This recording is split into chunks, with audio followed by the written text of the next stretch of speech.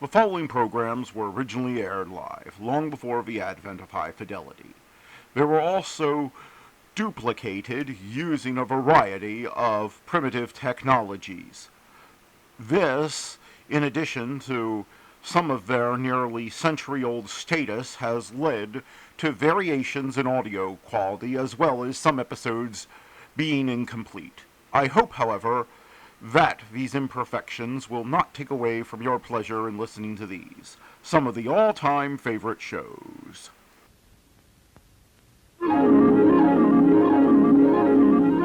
The following program is brought to you in living color on NBC.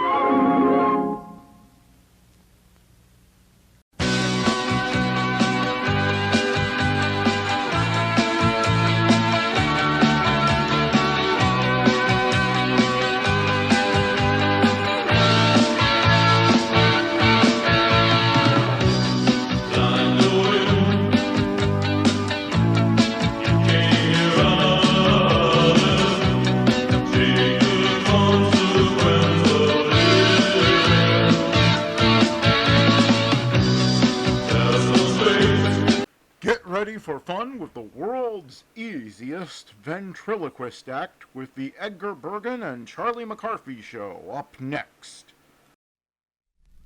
Mr. Allen! Well, of all people, Portland. The theater is always reviving old plays. That's true. Don't they ever revive old radio programs? The only one who listens to our program is Edgar Bergen.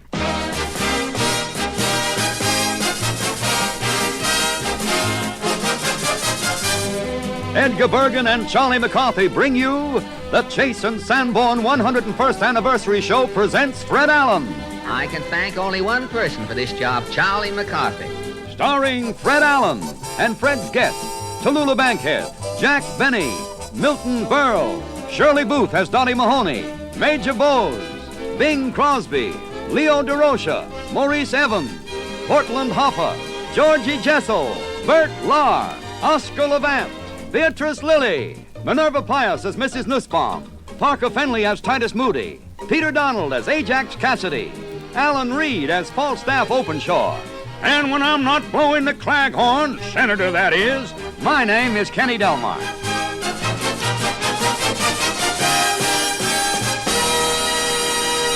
And here with Fred Allen are Edgar Bergen and Charlie McCarthy. Well, Fred, we've enjoyed laughing at you so much over the radio. And now it's a pleasure to laugh in your face. Well, this summer, Edgar, I spent quite a lot of time with my genealogist. Having trouble with your genie? No, John. No. It may interest you to know, Mr. Charles McCarthy, that you and I are cousins. Mr. Allen, this is blackmail. No. And I am just as much ashamed of it as you are. Yeah, well, now, how do you explain that, Fred? Well, as you know, Edgar, my name is Sullivan. Yes. And my genealogist traced the Sullivans back to their lineal origin in Ireland, you see. If you're Irish, you must be shanty Irish. Well, that's better than being a part of the shanty. And I learned that my great-great-grandfather, Seamus Sullivan III, had 5 children. Oh, I see. Michael, Patrick, Timothy, Shaughnessy, and Jaime. Michael, the eldest, while in Dublin, met Molly McCarthy. You see, Charles, the records prove that you were a Sullivan on your mother's side, Yeah. and a Shillelagh on your father's side. Where do I come in now? Well, your great-grandfather was named Pine McCarthy. His son was a cone. And as I am your closest living relative, I feel that it is my bounden duty to look after you, Cousin Charles. Now, just a moment, Fred. You can't take Charlie away from me. Now, we can't forget old Chase and Alexander. But after all, Edgar, blood is thicker than coffee. So Fred and Charlie took off together for Allen's Alley. The senator's home. I'll knock and see what happens. Somebody, I say, somebody knock. Yes, I know. Claghorn's the name, Senator Claghorn, I that know is. you're from the South. When I'm in New York, I'll never go to the Yankee Stadium. Now, wait a minute. I won't even go to see the Giants unless the Southpaw's pitching. Well, look, I refuse to watch the Dodgers unless Dixie Walker's playing. now, wait a minute. Stop interrupting. Where's your manners. Manners. I have more manners. Try listening. You might learn something. Listen, all I'll ever learn... Your tongue's wagging like a blind dog's tail in a meat market. You're winded, hey? Just sucking in some air, son. Well, leave a little. I'm breathing, too, you know. Tell me, Senator, what is Washington doing about cold prevention? The Senate reconvened just in time. Yeah? I was glad to see Senator Aiken back. Aiken back, that's a joke, son. I know it's a joke. I know. That was a Swanee side split. I wouldn't guess. That was a Shreveport shrieker. Listen, you don't know what it is I keep yourself. tossing them and you just sidestep them. Well, look at me. Now, wait. Say, you're a regular sad sack. Sack, that is. Now, you wait. Tell me, cool off. Now, just a second. Do you have a favorite cure for a cold? I caught a cold last week. Yeah? Like to ruin my filibuster. Ruin your filibuster. What did you do? I took an old Southern remedy, son. I drank down 2 buckets of hot mint julep. You drank 2 buckets of hot mint juleps and you still held the floor? Held the floor, son, I couldn't get up off it.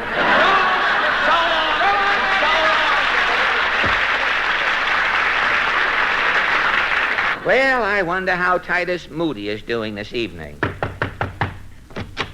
Howdy, Bob. Say, Mr. Moody, you look a little tired. I know. I was up all night. Couldn't get a wink. You didn't sleep a wink? No, 'twa'n't that. Somebody stole my tiddly.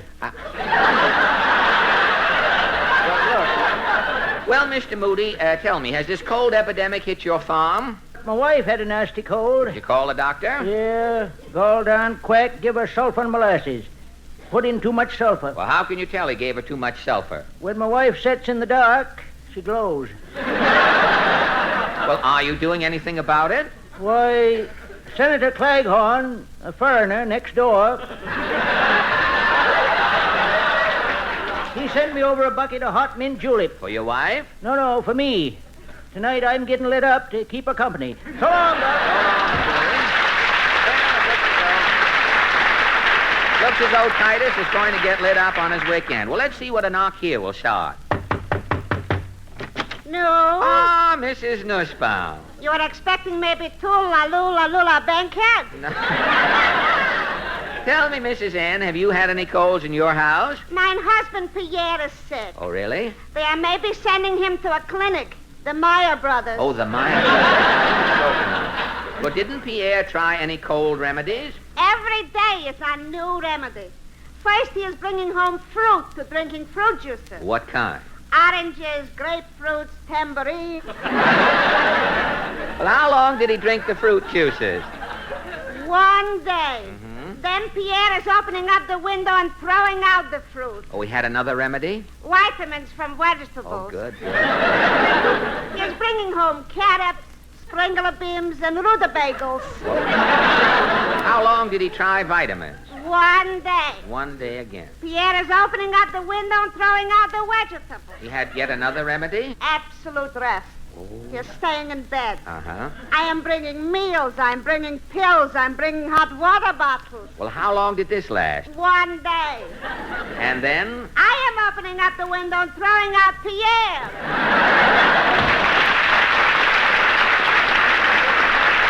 Well, here we are at the last shack in Allen's Alley. Let's see what happens here. Roses are red, jonquils are yellow, Falstaff is here, and the stuff is mellow. Falstaff, you have been sweating out new cantos? Oh, indubitably. Tonight we're simply discussing the common cold and its prevention. Precisely why I am here. Yes? I have rolled a rondo. Attention, you men of science. Oh, I know you've harnessed the atom.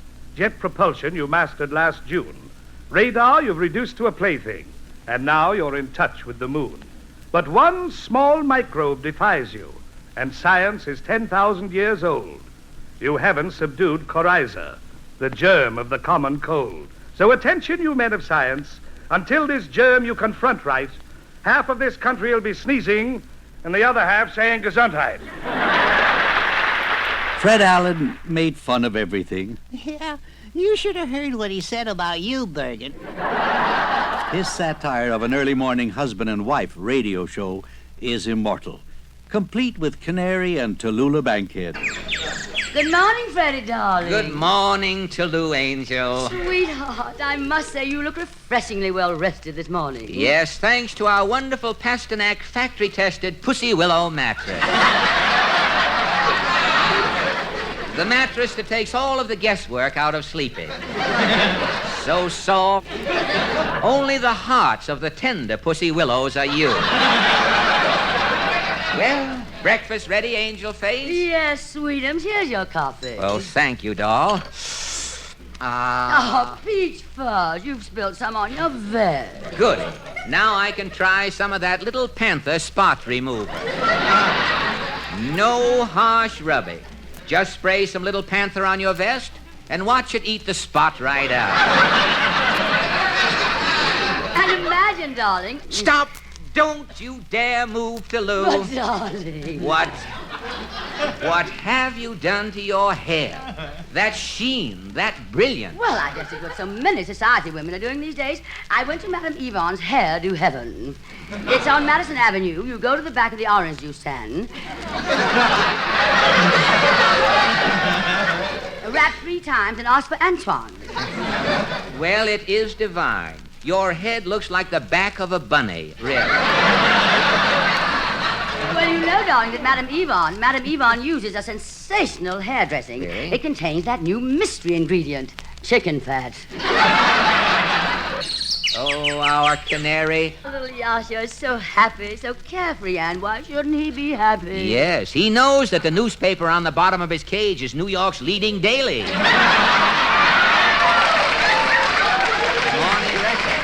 Oh, good morning, Mums and Daddy. Oh. Isn't she cute? I just love the way your tooth is shining this morning. Yes, Mummy. I brushed it with Dr. Pratt's homogenized toothpaste. So sweet. I love you, Mummy and Daddy. I love you too, darling. Now you run along to school, baby. Well, that's little Yasha telling us our time is up. We'll be back tomorrow morning at 6, folks. Until then, this is Freddie. And Tallulah. Saying goodbye. Now, wasn't that simple, Tallulah, with a radio program like this? But it's ridiculous, Fred. Nobody can possibly be that cheerful every morning. Well, that's true. If one of those happy couples woke up grouchy one morning, the listener would probably hear something like this. Hey, knucklehead, get out of that bed. You got a program to do. Will you quit yapping? 6 o'clock in the morning. Who's up to listen to us? A couple of burglars and Arthur Godfrey, maybe. My mouth tastes like a sandhog just pulled his foot out of it. Gad, I'm sleepy. Well, why don't you stay home some night and try sleeping? Sleeping on that Pasternak Pussy Willow mattress? Pussy Willow. It's stuffed with cat hair. Every time I lie down on that cat hair, my back arches. Oh, stop beefing. Here's your coffee. Well, it's about time. I spilled some on my nightshirt. Oh, you're such a slob. I'll get that bottle. That little bottle of Panther Spot Remover. You're not putting any of that Adam juice on me. The last time it ate away my nightshirt and I still had the spot left. Where do you find these sponsors? In the police lineup? Your hair. It looks as though you just took your head out of a mixmaster. I know that hag, Madame Yvonne, with her chicken fat. My hair keeps sliding off my head. That bird again. Shut up, you molting pest. Now, look here, clam Oh, face. shut up. And Yasha, you shut up, too. Good morning, Mummy and Daddy. That'll teach you sneaking up on your parents with that one tooth like an old elk. Can the kid help it if she looks like you? I want my breakfast. Go gum a donut. Pipe down, Tom. I've had enough of this grind with you and that kid and the canary yapping around. I've got a gun here. You rat, you kid, Yasha. Yes, and you're next. Ah! Daddy, you killed Mummy. Now it's your turn.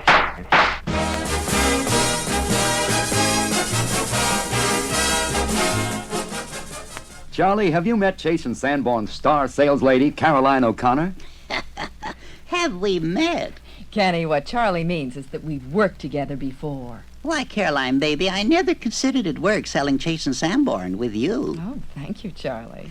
Now, when I was working with Bergen, way back when you were a little girl, I tell you... But Charlie, it's all different today. Oh, sure, Charlie. Now there's a great new instant Chase and Sanborn coffee. Caroline, do we need this part-time Southerner? Now, Charlie, everybody's excited about our new heftier instant coffee. It's made from a new heftier blend of the world's finest coffee beans. Is there an echo in here? That means new instant Chase and Sanborn has extra flavor, extra aroma... and extra satisfaction. You know, come to think of it, working with Bergen wasn't so bad. Fred Allen was a great fan of Bing Crosby's. When Bing's first book came out, Fred went to see him on business. This must be the Crosby suite. I just saw a horse go in the other door. Say, I wonder... Well, I'll knock. Look, Bud, if you're a song plugger or something, I do all my business through Nick Kenny, the writer of Moon Over Mother's Day. And if it's about baseball, the Pirates have a bat, boy, so just... Well, look, no... They're trying to get Dorothy Lamour's telephone number. It'll cost you $15. That's what Hope charged me. Well, Bing, you remember me. I'm Fred Allen. Oh, Fred? Yes, capital A. I didn't recognize you.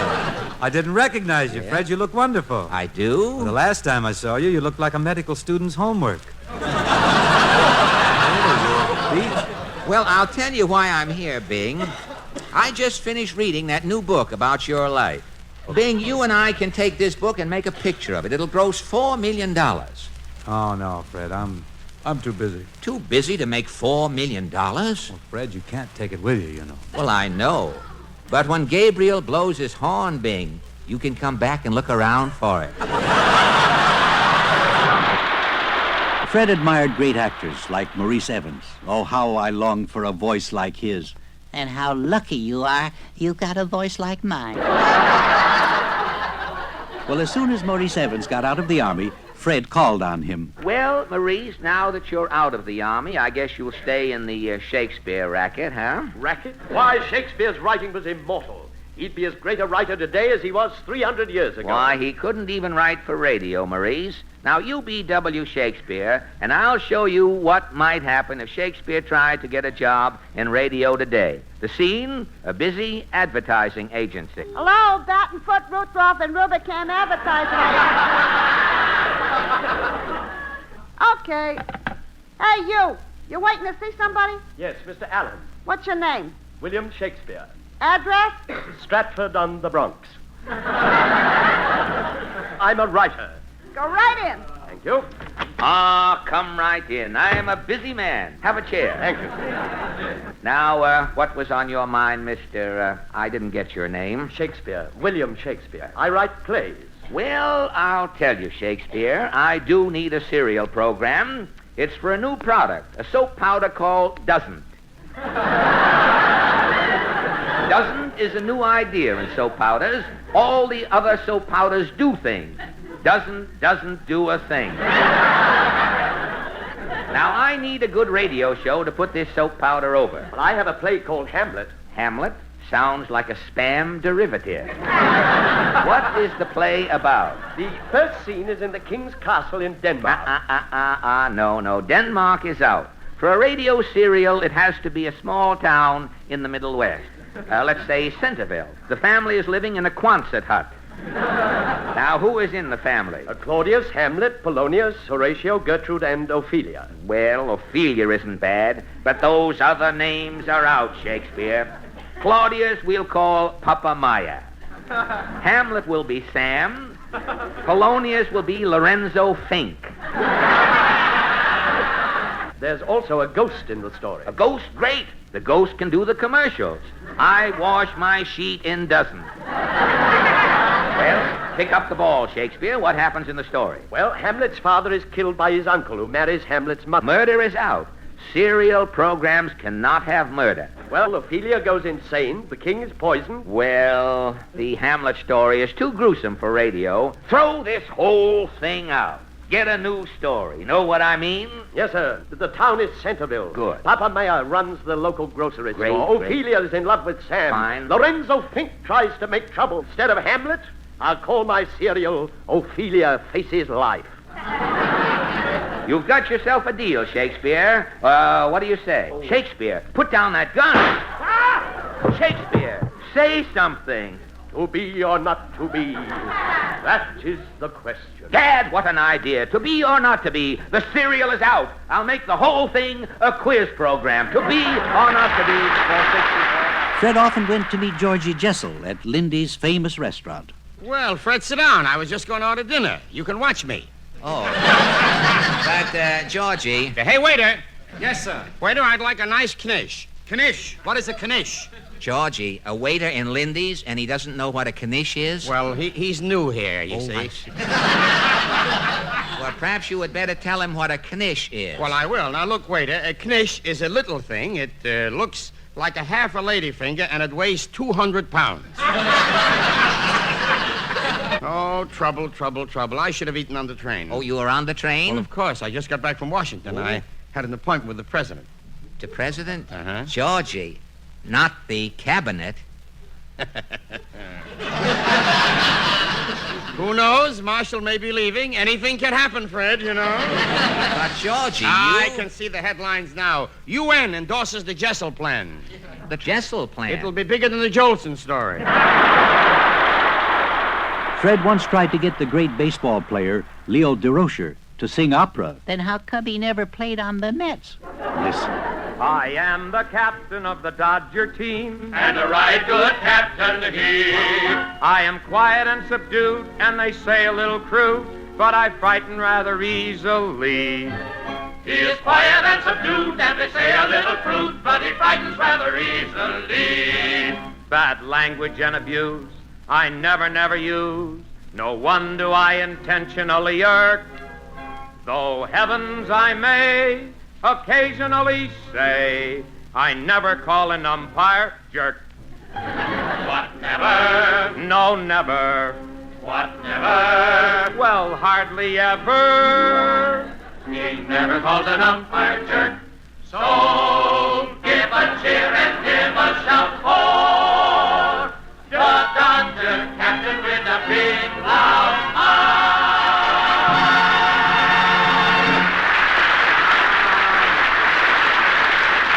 That was great. Great, Leo. If Rudy Valley is listening in, he'll never know another good night's sleep.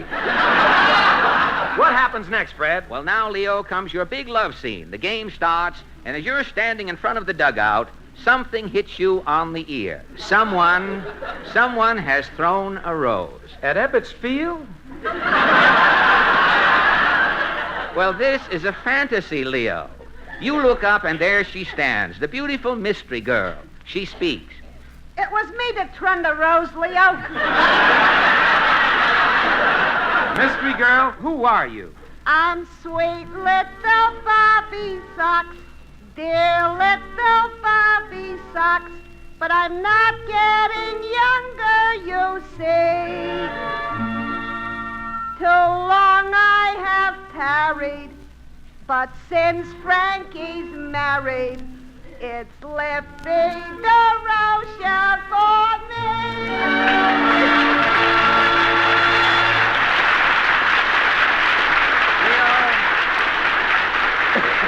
Leo. Now it's the big climax, Leo. Get this picture. It's the last half of the ninth inning. 2 men out. The crowd is going crazy. You step up to the plate. I'm the umpire behind the plate. We hear Red Barber over the loudspeaker saying, Leo is the Dodgers' only hope. There's the pitch. DeRocha swings. It looks like a home run, ladies and gentlemen. Leo is rounding first base. He's around second, around third. He's heading for home. The ball is coming in. Leo's going to slide. You're out! Out! Why, you lardhead, I was safe a mile. Quiet, you. I'll knock you flatter than your singing voice. Yeah, you fat as mustache. Your sister's sideburn. Your grandmother's goatee. Your Aunt Van Dyke. I said you're out. The game is over. The Dodgers lose. Oh, yeah? I'll beat your brains out. Give me that bat. Halt! Cease! Little Bobby Sock. You. Put down the bet, Lippy. But it's only Cockeye Allen, the umpire. Cockeye Allen's my old man. What's the meaning of this, Bobby Sox? Leo wants to marry me, Cockeye, don't you, Leo? Me marry an umpire's daughter? They'll throw me out of who's who. With those glasses, how did you ever become an umpire? I'll tell you the whole sad story, Leo. When I was a lad, I could not see a hand held up in front of me. In spite of how I'd squint and peer, I couldn't tell my father from my mother, dear. My eyes were oh so very, very weak, that now I am an umpire in the National League. His eyes were oh so very, very weak. That's why he is an umpire in the National League. And then there's a happy ending, Leo. I give you permission to marry my daughter, Bobby Sox, and the entire ensemble joins in the big finale. My lip I will button up when you say batter up, even though games you will rob. I'll be ever discreet, so tender, so sweet, and soon I'll be out of a job. So give 3 cheers and 1 cheer more for this concludes the Brooklyn Pick of 4.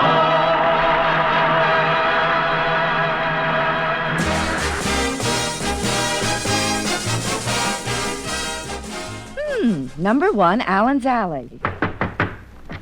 Somebody's banging my barricade. Claghorn's name, Senator Claghorn, that is, and I haven't time to talk to you now. I'm having my coffee. Oh, you enjoy coffee, Senator? Offer it to me, ma'am, and I can't say no. You can't say no because it's Chase and Sanborn coffee? Can't say no because N.O. is the abbreviation for North. Oh, Senator, our new heftier Chase and Sanborn, instant and roasted, is being discovered east, west, north, and south. Never heard of them other 3 places, but if it's in the South, I'm for it. That's wonderful, Senator, because our new heftier instant Chase and Sanborn is made in New Orleans. Ma'am, you don't have to tell that to a Louisiana Lollapalooza.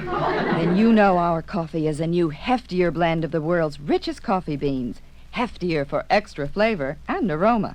That goes for Chase and Sanborn instant and roasted. Ma'am, I'll have you know Senator Claghorn's up on his 2 hind legs in the Senate every day, pushing the entire line. Chase and Sanborn. No, Mason and Dixon. Pay attention, gal.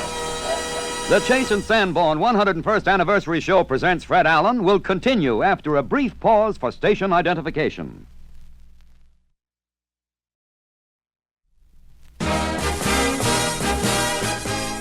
Edgar Bergen and Charlie McCarthy continue with the second half of the Chase and Sanborn 101st Anniversary Show presents Fred Allen. And here's Edgar. When I lunched with Fred Allen and Bert Lahr, it was a duel. Fred's talk cut like a rapier. Bert's weapon was the slapstick. What did you use, Bergen? A damp noodle? Fred once tried to put Bert Lahr on, like this. Well, Bert, you're the funniest man in the world, so I'm going to keep quiet now and just let you get funny. Well, Fred, let's go, Bertie, old boy. Well, this is embarrassing, Fred. I don't know how to tell you. What, you tell me what, Bert? I don't feel funny. Bert, after that build-up, you don't feel funny. Yeah, it's just one of those things, I guess. I was funny all morning. I had the chambermaid screaming around the hotel. The 2 I caught. If you were funny around the, I was funny all afternoon. You were? That's what I can't understand, Fred. All day long, you might say, I've been a pixie on the wing, a gay blade, a spontaneous pantaloon. But right now, I don't feel funny. I heard you on Bing Crosby's program, Mr. Lahr, and you were witty. I was brilliant, Portland. Remember that gag I told about the 2 patients meeting in Mayo's clinic? The first patient says, oh, this'll kill you. The first patient says, I'm aching from neuritis. And the second patient says, I'm Mandelbaum from Chicago. Yeah, I was a rowdy that night. I was in the groove with Crosby. You know, with Crosby, I was another man. Oh, and could we use the other man right now? I can't understand why you can be funny with Crosby and with me, nothing. Well, I don't know, Fred. I I think I like to work with Bing. He gives me something. Well, I'm giving you something. Yeah, but with Bing it was money. Charlie, do you remember Oscar Levant? Remember him? I took insult lessons from Oscar Levant. Well, one day Oscar surprised Fred with his affability. Hello, Fred, old boy. Fred, I've never seen you looking so well. Oscar, you stooping to flattery? Whatever has come over you? I don't know. Suddenly I'm a nice guy. It's terrible. How can I become my old repulsive self again? You mean you were happier as a rat? Yes. Well, Oscar, you have got to get hold of yourself. Why should I get hold of myself? I might get to like it and become an osteopath. Well, when did your personality reverse itself, Oscar? It started out in Hollywood, Fred. Well, tell me, what were you doing out in Hollywood? For my birthday, somebody gave me a pair of smoke glasses and some lavender wedgies. Where else could I wear them without people staring at me?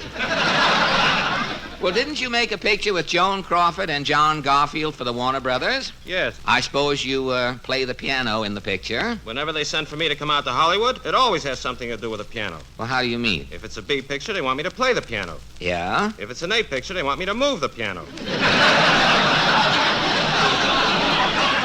Well, what about this picture you just finished? In this picture, I play the piano and move it. Well, tell me, how did you photograph? I'm hideous.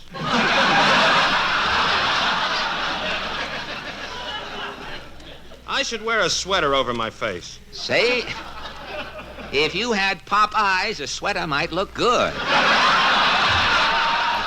Remember Dottie Mahoney? Her real name was Shirley Booth.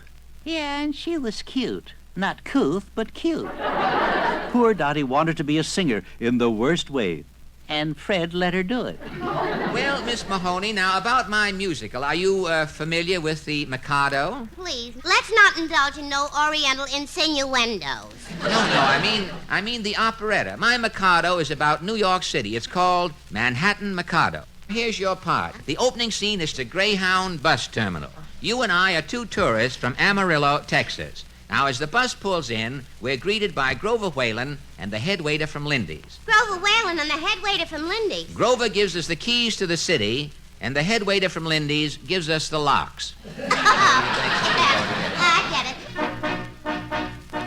A wandering tourist, I just one of a million yokels. Squinting through my bifocals, seeing New York before I die. I've seen the Rainbow Room, Central Park, in all its beauty. I shook hands with Howdy Doody. I've even seen South Blue. I've seen everything but General Grant in his tomb.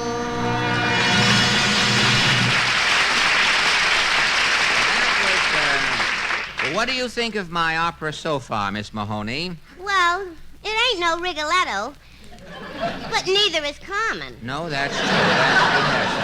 What happens next? You sing. Oh. To me, New York don't mean nothing. Tra-la, to me it does nothing at all. New York has no grass, no trees. Tra-la, kids don't know the birds from the bees. Tra-la, and apartments are terribly small. You can hardly squeeze in them at all. The streets are all filthy, the air's full of smoke. Everyone gyps you, the divorce law's a joke. New York's all right to visit, it's all right, but is it? To me, New York don't mean a thing.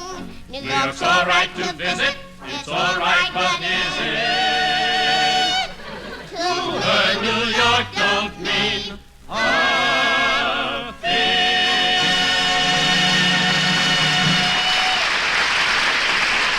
Well, after this song, we decide to leave New York and go back home to Texas. At the bus station, I go up to the ticket window and say, 2 tickets to Texas. The girl says, where in Texas? And then we sing, we're leaving New York for the town we love best. Amarillo, Amarillo, Amarillo. The town we love best is the best in the West. Amarillo, Amarillo, Amarillo. Where a boy is a boy and a girl is a girl. Where an oil well gives oil, it doesn't give Earl. Where there's no television and no Milton Berle. Amarillo, Amarillo, Amarillo.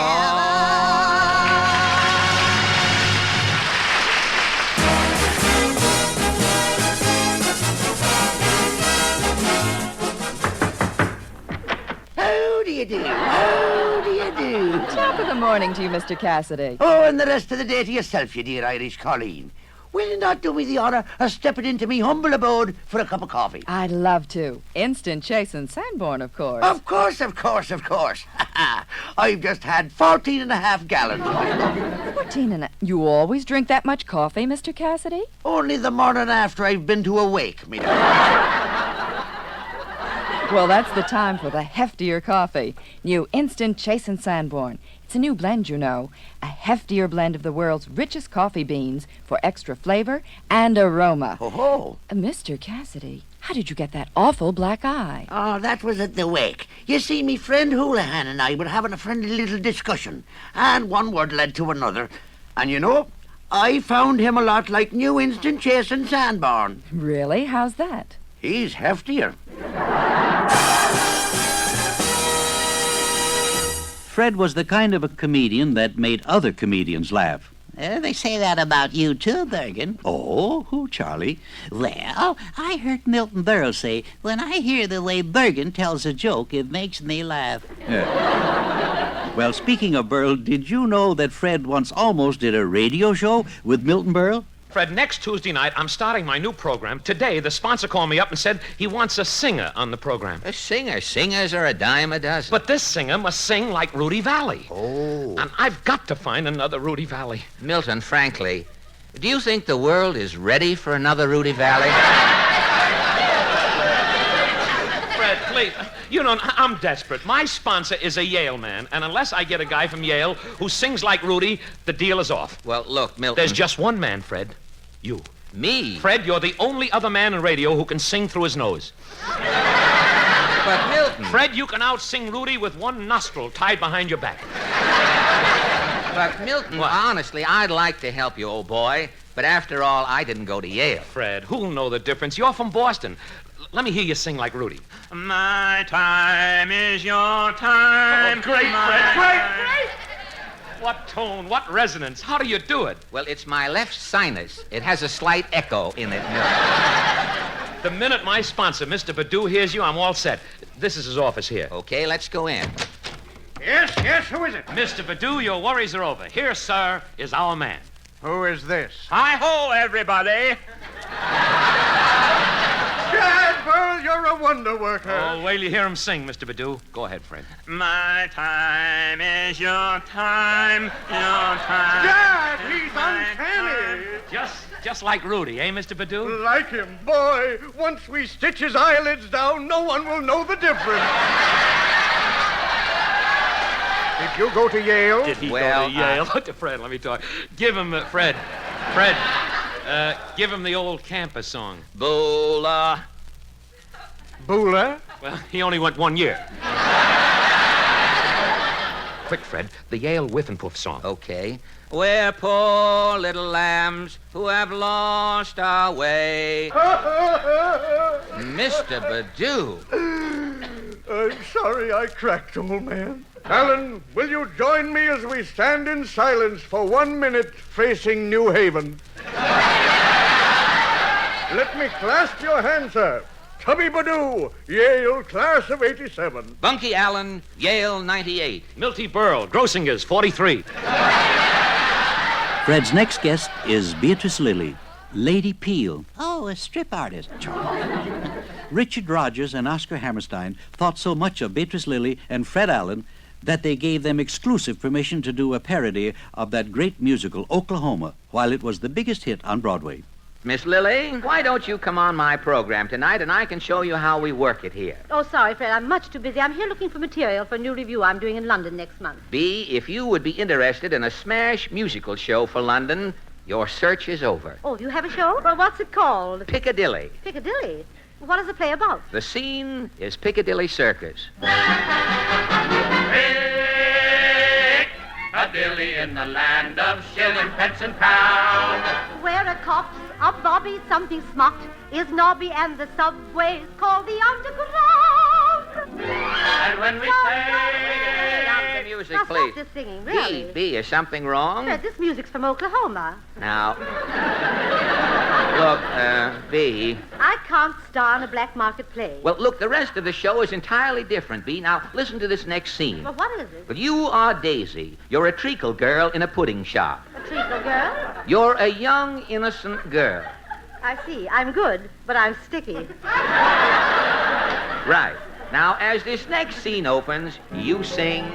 There are days that I feel I should chuck it when the rain's coming down by the bucket. It's a nice day for ships. The sky drips and drips. I'm here in a puddle, clear up to my hips. Oh, what an inclement morning. Oh, what a typical day. The streets full of flotsam and jetsam, and everything's coming my way. Oh, what a frightfully lousy day.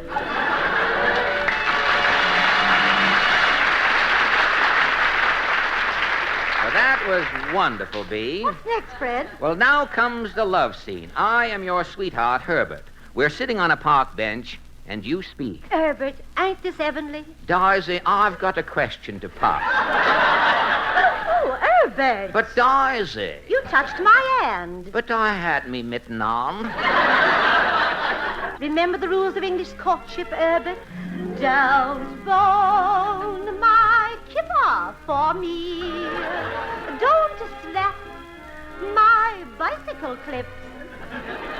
Don't put salt on my fish and chips. People will say we're enamored. Don't tug my tea bag string. Don't filch my crumpet crumbs. Don't sniff my chrysanthemums. The neighbors will say we're infatuated. I fixed that good. Don't jostle my snooker cue. Herbert, please don't get gay. Daisy, I won't even look at you. The hoi polloi will sigh where that was.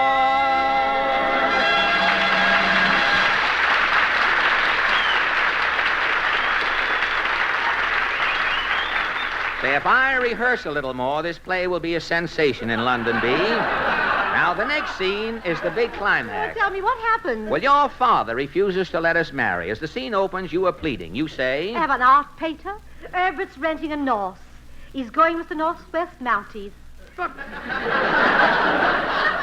Canada, Daisy, it's too blasted cold. The temperature goes down to 10 beneath the cipher. Freezing weather won't bother me none, sir. For the cold I don't give a newt, 'cause I'm wearing my new union suit. Yes, I'm wearing my new union suit with the hinge on the back. The cloth pure wool and the buttons are brown. The seams sure hold it together. The arms roll up and the legs roll down in case there's a change in the weather. Oh, it's me, itchy little suit with the hinge on the back. Well, there you are, Bee. In the big finale, we are on the Queen Elizabeth about to sail for Canada. As the boat pulls out, we hear the merry villagers singing...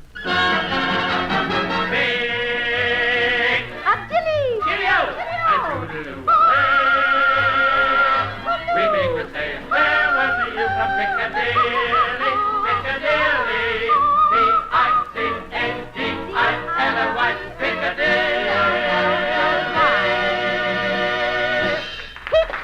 silly.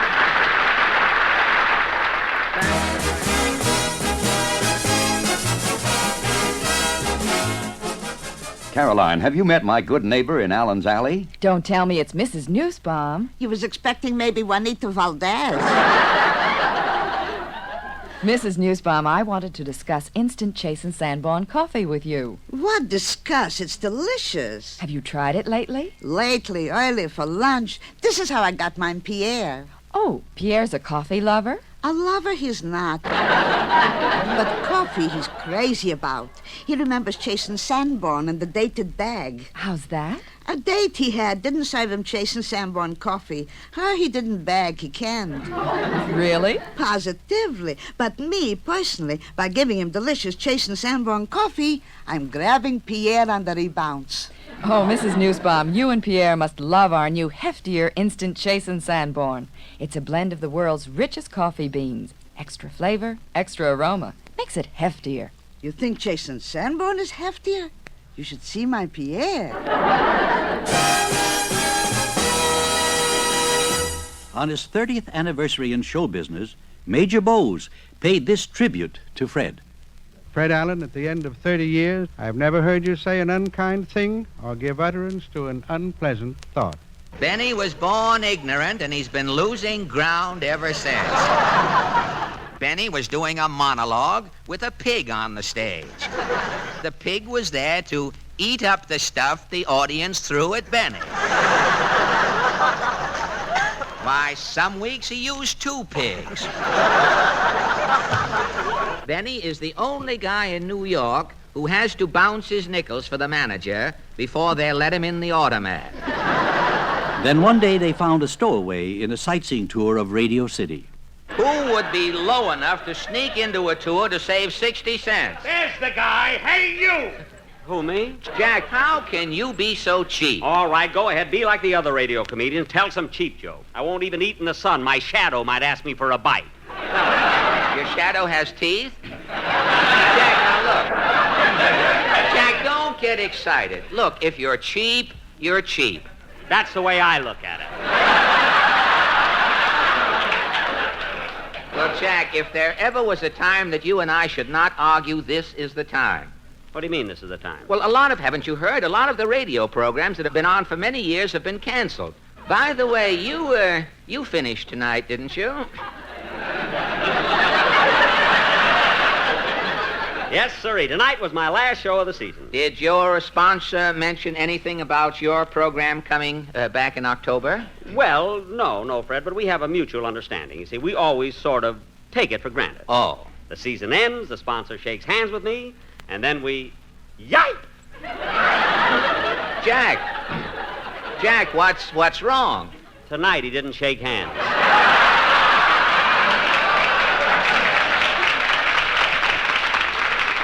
Cheer up, Jack. When you're retired, you can tune in on my new show. New show? People don't want entertainment today. A radio show has to give away things. Nylons, iceboxes, automobiles. You mean to stay on the air, you have to give things away? Yes. I'll die first.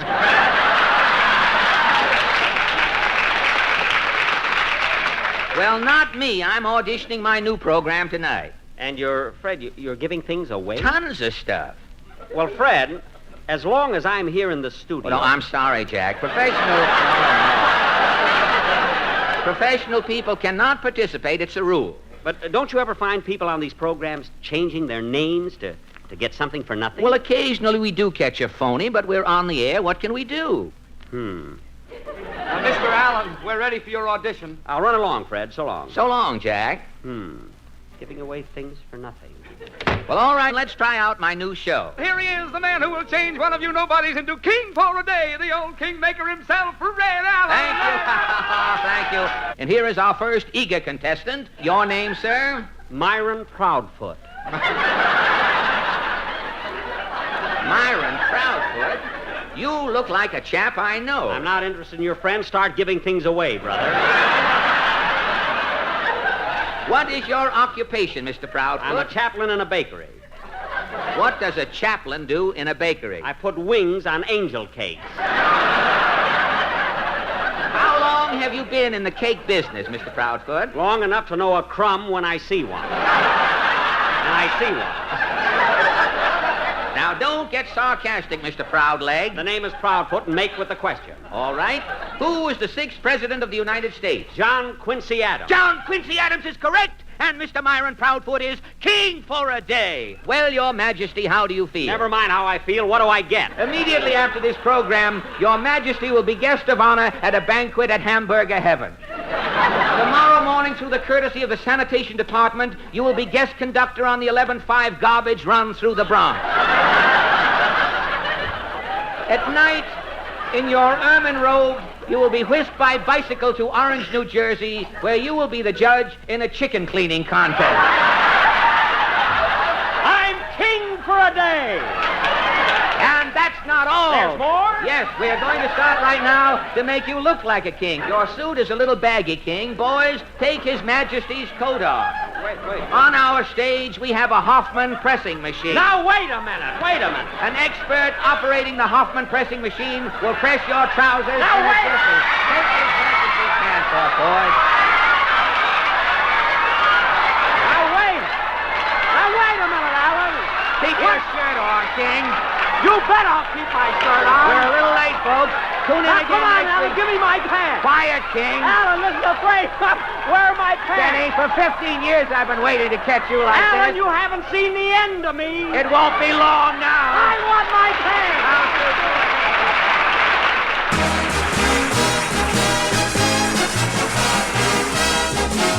Caroline, my neighbor in Allen's Alley, Falstaff Openshaw, thinks he knows a sure way to get women to change to instant Chase and Sanborn coffee. Oh, good. You've written a poem for us? Indubitably. I might go so far as to say indubitably. Have you heard, whether you up your cup righty or lefty, new Chase and Sanborn tastes good and hefty? Oh, thank you, Falstaff, but is that all you have, just a title? No, I have written a poem. May we hear it? Precisely why I am here. It is called Beat the Drum. You may beat the drum, you may sound the cymbal, write verses gay, read poems nimble. But save your ink and voice, why waste it? To appreciate Chase and Sanborn, just taste it. Well, maybe you're no poet laureate, but you do know new instant Chase and Sanborn coffee. And it is a heftier blend of the world's richest coffee beans. Heftier for extra flavor and extra aroma. And friends, Falstaff is so right. For the heftiest coffee yet, Chase and Sanborn's the one to get. There's one thing for sure, and I want you all to know it. If there's one thing that irks me, it's a lady poet.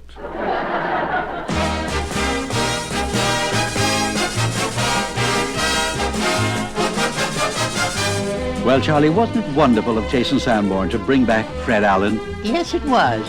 And like Chase and Sanborn, he's heftier than ever. Makes me want to read the book, on how to make salad. You know, Fred Allen's lettuce? No. Fred Allen's letters. Oh, is that what it was? Yeah. Now let's wish Chase and Sanborn another heftier 101 years. And same to you, Bergen. Well, thank you. Good night, everybody, and good coffee. Heftier Chase and Sanborn coffee, of course. Yeah, good night. Better get to bed now, Bergen. I'll rub your back. You have just heard Edgar Bergen and Charlie McCarthy bringing you the Chase and Sanborn 101st Anniversary Show presents Fred Allen, written, edited, and produced by Carol Carroll and Daniel Sutter.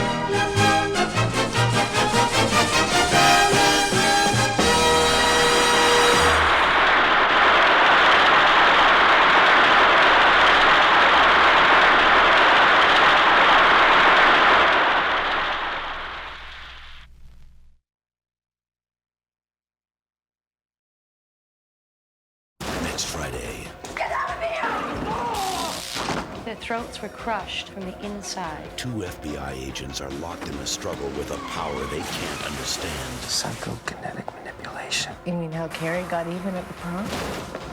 An all-new X-Files next Friday at 9, 8 Central. From the sound of music. And Bing Crosby is up next. Time in 5 seconds, 6:30 p.m. When the blue of the night meets the gold of the day,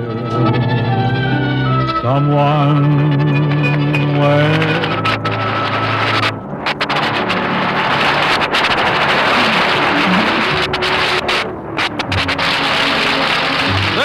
Carpenter welcoming you to the Bing Crosby Show, brought to you by the General Electric Company, makers of famous, dependable kitchen and home laundry appliances. Produced and transcribed in Palm Springs, California, with John Scott Trotter and his orchestra, Judd Collins of the Mares, and Bing's guest, Mr. Jack Benny.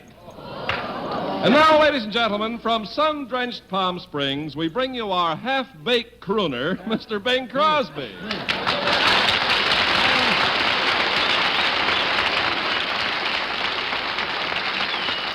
Ken. Yeah? I don't know if I like that half-baked. Could you have said parboiled half-baked? Sounds a little callow, a little gauche. Say, is Jack Benny is he on the program tonight? Why, certainly. Bing, you remember Jack was at rehearsal this afternoon. Well, I know he was, but I thought he just dropped by to get a renewal on my subscription to the Saturday Evening Post. But don't you recall, every time you renew your subscription to the Post, Benny does a guest shot for you. Oh, that's right. Now, he does quite a magazine business there, Jack. He's trying for a scholarship, you know. For 15 years, he's been working for a scholarship. Well, not to attend college. He wants to buy one. Oh, I see. But, Ken, I want you to listen to this. I want to tell you something seriously, in all honesty, too. Jack may have a lot of sidelines. We all know that. He's got little catch-penny schemes, little dodges of one kind or another, little capers. But primarily, Jack is an actor, and he's a great actor. And he's a marvelous comedian. He's sensational. You just take his last television show, for instance. It was just thrilling. It was a riot. Hilarious. As a matter of fact, I think it was the greatest television show I have ever been associated with. But you weren't on Benny's program. No. What do you mean it's the greatest television show you were ever associated with? I watched it. Oh. You know, we viewers are important on television, too. Well, definitely. Then you do watch television, huh, Bing? Like a Hindu flute player watches a cobra.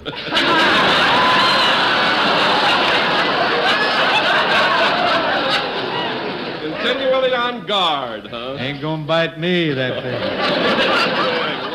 You can't hold out forever. Come on now, fess up. When are you going to go on television? Just as soon as I get enough gumption to drag my derriere out of that easy chair. Well, you have a point there. That's a point. Oh, no. Bluntly, no. Ken, to relieve your mind, I'm going to tell you something. Next fall, I'm going to try a TV show. Oh, great. What sort of an idea do you have for it, Bing? Well, you know the program Arthur Godfrey and His Friends? Arthur Godfrey and His Friends, very big. Well, I figured to do a show something like that, you know. I'm going to call my program, though, Bing Crosby and His Enemies. Bing, you have no enemies. Don't worry, Ken. If my program's a hit, plenty of people will hate me. That's life for you. Starting with hope. What'd you say? I said that's life for you. Don't mention life, Ken. This week we're concentrating on the Saturday Evening Post. Sorry. I know, Bing. Your life story starts in the Post this week, doesn't it? That's right. The first of 8 installments. Boy, will people be sick of me by the time that series is finished. But we got to get along with an opening selection here, Ken. I've got a little thing.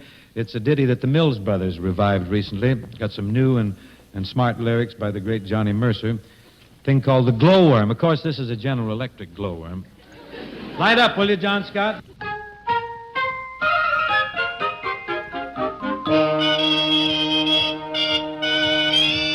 Shine, little glowworm, glimmer, glimmer. Shine, little glowworm, glimmer, glimmer. Lead us lest too far we wander. Love's sweet voices calling yonder. Shine, little glowworm, glimmer, glimmer. Shine, little glowworm, glimmer, glimmer. Light the path below, above. Glow, little glowworm, glow. Glow, little glowworm, fire, fire. Glow like an incandescent wire. Glow for the female of the species. Turn on the AC and the DC. This night could use a little brightening. Light up your little old bug of lightning.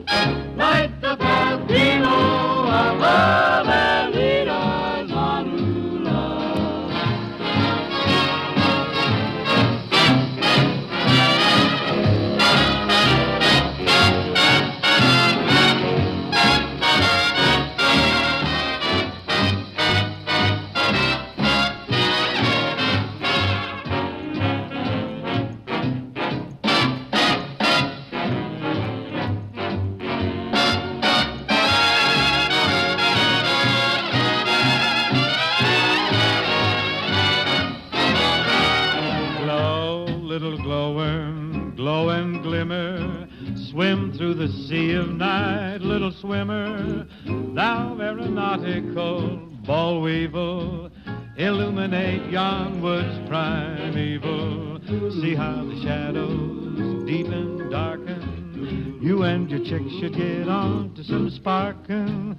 When you gotta glow, when you gotta glow, glow, little glowworm, glow, glow, glow, little glowworm. Turn the key on, you are equipped with taillight neon. You got a cute vest pocket Mazda, and you can make it slow or faster. I don't know who you took a shine to, or who you're out to make a sign to. So little glowworm, put on a show. Ba-ba. Glow, little glowworm, put on a show. Glow, little glowworm, glow.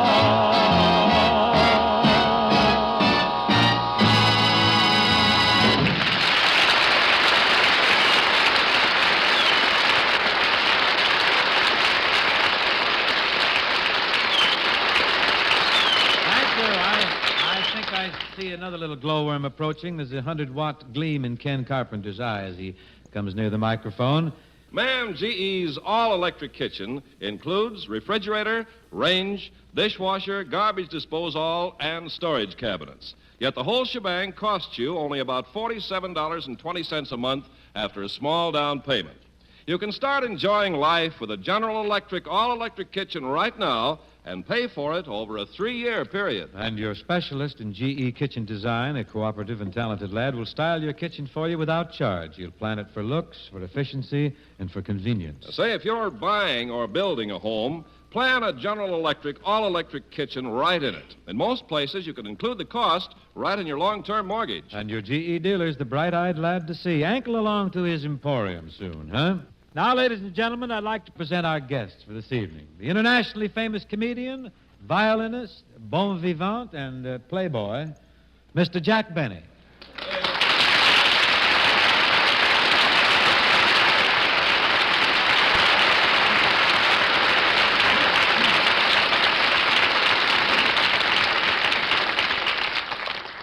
Well, thank you, Bing, for that lovely introduction, but I'm such a sneak, I had no idea you knew I was a playboy. I am, though. You are? Yes, in fact, I was thrown out of the Chi-Chi bar twice for dancing too close. You're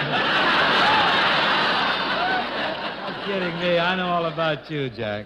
I could have sung your praises much more extravagantly, in that introduction, but we did devote quite a bit of conversation to you up earlier in the program. I didn't want to... Well, that's the kind of stuff people are interested in, I guess. I was just telling Ken Carpenter how much I enjoyed your most recent television show. It was absolutely wonderful. It was? The whole country's talking about it, Jack. As a matter of fact, I think it overshadowed the presidential inauguration. Oh, I'm sorry to hear that, because I like Ike.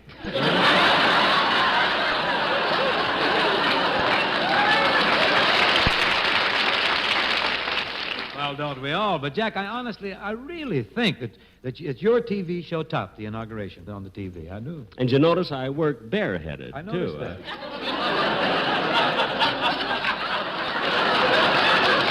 I didn't put on my Hamburg. You're very brave, I must say. I just can't stop, though, Jack. I just keep on wherever I go, gushing over that show. I'm not boring you, am I? Heavens, no. Go on, gush. What I'm getting at, of course, that was a great show, but all your television shows are great. I never miss one of them. You know, Bing, since you're so nice, I'm going to do something for you that I've never done for anyone in my life. What's that, Jack? Well, on my next television show, Sunday, February 22nd... Yes? I'm going to wave at you.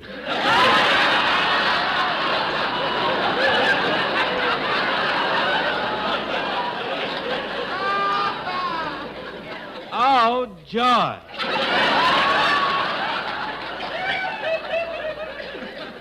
Will you really? Yes, sir. Well, now, don't you forget to wave, because I'm going to invite a lot of people over to the house to watch the show. And when you wave at me, I'm going to stand up and wave right back at you. What a schmo. What'd you say? I said this is a nice show. But I'll tell you, Bing, you know, I don't know whether you've got me on the right day. I'm just not myself today. Why? I'm worried. I have a problem. You see, my birthday is only 2 days away. I hope you make it.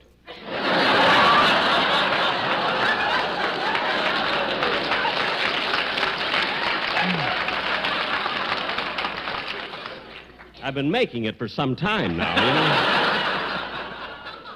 But what I mean, Bing, is that my birthday is just 2 days off, and I'm worried sick about my surprise birthday party. Well, what are you doing worrying about a surprise party? I don't think anybody's going to give me one. See, I got a brilliant thought. This is really a good idea. Maybe we could get someone to throw you a big party in the starlight patio of the El Mirador Hotel, huh? But, Bing, that's Palm Springs' newest and swankiest hotel. Jack, nothing but the best for you. Why don't you talk to Ray Ryan over there? He's one of the owners, a great fellow. I'm sure he'll toss you a big party. Bing, I've met Mr. Ryan, but I don't think he'd give me a party at the El Mirador. Well, why not? Because he threw me and my magazines out of the lobby this morning. You ought to know better, Jack, than to hustle in the lobby of the El Mirador. They got a big magazine stand right there. I know. I tell you, it's discouraging. Now, I'd like to get the money for my scholarship together and go to college while I can still play football. No more platoon system, you know. But, Bing, since Mr. Ryan is such a good friend of yours, I wish you'd do me a favor. Well, gladly. What is it? Well, I wish you'd drop by the hotel and see him and pick up my order book there. In all the excitement this morning, I dropped it. Well, I'll certainly do that, Jack. I'll get your order book. And also, while you're in there, would you check the lost and found and see if they have a Papermate pen? Oh, did you dropped your pen, too? No, but if they have one, I could use it.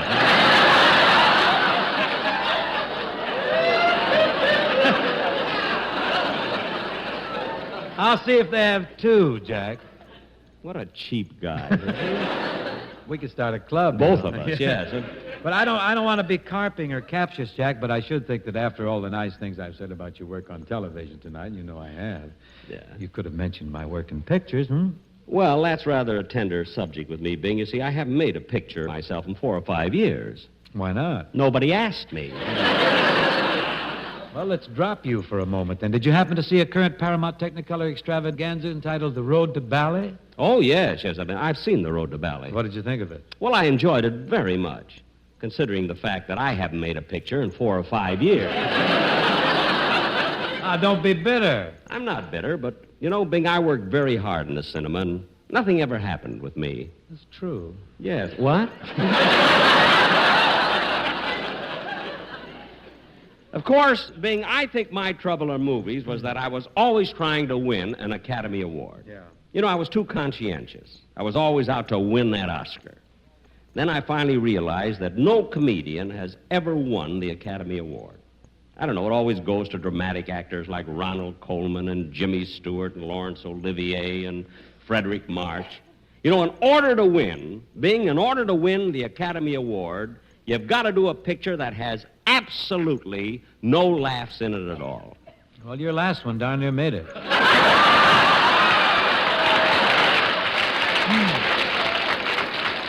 Bing, don't try to cheer me up.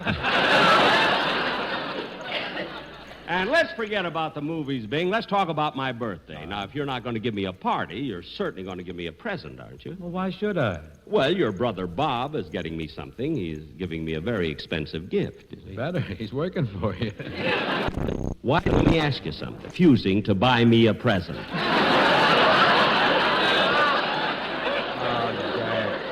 Why are you worrying about gifts? Because on my birthday, I'd like to open up something besides my mail and my big mouth.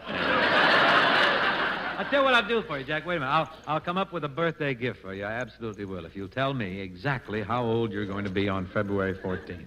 I'll tell you gladly. You know how I've always kidded Bing about my age? Mm-hmm. You know, all the years I said I was 39. Yeah. Of course, that was just a gag, you know. I expect you know what I mean, 39. So silly, you know. Now I can really tell the truth, you know. Just so happens that this coming birthday, I will really be 39.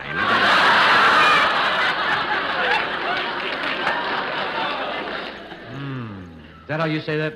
Yeah. But, Bing, the way you look, you don't believe me. The way you look, I can't. But, Bing, look at the suntan I have. Oh, but, Jack, let's face it. There's old suntan and there's young suntan.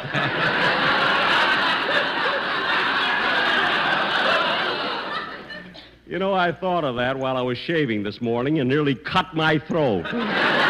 Oh, you shouldn't let it worry you, Jack. Laugh it off. It's nothing. Oh, it's easy for you to say it's nothing. You're just a kid. Well, his eyes are gone. We know that. But to get back to your present, Jack, I must know exactly how old you are before I give it to you.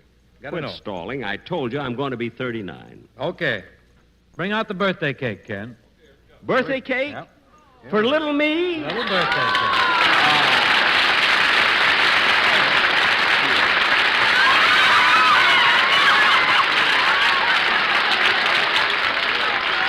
There you are, Jack. Oh, it's beautiful. Pink frosting with blue writing. Yes, the blue writing just matches your eyes. Yeah, doesn't it? Right? Yeah. And say, what are those cute green candles Jack, on there? Jack, those aren't candles. Those are 39 brand new $1 bills, each rolled up and stuck in the cake.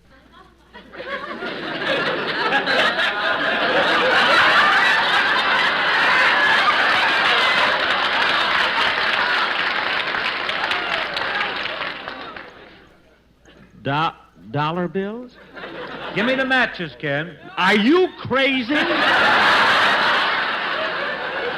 that's the whole idea of the ceremony. We're going to light those $39 bills, and you're going to blow them out. Wait, I never blew $39 in my life.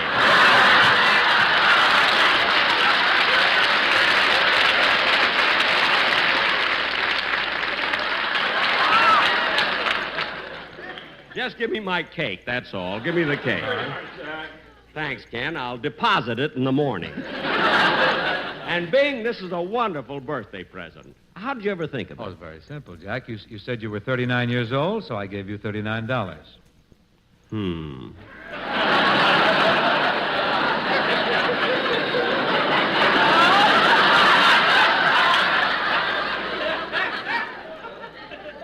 Bing. That's Jack. Bing boy. Would you like to know how old I'm really going to be?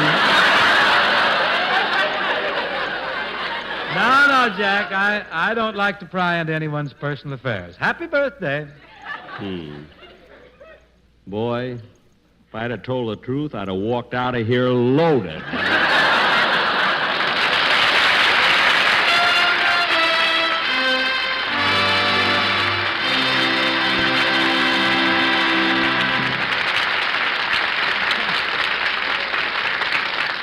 Bing, this is the age of speed. Speed, speed, and more speed. I don't have to be clairvoyant to see that we're about to propel headlong into the speed-cooking delight of General Electric's great airliner range. That's right, Bing. This GE Marvel has General Electric's new speedy Calrod surface cooking units. One of them's even a super speed unit. Proved the fastest home electric cooking unit by independent laboratory tests of 5 leading makes. Another converts into a deep well thrift cooker. And what is so fabulous is the fact that the whole operation is accomplished with the flick of a pinky. For with GE airliner range, Madam cooks by push-button controls. Hey, Ken, leave us a gape, will you? Will a description of the awesome acreage of the airliner's wonderful oven? Oh, it's a giant master oven, Bing. Big enough to cook a meal for 18 people all at once, or the biggest turkey you'll buy. And there's an automatic oven timer, so you can toss the groceries into the oven and then whisk yourself off to the matinee. And maybe best of all, a GE airliner range really keeps your kitchen clean. Ah, yes, and let me tell you something, friends. Your eyebrows will go up and down like twin Otises when you hear the price of this speed-cooking marvel. Yep, the recommended retail price is only $309.95. Gaze upon this GE gem at your General Electric dealers pronto, huh? Now, ladies and gentlemen, it gives me great pleasure indeed to present our violin soloist of the evening. What? What'd you say?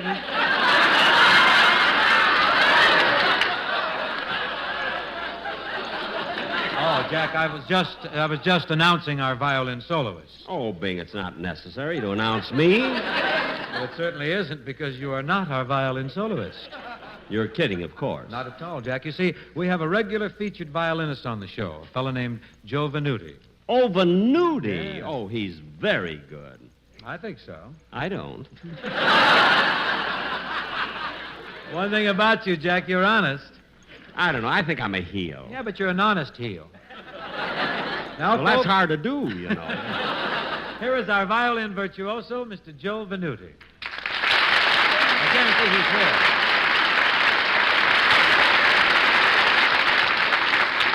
Hi, Joe. Is this the place? Yes, sir. This is indeed the place, Joe, and I have a rare treat in store for you. I want you to meet Jack Benny. Jack Benny? Mm-hmm. How do you do? I bow to the master. What's your selection for tonight, Joe? My selection tonight is Body and Soul. Oh, a beautiful number. This is a special arrangement for violin, cowbell, and electric razor. This I must hear. Go right ahead, Joe.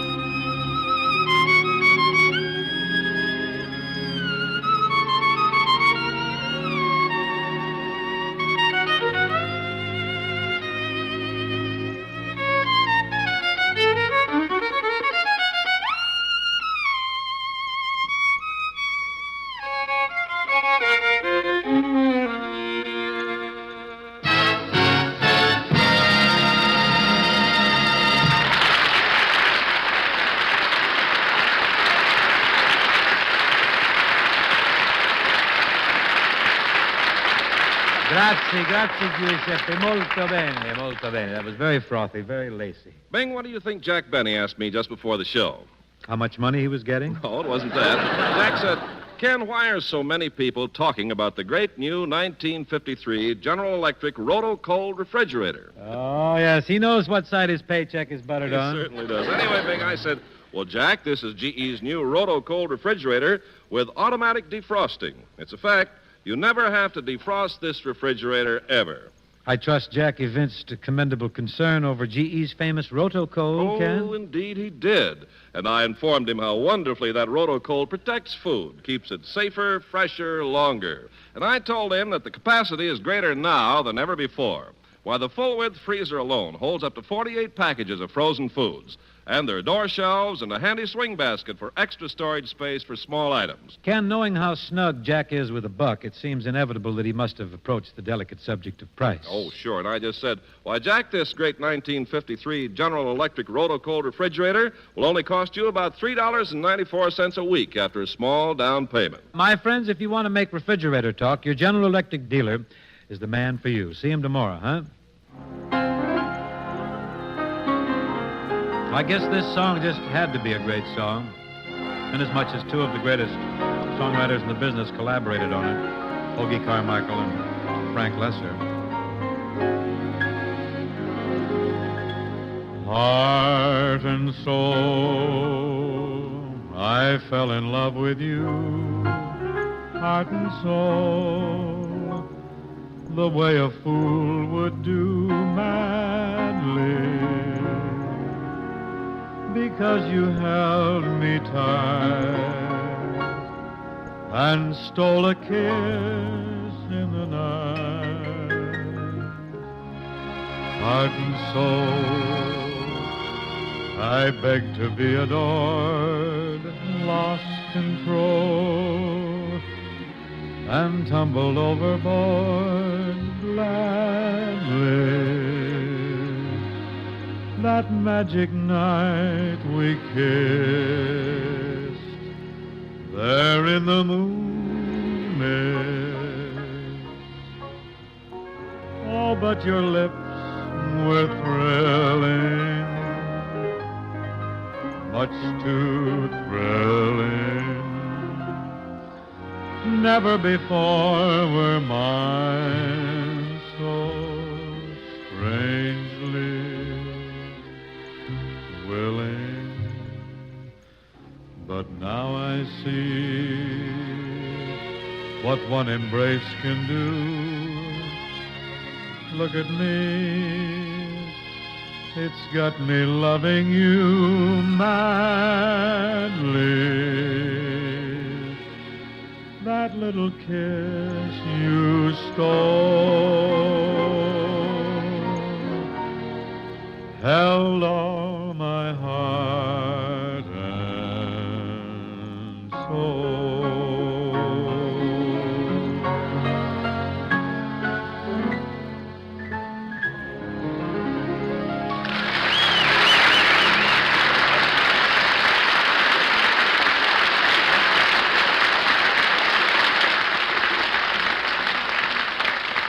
Thank you very much. Folks, that represents our closer for tonight. My thanks to Jack Benny, Lucky Strike, for guesting with us this evening. Folks, before I shove off, I'd like to tell you a little story about Jack. This is a true yarn. Happened the other day. I was out at the Tamarisk Golf Club. Jack strolled into the bar. I asked him if he'd like to have a drink, and he said that he wasn't thirsty, but would it be all right if he ordered a golf ball?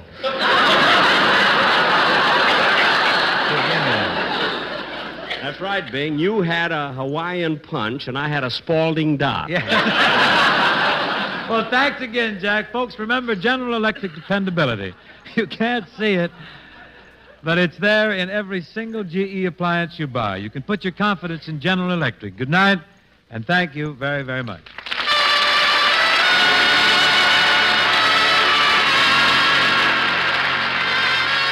The Bing Crosby Show for General Electric was produced and transcribed in Palm Springs, California by Bill Morrow and Murdo McKenzie.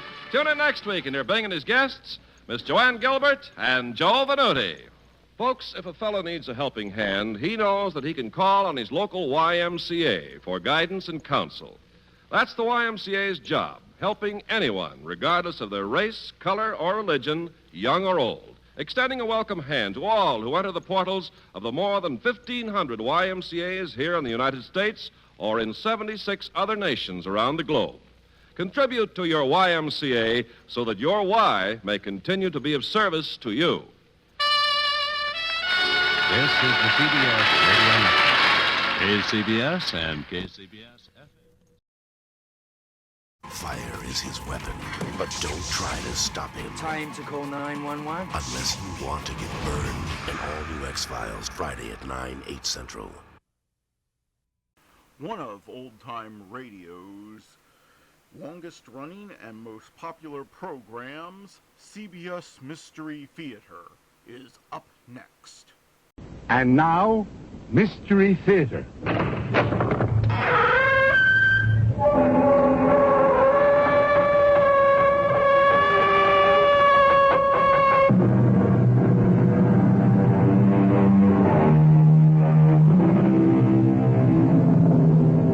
Come in.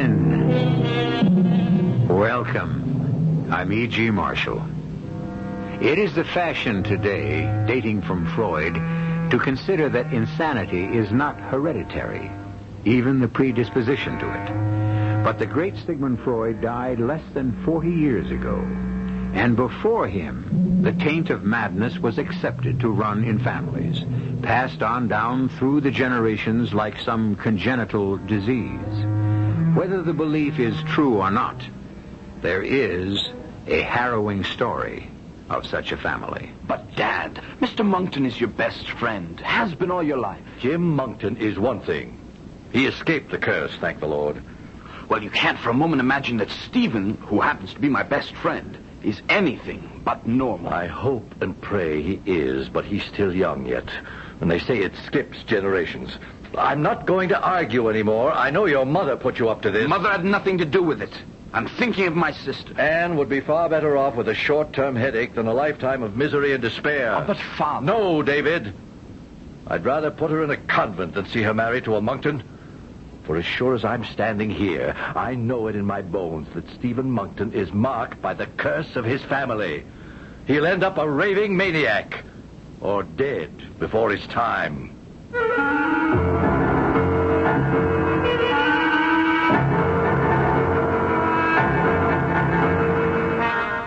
Our mystery drama, Mad Monkton, was especially adapted from the Wilkie Collins classic For the Mystery Theater by Ian Martin and stars Christopher Tabori.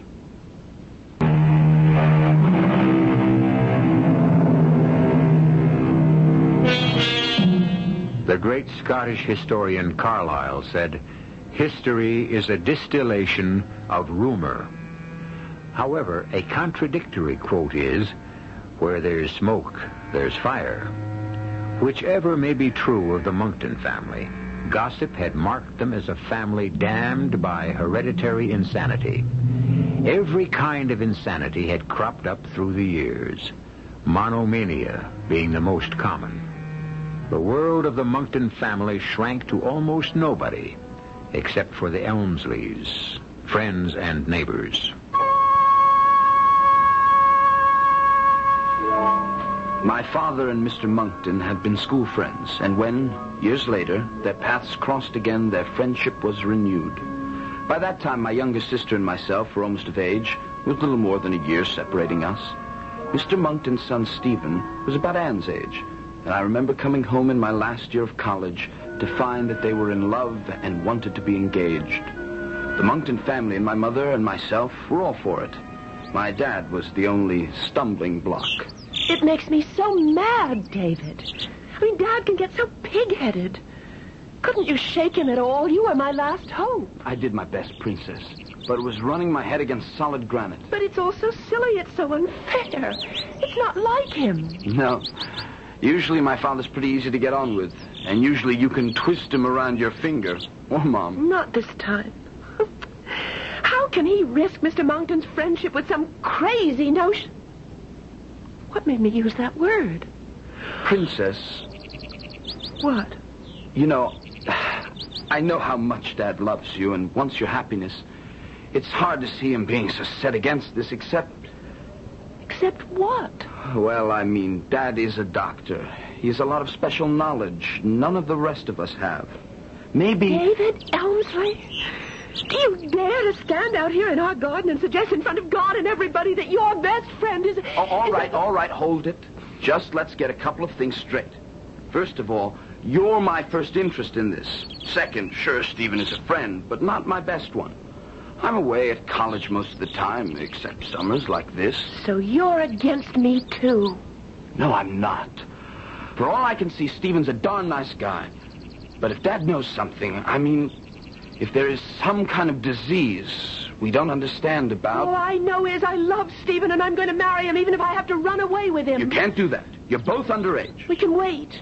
It's not that long. And once we both get to be of age, we'll be married even though it's over Dad's dead body. Poor Anne. She was going to regret those words. But before that, she was going to have more immediate regrets. For as soon as my father refused to give his consent to the engagement, and naturally was forced to reveal his reason for it, Monkton Abbey was closed to our family forever, and Stephen forbidden to go near any of us. Anne was beside herself till I worked out a little subterfuge. I returned to college and wrote my father that I was having a series of strange headaches, which brought him post-haste to diagnose them. So while he was away, my mother could arrange to let the two lovebirds meet. David was an angel and got Dad out of the way for a day or two. Now, Stephen, what are we going to do? Well, Wait till you're 21, and then I'm going to carry you off like a knight in the old stories of daring do. If your father will let you. I'll be 21 in less than 4 months. There's nothing he can do to stop me. Nothing either of them can do. But would he try? I don't know. He's awfully angry with your father, and he can be just as stubborn. That damn legend, you know? It bothers him, and Dr. Elmsley hit him right where it hurts the most, in his pride. But what started it all? Heaven knows. The things I've heard I won't shock you by repeating, but there's no proof for any of it. It all started so long ago.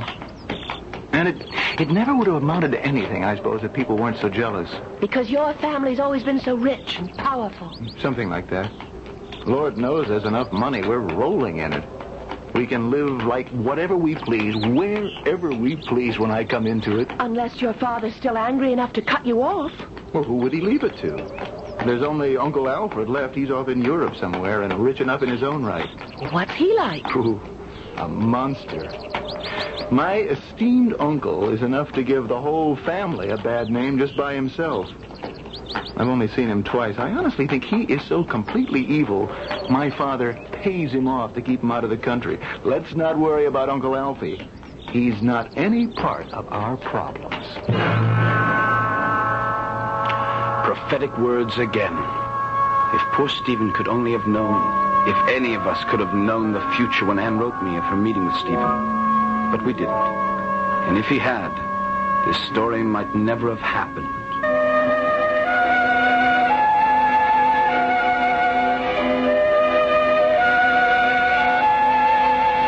Just before the Christmas holidays, Stephen's father died very suddenly of a heart attack.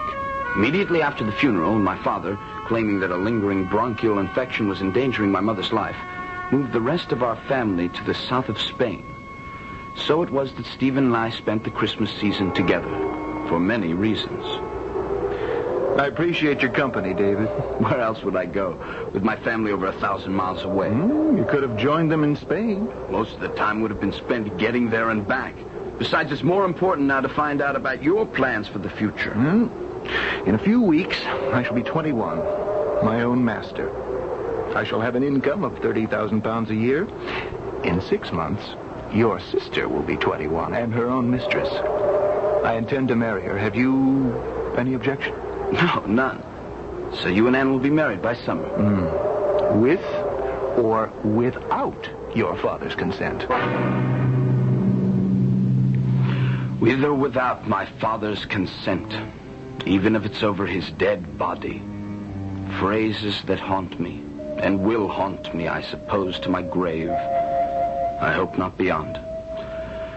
For a few days before my sister's 21st birthday, my father picked up a virulent case of the Spanish flu, and within 3 days was gone.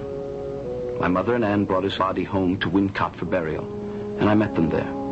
But during the week I waited for them to return, I learned of the strange goings-on at Monkton Abbey, and discovered that my one-time friend Stephen refused to see or talk to me. But why didn't he even come to the funeral, David? I don't know, Anne. He won't see me. The servants barred the doors. I can't even force my way in. But doesn't he want to see? Doesn't he ask for me? Anne, I don't know how to tell you this. Well, ever since shortly after his father's death, peculiar things have been going on at the Abbey. What peculiar things? It's too soon to talk about them now. Well, what's he been doing, locked up in that lonely old mausoleum all alone? I can only tell you what the local gossip is, if you insist on hearing it. Oh, but I do, David. I must. Well, the local farm laborer that's been on the estate near the house says that he's been wandering and walking about carrying dusty, old, crumbling papers in his hand. That he's forcing open scores of old windows as if to let the light into rooms that have been closed for years. You know, there must be some 80 rooms in the Abbey. And that once, towards evening, he was even observed standing on the very highest of the crumbling turrets, never ascended before in recent memory, which is supposed to be inhabited only by the ghosts of the ancient monks who once possessed the buildings. But what's he looking for? Anne, I don't know, unless... Unless what? Unless the old story is true. The old legend that Stephen has lost his mind. No. And where are you going? I'm going to find out for myself. To prove you're all wrong. I should have followed Anne, I suppose. But I thought perhaps it was better for her to find out the truth for herself. Whatever the truth might be.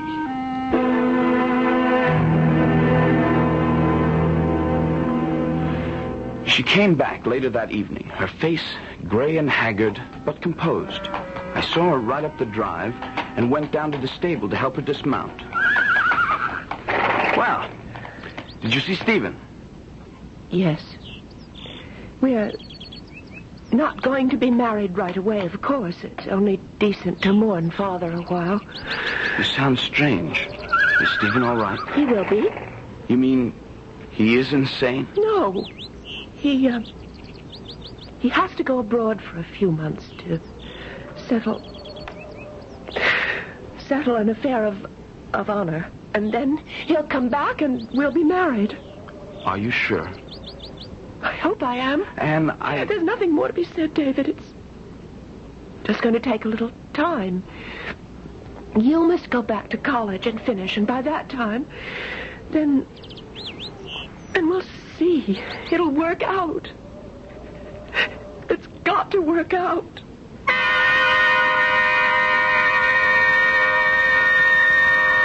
I couldn't get any more out of her. Stephen still refused to see me. I went back to college, graduated, and returned. My mother could tell me nothing new. I looked for Anne, and I found her in the garden, gazing off towards the great bulk of Monkton Abbey.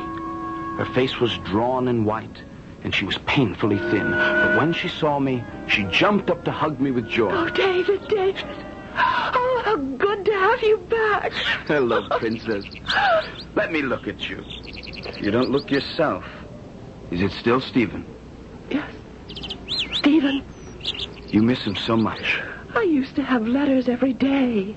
Then less and less, and now I haven't heard from him in over a month. Well, perhaps it's just as well. No. I love him. I'll never love anyone else. I'll wait for him till he finds what he has to find. What is he doing in Europe? I can't tell you. That's his secret. Where was he when you last heard from him? Italy and Naples. David, aren't you going to Europe? Yes. I've been planning to travel a bit before I settle down to the law. Then find him for me, please. I might as well start at Naples as any other place. Oh. My best language is Italian anyway. All right. If I find him, then what? Tell him I need him and I want him. I want him to come home and marry me. Tell him it doesn't matter, that we'll learn to live with this ghastly thing somehow. And that was the most I could get out of my sister, whatever this ghastly thing was. So I went to Naples, and as chance would have it, my first day there, I had news of Stephen. I ran into Chip Travers, an old friend from school, now with the embassy. We had lunch together, and I asked about Stephen. Heard of him? My dear Elmsley, we can't even comb him out of our hair. What do you mean? Well, the man has an obsession. A sick one, I might add. Frankly, I'd say that old Monkton has gone round the bend. He's as mad as a hatter.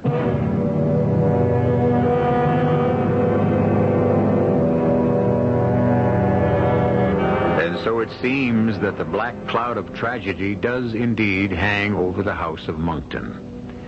That madness is an inherited trait. Yet Anne denies it. Is she blinded by love? And if not, what is the ghastly secret she and Stephen would have to spend their lives with? In a moment, I'll return with Act 2.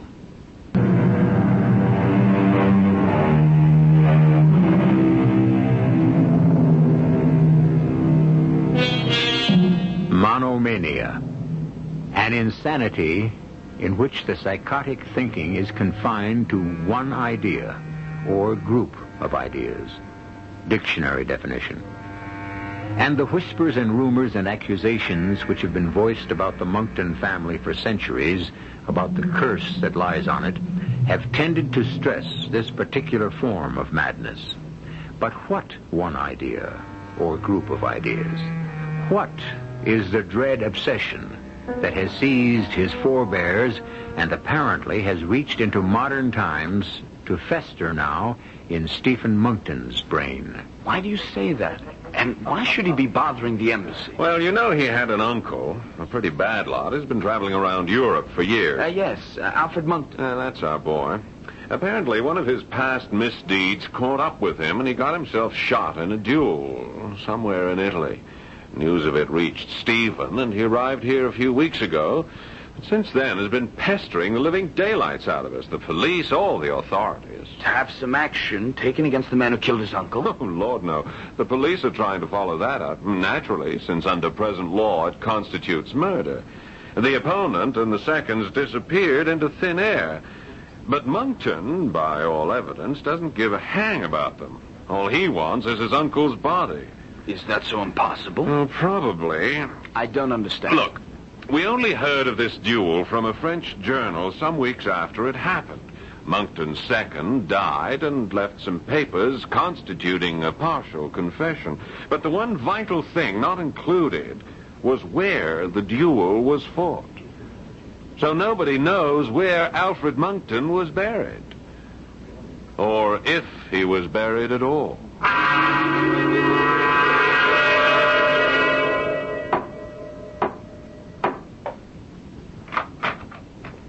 Yes? Stephen, how are you? David! David Elmsley, how good to see you. But you're not alone. Of course I am. Who would be? Oh, if you mean Anne. No, I'm sorry. She isn't here. No, I didn't mean Anne. Come in. Come in. Thank you. Sit down. Sit down. There, by the reading lamp, by the fire. Now, you must tell me all about home and Anne. As I crossed the shadowed room, lit only by the one lamp, my spine was still cold from that peculiar moment at the door. The moment when Stephen, at first so obviously glad to see me, had let his eyes wander for a moment and stay fixed at a spot over my shoulder, as though someone stood there, behind me, watching, waiting, for what? David, what brings you here to Naples? Oh, part touring the continent, part a promise to Anne. You haven't written her in a long time. No. She's pretty heartbroken, Stephen. No more than I haven't written because for all my searchings, I've nothing to report. She sent you a message, Stephen. Oh. May I see it? Well, it's a verbal one.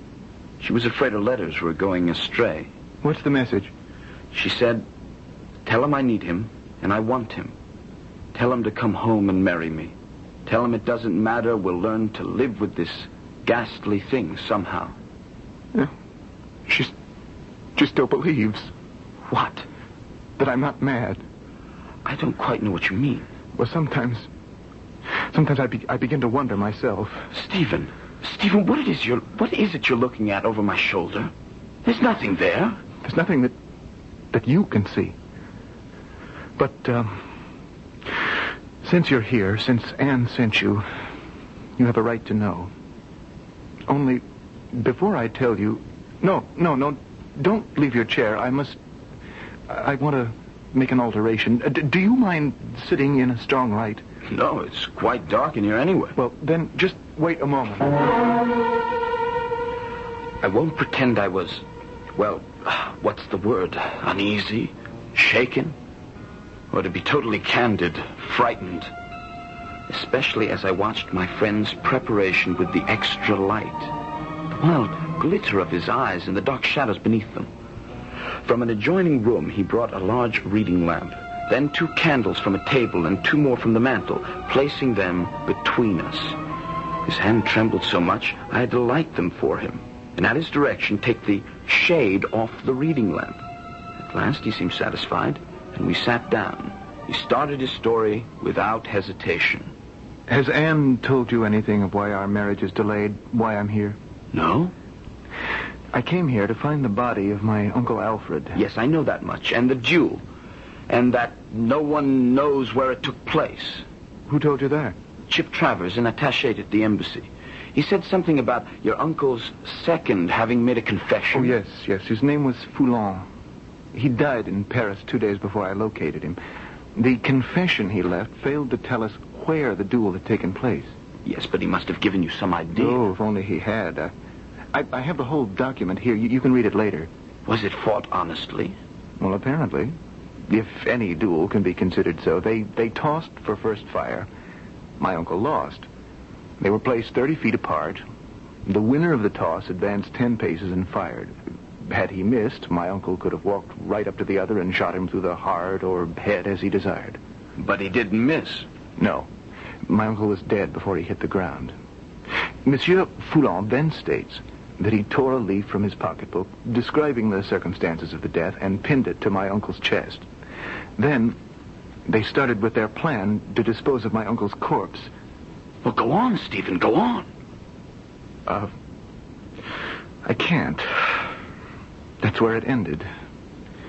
David, I've hunted, heaven knows, I've thrown money around like a drunken sailor, and a rich one at that. But I don't know the country, I don't know the language. I'm insulted, laughed at almost to my face. Stephen, wait a minute. Can I ask a couple of questions? Of course. How often have you seen your uncle? Twice. When I was a child. Did you like him that much? Like him? I hated him. As the family did. He disgraced our name wherever he went. He was a liar, a cheat. For all I know, a murderer. I gathered from my friend that's sort of the official attitude, too. I don't care about their attitude. What I'm trying to say is, maybe you are being given the runaround, but maybe they don't think you're in earnest. Not in earnest? Come with me. I'll convince you. He leaped to his feet, grabbing a candle, and hustled me into the next room. On one side of his bed was a packing case at least 7 feet long. The top was open so that I could see the case contained a lead coffin, magnificently emblazoned with the Monkton arms, and on a plate the name, Alfred Monkton, with his age and the manner of his death inscribed underneath. Now, I must tell you the secret so that you don't think me completely mad. What is it? You're looking over my shoulder again as if... Look at me, Stephen, please. Yes. Yes, if you will just take your seat again with the lights between us. So. Now, you know the Monktons' reputation. Stephen, let's spare ourselves all the old wives' tales. I can't. You must be part of it now. Do you also know, or have you heard, the family prophecy? No. I can show you the original fading parchment. I will, but for the moment, it's easier to recite it. When in Abbey's vault a place waits for one of Monkton's race, when that forlorn one shall lie graveless under open sky, beggared of 6 feet of earth, though lord of acres from his birth, that shall be a certain sign of the end on Monkton's line. From mortal men, from light of day, the last Monkton shall pass away. Now, really, Stephen... For 1,000 years, at no matter what cost, no matter where he fell or how he died, at no matter what cost or sacrifice, in the vault, under the abbey at Wincott, lies every one of my ancestors. The succession of the dead in Monkton Valley Vault has never been broken. Till now. I can see by your face you want to ask me how I can believe in a doggerel prophecy written and uttered in an age of superstition and ignorance. I'll tell you why I do. Because behind you, right at this moment, as he has ever since you came, confirming my belief, stands Alfred Monkton himself. Something about the tone of his voice, the fixity of his stare, his own total belief in what he saw, kept me from turning my head. At that moment, I, too, believed that if I looked over my shoulder, I would see... He stands behind you. Death glare in his eyes. As I've seen him walking and sleeping from the moment he was shot. What do you mean, from the moment he was shot? How could you? When your father whisked Anne away from me to Spain, I was at loose ends, waiting for Anne to come of age so that we could be married. I had to fill my days with something to do, and I was in a mood to clean out all specters, throw away the past. I decided to look in every nook and cranny of the Abbey, clear out the debris, search my family history, and try to lay the ghost for once and for all. What did you find? Great cabinets and iron-clasped chests filled with loathsome secrets of horrors and darkness. Oh, damn. I suppose we were neither better nor worse than all medieval barons, but the things I found... Well, that's dead and gone, I thought. It's the past, which I'm going to cut myself free of and start a new future. I'd worked myself to the highest turret by this time, and I was choked with dust. I stepped out just before sunset, choosing my footing carefully, watching the setting sun and thinking of Anne. And suddenly, yes, standing in front of me, beyond the battlements in mid-air,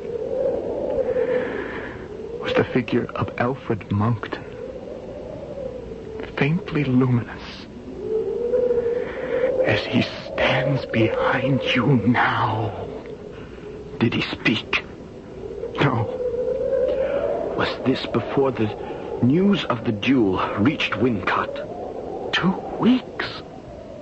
I didn't know the date of it then as I do now. It was March 14th, the same day as I stood on the battlement. The very moment the bullet entered his side and killed him. And now you know why I dare not marry your sister. Not till I fill the empty place in the Monckton Abbey with the body of my uncle. And then, by God, I will burn it to the ground.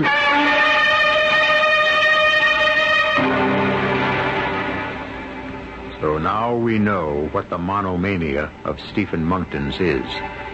But can it be cured by finding his uncle's body and the other means he plans?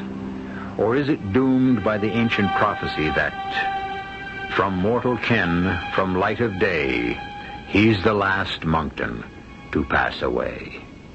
I'll return shortly with Act 3.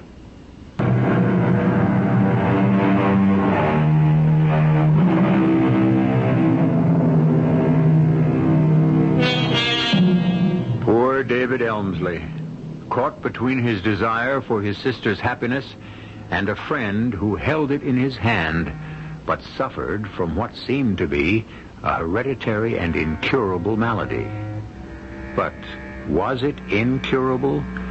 Was it only an aberration which could be disposed of by the simple means of finding an errant corpse? After I left Stephen that night, I sat and thought long and hard. I knew Stephen could no longer go this alone. Besides, while I could not believe the phantom, I was intrigued by the story of the duel and the missing corpse. I read all the papers Stephen had given me carefully before going to bed. By the next morning, I had seen Chip, the police, and all the authorities concerned, and made my decision. David, I thought you deserted me. Quite the contrary. We have plans to make and a journey to take. Well, what is it you have in mind? First, here are your papers. I've talked with all the authorities. As you know, there's no language barrier for me. So I now know all that they have done. Nothing for all the money I've spent. Not true. Just misguided, I believe. Now look, the duel was arranged here in Naples 2 days before it took place. The police have concentrated on trying to find Count St. Lo, the other principal, and his second. So they have searched the road towards Rome. I agree with you that they were less than thorough. Where would you search? Since the route was so roundabout, and since they wanted to be out of the Neapolitan states, I think the duel was actually fought not far from here. All the rest was a blind to circle back. But where? I'm not clairvoyant, but I think we ought to start looking as close by as possible. You're right. I can feel it. We're going to find him and take him home, and at last this long nightmare will be over. Poor Stephen. He built his expectations so high. For 3 days we coursed the neighborhood without success. Each day his hope diminished. And traveling through that rough country, even by mule, I was beginning to realize how few physical resources my poor friend had left. So on the 4th day, I went alone. There was a pitiless sun that day, and I gradually ascended into a deeper woods over the stony ground. By the time my watch suggested my return, I suddenly came out of the thick greenery and saw before me an ancient monastery, halfway crumbling into ruins. On my way to it, I was oppressed by an overbearing odor, a smell that suggested only one thing to me. I turned my mule off the path to a building from which the odor came. It was closed, save for a jagged hole where the roof had broken in. By standing up in my stirrups, I could glimpse almost to the floor. The sight of horror grasped my gut. Stretched on a rude table supported by trestles was the decomposing body of what had once been a man. The sheet that had once covered it rotted away. Suppressing my desire to scream, I cleared my head with a pinch of snuff.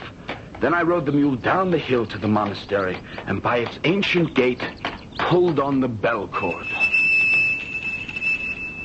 What is it you please to want?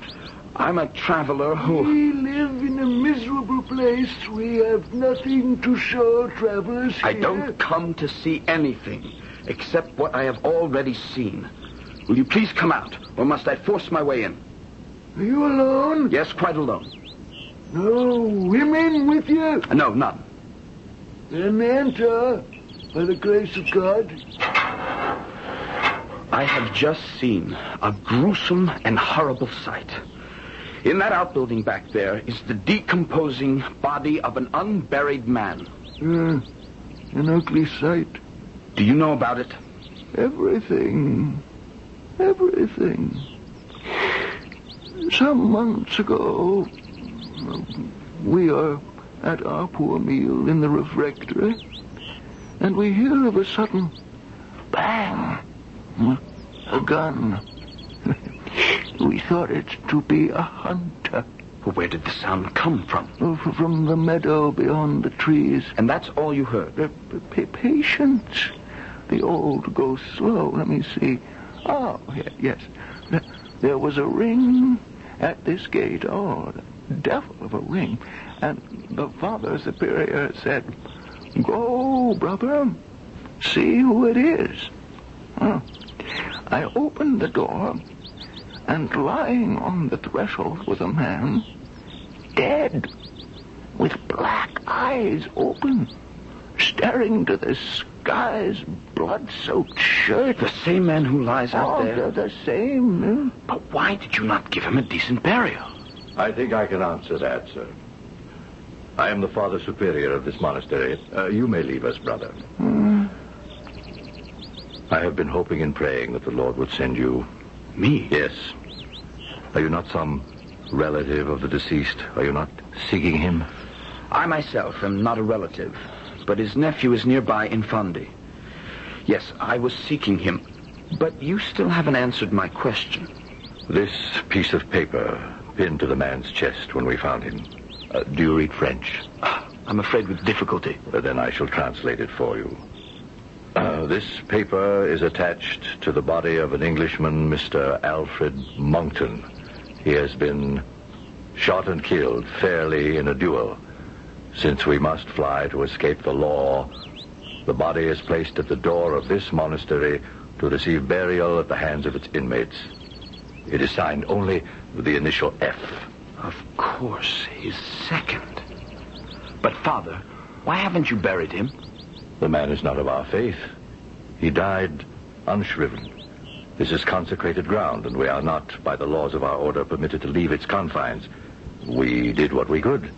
I had sent a missive to Rome by those who were bringing our food once a month, asking permission from my superiors to take what action they deemed right and sanctified. But as yet I have had no answer. Has this nephew papers to prove his relationship? Everything. To prove it beyond a doubt. Then I pray to you, my son. Bring him to take his uncle and bury him so that he may be commended to God. The next 10 days were a fever of activity. I arranged to have embalmers with what chemical assistance was needed. Stephen wrote immediately to Anne, warning to expect him home, and that all was well. They would be married as soon as he returned and place the casket with his uncle in the vault. Only one small hitch seemed to halt our arrangements. There was no space on any merchant vessel leaving Naples. That was quickly solved by our chartering a stout little brig, and within a fortnight, Stephen, myself, and Uncle Alfred, casketed and boxed securely in his crate, were on our way home. But the end was not yet in sight. I can almost smell England. How much longer do you suppose? The captain says that's up to the wind. 2 days, 4 at most. Can't believe it's almost over. It is. Tell me, does the Phantom still appear to you? Oh, yes. Didn't I tell you he followed me everywhere? I shan't lose him till the empty place is filled in the Abbot vault. I'm tired, David, good friend. I think I'll go below for a while. Till later. Take a good rest. Your troubles are over. I'm afraid not quite, Mr. Elmsley. Why, Captain, you startled me. I didn't see you. I were waiting behind the bulkhead. I wanted to talk to you alone. Mr. Elmsley, we have a serious problem. And yes, what is that? You see, there's a Maltese boy aboard, a bad sort. He's told the whole crew that the packing case in Mr. Monkton's cabin contains a dead body. Now, we're in for some rough weather. There's a squall almost on top of us. It'll give us a breather. But after it's over, you have one or two choices. Either tell the crew the boy is lying and I'll hand him up to the rope, or throw that packing case overboard if it does contain a body. And suppose I refuse both conditions? Then we'll have a mutiny on our hands, and either the box will go over, or I'll have to put in for the nearest. Well, there's no time to discuss that now. Get on below. You'll only be in the way here. I scarcely made it below deck when the squall hit us. The brig strained and groaned, and we could feel her whirl about. Then came a deafening crash, and a flood of water poured into the cabin. We were sent hurtling to one side, and could feel her suddenly settle that way. Mr. Monkton! Mr. Elmsley! She's ropes too! Make your way to the upside! We're abandoning ship! Come on, Stephen! No, not without him! Are you out of your mind? It takes 6 men to even budge that casket! You go, David! It no longer matters about me. I have no future if this coffin goes. I stay with this ship. If she sinks, I sink with her. I'm not going to allow you to kill yourself! You fool! No!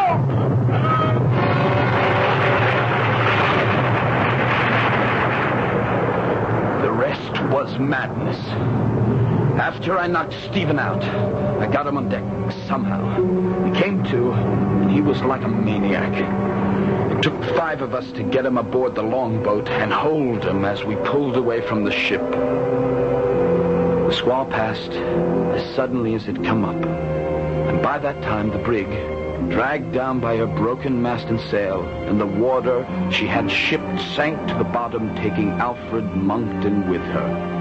And as she went, Stephen sagged in our arms and lay quiet and hopeless.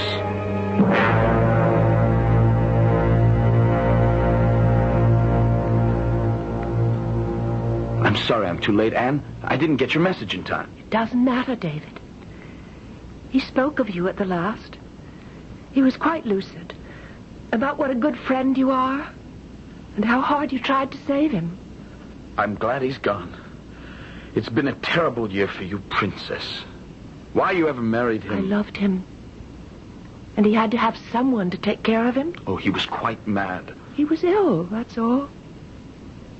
He lies there, David. Next to the empty spot where Alfred Monckton's casket should lie. The prophecy fulfilled. Oh, no. No, Stephen was not the last of the Monktons. You see, I'm carrying his child. You must be mad, too. No. For someday he will fill the empty spot, and the nonsense will be gone forever. Our grandchildren could come out in the sun. The curse will be dead. And this family will at last escape from the heritage of being the Mad Monktons.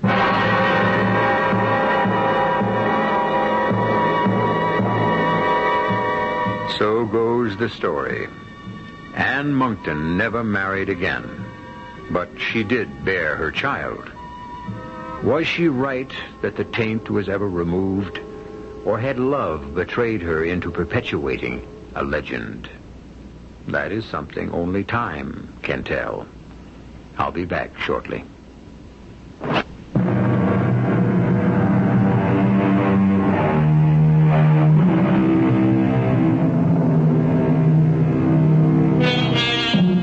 Just one addendum to our tale. Shortly after the events in it, a raging fire swept the abbey, and its ancient stone structure, weakened by the flaming heat and its own antiquity, collapsed in a mass of rubble.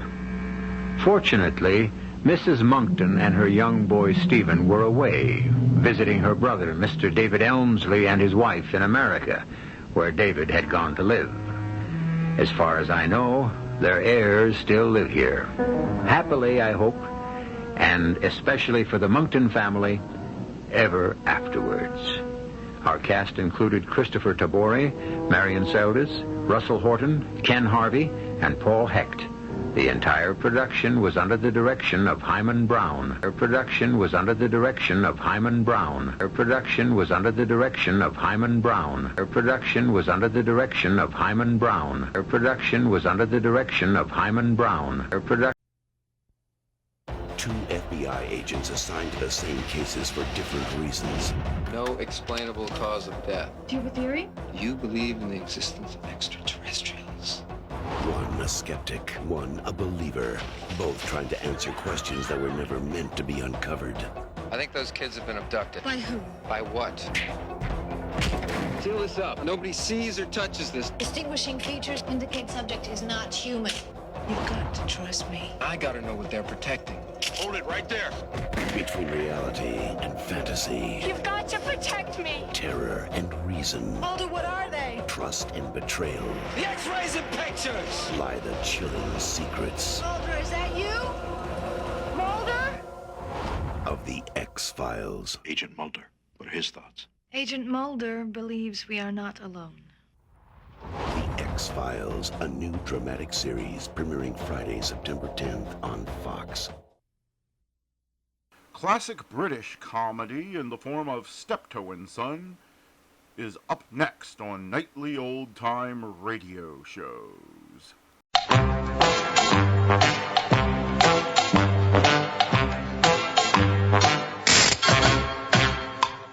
We now present another episode in a radio series based on the world-famous BBC comedy success, Steptoe and Son.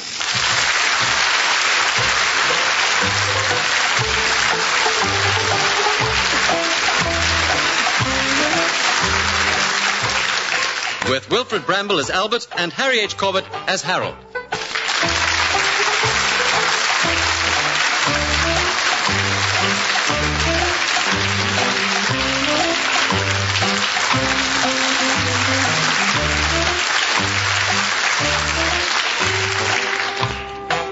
This week, a death in the family. Come on. stand back, please. Hello. What's happened here, then? It's my horse. Oh, what's wrong with it? I think he's dead. Well, I'm sorry, sir. We can't have a dead horse blocking up the Queen's Highway. It's rush hour. You'll have to shift him. I can't carry him. Then we'll have to get the abattoir to send a van down, won't we? The abattoir? Oh, yes, I suppose so. Oh, now, can I have your name and address, please, sir? Harold Steptoe, The Mews Cottage, Oil Drum Lane. Oh, I see. And what was the name of the deceased? Oh, Hercules. Have you got a street trader's licence? Yeah, I don't.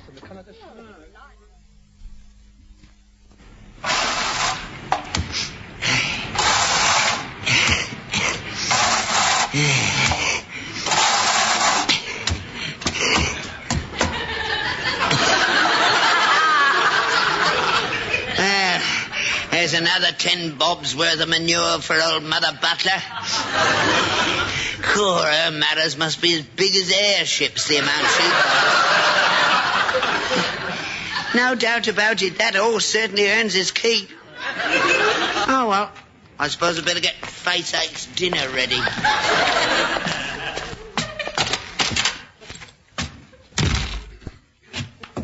Strangers in the night, da-dee-dee-dee-dee, strangers in the night, I've got them on me.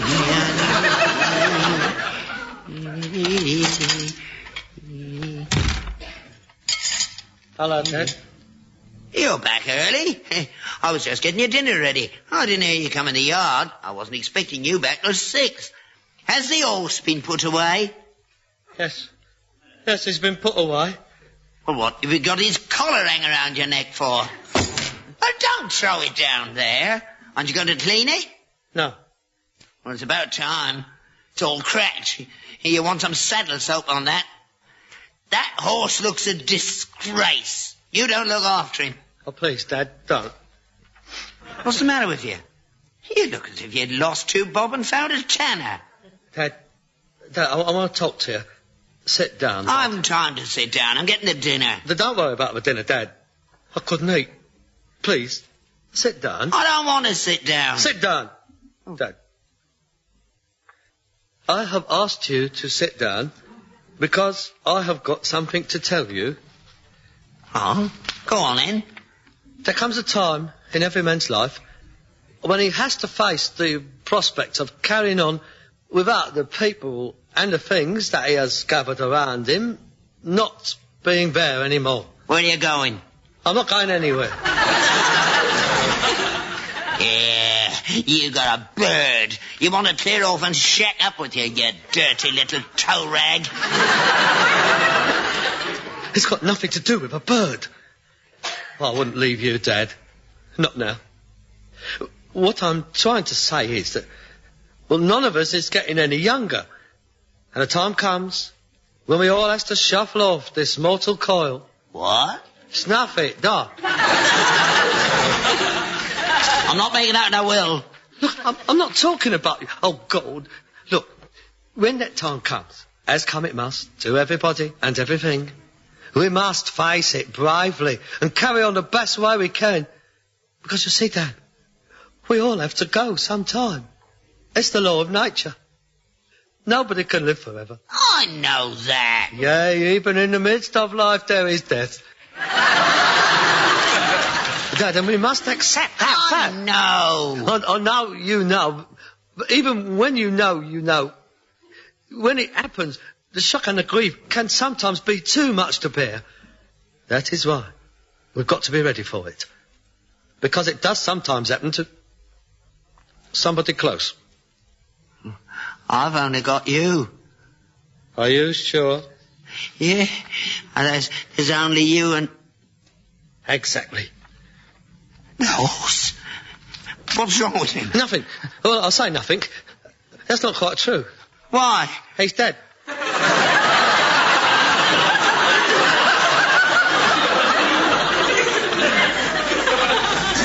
Dead? It's not true. It is true. Oh, it was quick, Dad. He didn't suffer. Hercules. Dead? He can't be. He was all right this morning. He had his apple and his little lump of sugar. Oh, no. He really enjoyed that, Dad, didn't he? How? Where? He had a heart attack. I didn't feel a thing. He went out like a light. We was coming down the Goldhawk Road. You were racing him. No, I wasn't. Honest, I wasn't. I knew you'd say that. Oh, I knew I'd get the blame. You was always racing him. I told you about you racing him. I wasn't racing him. Oh, I never raced him. It was hard enough getting him a move. He had a heart attack. Dead? I didn't race him. I didn't. I was old, Dad. I mean, it was his time to go. Where is he? I took him away. Down the Neckar's Yard. Down to where? The Neckar's Yard. Well, where else could I send him? He was blocking the road. I was going to have him buried. A decent Christian funeral at the animal cemetery. I had a plot reserved for him. I didn't know that. You never listen, that's why. You only think of yourself. Self first, last, and always. I was going to have a headstone made and little flower pots, an inscription, R.I.P. Instead of which he's going to finish up lying across some plate in a Belgian restaurant. No, he won't be. Look, they only sends live horses out there. Besides, they reckoned he was unfit for human consumption. He was fit for human consumption. He wasn't. He was too old. They'd never get their teeth through him. Oh, what are they going to do with him? I don't know. Oh, yes, you do. I don't. You do. Cat's meat. That's what it'll be. Cat's meat. Stacked up in a supermarket in great piles of tins. Stop it. Yeah, with little labels round him.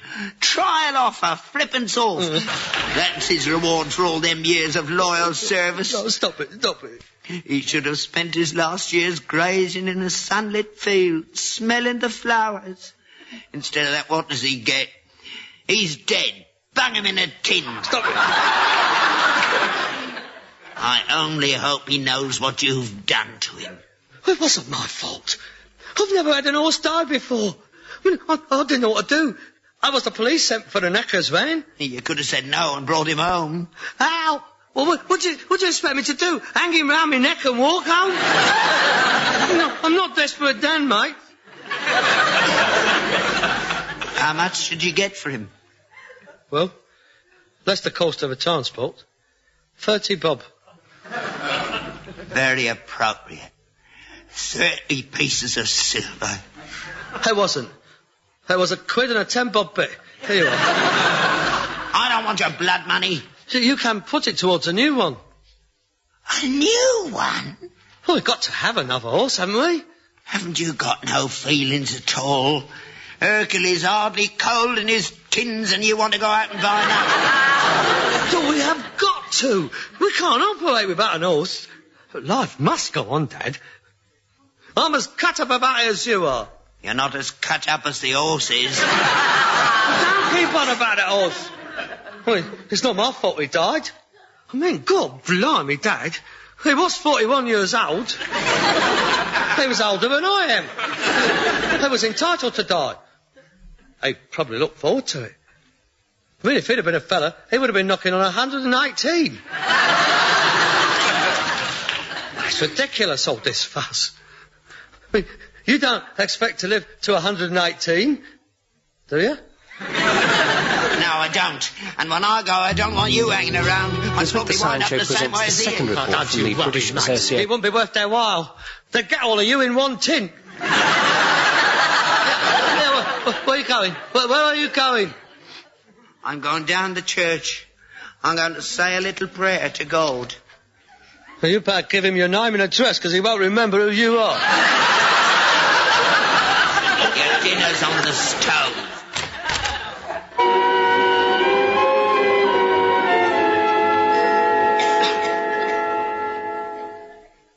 Now look, Dad, it is no good sitting round moping like this. I mean, stroking his old horseshoes, that's not going to bring him back, is it? Do you realise he was born in that stable out there? Yes, I know, you told me. Dark night it was, as I remember. Stormy. The vet couldn't get around, and I had to deliver him myself. Yes, Dad. I brought him into the world, and yet I didn't see him going out of it. No, Dad. You should have got me round, Harold. I would have liked to have a last look at him. Look, I'm sorry, Dad. I didn't think. See, all right, it was so sudden, and what with the police there, and the traffic wardens, all the cars, hooting. And you haggling over the 30 bob. It wasn't like that. I bet you didn't even try the kiss of life. The kiss of life? No, I didn't. You could have tried. Well, I didn't. I'm very sorry. He had a lovely pedigree. You could trace his ancestors right back to the charge of the Light Brigade. I don't tell lies. His dad pulled a coal cart, and his mum was a throw-up from United Dairies. Now stop romanticising. Remember this, Rosette? Acton Gymkhana, 1937. Cart horse of the year. And this one, first prize again. Concord's Delegance, 1939. Watney's never got a look in that year. I turned down 500 quid for him in those days. Yes, shame. He could have been Gordon Richards' first Derby winner. And now he's gone. Yeah. Best friend I ever had. Yeah, I know. He was more like a son than a horse. Yeah. Thank you very much.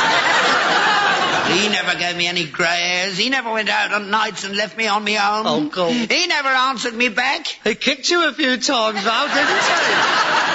Oh, honestly, you make me laugh. You wouldn't have been carrying on like this if it had been me laying stretched out in Goldort Road. You would have been sitting here with a pair of my shoes on the table and my swimming medals. Then we wouldn't have been shut neither. Oh, there would have been a notice out there, all right. Business as usual. Gone to a funeral. Back in half an hour. You won't understand, will you? That horse has been the only company I've had in these last 20 years. You've never bothered about me. Going out every night, leaving me here on my own.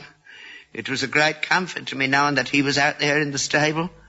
I used to go out there at nights and sit with him, talking to him. I'm surprised you didn't invite him in here. You could have sat watching the telly together. I can just see him sitting back in the armchair with his legs crossed. Watching Panorama with a pint of beer in his room. You could have let him have my room and bung me out in the stables. You might just as well. You always looked after him better than me. He had better grub than I did. That's not true. You've always had a meal waiting for you when you come home. Yeah, like that sumptuous feast I had last night. A tin of stewing steak from Zambia. Oh, come on. Now, what is the point of bickering like this? Oh, I know you was fond of him. Well, so was I. But he's gone. That's all there is to it. You must pull yourself together. Now, I've got the new horse outside. I bought him down the Southall Market. Do you want to come and see him? No. Oh, but he's a lovely horse, Dad. I'd like to have your opinion on him. I'm not interested. Oh, you're only saying, Dad. Once you get used to the idea, you love him. No, I won't. Yes, I will. A keen judge of horse flesh like you. Oh, I really would like you to cast your expert eye over him. I think I got a bargain. It was only 90 quid. Can't be much for that. Yeah, well, that's what I mean. I'd like you to have a look at him and tell me what you think. Yeah. I mean, what you don't know about horses ain't worth knowing. Oh, that's true. Now, come on. Come and have a look at him. No. I don't want anything to do with him. You bought him, you look after him. All right.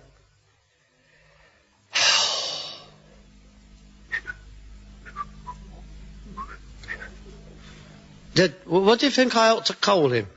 Call him what you like. So long as he ain't Hercules. Oh, no, I wouldn't call him Hercules. I mean, there's only one. I mean, there was only one Hercules, wasn't there?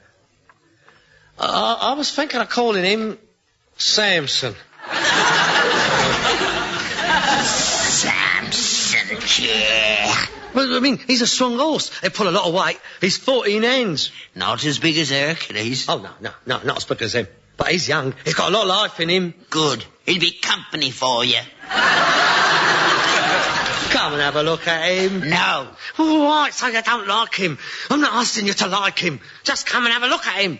Professionally. Look, now forget he's an horse. He's an asset. Come and have a look at your new asset. Will you like him or not? We've got to have him for the business. I don't care about the business. I've lost interest. I've got a feeling I won't be here much longer. Oh, God, here we go again. I shall go and join Hercules. I'll be better off up there. There's nothing left for me down here. Not now. I'm not needed anymore. I'm only in your way. That's not true, Dad. It is true. You said it lots of times. That's only when we're having rows. We're always having rows. Only because you keep getting on my tits. Well, that's it then. Look, Harold, I'm an old man. I'm worn out. When you get to my age, the only thing keeps you going is the thought that somebody needs you. And the only one ever needed me is gone. So there's no point now. Oh, dear, no, that is silly, Dad. You are needed. I need you. Samson needs you. No, you don't. You're both young and healthy. I can't do anything more for you. I'm just a useless old twit who's lived too long. Oh, Dad, now don't go. Now come back here. Let's talk about it. Now, I've said all I'm going to say. You're not going to do anything silly? I'm going to bed. You think about it, Harold. You'll know I'm right. There's your mother, too. I haven't seen her in a long time. Good night.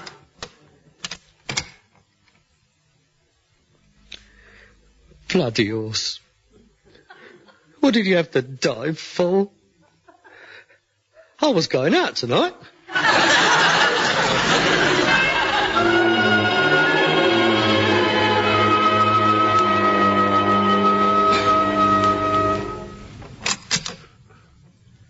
Dad, I just thought I'd look in to see you again before I go. Oh. Look, you haven't touched your breakfast again. That's 3 days now. You are naughty, naughty. You'll fade away. We'll have to put a bookmark in the bed to find you. No, please, don't move sudden like that, Dad. You'll knock the rose out of the cup.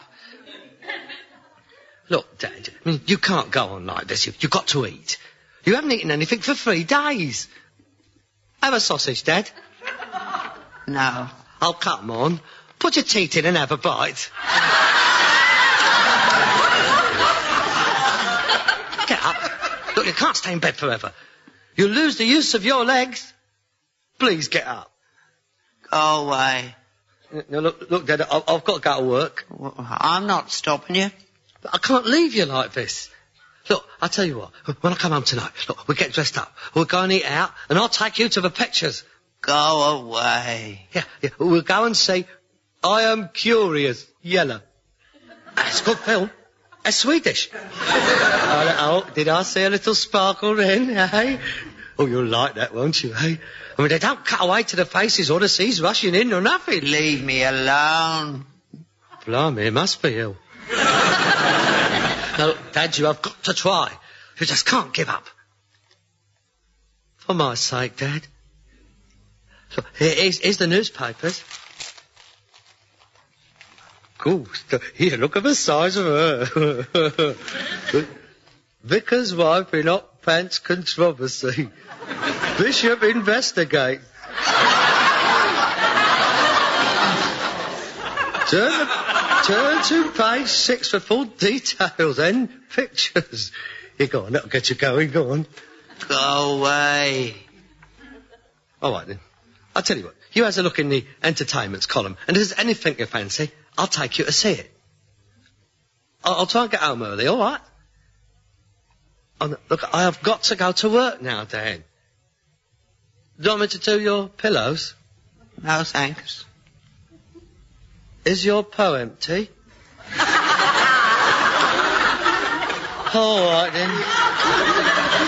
Cheerio. See you tonight, then, eh?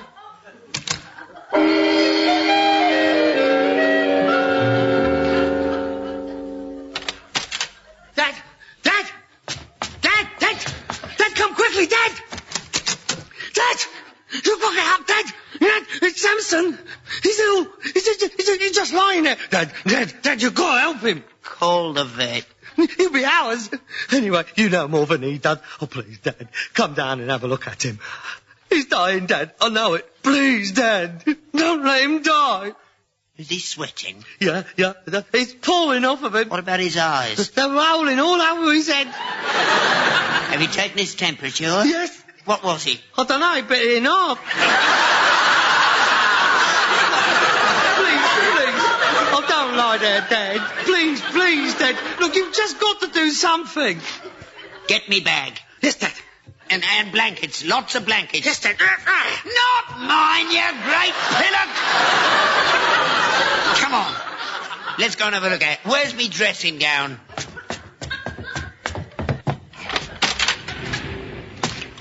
Ooh, blimey, these cobblestones. Hang on. I'll go back and get your slippers. No time. Now, you keep outside. I don't need you. You're more of an hindrance than a help. Pull yourself together. It's all right. Oh. Please, don't let him die, God. Please. Not 2 in 1 week, please. How is he, Dad? Be quiet. I'm busy. Go and make yourself a cup of tea. Dad. Oh, what's happened? Dad, is he all right?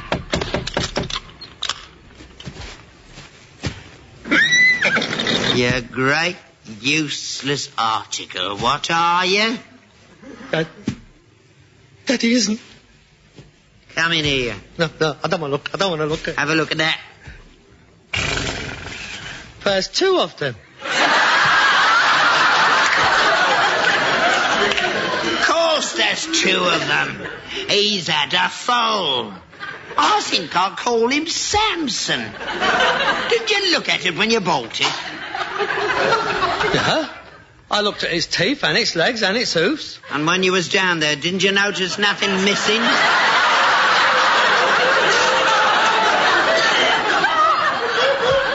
Nothing?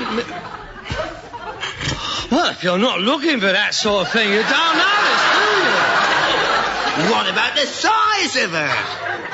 Well, I just thought she was well fed, that's all. I mean, the man didn't say anything. He must be as daft as you are. Well, you got your money's worth, 2 for the price of 1. Not a bad little foal, that. He looks just like Hercules did when he was born. The mother's not so bad either. Nice, sturdy little horse. Yeah. I've just thought I better change her name to Delilah. Oh, it's a good job you was here, Dad. I want to know what to do. Oh, well, there you are. You can't be expected to know everything. What do you think I ought to call the little one?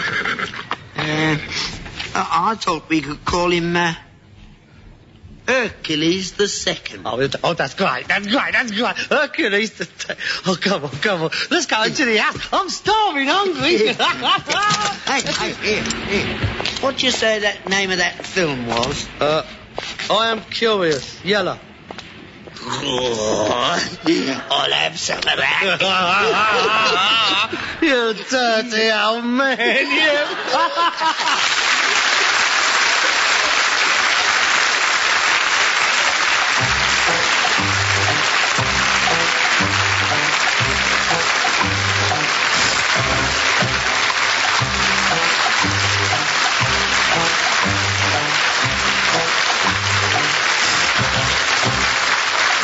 You've been listening to Wilfred Bramble and Harriet Corbett as Steptoe and Son. Written and adapted for radio by Ray Galton and Alan Simpson and produced by Bobby J.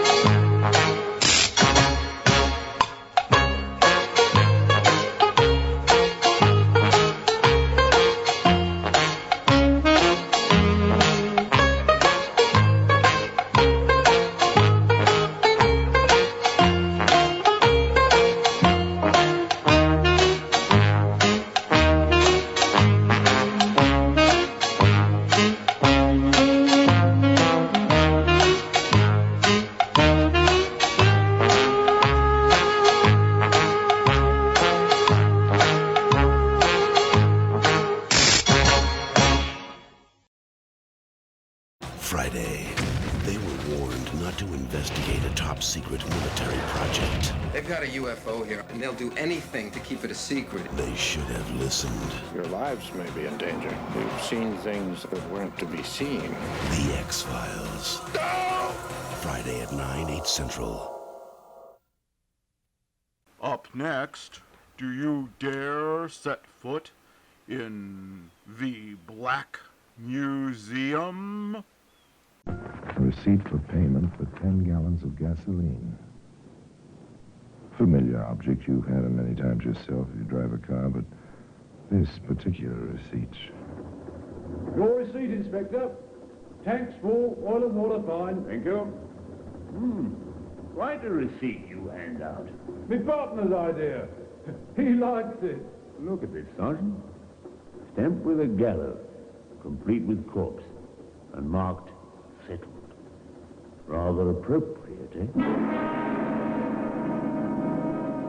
Well, today, as I told you, this receipt lies in its proper place, an honored place, in the Black Museum.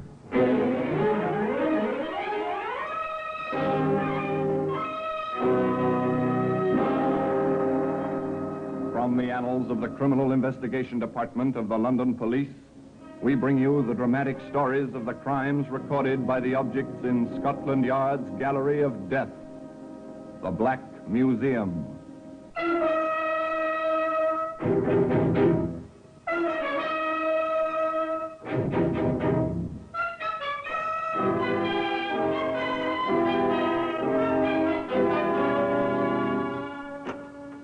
Here we are, the Black Museum. Scotland Yard's museum, a museum of murder. Here lies death, arranged in glass cases, lined along the shelves on the tables, larger objects standing on the floor. Well, there's an old-fashioned trunk. Nothing in this trunk but some old clothes. The clothes led to a furnace. The things in the furnace led a man to the gallows. Here's a teacup with saucer. Charming, graceful, real bone china. But the contents were deadly. Ah, here we are. Here's the receipt I told you about. Settled, it says. Paid in full. 10 gallons of gas.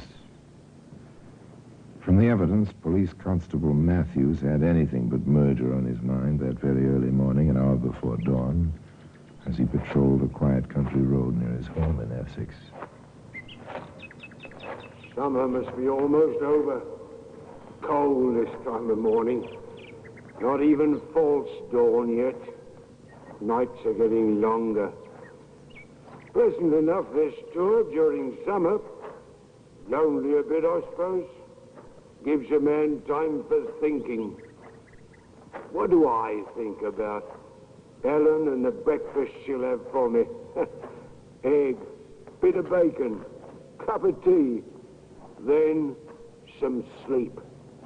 Ridiculous. Grown man sleeping in broad daylight when you come to think of it. Well, company coming. Seems to be traveling at quite a rate. Too fast even this time of night. Stop this car! Pull over here!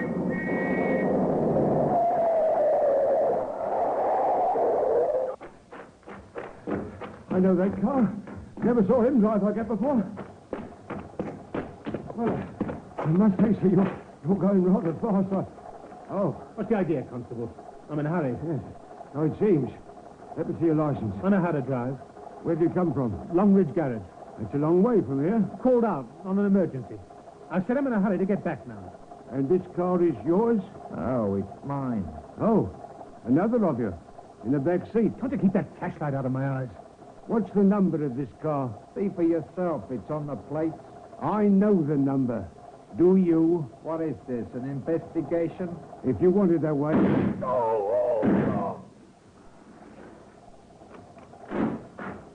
What are you doing? He's dead, all right. I'm making sure. No dead man keeps my face in his eyes. Now he's got no eyes. Hurry! Hurry! We gotta get out of here!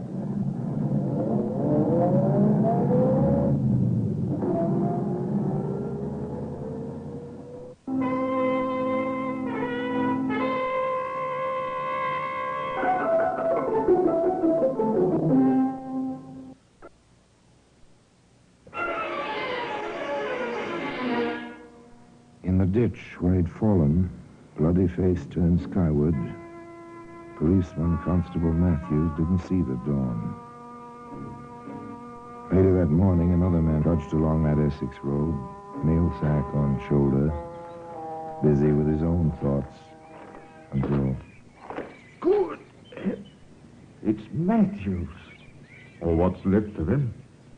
Oh, what a rotten way to die. Here, I'll have to get help.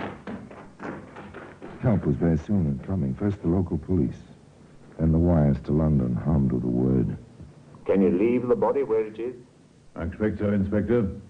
He won't worry about it, poor fellow. Very well. I'll be down from the yard as soon as I can get a car.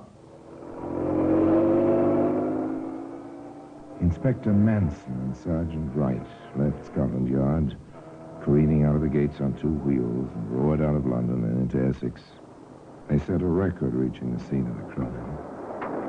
The 2 policemen, quiet in their plain clothes, asked the local constable to move the crowd of curious well back from the body. And the team from the yard went to work. A rotten killing, Inspector. Bad as I've seen. 4 bullets where 1 would have been enough. It looks like a cop-hater, Inspector. Turned cop-killer.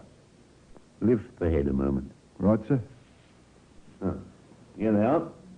2 slugs. 45. Went right through him. Well, we never had a chance. The angle of the cheek wound, sir. From below and to the side. Back seat of the car he stopped. Tire marks, Inspector? Right here. In the shoulder of the road. And deep enough for cast. Still holding his pencil. It's what we're all afraid of on traffic duty. What's your number and the shots. That's all. I still don't get the eyes, Inspector. Old story. Legend. When a criminal shoots a policeman, the criminal's image is supposed to be imprinted on the poor fellow's retinas. Just superstition. Let's go, Sergeant. Just superstition, but perhaps a mark, a clue, pointing to the habitual criminal. The police routine began. The tire marks were taken up in plaster casts. The bullets were turned over to ballistics. The search, the almost blind search, began. In the course of their duty, Inspector Manson and Sergeant Wright dropped in on the superintendent of the local police. Need the car, sir, for my rounds. I can't afford to wait until the insurance company is satisfied, nor can my patients. I know you're busy, what with the murder and all that, but surely you can spare some time. What? Oh, Inspector Manson, come in. Sorry to intrude, sir, but the sergeant and I are about ready to go back to London. I see. This is Dr. Lewis, our resident practitioner. Doctor, Inspector Manson, and Sergeant Wright, Scotland Yard. How do you do? How do you do, sir? Scotland Yard. About the murder of that poor policeman. That's right, Doctor. And the doctor's car's missing. I've been explaining to him how he'd been tied up on the killing. Which, of course, I understand. But I need my car, gentlemen. I almost missed a berth last night. Came out of my house expecting to hop into my car. No car. About what time was that, sir? About 3 a.m. First time I think like that's ever happened round here. I see. Rather interesting coincidence. Well, how's that, Inspector? One of the familiar patterns in our work is to have a policeman attacked when he stops a stolen car. Like a Lord Harry. May I, Superintendent? Of course. Will you describe the car, Doctor? Within minutes, Sergeant Wright was on the telephone. All station alarm. Dark blue Morris sedan, number TW8529. Registered in the name of Dr. Robert... Within 6 hours, it had been abandoned in a London suburb. Dr. Lewis was taken for the automobile ride of his life. Sirens screaming, tires squealing. No time to waste. This your car, Doctor? It certainly is. Give it a going over, Sergeant. Yes, sir. Let's have a look inside, Doctor. Flashes on the outside of the door. Could be blood. Yes, it might very well be. Oh. You own a pistol, Doctor? Good heavens, no. Why? Cartridge case on the floor. Here. See it? 45 caliber. Notice anything missing? Yes, my instrument bag. I left it on the back seat, as I usually do. Some quite valuable surgical equipment and all that. Hard to come by these days. I understand. Yes, Sergeant? Earth and dried grass, sir. Curbside wheels, front and back. Mudguard damaged on that side as well. And the tyres, sir, I'd not want to state positively until we check the casts, but they look the same as the marks on the road. Ah, excellent, Sergeant. Here's something may help. Inspector, Sergeant. Yes, Doctor? The speedometer. I keep a trip record every 24 hours. Just a habit. When I left the car last night, the speedometer read 40.9 miles. It's 84.3 now. And the car has come 43.4 miles. That may be quite a help to us, Doctor. Perhaps more than you realize.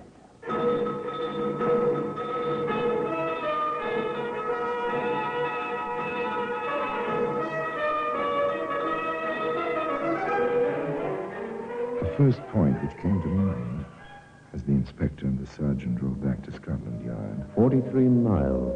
Took a lot of back roads. Whoever it was must be known. No fingerprints in the car either. Then next, as the car turned into the yard. He must know Essex rather well. An angle worth working on. A little while later, with a pile of dossiers on his desk, the inspector said, What do you think of this one, Sergeant? Thomas Green, also known as Greenie Thomas and Ted Grenville. Convicted 1920, possession of firearms. Convicted fraud and forgery. Convicted car theft. So, known as operator garage in Eastwood, Essex. Alters stolen car. Knows Essex, doesn't he? He's a possibility, sir. Habitual. Fits the rest of the characteristics. Shall we have Mr. Green in, Sergeant? Yes, sir. Operator, hue and cry message to all stations. Photo for posting will follow shortly. Wanted for questioning, Tom Green, also known as Green. So far, so good. Maybe they were on the right track. Maybe not. The alarm went out. Out to every station house and crossroads in England. Every policeman from the south coast to the border of Scotland was alerted for Mr. Thomas Green, also known as Greenie Thomas, and so forth. Result? Nothing. No, not a sign. Not a trace. Here's something, Sergeant. Police in Lancashire picked up a fellow answering Green's description. He confessed to a burglary to prove he wasn't in Essex the night Matthews was shot. I imagine they know we don't like cop killers. No, they don't like cop killers. But they still had no trace of the suspect. None at all. For 7 long weeks.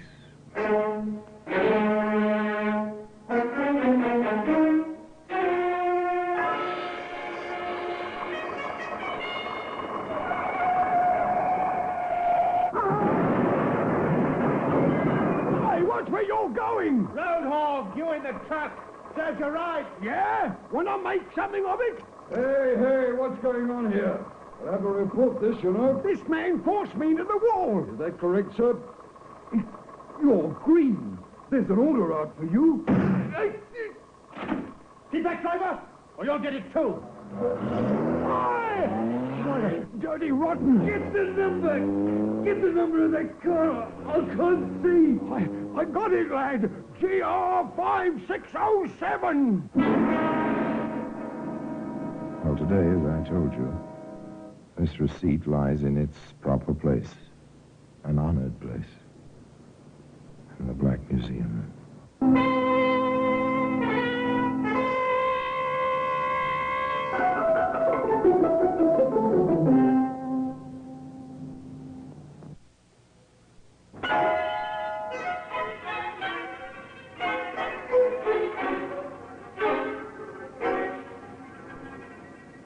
Another policeman shot, luckily not fatally. Another car number obtained, immediate check, yes, a stolen car, a Vauxhall this time. Several times thereafter, in the course of 10 days, that number appeared on the Scotland Yard teletype. Armed robbery, cinema cashier. Lone thief seen leaving area in car number GR5607. That's Green, all right. He's broken cover with a vengeance. There it is again, Sergeant. Same number. This time he held up a railway station. He's made another stop, sir. This time a bank messenger. Same car, same number, GR5607. Inspector Manson here. Sergeant Wright, sir. Report from Sheffield. They've got the Vauxhall Green was using. He sold it to a used car dealer. Man suspected of being a fence. Meet me at the gate, Sergeant. We are going to Sheffield.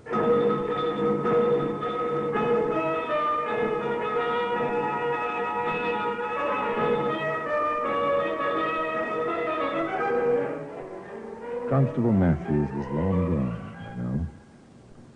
Several weeks, in fact.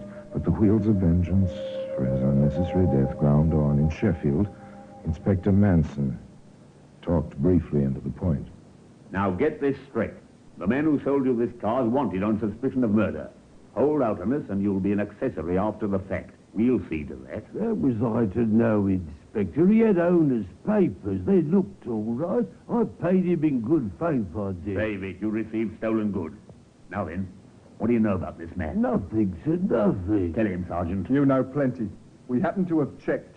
You were associated with him in a garage business in Essex. Now talk. I'm honest. I didn't know nothing. He told me he got the Vauxhall through a garage he's interested in Battersea. You can't pit anything. Back to London. The chase seemed getting warmer.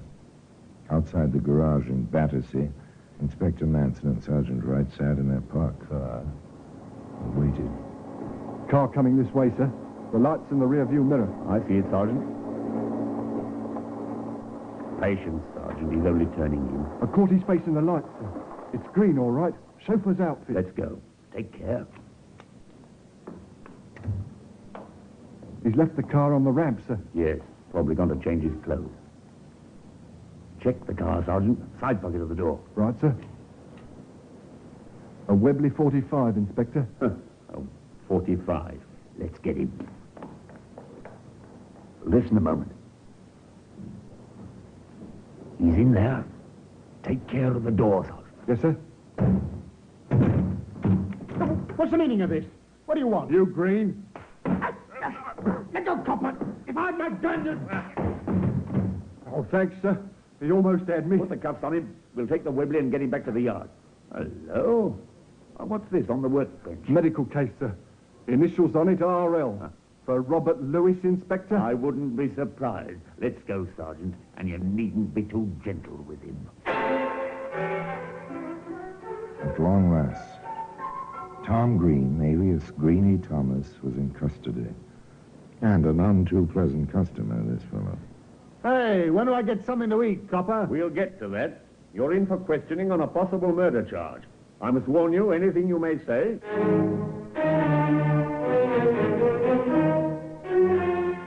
Where were you on the night of October 26th last? I was in London with my girl. What's more, she'll swear to it. Where did you get the revolver we found in the pocket of the car? I bought it from a sailor. Never got his name or number. We found another Webley in the doctor's case, Green. Where did you get that? I ain't talking. The first one's been certified as the gun that killed Constable Matthews. That's the gun you said you bought from the sailor in September. What? Oh, then I got it mixed up. Oh. Yeah, I must have bought the gun in the case from the sailor, and the one you say killed the copper, I picked up in November. So what? You got plenty of cops, haven't you, Inspector?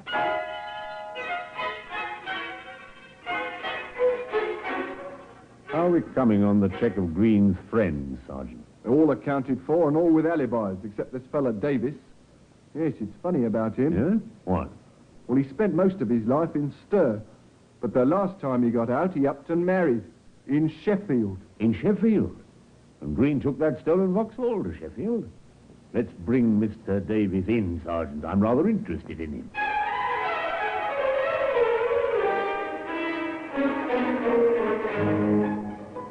Once again, the two police officers drove their car in the direction of Sheffield. Along the road, they stopped at a service station. 10 gallons of gasoline, and a look at the oil and water. They pay the attendant and ask for a receipt. Vouchers will have to be signed in the usual police routine. Your receipt, Inspector. Tanks full, oil and water fine. Thank you. Quite a receipt you hand out. My partner's idea. He likes it. Look at this, Sergeant. Stamped with a gallows, complete with corpse. And marked settled. Rather appropriate, eh?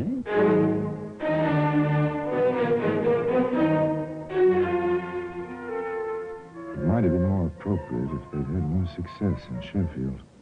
Too late, Inspector. Our bird flown? Yes, sir. Left town the day before yesterday. The day we picked up Green. Oh, I see. Well, we'll find him. I'm beginning to feel more like a tracer of missing persons than an officer on a murder case. The familiar police machinery went back into action. The underworld was watched. The hue and cry message went to all stations. Within a few days this time, word came through. Davis has been seen with his wife in Liverpool, sir. All right, Sergeant. We'll travel.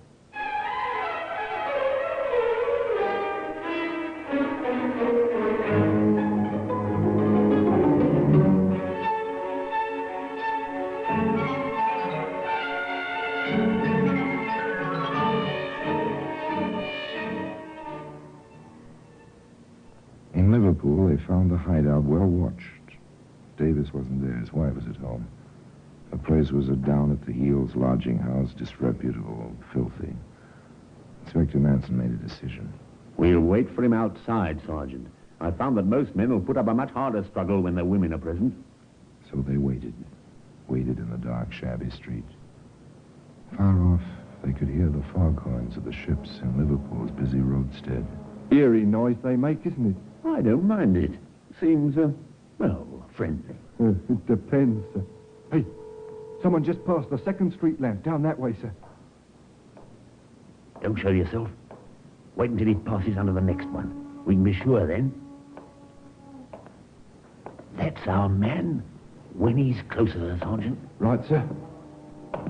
All right, Davis, please come quietly. Would you stay away from me? I said come quietly, Davis. Copper White, look me and don't take me.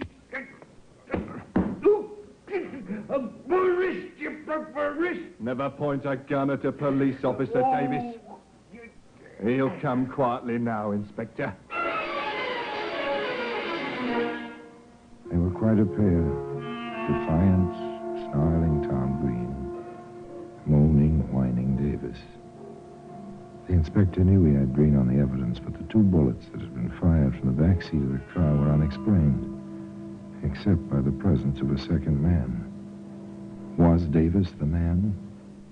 How to prove it? You haven't satisfied us, Davis. You've told us Green asked you to manage his garage. That's right.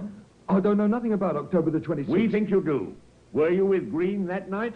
I was with my wife. And Green says he was with his girl. Did you shut up the garage? No. Yes, I did. No business that night, anyway. Yes, son? A note for you, sir. Thank you. I see. Thank you. All right, Davis, Green's talked. There's nothing to talk about. He says you pulled the trigger. He says he was already in gear, and Ridgway was going to let you go when you fired from the back seat. The cop had his foot on the running board. I never did a thing. Nice timing, Sergeant. I think you'd better talk, Davis. You're foraged in any case. Speak up, man.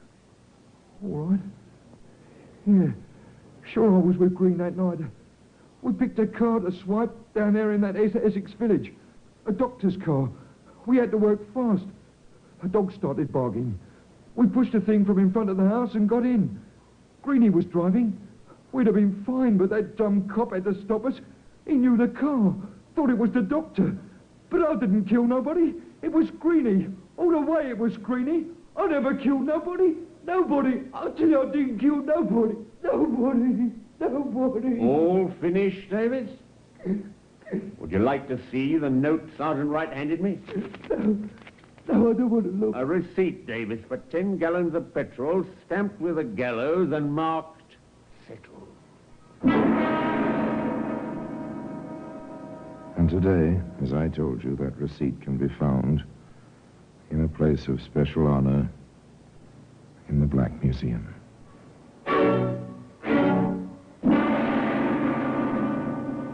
Orson Welles will be back with you in just a moment. There was no doubt, of course. From the angle of the wounds in Constable Matthews' face, it was clear that at least 2 bullets had been fired from the back seat of the stolen car. Davis's counsel tried to pin the blame on Green. Green's counsel tried to place it all on Davis. The jury found both men guilty, and both were sentenced to hang.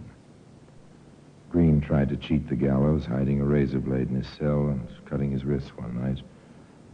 But the guards discovered this in time, and the trap fell twice one morning. So the case of Constable Matthews was marked settled.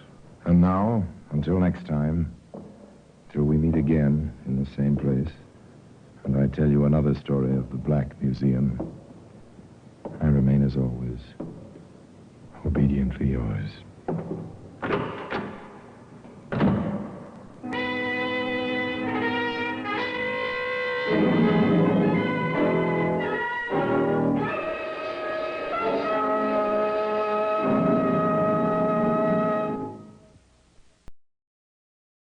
It awakens once every 30 years to kill.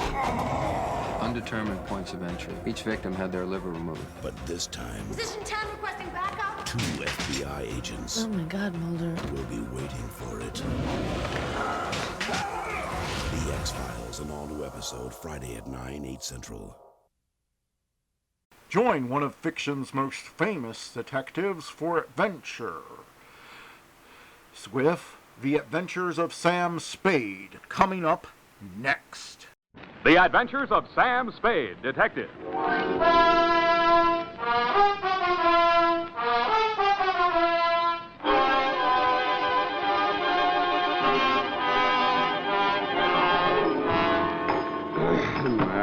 Date. To Deputy Sheriff Bill Woodington, Marin County Sheriff's Office, San Rafael, California. From Samuel Spade, San Francisco, license number 137596. Subject, the Battles of Belvedere. Dear Bill, by this time I should have known better, and I did. Per square mile, there are more screwballs in your stamping ground across the bay than should happen even to me. But Belvedere Island is very small, and I'd always been very curious about it. I can see it from my office window.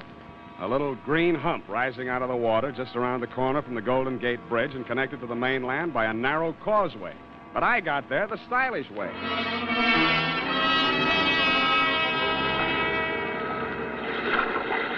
The sign on the dock we made for said Battle Landing.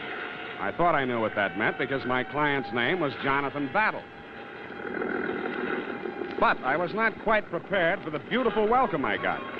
Golden is the word that best describes her. From the gold sheen of her complexion to the gold sandals on her delicate little feet and the heavy oriental-type gold jewelry gleaming from her ankles, arms, throat, and earlobes. Her jet black hair was partially covered with a gold-embroidered sari, and as she came nearer, I saw that her eyes, with their slight oriental cast, were not green, as they looked from a distance, but blue, with flecks of gold in them. I am Chandra Leslie, Mr. Spade. Welcome to Belvedere Island. Thanks. I think I'll like it here. If you will accompany me, I will take you up to the house. Thank you. I am sorry my foster father could not be here to greet you. But he is an artist, you know. Oh. You're Jonathan Battle's foster daughter? Yes. He was my father's closest friend. When I was left alone in the world, he came out to India after me and brought me here. I see. How do you like San Francisco? I've never crossed over to the city. I wish I could. Well, why can't you? I am only a woman. I must do as I am told. I see. I wasn't told not to go down to the landing to meet you, but perhaps it would be just as well if you did not mention it. Mum's the word. That is his studio down that path. I'd better not go any farther. Hey, wait. Will I see you again? That is for you to say. With that, she vanished. I wasn't surprised. She was much too beautiful to be true anyway. What did surprise me was what I saw through the big studio window at the end of the path. A man stood with his back to me, daubing paint on a big canvas. Across the room from him, 2 models were posing. They both looked familiar. I couldn't remember then who the dark-skinned, beturbaned male giant squatting with a rifle between his knees resembled. But the feminine one in the oriental dancing girl-type pose was a dead ringer for Chandra Leslie, the girl who had just left me going in the opposite direction. I couldn't figure how she could have gotten in there so quickly. And if she was too good to be true, how could she be too? The answer proved to be absurdly simple. Interruptions, nothing but interruptions. If I ever finish this picture, it will be a miracle, even if I live to finish it. Just look what I'm forced to use for models. Wax dummies. That one is a good likeness. That girl, where is she? I can never find her when I want her. Always out chasing birds somewhere. And the dark-skinned fellow just disappeared. Had to copy him from memory. Yeah, he looks familiar, Mr. Battle. Who was he? I never asked him. Just came wandering out of the woods one day, soliciting odd jobs, and there he was, exactly what I needed for the figure of the Sikh soldier in my painting. Sikh soldier. You mean he wasn't well? Oh, no, Mr. Spade. Sikh, man. Sikh, S-I-K-H, as in India. Oh, foolish I me. can see you're interested in my work. Have a good look at it. See here? The figure of the dancing girl against the sweep of the desert in the setting sun. The weary soldier tries to submerge the horrors of battle, war, in the contemplation of feminine beauty. But the sun's rays, refracted in that crystal, focus themselves upon the weapon in his hand. And he is reminded that he must revel while he can, for as surely as the sun rises on the morrow, he must answer the call to arms. Great conception, isn't it? My son's idea. Yes. Well, exactly why did you ask me to come over, Mr. Battle? Mr. Spade, supposing you knew a man who had committed the crime of murder in order to realize a reward beyond the wildest imaginings of the Occidental mind. Well, Suppose, then, that just as he had that dream within his grasp, you had snatched it away from him. Me? Suppose, further, that your enemy had then devoted his life and his fortune to searching you out, and you suddenly learned that he had caught up with you at last and was actually living a stone's throw away from you. What would you think? I think I'd move. Where? To a crowded city where he or his hirelings could be lurking for you around any corner? Well? I think not, Mr. Spade. I think I would stay right here on this island and hire myself a detective. Bully for you. And I would send that detective to warn him that his presence is known and his designs anticipated. Who is this sinister character, and where is he ambushed? It's the property adjoining this one on the north. The name on the mailbox is Patterson, but don't you... oh, good Lord! It's 12:47. It's time. Go. The sun is approaching the proper angle. I've only these few moments, you understand, each day. When the sun's rays fall directly on that crystal from the clerestory window up there, perhaps today I will capture it with brush and canvas. He hurried back to his place before the easel and started messing with his palette, squinting intently at the wax models in front of him. There was still a lot of questions I wanted to ask him, but this was obviously not the time. I left quietly and closed the door behind me. Quietly. Hey, you. Wait a minute. Yeah? I think you're a detective. You don't like detectives? Hard-boiled type, huh? James Kane, Raymond Chandler. Dashiell Hammett, please. Who are you? I'm Bob. Oh, Bob, son of Battle, of course. Yeah, but if you think I haven't heard that gag before... Good, then it shouldn't bother you. Oh, I don't mind. What kind of crazy line did the old boy hand you? How crazy is it? He's been acting half batty ever since he started painting that picture. It's nothing but an excuse for not finishing it. And why? Why? Because it's too lousy to show. Oh, I didn't think it was that bad. He does. He asked me. He's leading up to some kind of a publicity stunt, hoping that'll sell it. He's just making a sucker out of you. That's okay with me, as long as he pays for it. Well, we'll get a few days out of it. Well, if you need anything, let me know. All right, Sonny. Right now, I could use the telephone. It's up there in the main house. Help yourself. Oh, but if you're hoping to run into my beautiful stepsister, save yourself the climb. She went over to the next-door neighbors for lunch. Your father mentioned them. Who are they? Somebody she knew in India named Sherry. Yeah, well, not Captain Sherry. Yeah, retired. Captain Theophilus Sherry. Captain Theophilus Sherry. Twice before in my wild, unpredictable career, I had crossed the path of and swords with Captain Sherry, and we had both lived to regret it. I wondered which one of us the third time would charm. I knew one thing for certain. With Captain Sherry on Belvedere Island, it would be a good idea for the natives to apply immediately for more life insurance. Not that he was any great criminal mastermind, but people just had a way of dying while he was in the vicinity. This time, instead of waiting for the mountain to come to Muhammad, I decided to move Muhammad off Belvedere Island, altitude 352 feet. But I didn't even make it as far as the mailbox before something stopped me.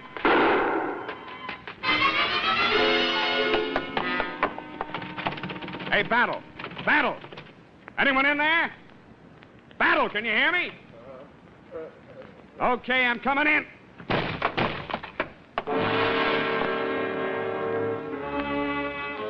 He was dead before I got to him. The front of his artist's smock was so gouged up with paint it was hard to tell which red was which. I finally located the wound. A large caliber slug had torn through him after entering just below the breastbone. It was a locked room puzzle. The one door bolted from the inside, the windows locked and unbroken, no marks of tampering. In fact, no possible way for the killer to have made his escape. I didn't know it then, but he hadn't.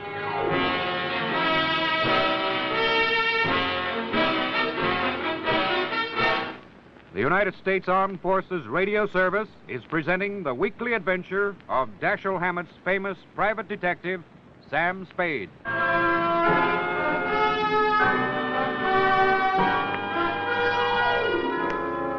After I'd phoned you, Deputy dear, I went back to the studio to pit my wits against that locked room puzzle. I was glad I hadn't brought my stupid pills with me, because when I got there, the mystery was not quite as deep, or so it seemed. The first time around, I'd made very sure the room had been just as I left it, up to and including the 2 wax dummies. But I hadn't given them the fingernail test. And now I blush to say that one of them, namely the giant-sized, dark-skinned, beturbaned Sikh that had been squatting with a rifle between his knees, both before and after the murder, was now resting under a studio couch. His turban and the rest of his costume had been hastily stuffed behind a cushion. That's when I remembered why that dummy had looked so familiar to me. I thought I knew where to find the original.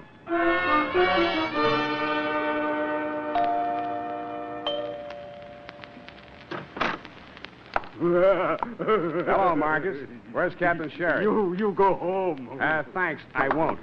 Out of my way. Master will not allow. You will have to hurt me. Okay, Marcus, I always do. Let's get that part of it out of the way. Oh, delight. Very delight. Now I break you back, I think. Hey! Now, stop kidding. Hey, Sherry, where are you? Call him off. It's out there. Oh, Marcus, stop being naughty. Put him down. Not that way. I said put him down, not drop him. I say, old fellow, I'm frightfully sorry my man here. What? Oh, it's you, Spade. Yeah, Sherry. Here, let me help you up. I wish you'd phoned ahead. I'd have had Marcus prepare tea. Oh, tea. Very delight. Rose petal, orange blossom. Oh, how many lumps? Thanks. I've had mine. Hush, Marcus. Yes, shut up, Marcus. Oh, imagine a man nearly 8 foot tall acting like a little child. Yeah, like a child. Come on out on the terrace. The view is extraordinary. The agent informed me that this is one of the few spots in the San Francisco area which commands the view of both Alcatraz and San Quentin. Yeah, well, you'd better enjoy it while you can, Captain, because when you're in either, you can only see the other one. I once spent a fortnight in the brig out in India, and I can tell you the prison life is not for me. Then why don't you stay away from people who get killed? I say, you mean old Battle? Has it happened so soon? Okay, what's your alibi this time? I'm sure you have one. Oh, drat it, man. Why do you always commence by taking such a dim view of my activities? However, I will not allow you to goad me into letting you make a fool of yourself. As always, I shall place my cards upon the table. Face down, as always. Well, you've only to turn them up. I'll be brief. 20 years ago... Oh, here we go. Marcus and I were having a go at the east slope of Nanga Parbat in the Himalayas when our pack train encountered an avalanche which swept us bodily across the border into Tibet. I'll bet. Our carriers were decimated, but luckily most of our gear remained intact. What kind of contraband were you carrying? Contraband into Tibet? Oh, I say, really. No, matter of fact, we were traveling light in the hopes of bagging a few brace of bar-headed geese. Foul play, eh? Allow me to finish. We arrived in Serar, a valley adjacent to Lhasa, to find the religious community in an uproar. It seemed that in their haste to create a new Tashi Lama, the native astrologers had misread their stars. In short, they had vested in the holy monastic robes an infant girl. She's not 16 years of age, and due to make a public appearance with a thunderbolt of Vajra. Oh, please, interruption. Sorry. To make a long story, a young adjutant in my company by name Leslie became smitten with her charms and offered to take her off their hands. Unfortunately, from their point of view, certain irrefutable temporal awards had been conferred upon her at the time of her accession. Among them, a mountain worth several billion pounds. On our journey back to the Punjab... Hey, wait a minute. Did you say this girl owned a mountain? Precisely. A most amazing... Worth several billion pounds? Yes, it's the gold, you know. The presence of gold in the Serar has long baffled geologists for the simple reason that it's an unnatural deposit. Unnatural? Synthetic, that is. For 13 centuries, the devout have made pilgrimage thither to implant in the mountain small gold nuggets in the ignorant belief that they will grow into large lumps. How many centuries did you say? 13. Oh, very well, 12. That's better. And needless to say, the small nuggets never do grow into large lumps. Needless. But until they do, the devout, with the exception of the aforementioned or her nearest relative, are forbidden to carry off any of the gold. And who is the aforementioned? That dear little girl whom Leslie carried off to the Punjab as his bride. They had one daughter, Chandra, the girl who met you at the landing this morning. How did Battle get hold of her? Well, sir, a few years back, as our company was marching along the east face of Nanga Parbat... There was an avalanche. Precisely. And poor Leslie perished miserably. But the ungrateful scamp, in spite of his many promises to me, had left instructions that Chandra should become the ward of that presumptuous paint puddler, Jonathan Battle. He forbade her to see me, and finally left India under cover of night, taking her with him. So you finally tracked them down on Belvedere Island. Exactly. And my plan, if all else failed, was to win her hand in marriage. What if she objected? You little comprehend the Oriental mind. She's a woman. She must do as she's told. All I had to do to turn the trick was to frighten Battle into giving her the necessary fatherly instructions. So you see, his death has come at a most awkward time. By the way, who do you think did old Battle in? I think he was killed by the rifle held by that warrior he was painting, the figure your boy Marcus posed for. Oh, hello. Oh, that's nonsense. Marcus was with me at the time. I don't think Marcus had to be there. I don't think anybody had to be there. Well, that settles that. Marcus, pack the marmalade. We're leaving. Never mind the crumpets. We'll leave them for the poor. Oh, delight, very delight.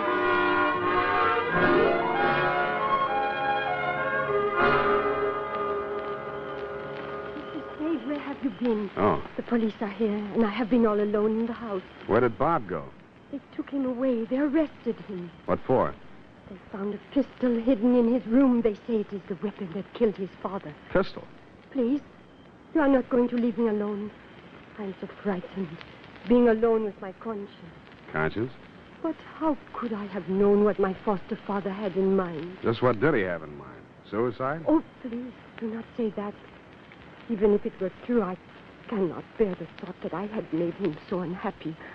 I did not want to disobey him, but I could not. Oh, I could not. Oh, come on, Chandra, don't do that. We Orientals are supposed to be without feelings. But you see, it is not true. Of course not. Please, take me to the house. Sure. And you will not leave. You will stay with me. Sure I will. You do not think I am a wicked girl to refuse to marry the man of my father's choice? If it was Captain Sherry... Oh, no. I thought you knew. He wanted me to marry his son.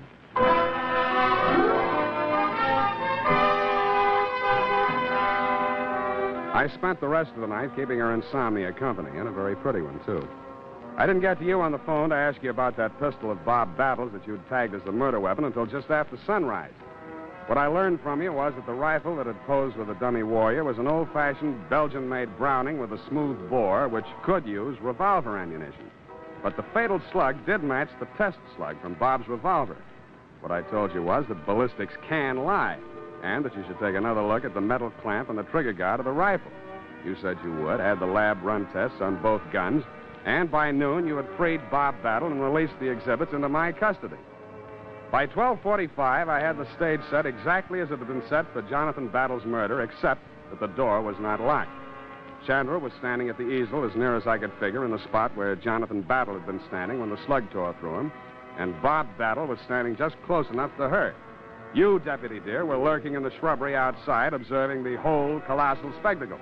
Nevertheless, I plunged unblushingly ahead toward my Agatha Christie finish. But, Sam, I do not understand. What are we waiting for? You won't have long to wait, Chandra. You must be off your nut. I've been cleared. Nobody ever suspected Chandra.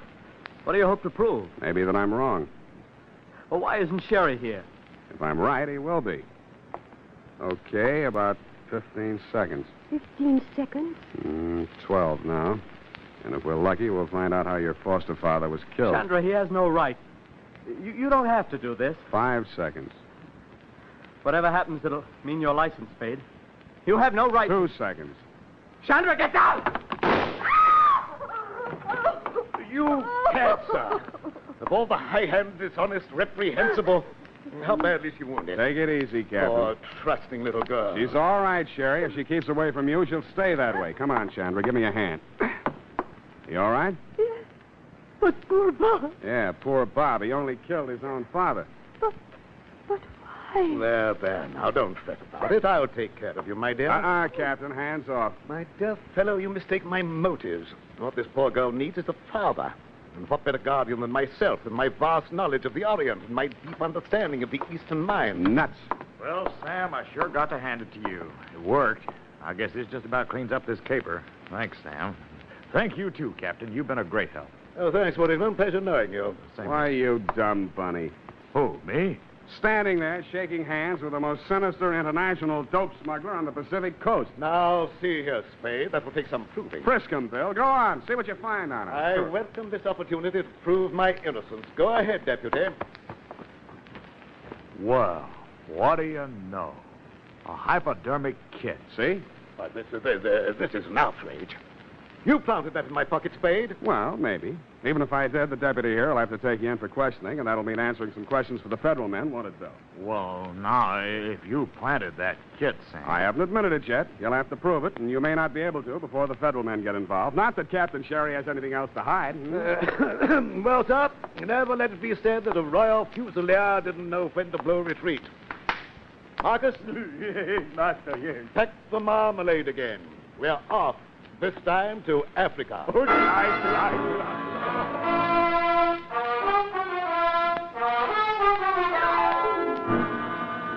Period. End of report. But Sam, you let him go. I know exactly what you're going to ask, Effie. It worked like this.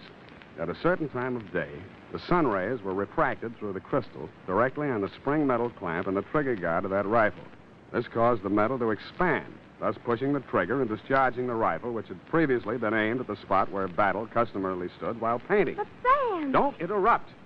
To further confuse the issue, as well as splitting an infinitive, not to mention a hair, Bob, son of Battle, loaded the smoothbore rifle with a cartridge containing a slug previously fired from his revolver, thus drawing attention away from the rifle and onto the revolver, which could not be placed in the locked room at the scene of the crime. But Sam... Please, these interruptions. His motive. He thought his father was, in fact, going to force Chandra into marriage with Captain Sherry. Oh, that poor boy. He did love her. Perhaps, but don't forget the billion-dollar mountain. But he leapt in at the crucial moment and interceded with a bullet meant for her. He died for her sake. He undoubtedly will have, but at the expense of the state and not of my conscience. In short, I loaded that rifle with a blank cartridge. He was not dead when he hit the floor, merely in a dead faint. Oh. No, please, no applause. Business as usual. Go type that up.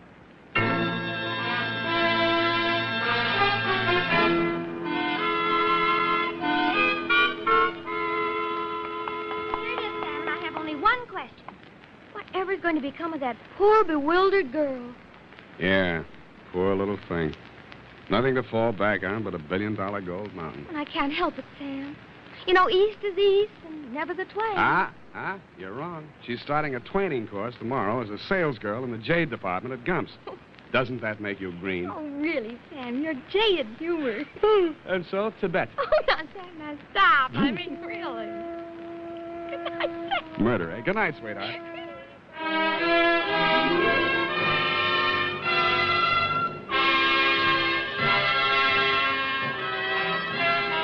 The Adventures of Sam Spade, Private Detective, is a presentation of the United States Armed Forces Radio Service, the voice of information and education.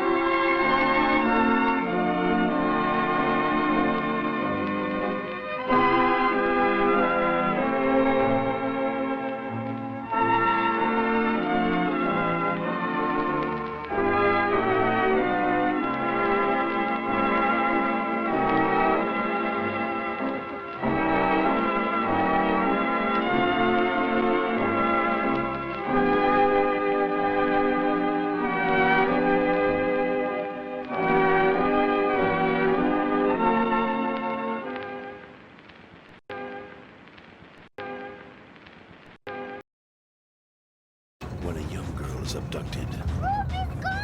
The FBI launches an investigation, They took her, didn't they, Mr. Mulder? but nothing could prepare them The boy's the key, Scully. for what they'll find. It's coming from there. It's here. I saw it. The X-Files. Friday at 9, 8 Central on Fox.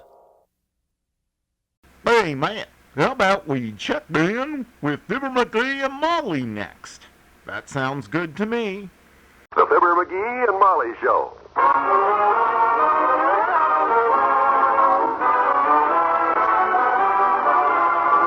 Richard Hudnut, makers of enriched cream shampoo and cream rinse, and Carter's Little Liverpills present Fibber, McGee, and Molly transcribed. The show is written by Phil Leslie and Len Levinson and directed by Max Hutto.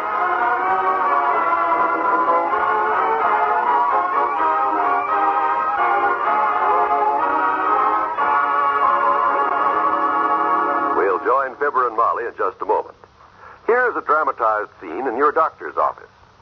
You're in excellent health, but a word of caution. There's no need for you to take laxatives regularly. Is that really true, Doctor? Yes, 5 New York doctors now have proved you can break the laxative habit and regain that wonderful feeling that goes with natural regularity.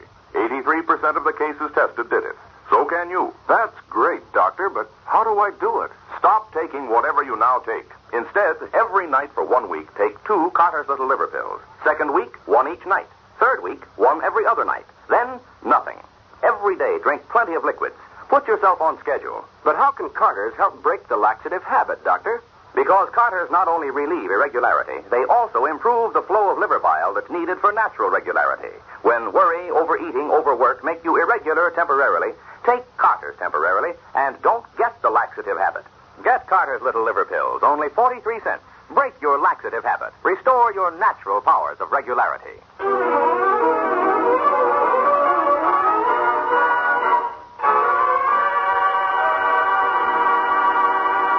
It was Horace Greeley who first said, "Go west, son." And since that day, at the crack of dawn every morning, the sun has been going west. This morning we join the sun as its rosy rays peep through the bedroom windows of 79 Wistful Vista. Oh, dear. I had a wonderful sleep. Looks like a swell day out. You know something, Molly? What? I think this is going to be one of my lucky days. Yes, sir. As the crap shooter said when he fingered the square dominoes, I can feel it in my bones. Oh, dear. My gosh, don't you get it, Molly? At this hour of the morning? Oh, it ain't funny, McGee. Oh, come on. Get up, get up, get up. It's a beautiful day. No telling what fabulous good fortune Lady Luck may have in store today, my dear. You don't catch me lolling around in the hay this morning. If I'm going to take advantage of a propitious, auspicious day, a day filled with favorable occurrences, I got to be up and at 'em. McGee, those long words sound familiar. Where did I hear them before? I read them to you last night. Off of the fortune I found in that rice cake. Oh, yeah. Yep, down at One Gong Bowie's chop suey parlor. That's how I knew today was going to be my lucky day. I wonder what's going to happen wonderful today.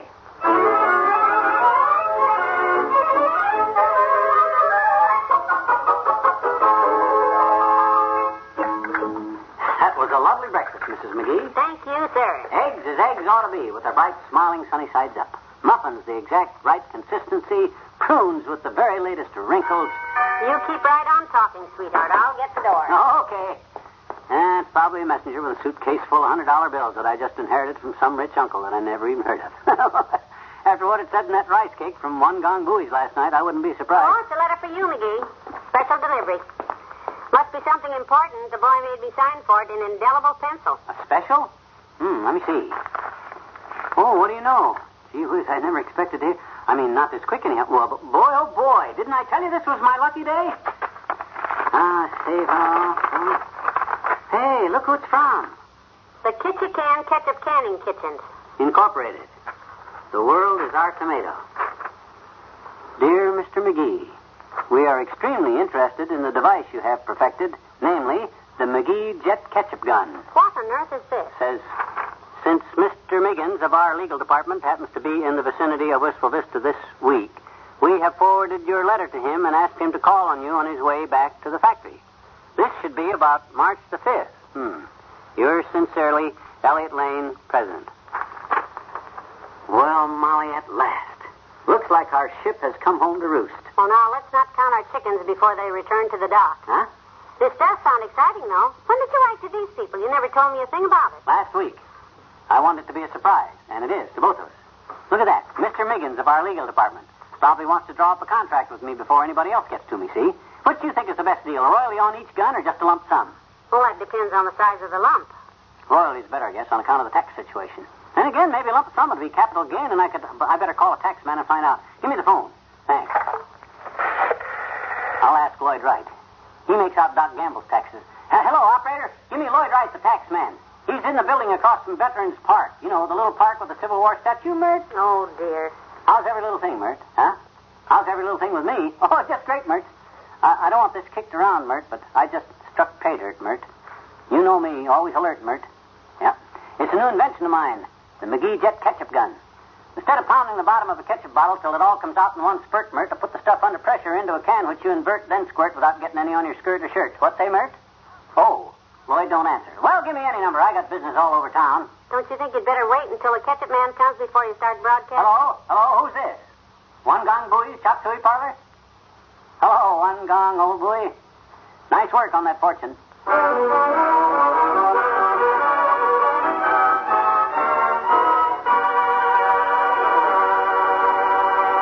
Back to Wistful Vista in a minute. Hello, I'm your Richard Hudnut beauty advisor. Here's exciting beauty news for you busy women. It's about an amazing shampoo that gives your hair a beautiful egg sheen in just 3 minutes' time. This remarkable beautifier is called Richard Hudnut Enriched Cream Shampoo. It's made with real eggs, powdered in a wonderful cleansing formula that suds right up even in hardest water. Every drop of this golden lotion cream shampoo is enriched with egg protein. And since hair itself is protein, it naturally benefits from this affinity of protein to protein. It's nature's own way to put a beautiful sheen in your hair. You'll love the way your hair gleams smooth and shiny as bridal satin. And ladies, nobody's too busy to take a minute more for Richard Hudnut Cream Rinse. It seals in that fine glimmer and gleam, protects it with a fragrant beauty finish. Take my advice and try this quick two-step way to truly beautiful hair. Richard Hudnut Enriched Cream Shampoo and Richard Hudnut Cream Rinse.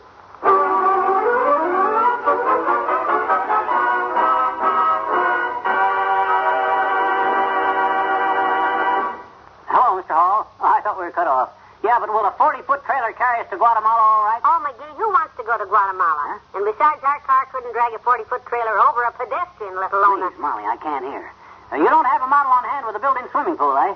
I'd have to have a pool, of course. Magee, I've got to talk to you. Tell the man you'll ring him back. Okay. I'm sorry, Hall. My partner's just called me into an important conference. I'll call you later, Hall. Now, look, you've got to control yourself. Awful hard. Since you picked that phone up an hour ago, you've been pricing Cadillacs, trips around the world, racing stables, yachts, mink coats. Oh, you don't like mink coats? Okay. For you, chinchilla. I understand a nice chinchilla coat runs around $30,000. Magee, please. Idle your motor a minute, will you? All this talk about mink and chinchilla is lovely, but aren't you a wee bit premature? What do you mean, premature? I weighed 8 pounds, 6 ounces, as I recall, and my... No. I simply mean this Kitty Coo Company hasn't bought your ketchup gun yet by a long shot. Let's get the money first. That's just like a woman, always fretting over petty details. Look, I know you think I'm too enthusiastic, Molly, but this jet ketchup gun of mine can't miss. Well, I will admit the letter sounds promising. I've studied the secret of success in this country for years, and I can explain it in 2 words. Invent something that sells under $1, which everybody needs, but uses up fast and has to buy a new one. Those are 2 pretty long words. You betcha. Just take all the successful inventions. Cigarettes, breakfast food, toothpaste, soft drinks. Grocery boy! Hi, daughter. Here's your order. Thank you, Mr. Oldtimer. Hey, Johnny.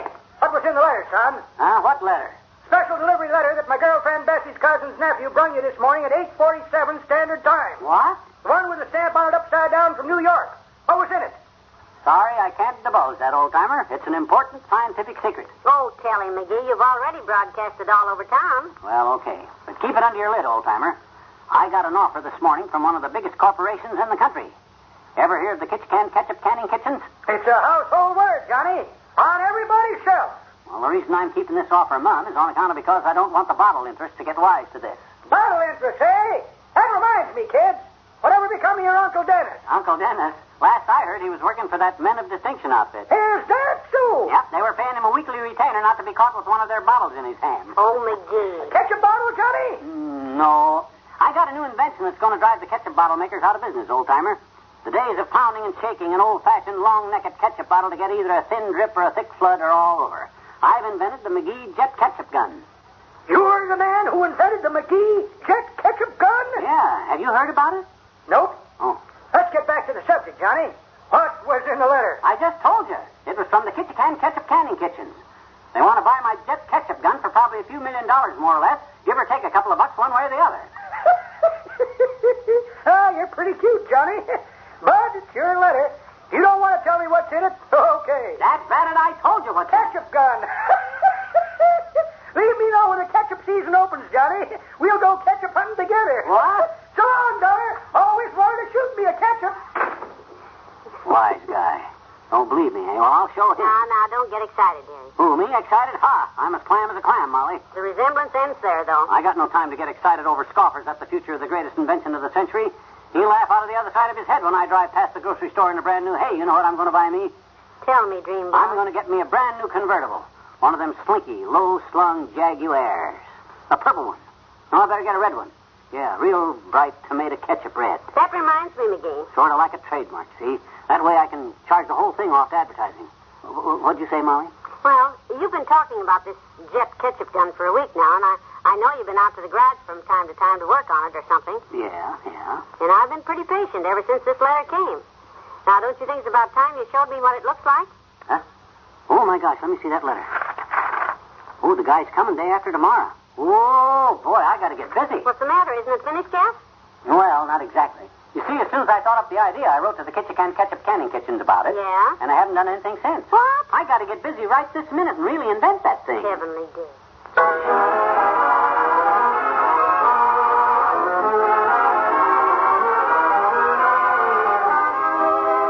Fibber and Molly will be right back. Tomorrow evening, you'll enjoy the fun-filled shows on the NBC Radio Network because Thursday's another of the great radio nights on this station. There's the Roy Rogers Show with Roy, Dale Evans, Pat Brady, and the music of the Whippoorwills. Listen tomorrow for another exciting adventure from the Double R Bar Ranch in Paradise Valley when it's time for the Roy Rogers Show. Following Roy Rogers, here, Father Knows Best with Robert Young in the title role. As Jim Anderson, Robert Young finds that being father to the family on Maple Street can have its compensations in laughs and enjoyment, even though he seldom gets an opportunity to prove that Father knows best. You and your entire family will enjoy this delightful program, so make a date to hear Robert Young as Father Knows Best tomorrow. And listen, too, for the zany antics on Truth or Consequences with Ralph Edwards. There's a laugh a minute as Ralph puts contestants through their unusual consequences for fun and prizes. Thursday's a great night for entertainment on the NBC Radio Network. Listen on this same station tomorrow.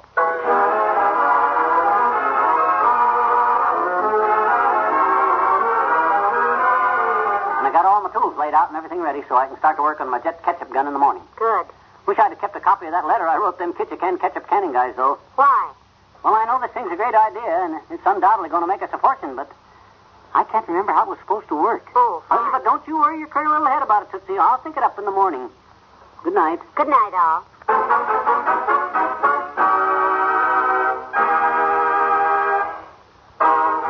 Richard Hudnut, makers of enriched cream shampoo and cream rinse, and Carter's Little Liver Pills have brought you the Fibber, Magee, and Molly program transcribed with Bill Thompson as the old-timer. This is John Wald inviting you to be with us again tomorrow night as Mr. Magee starts to work on his great jet ketchup gun.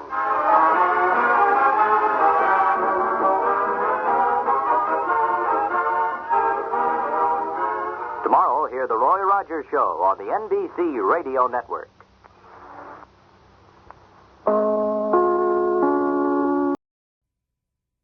A terrifying mystery. Get here! Call the house! Kept secret over 40 years. The size of that bite mark, I'd say this is no animal. But next Friday... You know what's out there. It won't be a secret anymore. Can you see it? An all-new X-Files next Friday at 9, 8 Central. Chapter 35. And Moses gathered all the congregation of the children of Israel together and said unto them, These are the words which the Lord hath commanded, that ye should do them. 6 days shall work be done, but on the 7th day there shall be to you an holy day, a Sabbath of rest to the Lord. Whosoever doeth work therein shall be put to death. Ye shall kindle no fire throughout your habitations upon the Sabbath day. And Moses spake unto all the congregation of the children of Israel, saying, This is the thing which the Lord commanded, saying, Take ye from among you an offering unto the Lord. Whosoever is of a willing heart, let him bring it, an offering of the Lord, gold and silver and brass, and blue and purple and scarlet and fine linen, and goat's hair, and ram's skins dyed red, and badger's skins, and shittim wood, and oil for the light, and spices for anointing oil, and for the sweet incense, and onyx stones, and stones to be set for the ephod, and for the breastplate. And every wise-hearted among you shall come and make all that the Lord hath commanded, the tabernacle, his tent, and his covering, his taches, and his boards, his bars, his pillars, and his sockets, the ark, and the staves thereof, with the mercy seat, and the veil of the covering, the table, and his staves, and all his vessels, and the showbread, the candlestick also for the light, and his furniture, and his lamps, with the oil for the light, and the incense altar, and his staves, and the anointing oil, and the sweet incense, and the hanging for the door at the entering in of the tabernacle, the altar of burnt offering with his brazen grate, his staves, and all his vessels, the laver and his foot, the hangings of the court, his pillars and their sockets, and the hanging for the door of the court, the pins of the tabernacle, and the pins of the court, and their cords, the cloths of service to do service in the holy place, the holy garments for Aaron the priest, and the garments of his sons, to minister in the priest's office. And all the congregation of the children of Israel departed from the presence of Moses. And they came, every one whose heart stirred him up, and every one whom his spirit made willing, and they brought the Lord's offering to the work of the tabernacle of the congregation, and for all his service, and for the holy garments. And they came, both men and women, as many as were willing-hearted, and brought bracelets and earrings and rings and tablets, all jewels of gold. And every man that offered an offering of gold unto the Lord. And every man with whom was found blue and purple and scarlet and fine linen and goat's hair and red skins of rams and badger's skins brought them. Every one that did offer an offering of silver and brass brought the Lord's offering. And every man with whom was found shittim wood for any work of the service brought it. And all the women that were wise-hearted did spin with their hands, and brought that which they had spun, both of blue and of purple and of scarlet and of fine linen. And all the women whose hearts stirred them up in wisdom spun goat's hair. And the rulers brought onyx stones, and stones to be set for the ephod, and for the breastplate, and spice, and oil for the light, and for the anointing oil, and for the sweet incense. The children of Israel brought a willing offering unto the Lord, every man and woman whose heart made them willing to bring for all manner of work, which the Lord had commanded to be made by the hand of Moses. And Moses said unto the children of Israel, See, the Lord hath called by name Bezaleel, the son of Uri, the son of Hur, of the tribe of Judah. And he hath filled him with the Spirit of God, in wisdom, in understanding, and in knowledge, and in all manner of workmanship, and to devise curious works, to work in gold, and in silver, and in brass, and in the cutting of stones, to set them, and in carving of wood, to make any manner of cunning work. And he hath put in his heart that he may teach, both he and Aholiab, the son of Ahisamach, of the tribe of Dan. Them hath he filled with wisdom of heart, to work all manner of work, of the engraver, and of the cunning workman, and of the embroiderer, in blue and in purple, in scarlet, and in fine linen, and of the weaver, even of them that do any work, and of those that devise cunning work. It's elementary that Sherlock Holmes is up next on nightly old-time radio shows.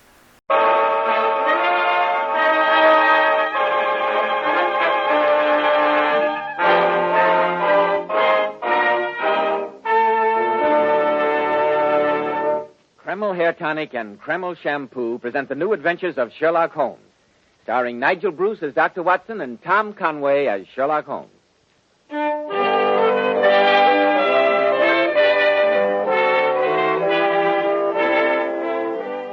Now for our weekly visit to the famous chronicler of Sherlock Holmes, our good friend Dr. Watson. Well, Dr. Watson, how are you this evening? Oh, in the best of spirits, Mr. Bell, thank you. And you? Never better, thank you. And am I correct in deducing that faded old newspaper lying upon your desk has something to do with the story you're going to tell us tonight? You are indeed, Mr. Bell. Here you are. The London Times of September the 4th, 1903. Take a look at this. Judges summing up to jury interrupted. Sensational solution by Mr. Sherlock Holmes. Yes, I think that you will find it equally sensational, Mr. Bell. It was one of Holmes's most dramatic cases. But first, you want a word with our listeners. Go ahead while I light up my pipe. Thank you, Dr. Watson. Men, in summer when you go without your hat, does your hair get dry, wild, and unruly looking? After a swim, does it feel sticky and stringy? Then remember, Kreml Hair Tonic keeps dry, wild, sun-baked hair looking perfectly groomed throughout the hottest, stickiest day, as if your barber had just combed it. You see, Kreml contains a special combination of hair grooming ingredients which is found in no other hair tonic. This wonderful, natural-looking hairdressing has just enough light oil to keep hair neatly groomed with an attractive, healthy-looking luster. Yet Kreml never leaves the hair looking or feeling greasy or sticky. Kreml always looks and feels so clean on both hair and scalp. It leaves the scalp feeling so cool, so refreshed and alive. Be sure to try it, men. Kreml, Kreml Hair Tonic. And now that I see you've got your pipe drawing to your satisfaction, Dr. Watson, how about the story you promised? Well, Holmes and I had just returned from a long-anticipated holiday in Scotland. Mrs. Hudson greeted us with the news that a lady was at that moment awaiting us in our rooms. And as we opened the door...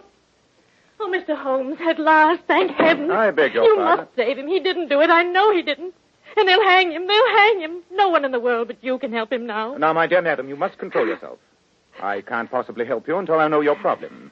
Oh, you must excuse me. Here, my dear. You drink this. It'll make you feel better. Oh, thank you. I've been waiting for you, Mr. Holmes, praying for your return for days. You left no forwarding address. I know. Dr. Watson and I had promised ourselves a real holiday. I'm Edith Fairmont. Evidently that name means nothing to you. You haven't seen the newspapers? No, not for 4 weeks, thank him. Compose yourself, madam, and tell us what has brought you here. And remember that we know nothing beyond the obvious facts that you are in great distress and, from your peril, recently widowed. Well, I shall try to give you a clear account, Mr. Holmes. You're my one remaining hope. Some 10 years ago, I married Augustus Fairmont, a marriage which, I frankly admit, was forwarded more by my parents than by any wishes of mine. I was then only 18. Augustus was more than 20 years older than I. He was a diamond importer, and a very successful one. Our marriage was perhaps not an ideally happy one. But for 10 years, I did my best to be a good wife to Augustus. No, my dear. Just please continue, Mrs. Fairmont. About a year ago, my husband took into partnership with him a young man of 32, Charles Rossiter. During the ensuing months, Charles and I fell in love, Mr. Holmes. But I assure you that both my self-respect and Charles's high sense of honor kept us from anything more than a declaration of that love. Oh, I beg you to believe that I'm telling you the entire truth. I'm sure you realize, Mrs. Fairmont, that is the only thing to do. Yes, of course. Charles wanted to discuss our problem with my husband, but I persuaded him to let me approach Augustus. But the result was as I had anticipated. Afterward, I met Charles for tea, as we'd agreed, to tell him what had happened.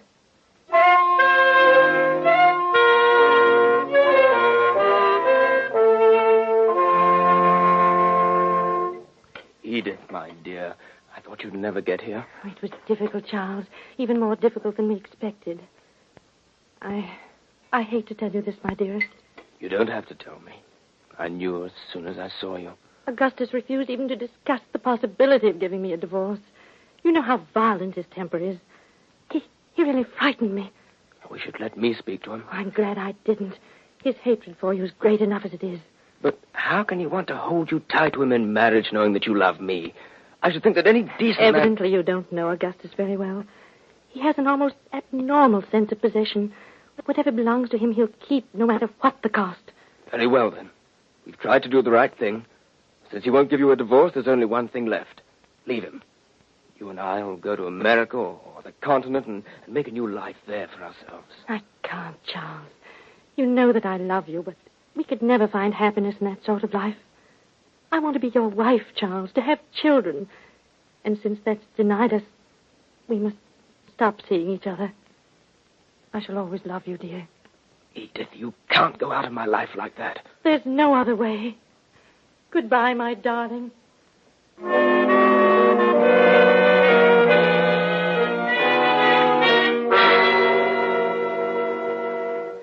That was the last meeting I had with Charles, Mr. Holmes. I see. Go on, Mrs. Fairmont.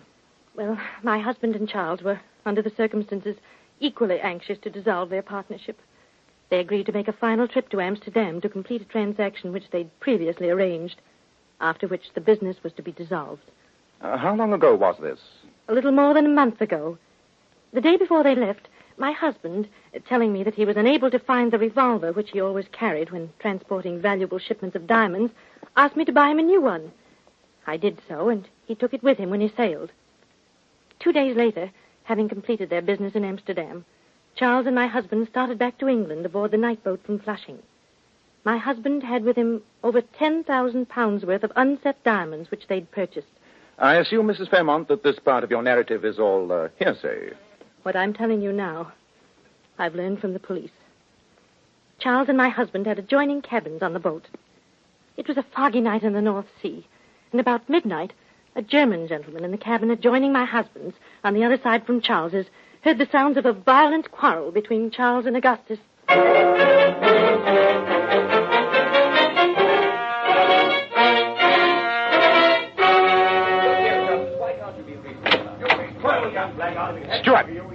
Stuart! Yes, Mr. Smith? What can I do for you? Listen to that bellowing in there. Is this a cattle boat? How can I sleep with such a verfluchte noise going on? Oh, I'm very sorry, sir. The gentleman do seem a bit agitated, like. I'll knock on the door. I'm sorry, sir, but there's been a complaint from some of the passengers regarding the noise. Oh, all right. There you are, Mr. Smith. If there's any more disturbance, just ring for me. If there's any more disturbance, I go to the captain. For an hour now I have been trying to get to sleep. What was that? That was a shot, you dummkopf. Come.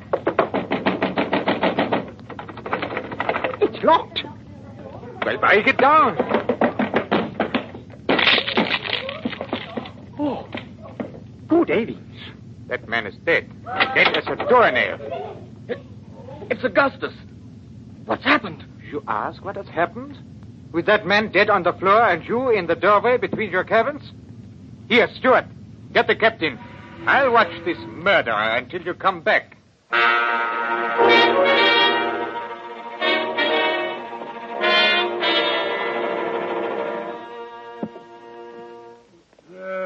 There, Mrs. Fairmont. I can understand what a strain it must be for you to tell all this. Let me get you some aromatic... Oh, I'm all right, Dr. Watson. Thank you. Your husband had died instantly, Mrs. Fairmont? So the police said, Mr. Holmes. Apparently the revolver had been fired at very close range, directly into his head. They said he must have fallen dead on the instant. And the revolver? Well, it was gone, Mr. Holmes. The porthole which gave onto the sea was wide open. The police, of course, say that Charles threw the revolver out of the porthole after shooting Augustus. The bullet was a .32 caliber, the same as the one I had purchased at my husband's request. And what has Mr. Charles Rossiter to say? Well, what is there for him to say? Oh, quiet, Watson. Oh, I don't blame you for thinking that Charles is guilty, Dr. Watson. Everyone in the world thinks so. But I know that he isn't. He's sworn to me that it's a complete mystery to him, and I believe him. If I didn't believe him, there'd be nothing left to live for. The police arrested him, of course. Oh, naturally. He goes to trial at the Old Bailey tomorrow. Oh, Mr. Holmes, you must save him. You must. You're my only hope. No one else can do it. Say that you will. I cannot promise that, Mrs. Fairmont. I'll undertake the case, but you must understand that anything I discover, even though it may be evidence damning to Mr. Rossiter, will be turned over to the police. That's all I ask. I know he's innocent, and I have faith that you'll prove it. I beg you not to indulge in any false hopes, Mrs. Fairmont. I shall do my best to uncover the truth, but we have little time at our disposal. You omitted to mention what had happened to the diamonds. Were they found on your husband's person? Oh, I almost forgot. They seemed so unimportant. The diamonds were missing, Mr. Holmes. Huh? Missing? Oh. How do you account for that? The police think that Charles was going to steal them, and that suddenly realizing the impossibility of the idea, he threw both them and the revolver out of the porthole. Odd. Well, with the trial starting tomorrow, Mrs. Fairmont, Watson and I have much to do. Our first task must be a complete examination of the police records of the case. I know you'll excuse us if we hurry off, Mrs. Fairmont. Our first call must be on Mr. Charles Rossiter in prison.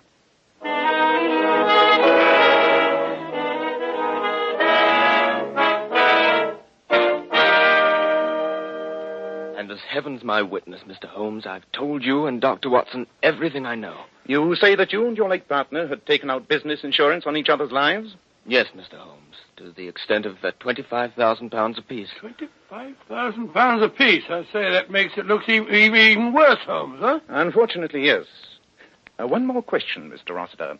After the quarrel on the boat, when the steward had knocked and requested silence, you went back into your own cabin. Is that correct? It is, Mr. Holmes. And according to you, you heard the sound of a shot from Fairmont's cabin a moment later.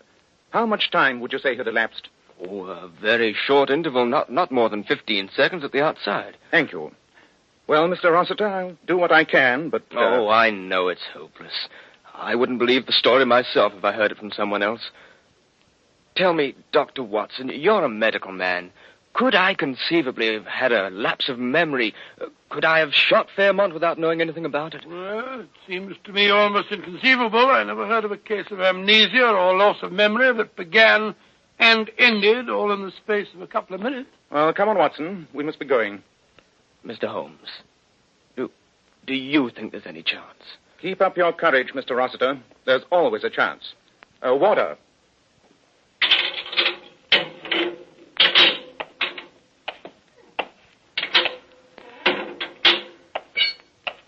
I say, Holmes, I grant you that Mrs. Fairmont's a lovely woman and that young Rossiter had a lot of provocation. But why did you tell him that there was a chance? It hardly seems cricket to me. I told him that there was a chance, Watson, for the excellent reason that there is. Chance of what? Of acquitting Rossiter of a crime which he very obviously did not commit. What do you mean to say? Come along, Watson. We've no time to stand about arguing. Rossiter's trial opens tomorrow morning. And if we're to secure the evidence we need, you and I have our work cut out for us. Evidence? Evidence of what? Evidence to convince a jury. The sequence of events is obvious, but it'll require a continuous chain of proof to convince a jury of Rossiter's innocence. Innocence? On my soul, Holmes, I think you must be mad. Prosecution has an absolutely clear-cut case, and you go on practicing about Rossiter's innocence. If Rossiter didn't shoot Augustus Fairmont, somebody must have. Somebody did, Watson. And a devilishly clever plot he invented, too. But if we're to save Rossiter from hanging, it's up to us to prove it.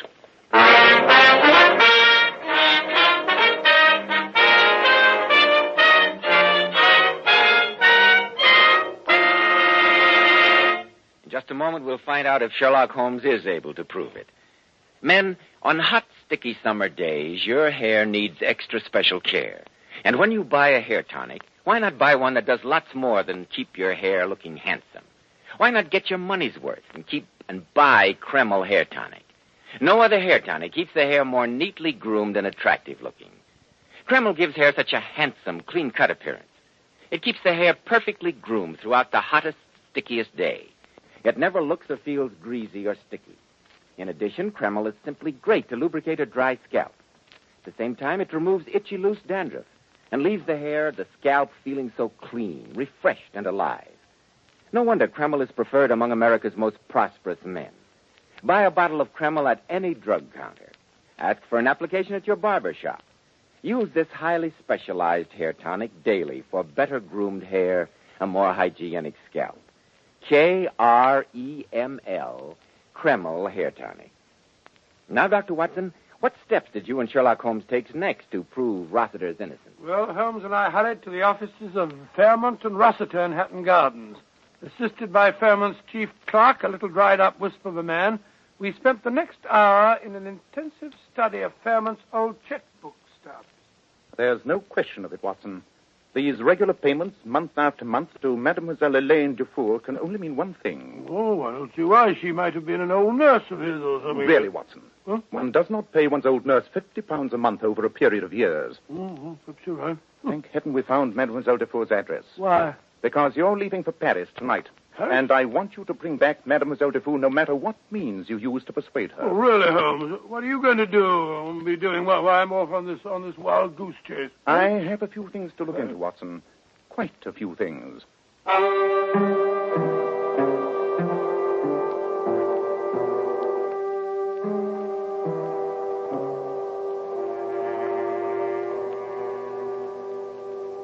And you performed the post-mortem yourself, Dr. McPherson? I did, Mr. Holmes. And I'm prepared to stake my professional reputation that Augustus Fairmont would have been dead within a year, no matter what had been done. The disease had progressed too far for surgery to have been any use whatsoever. You told the police this, of course. Oh, naturally. They weren't interested. All they cared about was the bullet which finished the fellow off.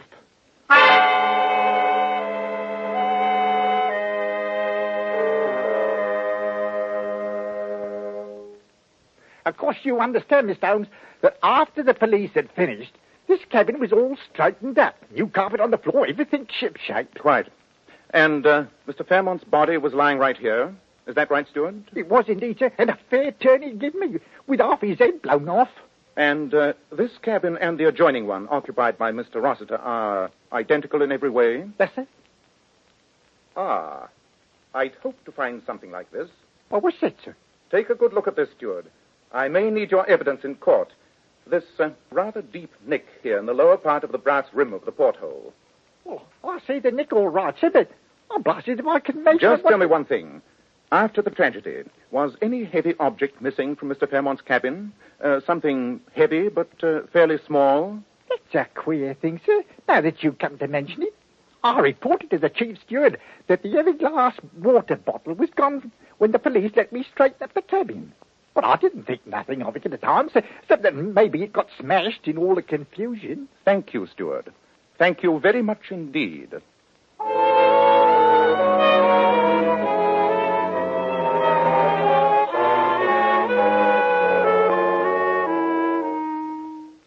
And you asked me to come back to England with you, Dr. Watson? Yeah, I do indeed, Mademoiselle Dufour.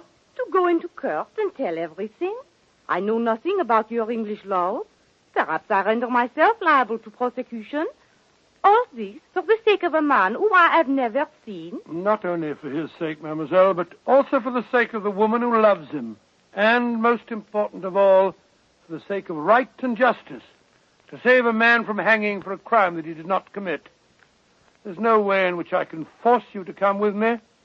I can only most earnestly beg you to do what we both know is the right thing.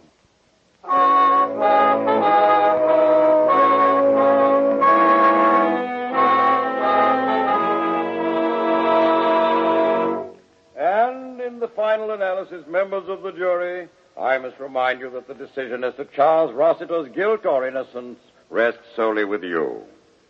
Under the law, my province as judge is merely to assist you in reaching a just verdict. And this I have endeavored to do by summing up for you the evidence to which we have been listening during these last 3 days. The prosecution has endeavored to prove to you that this man, who has not denied his love for Mrs. Fairmont, knew that they could never be together so long as her husband should live. You have heard the evidence of their quarrel on the boat, of the shooting, and of the scene found by Mr. Schmidt, the steward, and the other witnesses when the door to the cabin was broken down. You have heard the suggestion of premeditation in the purchase of the weapon by Mrs. Fairmont, a weapon which, though missing, was of identical caliber with the bullet which killed her husband. You have heard the prisoner's protestations of innocence and his own inability to offer any logical explanation of the tragedy. Under these circumstances, My lord, I beg leave to interrupt.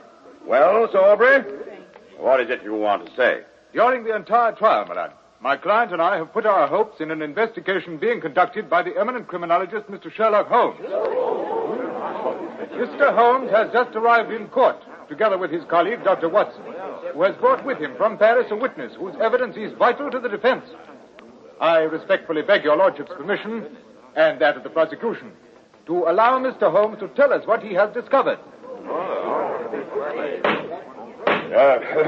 It is most irregular, Sir Aubrey, but the primary concern of this court is that justice be done. In view of Mr. Sherlock Holmes' distinguished record and many services to the law, I see no objection to granting your request. Thank you, my lord. I assure you that we would not have waited till so late in this trial to present our evidence had it not been for the fact that Dr. Watson has only at this moment arrived from Paris, escorting a lady who is the final link in that chain of evidence. Proceed, Mr. Holmes. The late Augustus Fairmont, married to a woman more than 20 years his junior, was a man with a very great sense of possession. Whether or not he loved his wife, he was determined that no one else should have her.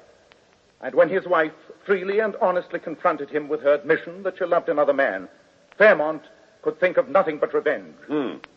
I'm willing to allow you a fair amount of latitude, Mr. Holmes, but this seems to have no bearing on the case. With your lordship's permission, I hope to establish its bearing in just a moment. I have here in court Dr. McPherson, who conducted the post-mortem upon the late Mr. Fairmont. Dr. McPherson will testify that Augustus Fairmont was suffering from an incurable disease which would unquestionably have killed him within another year. Silence in the court.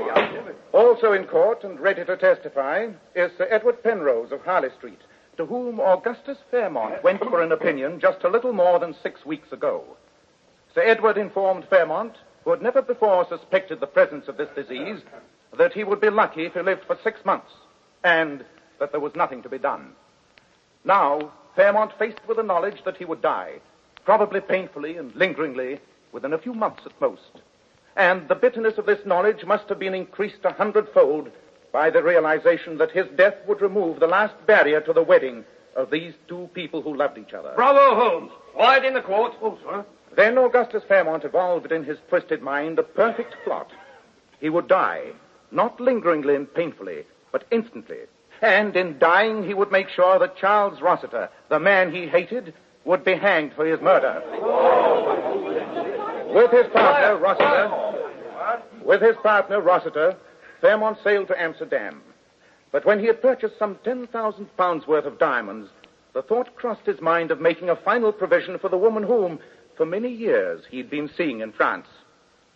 She's here now, due to Dr. Watson. And I will ask her to rise. Mademoiselle Dufour, is it not true that Mr. Fairmont provided for you during the last 6 or 7 years, and that he visited you frequently during his trips to the continent? That is correct, Mr. Holmes. Now, will you please tell the court what you received in the mail from Mr. Fairmont the day after you read of his death? I received a package containing a small fortune in unset diamonds, together with a letter from Auguste, saying that I would not hear from him again, that I should make no inquiries concerning him, and that these diamonds would provide me with sufficient funds for the rest of my life. Thank you very much, Mademoiselle Dufour. Quiet in the courtroom. I think that will be all. Oh, magnificent, my dear. I'm very, very proud of you. Well done. Very well done. Provided for the woman with whom he had so long a friendship. He did this with the knowledge that he was to die that very night. On board the boat, he purposely entered into a noisy argument with young Rossiter, an argument which ended with the steward knocking on the door. A moment later, Rossiter returned to his own cabin and shut the communicating door.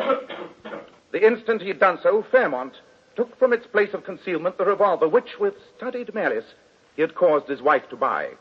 This revolver Fairmont had previously prepared for what he was about to do by tying a stout string from its trigger guard to the heavy glass water bottle he had taken from his cabin wall. It was the work of but a moment, after Rossiter had closed the door, to suspend the heavy bottle outside the porthole which gave directly upon the sea.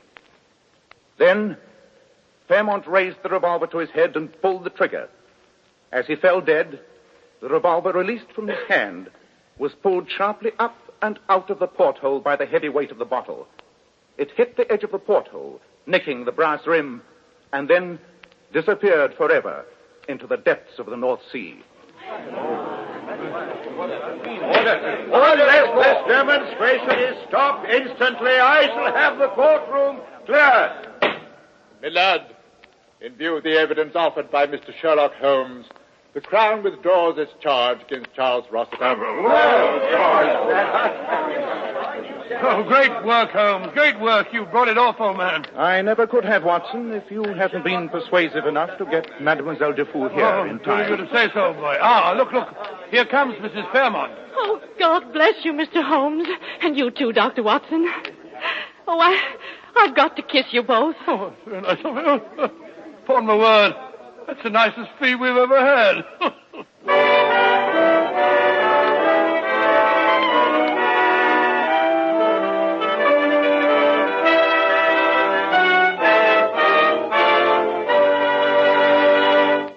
Now, friends, our guest star, one of the greatest authorities on feminine beauty, that king of glamour, John Robert Powers. And you know Mr. Powers is famous for his $1 million Powers models. Gorgeous girls you often see on magazine covers, in the movies, in exclusive fashion shows. Ladies and gentlemen, by special transcription, Mr. John Robert Powers. Good evening, friends. I have a little surprise for you this evening, as I brought along one of my most attractive Powers girls of all times, Ellen Allardyce. And perhaps we can get Ellen to tell us how she keeps her hair so bright and shining. Will you, Ellen? I owe all that to you, Mr. Powers. Do you remember how you told me to always wash my hair with Kreml shampoo? I certainly do, Ellen. I tell all my Powers girls to use Kreml shampoo. I'm thoroughly convinced that no other shampoo leaves the hair more radiant with such natural, brilliant luster. And Kreml shampoo keeps it that way for days. What I like about Kreml shampoo is that it never dries the hair. That's right, Ellen, because Kreml shampoo has a built-in oil base. This oil base actually helps keep the hair from becoming dry and brittle. I know it. Kreml shampoo always leaves the hair so much silkier with a lovely natural satin sheen. And I love the way Kreml shampoo whips up just lots and lots of luxuriant active foam, even in the hardest water. Ellen, I think every girl owes it to herself to try Kreml shampoo. I feel certain she'll be in for one of the greatest beauty thrills of her life. Because, without a doubt, in all my years spent in helping women become more attractive, I've never come across a more beautifying shampoo than Kreml shampoo. Many, many thanks to you, Mr. Powers, and to your very lovely Powers model, Miss Ellen Allardyce. Now, Dr. Watson, what about next week? Well, now, let me see. Next week, in answer to many requests, I think I shall tell you about the most gruesome and most horrifying experience that Holmes and I ever had. It concerns the frightening happenings at Stoke Moran, the home of Dr. Grimesby Roylott, and tells how Holmes solved the mystery of the death of one of Dr. Roylott's two daughters and prevented the murder of the other. I call it The Adventure of the Speckled Band.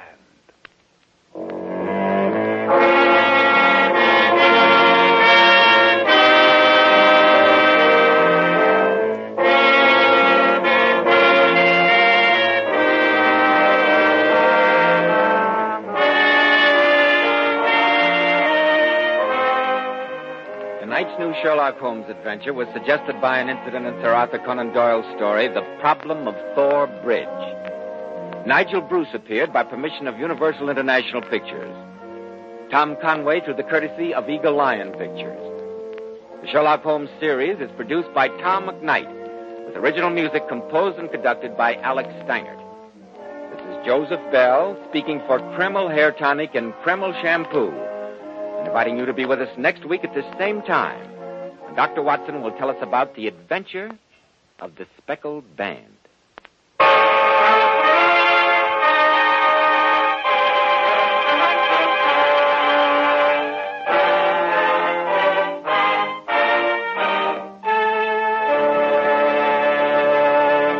ABC, the American Broadcasting Company.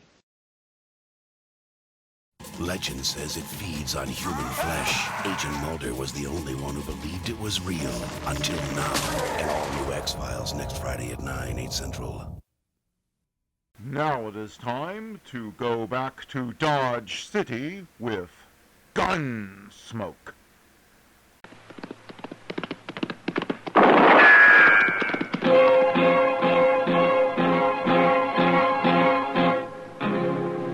Gunsmoke, brought to you by L&M Filters.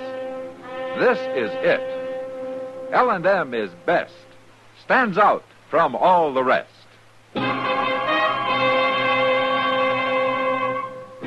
Around Dodge City and in the territory on West, there's just one way to handle the killers and the spoilers, and that's with a U.S. Marshal and the smell of Gunsmoke.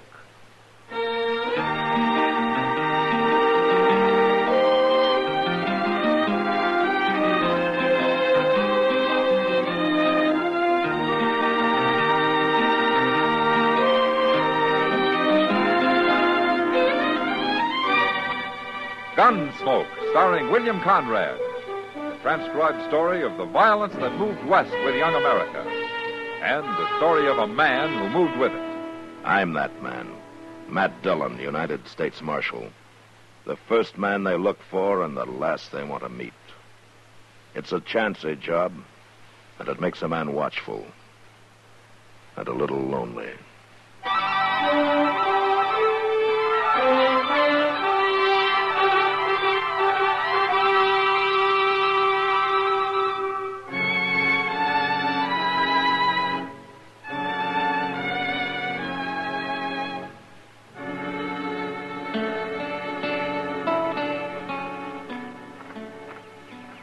Hey, Doc. Oh, hello, Chester. Come on over and sit down. Well, I guess it won't hurt for a minute or two just to sit here. Oh, might as well be sitting out here on the street as loafing around your office. No, that's loafing. Oh, Say, now, if wait I a could minute. tell you what I didn't do. mean nothing, Doc. I wasn't even thinking. Well, I can believe that. What's bothering you, Chester? Mr. Dillon. What?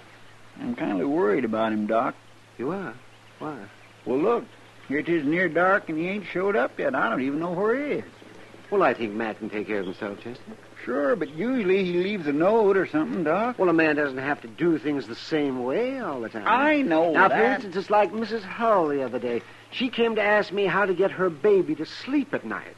Now, for example, what would you have told her? Oh, no. Now, you just think now, Chester. After all, you were a baby once. How'd your mother get you to sleep? She didn't have no trouble. Well, the usual way is to rock the baby. But you know what I told Mrs. Hull to do? Doc, I really ain't interested. Well, you're in going to hear it babies. anyway. I told her to take the baby and smear its little fingers with thick molasses. What? Yes, and then I told her to give it a half a dozen chicken feathers. What for? Well, I figured he'd pluck the feathers from hand to hand until he fell asleep. And then if it woke up again, all she had to do was to give it some more molasses and feathers. Well, seems to me that'd only make the little baby mad. Oh, man, that shows how much you know about babies, Chester. Oh, my goodness gracious. Can't we talk about something else, Doc? I said you start something. Hey, this wait a time. minute. There's Mr. Dillon. Where? Riding up the street there, leading that horse with a pack on it. Oh, yeah. Doc, look. What? That ain't no pack he's got tied on that horse. No, that isn't. That's a man. A dead one. Yes. Who do you suppose it is? Well, I don't know.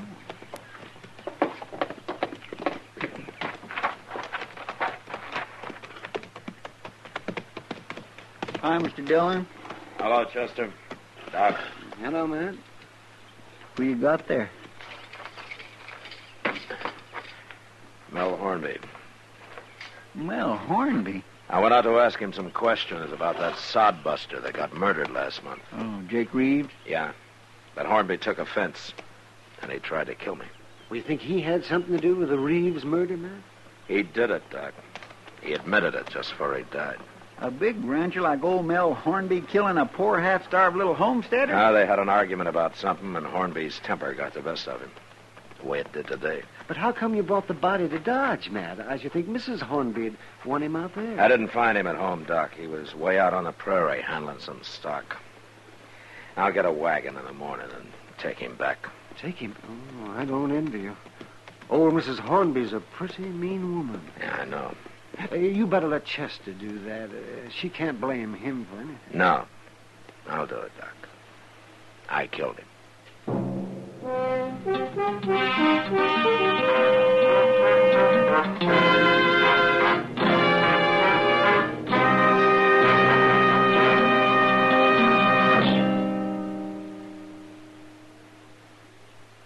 This is it, L&M filters. It stands out from all the rest. Miracle tip, much more flavor. L&M's got everything. It's the best. L&M is best. Stands out from all the rest. L&M's got everything. Everything? Everything. Best flavor? L&M stands out for flavor. The Miracle Tip draws easy. Lets you enjoy all the taste. Best filter? L&M stands out for effective filtration. No filter compares with L&M's pure white Miracle Tip for quality or effectiveness. Best tobaccos? Highest quality tobaccos. Low nicotine tobaccos. L&M tobaccos. Light and mild. Every way, L&M is best. stands out from all the rest. How easy they draw. How mild they are. L&M is sweeping the country. It's America's best filter tip cigarette.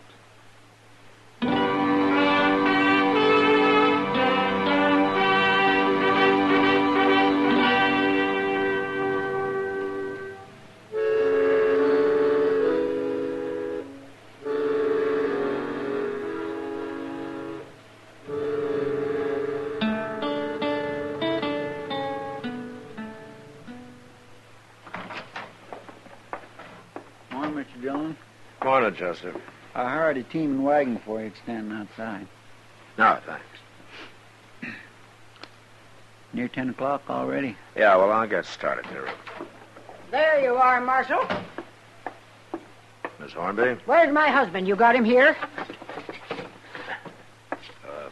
Won't you sit down, then? I've been sitting down since dawn on a saddle. My husband didn't come home last night, and I figured it had something to do with you. You found him, didn't you? Yes, ma'am. I found him. Well, where is he? You got him in jail on some fool charge? I want to know what's going on, Marshal. I should have made you tell me when you come by. Miss Hornby, your husband's dead. What? He tried to kill me. You shot him? I had to. You killed my husband? I wanted to talk to him about Jake Reeves. But as soon as I mentioned Reeves' name, he went for his gun. I'm sorry it happened that way, ma'am. I don't believe you. Why would he do that? What'd he care about Jake Reeves? He killed him, Miss Hornby. I didn't know that, but he admitted it before he died. Is that true? Yes, ma'am, that's true. Well, he should have had a trial. He'd have got off. Who cares about a man like Reeves? You murdered my husband, Marshal. He didn't have a chance against you. He had a gun, and he tried to kill me with it, ma'am. Too bad he didn't.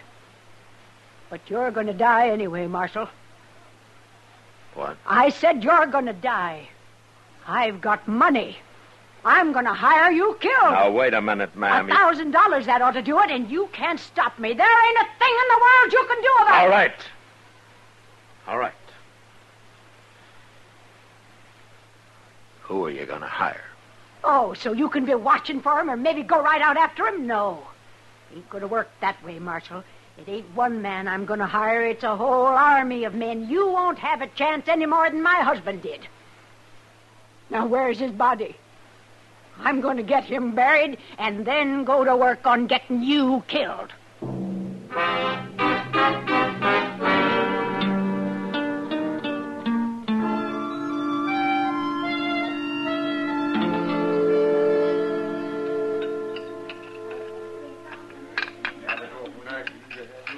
More coffee, Matt?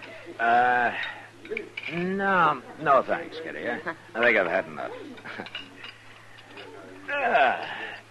Hey, that was a good dinner, wasn't it?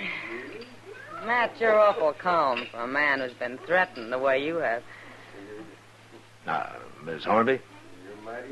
Don't you think she meant what she said yesterday? Well, I don't know where she's going to hire an army for $1,000. But I suppose it is some kind of a compliment. She thinks that I'm that hard to kill. Well, you're not taking this very serious, Matt. Now, there's nothing I can do, Kitty, until I find out what she's up to. Well, maybe she's just crazy. She sure sounds like it. Yeah, maybe. Where'd she bury him, Matt? She take him back to the ranch? No. No, she buried him up on Boot Hill. Boot Hill? She said if that's the way he got killed, that's the place he was going to get buried. Sounds like she was mad at him. I think it was shame, Kitty. She wasn't very proud of her husband getting shot down like an ordinary lawbreaker. That's a pretty easy word for a murderer. I don't think his killing Jake Reeves meant a thing to her, Kitty. Why, he might as well have shot a horse for all she cared. All she cares about herself. Mr. Dillon. Hello, Miss Kitty. Hello, Chester. Sit down and have some coffee. All set, but there ain't no time for no coffee. Oh, what's that poster you got, Chester? That's what I come to find you about, Mr. Dillon. I tore this poster off the board down at the depot, but there's more of them. The fellow there told me she's putting them up all over Dodge. What? Here, you read it.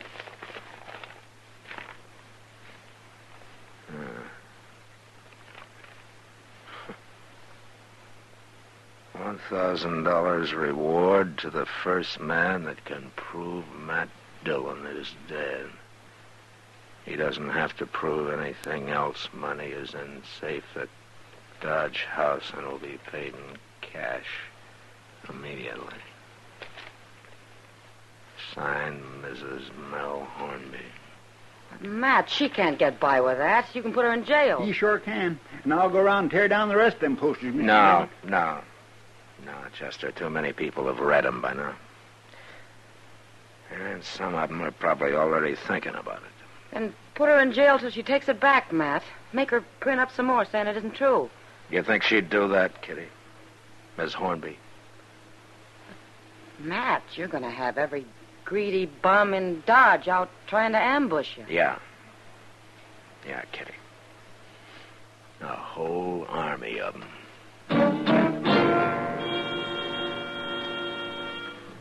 I spent the next couple of days looking over one shoulder everywhere I went, sitting with my back to the wall, keeping away from windows.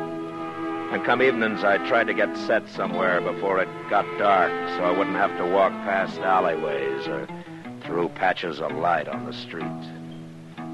Strings a man tight living that way. Too tight. I found that out one afternoon when Chester and I were sitting on the porch in front of the office. I locked the door out back, Mr. Dillon. At least ain't nobody going to come up on you that way. Oh, good, Chester. Wouldn't you be better off sitting inside? Out here, I can see what's going on. You couldn't see a man with a rifle if he was hid out in one of them buildings across the street. No. And I can't dig a hole and hide in it either. Oh, sure. Look yonder at that fool kid. He's going to run somebody down riding that way. He's trying to ride like an Indian. Look how low he's bent. Hey, he's got a gun in his hand. Hey, Doc Chester!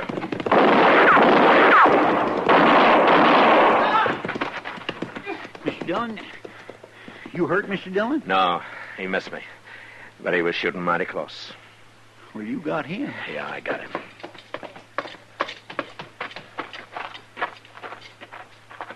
That kid must be crazy. Riding by like that and trying to shoot you? Yeah. Say, you don't suppose... I don't know, Chester.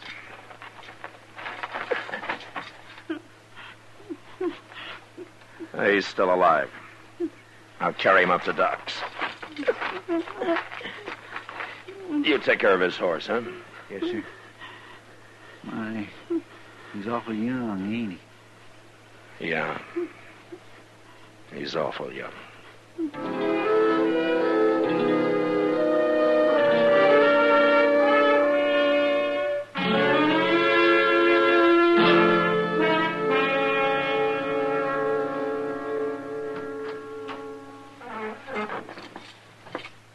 How is he, Doc? Come on in, Doc. He's conscious now, but I don't know how long it'll last. Is he gonna die? You better hurry if you want to talk to him, man. Oh. Okay.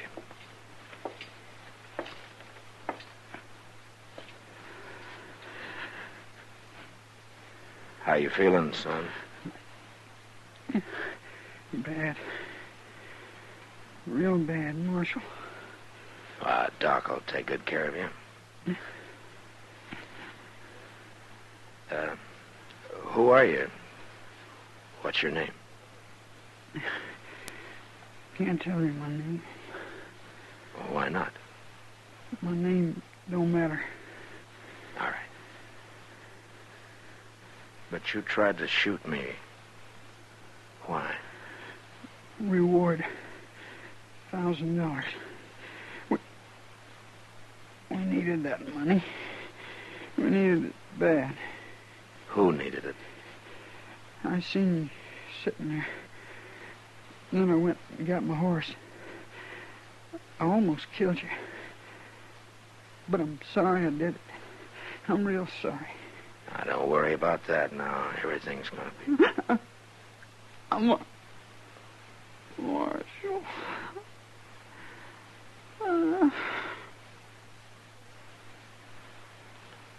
Son?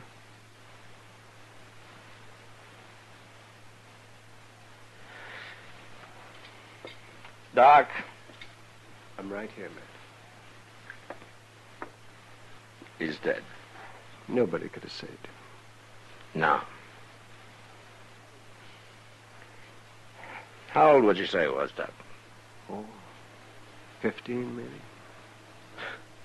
It's not your fault, Matt. I killed him. No, Matt. I'm going over to the Dodge House, Doc. Mrs. Hornby? Yeah.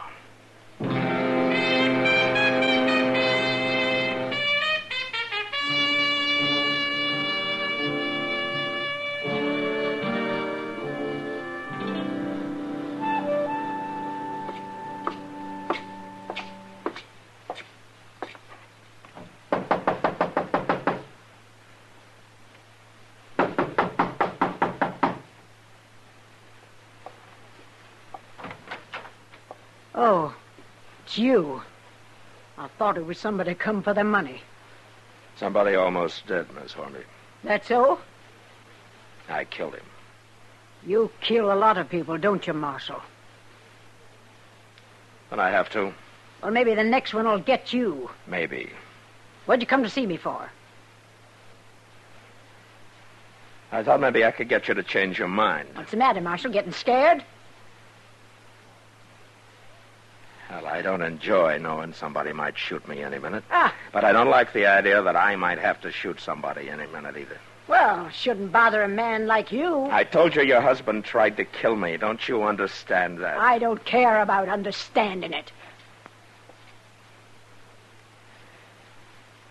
You know who you hired this afternoon? It don't matter. Except I wish he'd been a better gunman. He wasn't a man, Mrs. Hornby. He was a boy. 15. He was poor. He needed the money for somebody else. I don't even know his name. I thought you killed him. How do you know he did it for the money? He didn't die right off. Oh.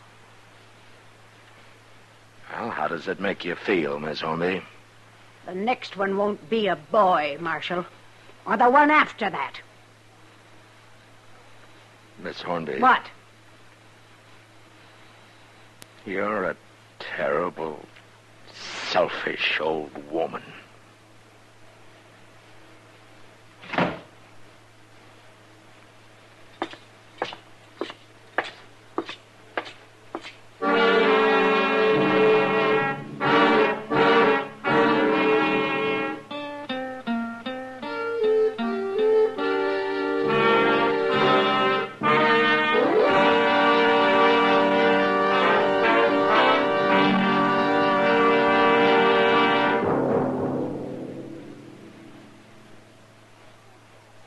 I've got L&M. I've got L&M. I've got L&M. And L&M's got everything. Best filter.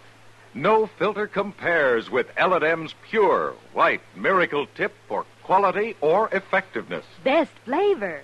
The miracle tip draws easy. Lets you enjoy all the taste. Best tobaccos. Highest quality tobaccos. Low nicotine tobaccos.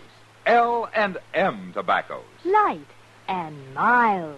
Today, buy L&M. It's sweeping the country because it's America's best filter tip cigarette. Yes, today, why don't you get L&M? Because L&M's got everything. This is it.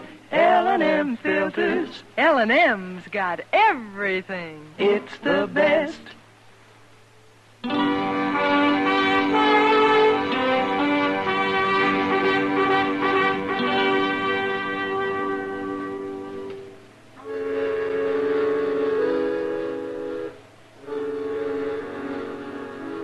That night, a drunk staggered up to me on the street. He had a gun in his hand, but I buffaloed him before he could use it, and I threw him in jail. Later, about midnight, it was different. A mule skinner tried to shoot me from behind a water barrel. His first shot missed, and a second later, he discovered his mistake. The barrel was empty. And he died there. And nobody else seemed willing to take a chance. At least that night. The next day, about noon, Chester and I were on our way to Delmonico's when we saw Miss Hornby coming up Front Street. She's looking right at you, Mr. Dillon. She's probably going to complain about how I treat her hired hands. Too bad she's a woman, ain't it? Things would be a lot different if she wasn't, Chester. Maybe she's thought it over. Maybe she's going to change her mind. It'll take more than a couple of killings for that. She don't seem to care at all that her husband murdered poor old Jake Reeves. My, if she ain't the one meanest-looking woman, she's waiting for us. Oh, Miss Hornby? I want to talk to you, Marshal. All right, ma'am. I hear you killed another man last night. The first of your men I killed was a boy, Miss Hornby. Still harping on that? Doesn't bother you at all, does it? He was a fool to try it. That money meant a lot to him. Find out who he was? No. Well, it don't matter. No, not to you. Marshal, I'll make you a deal. A deal? That's what I said. I'll withdraw the reward if you get out of Dodge. Leave the country and don't ever come back. Why? It's my business. Why? It's beginning to bother you, all the blood that's being spilled. Never mind that. You're going to do it? You know, Miss Hornby, you haven't thought straight since your husband got shot. Got shot by you. By me. What's your answer, Marshal? Miss Hornby, I hate killing. I hate it as much as you hated losing your husband. But I'm not leaving. You sure, Marshal? I'm sure. Mister? Who's that? Go see what she wants, Chester. Yes, sir. I'm coming, lady. You'll just kill more men if you stay here.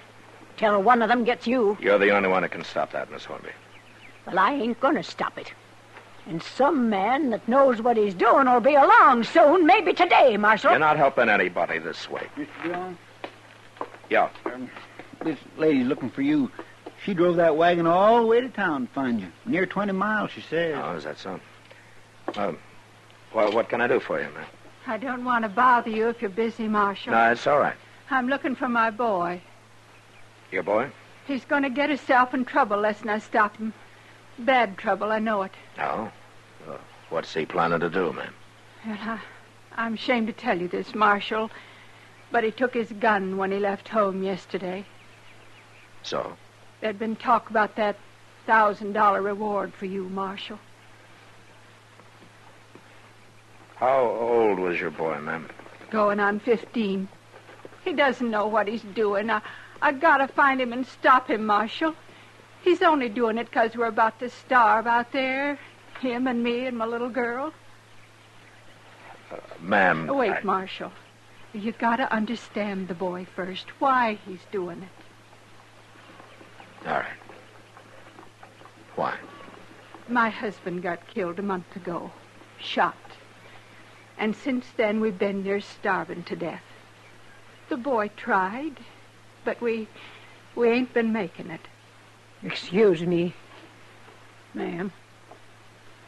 I want to ask you something. Why, sure. What's your name? Mrs. Reeves. My husband was Jake Reeves. Did you know him? No. No, I didn't. But my husband, he knew him. Didn't he, Marshal? He did? That's what he told me. Well, what's your name? Never mind my name right now, Mrs. Reeves. I don't understand. Marshal. Yes, ma'am. You were right about me being a terrible, selfish old woman. But would you do something for me? I think so. There'll be an envelope at the Dodge house. It'll be in your name. You know what to do with it. Yes, ma'am. I think I know. I'm going home now. Goodbye, Mrs. Reeves. Goodbye.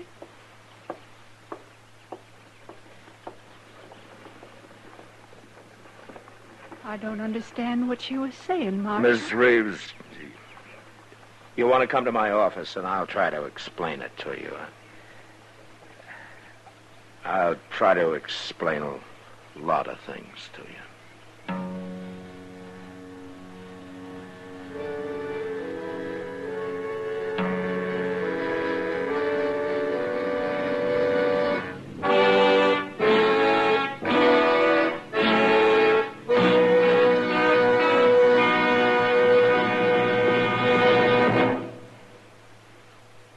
And now our star, William Conrad. Thank you, George. Mild and plenty quick on the draw. That's L&M for you. And the pure white miracle tip on the business end of every L&M filters out everything but the taste of the world's finest tobaccos. All you have to do is pick up a carton of L&Ms and you'll see what I mean. L&M stands out from all the rest.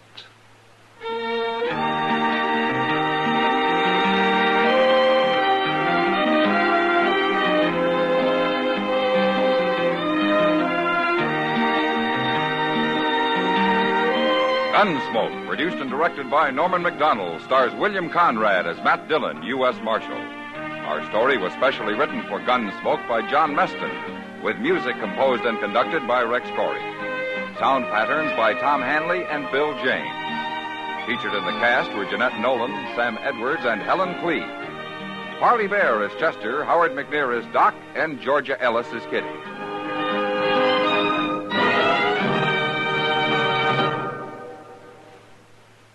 Stop.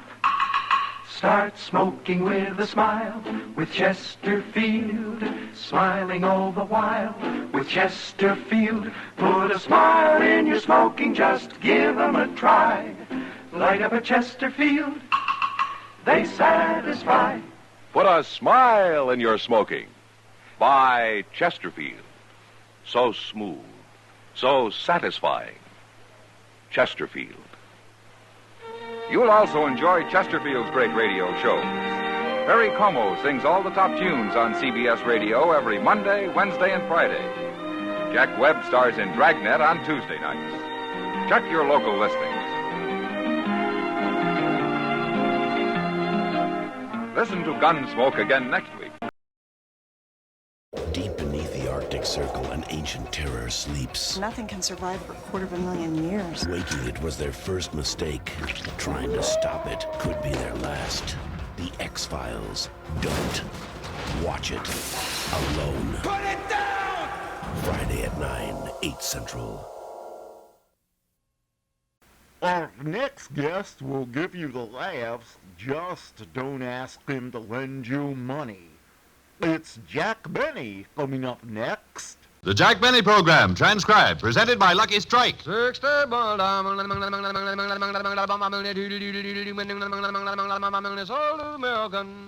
up a Lucky Strike, friends, and enjoy the smoother, milder smoking that only Lucky's fine tobacco can give you. From first puff to last, there's never a rough puff in a Lucky. For you see, LSMFT, Lucky Strike, means fine tobacco. And in a cigarette, it's the tobacco that counts. That's why at market after market, the makers of Lucky Strike consistently select and buy fine, light, naturally mild tobacco that guarantees more real deep-down smoking enjoyment for you. Puff after puff with never a rough puff. And remember that the tobacco experts, men born and bred in the business, choose Lucky's for their own personal smoking enjoyment. Yes, a recent survey shows more of these experts, auctioneers, buyers, and warehousemen, smoke Lucky Strike regularly than the next two leading brands combined. So take a tip from the experts and smoke that smoke of fine tobacco, Lucky Strike. Every puff of the way, you'll get more real deep-down smoking enjoyment with never a rough puff. Yes, you'll enjoy a smoother, milder, truly finer cigarette. Lucky Strike.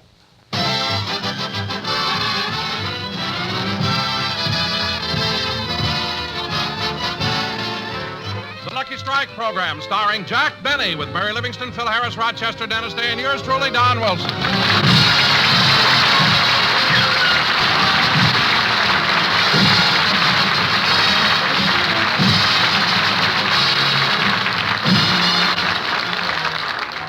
Ladies and gentlemen, in a few hours, Jack Benny and his entire troupe leave for New York to start off the campaign for the National Heart Fund. So now, let's go out to Jack Benny's house in Beverly Hills. Well, Rochester, it won't be long before we're all packed and on our way to New York. Yeah, that lovely suburb of Harlem. Hey, Rochester, did you cancel the newspaper and leave a note for the milkman? I haven't had time, boss. I've been answering the phone all morning. The phone? Uh-huh. Luella Parsons, George Fisher, Sheila Graham, Hedda Harper, they all called. You know, Rochester, when you're a big star like I am, you can't make a move without the columnists knowing about it. I don't know, boss. They sure were surprised when I told them you were leaving for New York. Surprise? Why? They didn't know you were back from Europe.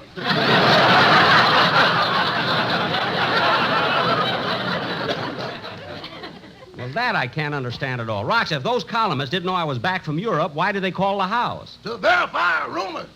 What rumor? They heard you were switching to CBS.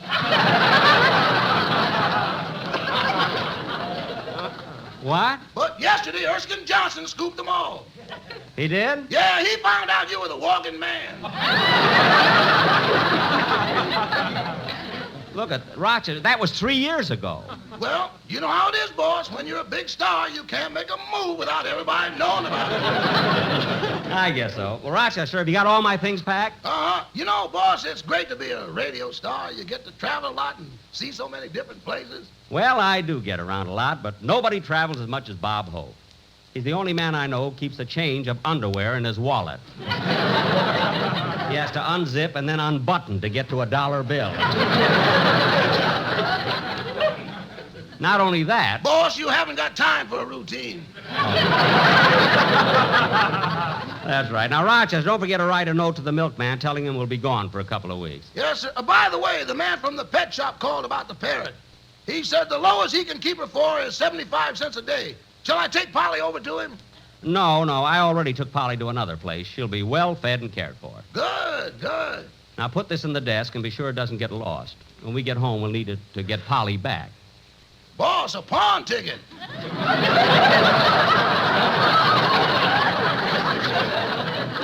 She'll be fed and well cared for. That's the law, you know. And Rochester, put this $2 in the same envelope with the pawn ticket. $2? Is that all the pawnbroker gave you for Polly? I would have got more if she kept her mouth shut. Stupid parrot. Now, Rochester, write that note to the... I'll get it. Hello? Hiya, Jackson. You all set to bounce down to the station to make for that choo-choo to the big town? This is Phil. Oh, I'm so glad you told me.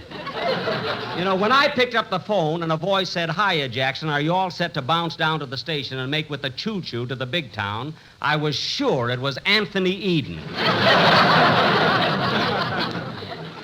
Phil, are you packed? Yes, sir. I'm taking 3 trunks, 4 handbags, and 5 valises, and they're all full.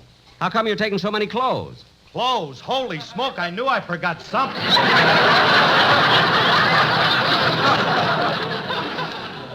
Oh, for heaven's sake. Phil, you're the only guy I know whose luggage has labels inside and out. Why take all that liquor to New York? They're short of water. Gotta have something to bathe in. Well, Phil, if you're going to bathe in it, I wish you'd take champagne. I can't think of anything more exciting than Phil Harris sitting in a bathtub surrounded by millions of dancing bubbles. Gad, what an idea for a calendar. Yeah. Well, Phil, I haven't got much time. What'd you call for? I want to ask you, Jackson, is it all right if I take Sammy, my drummer, along? Sammy, your drummer? Well, what do you want to take him to New York for? Well, he's been corresponding with a girl there, and he'd like to get married. Oh, childhood sweetheart? No, they met through a Lonely Hearts Club. Oh. He sent her a picture of Clark Gable, she sent him a picture of Lady Ashley, and it was love at first sight. Gee, that's sweet. But, Phil, when they meet each other, won't they be disappointed? What do you mean? Well, I don't know what the girl looks like, but Sammy, your drummer, certainly doesn't look like Clark Gable. Oh, I don't know, Jackson. Paint a little hair on his head, put a mustache on him, and you can't tell the difference.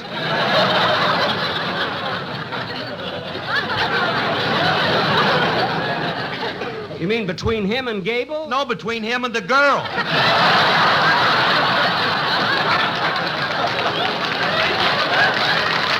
Well, that's what I thought. Well, Phil, if Sammy wants to go to New York to get married, you can take him with you. Bless you, Cupid. All right. Now, when you get on the train, see that all of your... Wait a minute, Jackson, wait a minute. Hey, you, can't you hear the buzzer? Go answer the door. Now, what were you saying, Jackson? Phil, who are you talking to? Alice. Now, what were you talking about? Wait a minute. Huh? Phil, does Alice let you talk to her like that? Jackson, as long as I talk to her, she's happy. Well, now I've heard everything. So long, Jackson. Goodbye, beautiful. Well, there is the biggest ham I've ever known in my life. If he was half as good as he thinks he is, he'd be twice as good as he is. Now, Rochester, what kind of a joke was that I just said?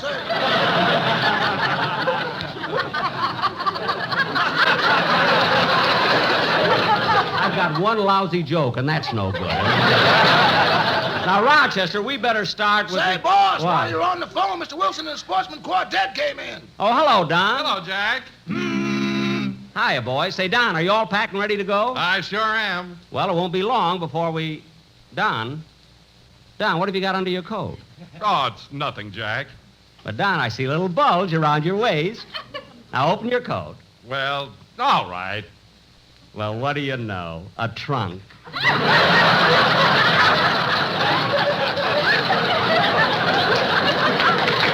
I remember their ad. Oshkosh luggage, curved to fit your stomach. Don,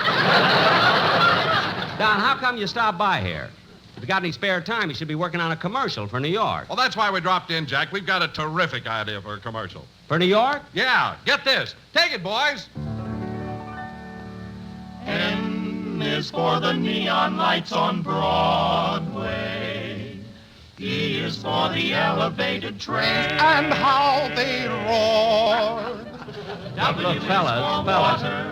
They ain't got there. Ain't got there? Y is for the Y. It doesn't rain. Wait a minute. Hold it. Wait a minute, fellas, hold it. Who wrote that? Nick Kenny? For heaven's sake, Don, that isn't what I had in mind at all. After all, we're going to New York, a hustling, bustling city. Let's have something fast and peppy. Well, what would you suggest, Jack? There's so many things to sing about in New York. Broadway, Times Square, 42nd Street. 42nd Street? Well, we've got one on that. Okay, boys, take it. Hear the beat of dancing feet. It's a song we love, the melody of 42nd Street. Come with us, our friends will greet. On the avenue, we're taking you to 42nd Street. They smoke Lucky's, good old Lucky's, we mean Lucky's Strike. Pat and Joe and Nat and Mo say that's the one they like. Sure enough, there's no rough puff. Not a rough puff, tough puff, may repeat on 42nd Street.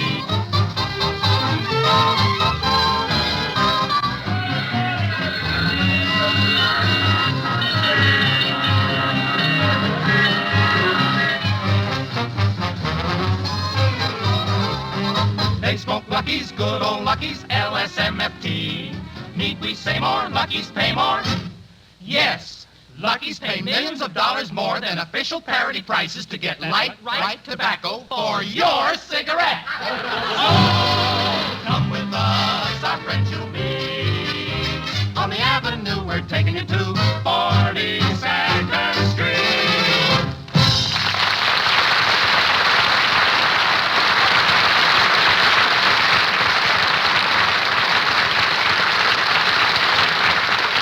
That was wonderful, Don. Wonderful. That's exactly what I want. Now, that'll be just fine. All right, Jack. See you on the train. Come on, fellas. Don, you dropped your trunk. Oh, yes. Gee, it is curved. Well, so long, Jack. So long, Don. Now, Rochester, send for a cab. I'm going to pick Miss Livingston up on the way to the station. I know Phil is packed and Don is, but Dennis, I always have to worry about that kid. I wonder if he's finished packing yet.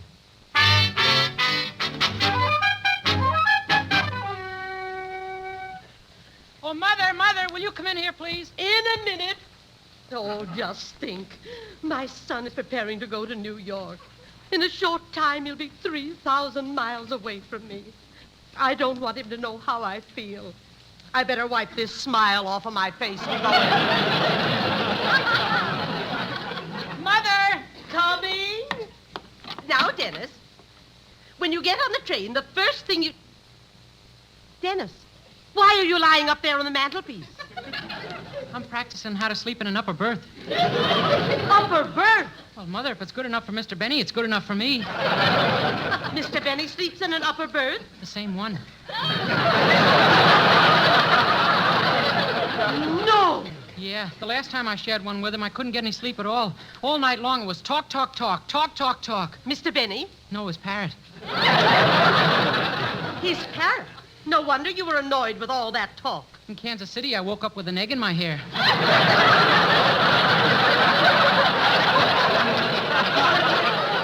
What a man. Imagine you and Mr. Benny and a parrot in an upper berth.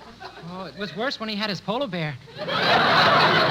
Oh, Dennis, if Colgate would only start paying you, you could quit that gray-headed old schnook. No, Mother, I'd never quit Mr. Benny. He made me what I am today. Dennis, let me ask you something. What are you today? I'm a very popular tenor. That's what I am. Well, if you're so popular, why are they making Phil Regan minister to Ireland? Because his mother came from there. Quiet. Now, Dennis, do you know what song you're going to sing for the New York show? Yeah, and I'll rehearse it tonight on the train when I'm in the upper berth.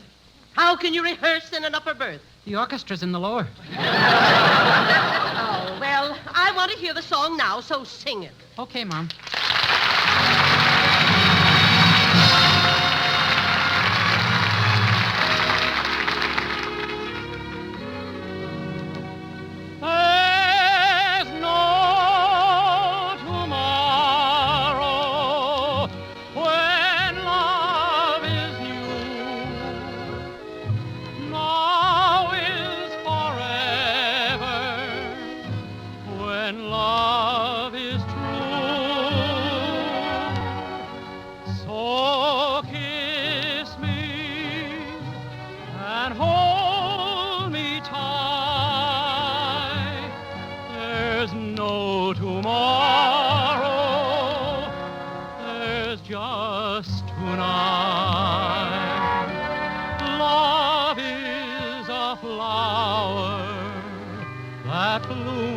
So tender, each kiss a dewdrop of sweet surrender.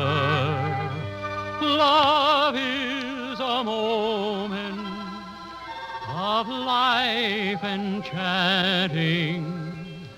Let's take that moment that tonight is granting.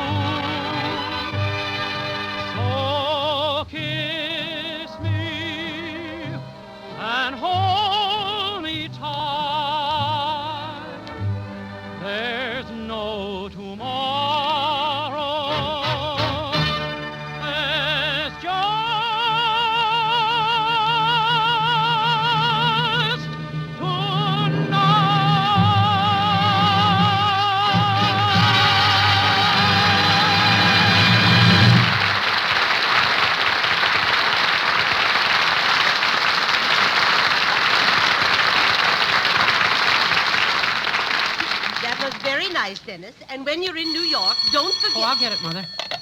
Hello?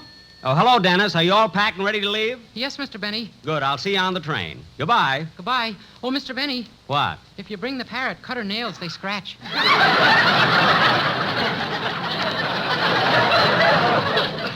Look, I'm not bringing the parrot. Then cut yours. I will. Goodbye. Rochester. Boss, the cab is waiting out front. Oh, well then, Rochester, you take care of the luggage. I'm going to take the cab and pick up Miss Livingston.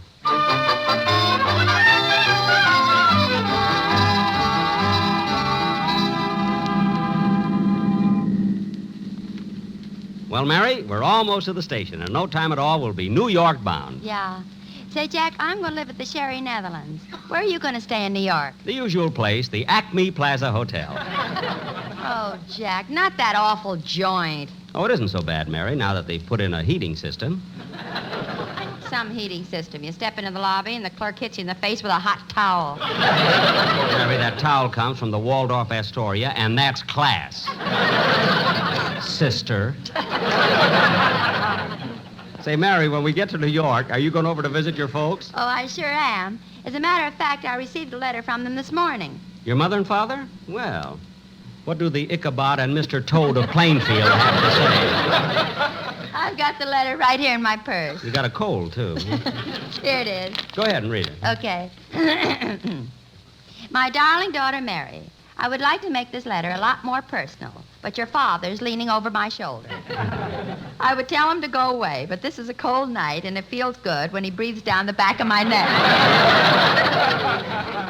Why does he try a hot towel from the Waldorf Astoria? Too bad I didn't think about writing this letter New Year's Eve. On that night, your father's breath could have kept me warm and given me a Tony at the same time. You sound a little like Andy Devine. I just want to show George I'm working good tonight. Mary, dear, isn't it a shame that you're coming east on the same day your Uncle Lou has to leave on a trip? If your trains pass and you wave at him and two hands wave back, one belongs to the deputy sheriff.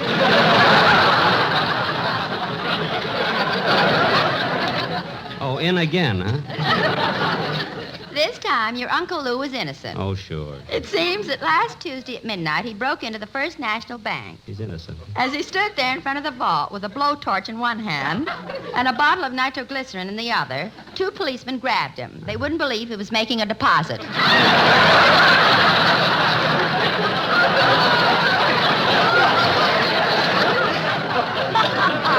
Oh, that's a tough break for the kid.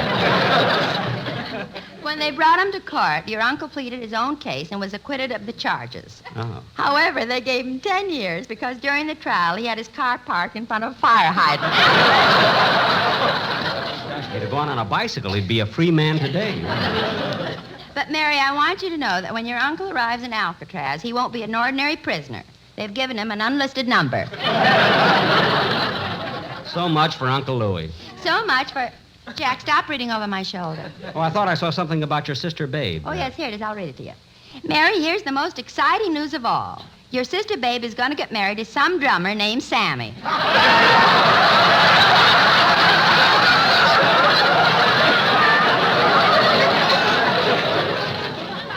No. I don't know how Babe met him, but she insists on me calling her Lady Ashley. Well, I'll be darned. Is that all, Mary? Yes. Well, we'll be at the station pretty soon. Jack, how much does it... Oh, never mind. What is it, Mary? No, never mind. You were going to ask me something. What is it? Well, how much does it cost to ride in a taxi from Beverly Hills to the Union Station? Now, isn't that funny? I was curious, too, so I checked with the company, and it costs $1.85. $1.85? Yes, they even itemized it for me. See, in order to operate a cab over that distance, they figure it this way. Gas, 32 cents. Oil, 6 cents. Wear and tear on tires, 9 cents. General repairs, 12 cents. Insurance, 29 cents. Leaving a total of 97 cents, which goes to the man behind the wheel. I wondered why you were driving.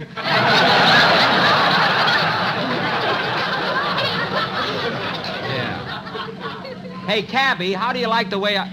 Isn't that cute, Mary? He's fast asleep on the back seat. Cabby, wake up. We'll soon be at the Union Station.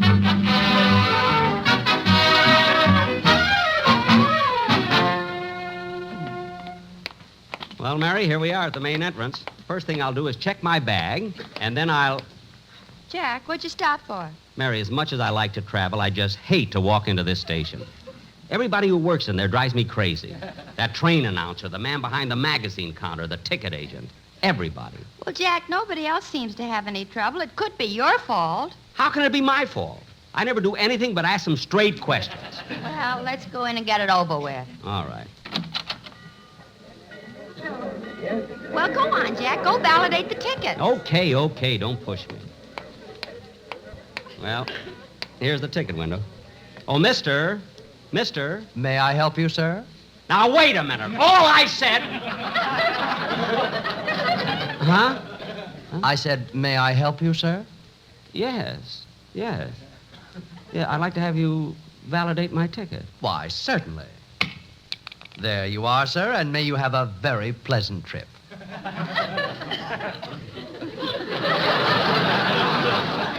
Thank you. By the way, where's the other fellow who used to validate the tickets here? Oh, Mr. Nelson, he isn't here anymore. You see, Mary, he's not here anymore, so it wasn't my fault at all. I guess not, Jack. Attention, please. The super chief for Albuquerque, Kansas City, Chicago, and New York now loading on track 7. Hey, that train announcer wasn't silly at all, was he? Something wrong, sir? No. I was just thinking, that train announcer, he's new, isn't he? Yes, he is. The other fellow isn't here anymore. Well, good. You know, Mary, this is the first time I've ever enjoyed going through this Union Station. Attention, please. The super chief now departing. All aboard. We better hurry, Jack. That's our train. Right behind you, Mary.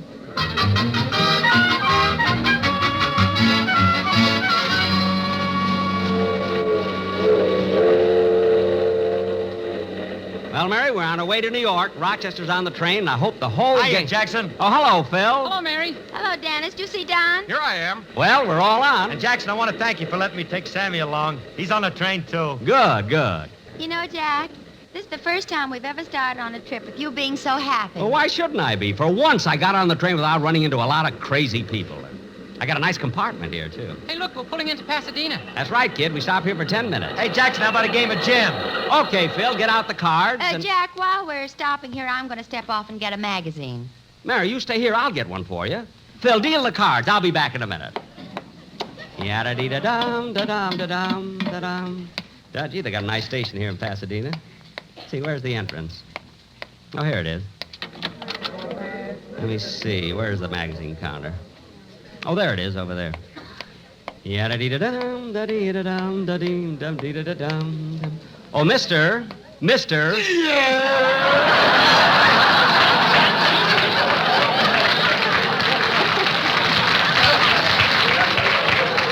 Oh, no. Train leaving on track 5 for Anaheim, Azusa, and coming down. Not him, too.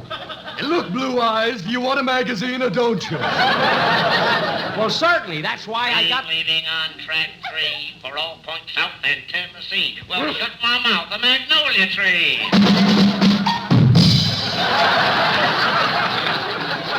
Oh, for heaven's sake. Now, calm down and tell me which magazine you want. I'll take this one right here, Coronet. Put on your glasses. That's a phone book. A phone book? If a man answers, hang up. Look, if you don't stop being so crazy, I'll report you. Crazy? Me? If you're not, why have you got that flower stuck in your ear? Oh, is that still there?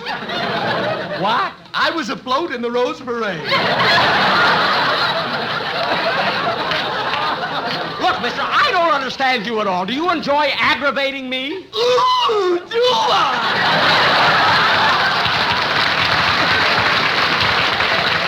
Well, I've had enough. Give me a magazine, any magazine. My train leaves in 5 minutes. Good. I couldn't stand you any longer. Oh, nuts. Train now leaving on track 8 through Illinois to New York State, South Pacific, and Kiss Me Kate.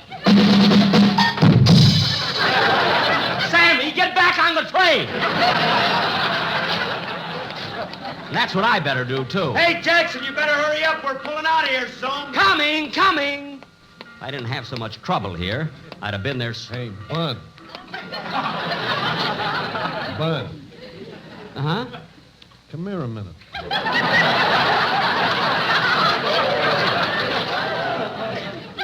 Look, I'm in a hurry. Where you going? New York. What train you taking? The Super Chief. Uh-uh. What? Take the El Capitan. But I got my tickets on the Super Chief. The El Capitan will beat it into Kansas City by 3 lengths.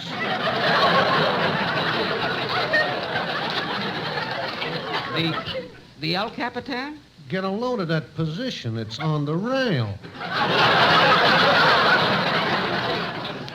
What? And look at the breeding. It's by Santa Fe out of Los Angeles. Gee, maybe I could. Jack, you better hurry. Okay, Mary. I'm sorry, mister, but I'm not taking the El Capitan. I'm going to stay on the Super Chief. Well, okay, if you want to take a chance on a sleeper. You're darn right I do. Boss, hurry! Coming, Rochester, coming. Jack, hurry! Faster! Don't worry, Mary, I'll make it. There, I'm on. Oh, Mr. Nelson. Yeah. He's on the train. So he is. Are you all packed? Uh-huh. Well, then let's hurry and get to the airport. Ooh, will he be surprised when we greet him in New York? Oh, will he?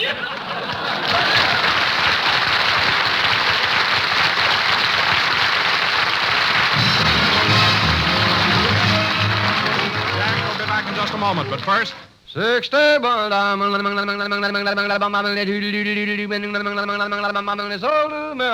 LSMFT. Yes, Lucky Strike means fine tobacco. Ripe, light tobacco that guarantees there's never a rough puff in a Lucky. For you see, at market after market, the makers of Lucky Strike consistently select and buy light, mellow leaf that gives you a smoother, milder, altogether finer cigarette every puff of the way. No doubt about it, friends. Luckies give you more. More smoothness and mildness. More real, deep-down smoking enjoyment. So light up a Lucky and enjoy the mellow taste of truly fine tobacco. From first puff to last, there's never a rough puff in a Lucky. Good reason to make your next carton Lucky Strike. So round, so firm, so fully packed, so free and easy on the draw.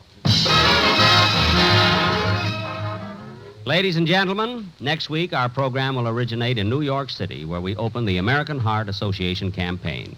Good night, all. Be sure to hear Dennis Day and the Day in the Life of Dennis Day.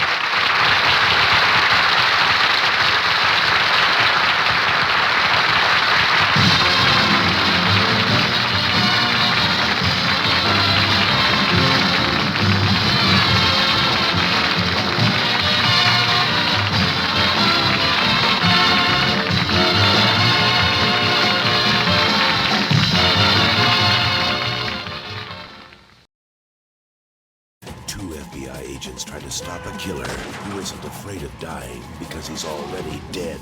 An all-new X-Files, Friday at 9, 8 Central. The Aldrich Family, featuring the adventures of Henry Aldrich, is coming up next on nightly old-time radio shows.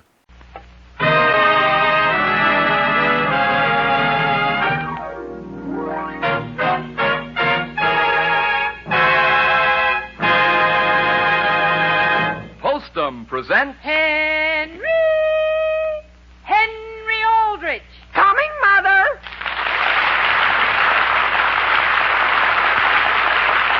Postum presents The Aldrich Family, written by Clifford Goldsmith. Entertainment for all the family, brought to you by Postum, a tempting, wholesome drink for all the family. Postum.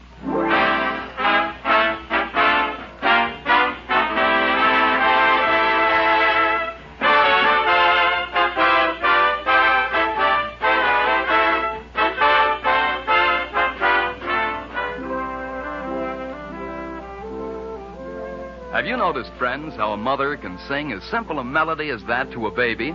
And very often, even before she's finished the song, that baby is sunk in sweet, sound slumber.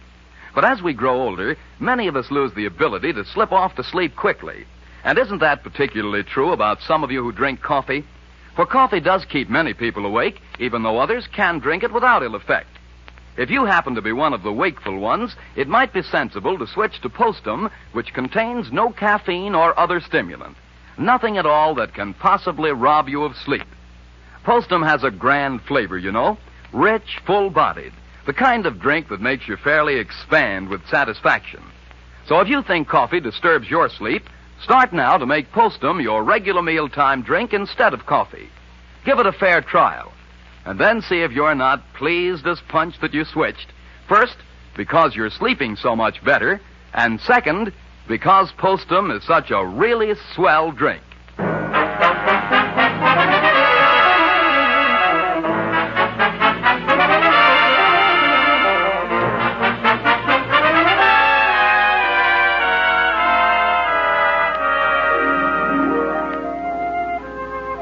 A boy is a boy, and that's all there is to it. He gets into difficulty somehow, and he gets out of them somehow, like Henry Aldrich. But what happens in between is usually unforgettable. The scene opens at the Aldrich dinner table. Will you have another piece of cherry pie, Sam? No, thank you, Alice. Sam, are you upset about something? Who, I, Alice? No, what makes you think I'm upset? Well, dear, you've hardly spoken during this entire dinner. Well, frankly, I don't for the life of me see why you had to invite Homer over here for dinner and to spend the night. Sam, I had to. His mother and father have gone over to Abbott City. And besides, one more person certainly isn't going to make any great difference. But, Alice, do you realize it's 20 minutes after 8, and we're finishing dinner, and Henry and Homer haven't even shown up yet? Yes, dear, and I'm going to speak to both of them.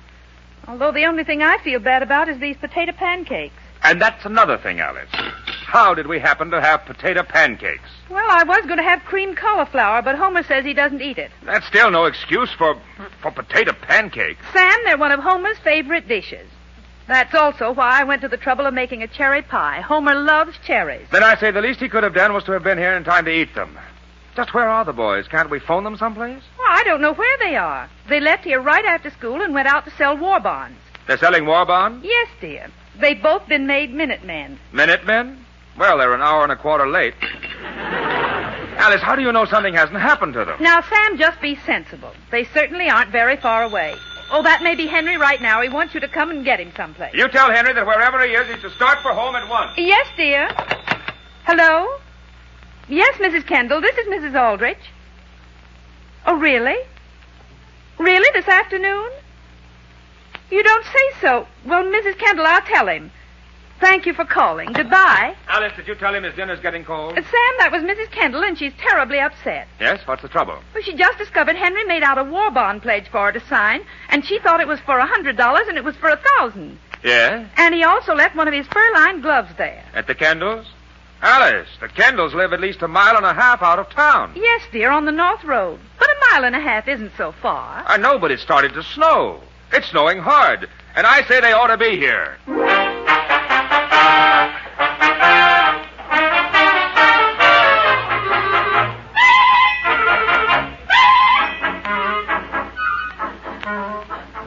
Did you get your folks, Henry? No, Homer. Gee whiz, the line's still busy. Boy. Every time I call him, it seems to be busy. Boys, we just had a phone call for you. You did, Mrs. Cooper, from my father? From your father? No, from Mrs. Snyder. She lives about 1 mile on up the road. Mrs. Snyder? Yes, she called to ask whether you know you left one of your overshoes at her house. We did. Oh, boy, look, it's mine. Now, listen, Homer, you're getting more darn careless. Well, I can't remember everything, Henry. I have to carry all our pencils and all our bond information, don't I? Say, aren't you boys sort of hungry? Hungry? I got some nice corned beef and cabbage out in the kitchen. I could warm up for you. Oh, no, Henry's mother has a swell dinner waiting for us. She fixed some potato pancakes and a cherry pie, just because I like them. Potato pancakes and cherry pie? Sure. As a matter of fact, I like any kind of cherries, just so long as they're canned. Well, you're easy to please, aren't you? Jane. Yes, Will, I'll be right there. Henry, don't you think you ought to try phoning your folks again? Well, I'll try, Homer. But my folks know we're out selling bonds, and if they aren't worried, why should we get upset?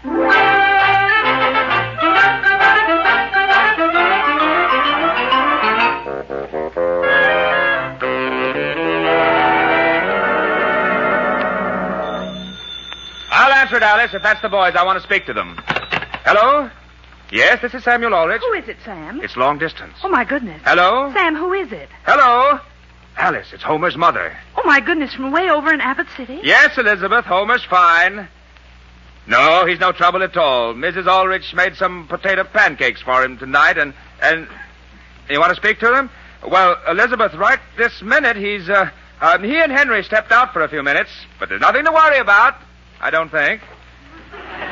Yes, Elizabeth, we'll see that he wears his overshoes.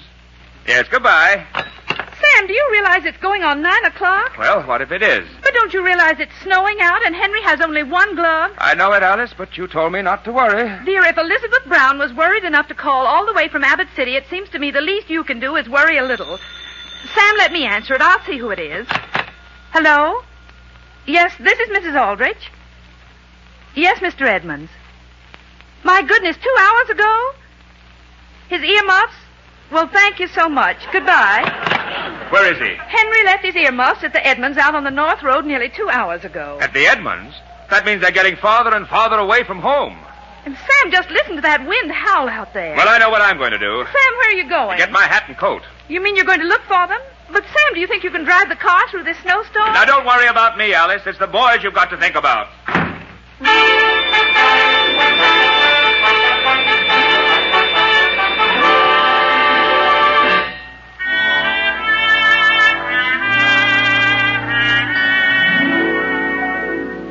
Those boys comfortable in the other room, Jane? Yes, Will. And, Will, don't say anything, but I'm going to surprise them. Yes? I'm going to fix them some potato pancakes and open a can of cherries. Yeah. Was that all? Well, one of them says it's all he ever eats. Yes? Mr. Cooper? Yes, sir. I'll be right there. Mr. Cooper, are you sure your phone works all right? I don't know why it shouldn't. You boys wouldn't like to stay overnight, would you? Oh, no thanks. If we don't get home before long, my folks might begin to wonder where we are. Sorry we couldn't buy a bond from you boys. If we only had some way to get our cow into town and sell her, I'd be able to buy one. You would, Mr. Cooper? Yeah, but my truck's broken down. Henry, why couldn't we help him get his cow into town? Sure. We could walk her in for you. Well, if you want to come out and get her someday, she's right out there in the barn. And you'll buy a war bond? We'll turn every cent we can get for her into bonds. Will, where's the can opener? Just a minute, Jane. I'll be right there. Boy, Henry, I'll bet if we could sell that cow, we'd get $50 for her. 50, Homer. 50? Are you crazy? Is that too much for a good cow? Too much, Homer. Gee whiz, I heard of a cow once selling for $1,000. $1,000? Or maybe it was $2,000 or $3,000. Just an ordinary cow? What do you mean ordinary? She gave something like 5 tons of butter a year. Does that sound very ordinary? 5 tons of butter? Sure.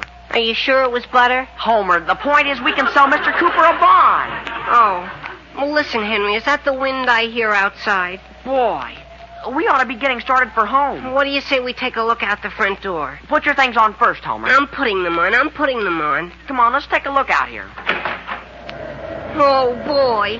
Henry, do you think we ought to go home tonight? We've got to. Don't you realize we're going to sell more bonds tomorrow, and we've got to get an early start? Well, that's true. Well, let's get started. Oh, Mrs. Cooper. Mrs. Cooper! Mr. Cooper! I wonder where they are. Henry, don't leave their door open like that. Close it and come on. Okay. Now, don't push me, Homer. I'm not pushing you. I'm just hanging on to you. Listen, Homer, I've got an idea. Boy, if we can do it.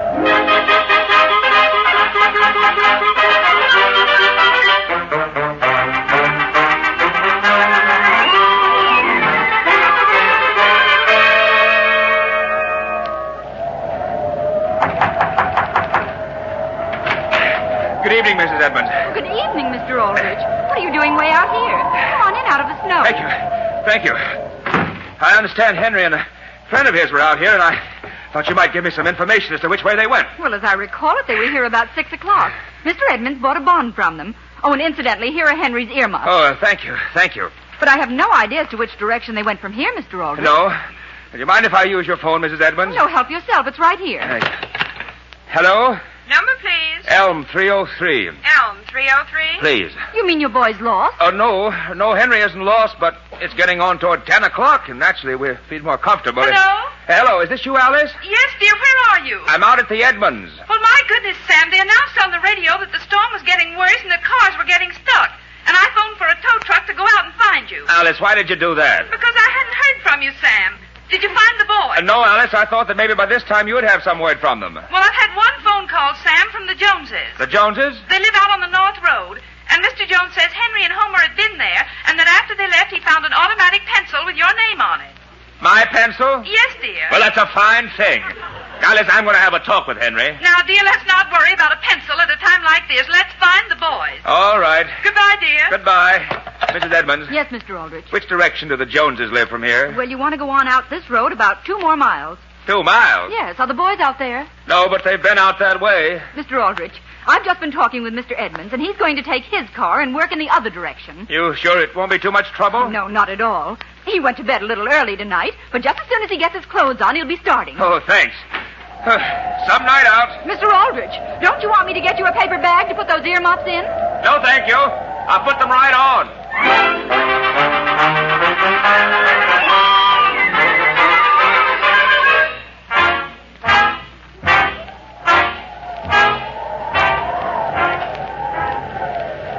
Boy, is this some night, Homer? Keep your head down, Henry, and sort of walk backwards. What do you think I'm doing? Boy. Henry, look ahead. There's a truck or something. Where? Right down the road. It's just standing there. Oh, boy. Come on. I'm coming. There's only so fast I can go, though, Henry.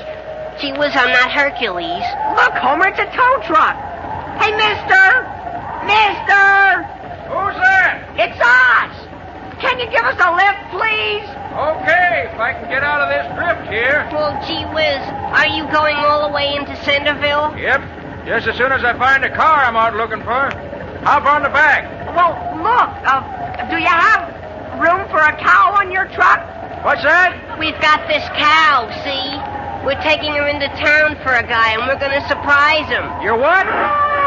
Sure. He wants to buy a bond. Say, ain't she cold? Oh, gee, no. We got 2 blankets tied around her.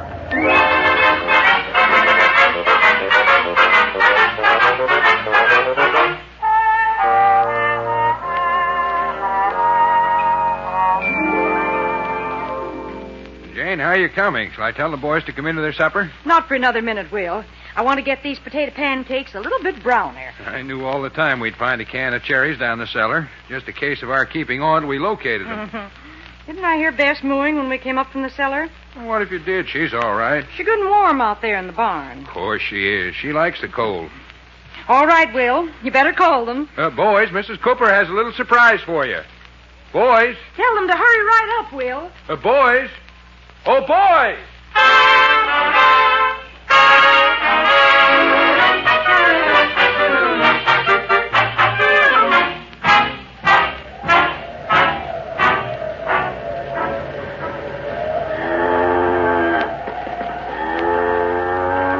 Come on, Bess. Come on.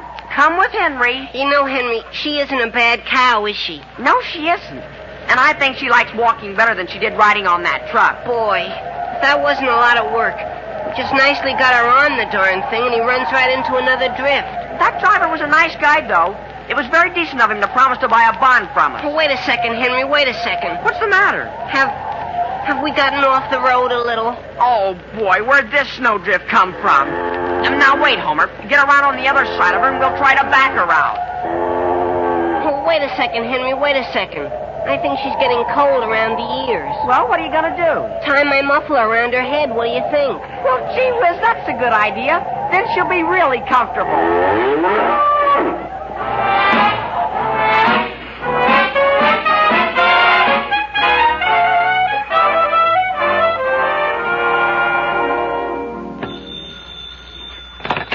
Hello? Yes, this is Mrs. Aldrich's residence. Why, no, Mr. Kilmer, I haven't heard a word from Sam. Yes, Mr. Kilmer, they went right out on the North Road. Well, if you don't mind taking your car out on a night like this, I'd certainly appreciate it.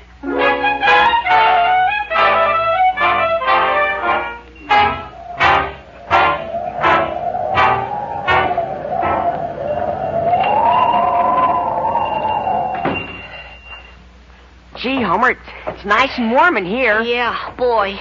Imagine finding a roadside stand open this time of night. Boy, I wish we had a little money with us. I'll say. Something smells good, doesn't it? Homer, are you sure you tied Bess real tight? Sure, I tied her with a special slip knot I learned from a guy. She ought to be very comfortable where we left her. There isn't any wind there or anything. Something I can do for you, boys? Oh, why, no, ma'am. We couldn't have a sort of a drink of water, could we? A drink of water? Yeah, we've been out in that darn storm, and are we thirsty? Which way are you driving? We're not driving, we're walking. Walking? Yeah, we've been selling war bonds, and I guess we got a little further out than we thought we had. You've been selling bonds? Yeah. Had any dinner? No, ma'am. That's why we'd sort of appreciate a glass of water, if it wouldn't be too much trouble. Well, you certainly ought to have something to eat. I'll be glad to fix you up. Free of charge, free of charge. You want a hamburger and some soup? A hamburger? The only thing is, you don't have any potato pancakes, do you? Potato pancakes? And canned cherries. I sort of had my mind made up for those all day. Potato pancakes? And do you have any hay? Any hay? Sure, for Bess. She's outside. Henry, she wouldn't want some corn, too, would she? No, Homer. It might upset her. Well, I can get you the potato cakes and the cherries, but I can't get you the rest. Well, that's all right. I think Bess had a little supper before we left anyhow. Say, boys, have either of you got a shotgun? What's that? A shotgun? Yeah, there's a moose outside here. Gee whiz, a moose! Scared the daylights out of me. First it made a noise like a cow, and then as it swung around the building here and headed out toward the road, I saw it was a big, shaggy moose. Homer, come on. Listen, Henry, I'm not going to chase any moose. Where'd he go, mister? Where'd he go? He headed right up the road there. Homer, aren't you coming? That's Bess. Come on.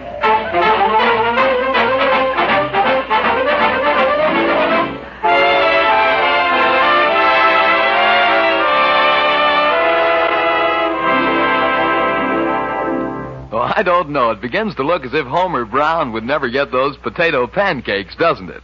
On the other hand, by the time he and Henry plow through another mile or two of cold and snow, they may be lots more interested in something good and hot to drink. And that could very well be Postum.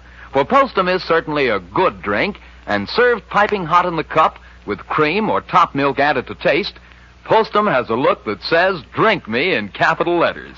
And as for taste, it's my opinion there isn't a mealtime drink made that can beat that tantalizing goodness, that lusty, robust Postum flavor. A flavor that's really distinctive, really unusual. Now, that means you mustn't expect when you try it that Postum is going to taste like coffee any more than you'd expect coffee to taste like tea. Remember, Postum has its own special goodness. And like as not, when you've once discovered how very good that is, you and Postum will be mealtime partners the rest of your days. So tomorrow, get Postum at your grocer's.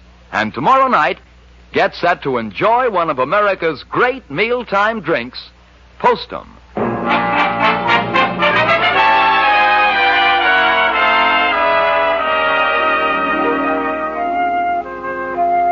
Now getting back to the troubles of Henry Aldrich.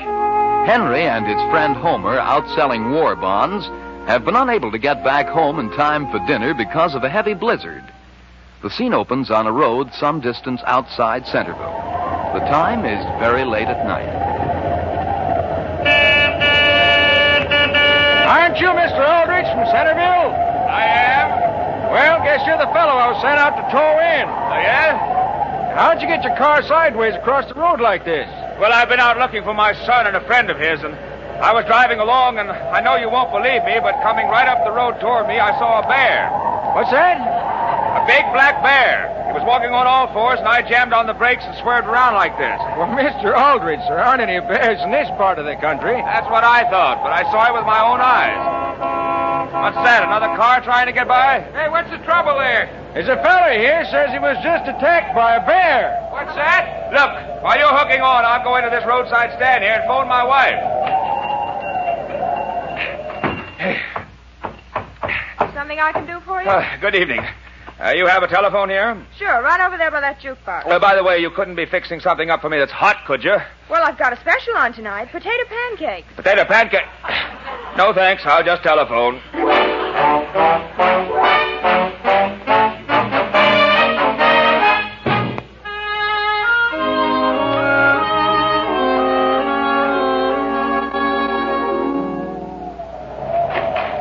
Come on, Homer. Come on in the house. I'm coming. Boy, am I cold. Mother will fix us up with something right away. Mother! Mrs. Aldrich. Mother! Father! Gee whiz, do you suppose they've gone out? Come on, Henry. Let's see what's out in the kitchen. You know, I think Bess is going to be very comfortable where we left her. I don't know why she shouldn't be. Look, Homer, look in the icebox. Your favorite food. What is it, Henry? What is it? Potato pancakes. And boy, do I like them cold. And look, Homer, there's half a cherry pie there. Oh, boy, we'll split it, Henry. Here, put it on here over on the kitchen table. Okay. Oh, boy, what a dinner. Oh, boy. Now, listen, Homer, when you cut that pie, at least use a knife. It breaks all right, Henry. It breaks very nicely. Hand me a potato pancake. Don't bother me, Homer. I just found something. What? A note here. It's from my father. It says, Sam, Harriet called and thinks they might have gone to the movies. Have gone down to the movies to look. Who wrote it? My mother. Who do you think? Wait, I wonder if it's a good picture she's seen. Aren't you going to eat anything, Henry? Here, Homer, use a fork. Remember, you're a guest. I don't need a fork. I'll just roll them up and slip them in. Answer the phone, will you, while I catch up with you? Okay. Homer, won't you please hurry? I'm going to answer it, Henry. I've got to get my mouth emptied first, though. Hello? Who? Well, this is Homer Brown. Oh, gee whiz, is that you, Mother? Sure, this is Homer. Well, I haven't been any place. Oh, we got a cow, see? A cow! We're going to turn it into war bonds. No, Mr. and Mrs. Aldrich aren't here. They've gone to the movies. Sure. And in a few minutes, I'm going to bed.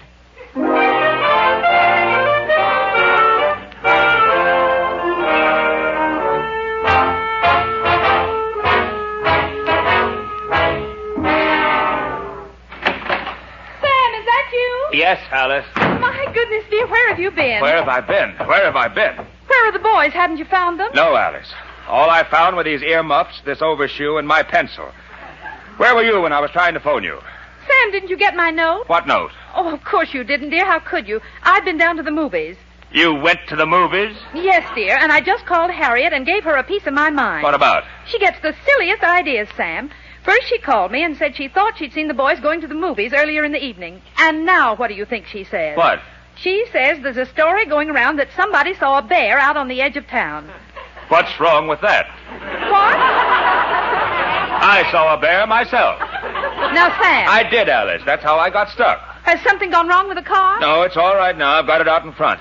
And what I want to know is where I'm going to look for the boys next. Alice. Do you hear what I just heard? No, dear. What was it? Well, I'm not sure, but it sounded like a cow. Now, Sam, first you see a bear, and then you come home and hear cows. I don't know what it is I hear, but it certainly is something, and I'm going out to see what it is. But, Sam... Hello? What's that, Mrs. Edmonds? Mr. Edmonds is back home? He had to leave his car on a hill. Oh, isn't that a shame? Mr. Aldrich left what at your place? His scarf? Well, thank you so much for calling. Mother! Goodbye. Mother, is that you down there? Henry Aldrich, where are you? Gee whiz, I've been in bed. Did you see a good picture? Henry, what's happened to Homer? Who, me, Mrs. Aldrich? I'm all right. I just have a little stomach ache. For some reason, Mother, we weren't able to get to sleep. May I ask where you've been? Selling bonds, Mother. And it looks as though we're going to break all the records. Boy, I'll say. We sold a bond at darn near every place we went to. But, dear... Oh, gee, look at my earmuffs. Did I leave these here before I start off today? Henry, your father found those. Father? Where is he? He's outside, dear. And when he comes in, I wouldn't bother him very much. Is something wrong with him, Mrs. Aldrich? He's tired, Homer. Very tired. And so much on edge he even thinks he hears a cow. A cow, Mother? Yes, dear. He just stepped out to look for one. Gee whiz, Henry, do you suppose Bess is calling us? Who? Bess, Mother, Bess. Our war bond cow. Sure, Mrs. Aldrich. We're going to surprise a farmer. Surprise a what? A farmer, Mother. We're going to sell his cow for him. Where? Where? Henry, where is the cow? Out in the garage. In the garage? Sure, we brought her all the way into town. Through this storm? Yes, Mother, but we kept her good and warm. And we now have a cow out in our garage? Sure. We even gave her some oatmeal. Boy, did she lap it up. Now, dear, oatmeal. Sure, Mother, we even put some milk on it. Milk? You gave her some of our milk? Oh, no, Mrs. Aldrich. We drew some off of her and poured it on the oatmeal and gave it back to her. Well, boys, if I were you, I'd go back upstairs before your father comes in. Right now? Right now. Will you promise to call us, Mrs. Aldrich, if he feels Bess wants us? Yes, dear. Come on, Homer. As a matter of fact, I'm beginning to feel the strain a little myself. Same here. At least I want to lie down. Alice! Yes, Sam? I know you'll say I'm seeing things, but there is a cow in our garage. Well, yes, dear, of course there is. What's that? The boys put her there. What boys? Henry and Homer, they're upstairs in bed. Why didn't you tell me? What did they bring a cow home for? Well, Sam... Of all... Now, Sam, where are you going? I'm going up and have a talk with them. Now, Sam, come back here. What for? Don't you realize those boys have been selling bonds all day? That's no excuse, Alice. Think of what I've been through tonight. But, dear, think of what they've been through, too. They sold a bond at every house they went to. Yes? And that cow, Sam, that upset you so. Do you realize what that cow is? What? A war bond pledge. What's that? Yes, dear. And they led her all the way back to town through this storm and everything. They hadn't even had supper. My goodness, Sam, don't you realize what that means? But, Alice, they might have given us a little consideration. Sam, they hadn't even given themselves consideration. There's only one thing that was important, and that was to sell just as many bonds as they possibly could. That's the only spirit with which we're going to win this whole war. Well... Mother! Yes, dear? Could you come take a look at Homer? At Homer? Yes, please. He's beginning to think the cherries in that pie weren't pitted.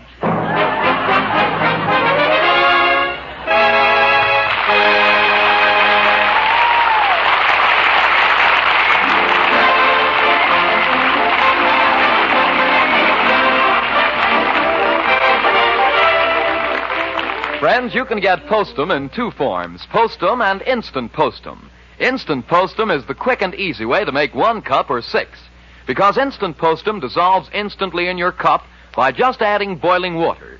No matter which form of Postum you choose, however, you can count on enjoying a delightful and distinctive treat. For Postum is one of America's great mealtime drinks.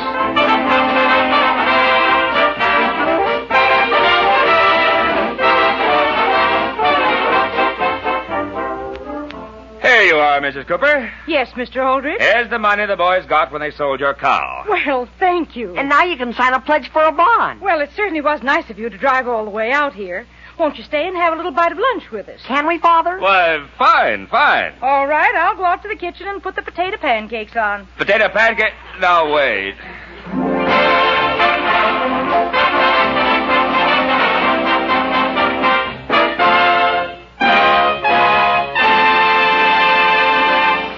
Listen again next week, same time, same station, for another sparkling half hour with your favorite youngster, his family, and his pals. The Aldrich Family is written by Clifford Goldsmith. The original musical score is conducted by Jack Miller. And this is Dan Seymour saying, your host tonight is Postum, and Postum is one of America's great mealtime drinks. It's good drinking. Good night.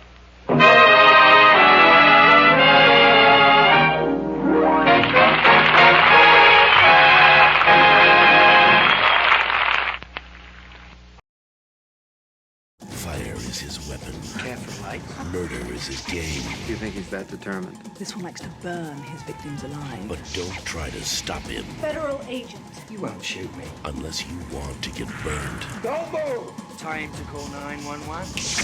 And all new X-Files, Friday at 9, 8 Central. Adventure awaits with the Lord of the Jungle, Tarzan, up next on nightly old-time radio shows.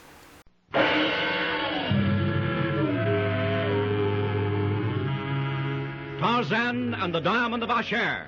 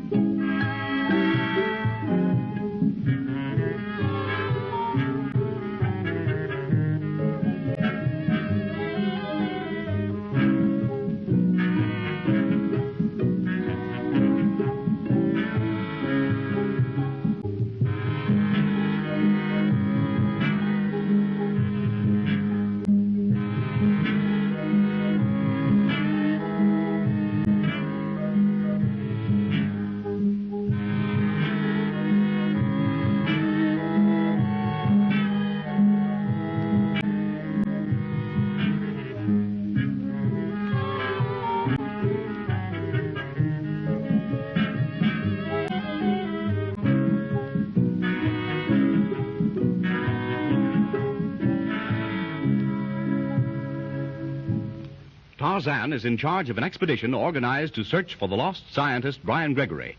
The party consists of young Gregory's father and his sister, Helen, Magra, a mysterious Eurasian woman, and Wolf and Larson, 2 hunters. Seeking adventure with Tarzan is his old friend, Lieutenant Darnell.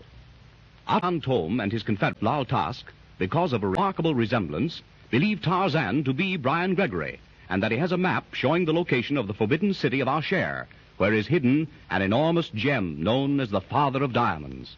Atan Tome and Lal Task are following the Gregory party.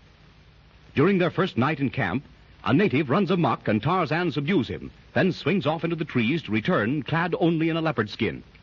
He overhears Wolf threatening Magra and drops to the jungle floor behind the German. Wolf whirls, his hand streaks to the gun at his hip and... It was close, Wolf, but you're too slow. Mein Gott, don't break my arm. Why did you try to shoot me? Well, I thought you was going to kill me.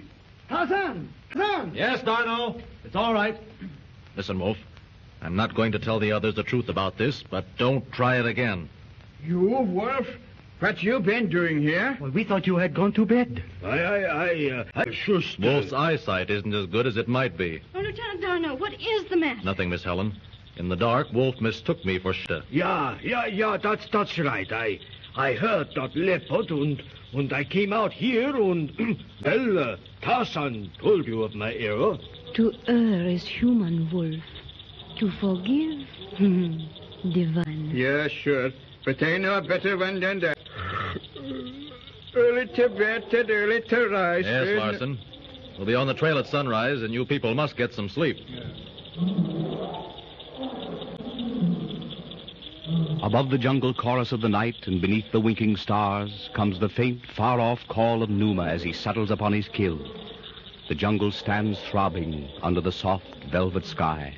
1,000 weird, mysterious voices floating out on the night. The camp is wrapped in deep slumber. All excepting Darnell. The Frenchman tosses wakefully upon his cot. Sacre bleu. I cannot sleep. What's the matter, Darno? I can't sleep. And the fault, it is yours. My fault? Yes. That was a pretty story you told us about Wolf mistaking you for an animal. I saw him rubbing his arm as though it pained him. I saw you pick up his gun and give it to him. Why did you shield him? You know why we agreed to take Magra with us? Because of our connection with Atan Tome. And so we could watch her. You remember the note you got on the boat the other night and lost? Of course. But how does that concern Wolf? You didn't lose that note. Wolf stole it. I might have thought of that. But how could he... Beside the point. When I went to find Margaret tonight, you know I went through the trees toward the edge of camp. I found her just inside the boma talking to Wolf. And so? I heard him threaten to expose her to Tome unless she does as Wolf says. When I dropped to the ground behind him, he tried to shoot me. Yeah, and I can guess what followed. You took his gun away and made his trying to kill you look like an accident. But why? I am certain now that Wolf is working with Tome. I want him with us for the same reason we agreed to take Magra, to watch him. Oui, alors? When Wolf accused Magra of writing that note you got, she didn't deny it. She knew it would have been useless. I'm not sure of Magra. She appears to be under Tome's orders, yet she warns us against Wolf. What do you think? Me, I do not know what to think. To me, Magra is a mystery.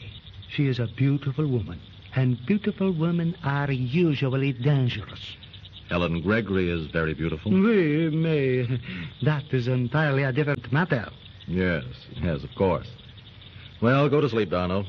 We'll know all about Wolf, Tome, and Magra sometime. Good night. Bonne nuit.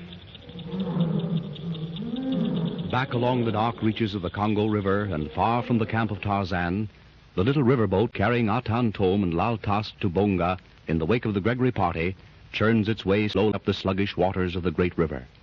On the afterdeck, their cigarette ends alternately glowing and fading in the darkness, Tome and Lal Task are seated in deck chairs, quietly smoking.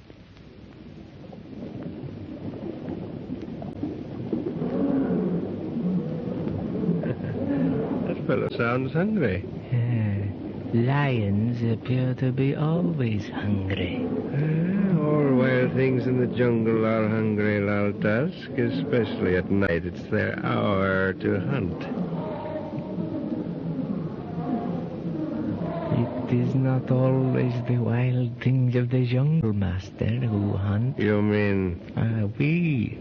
You and I stalk Brian Gregory to find Tuinbaka, our share, father of diamonds. Yes. The father of diamonds. Once you spoke of a weird legend in connection with the gem. Fabric woven with threads of superstition. Nevertheless, it is a queer story. Some of it is quite plausible, most of it beyond the possibility of reason.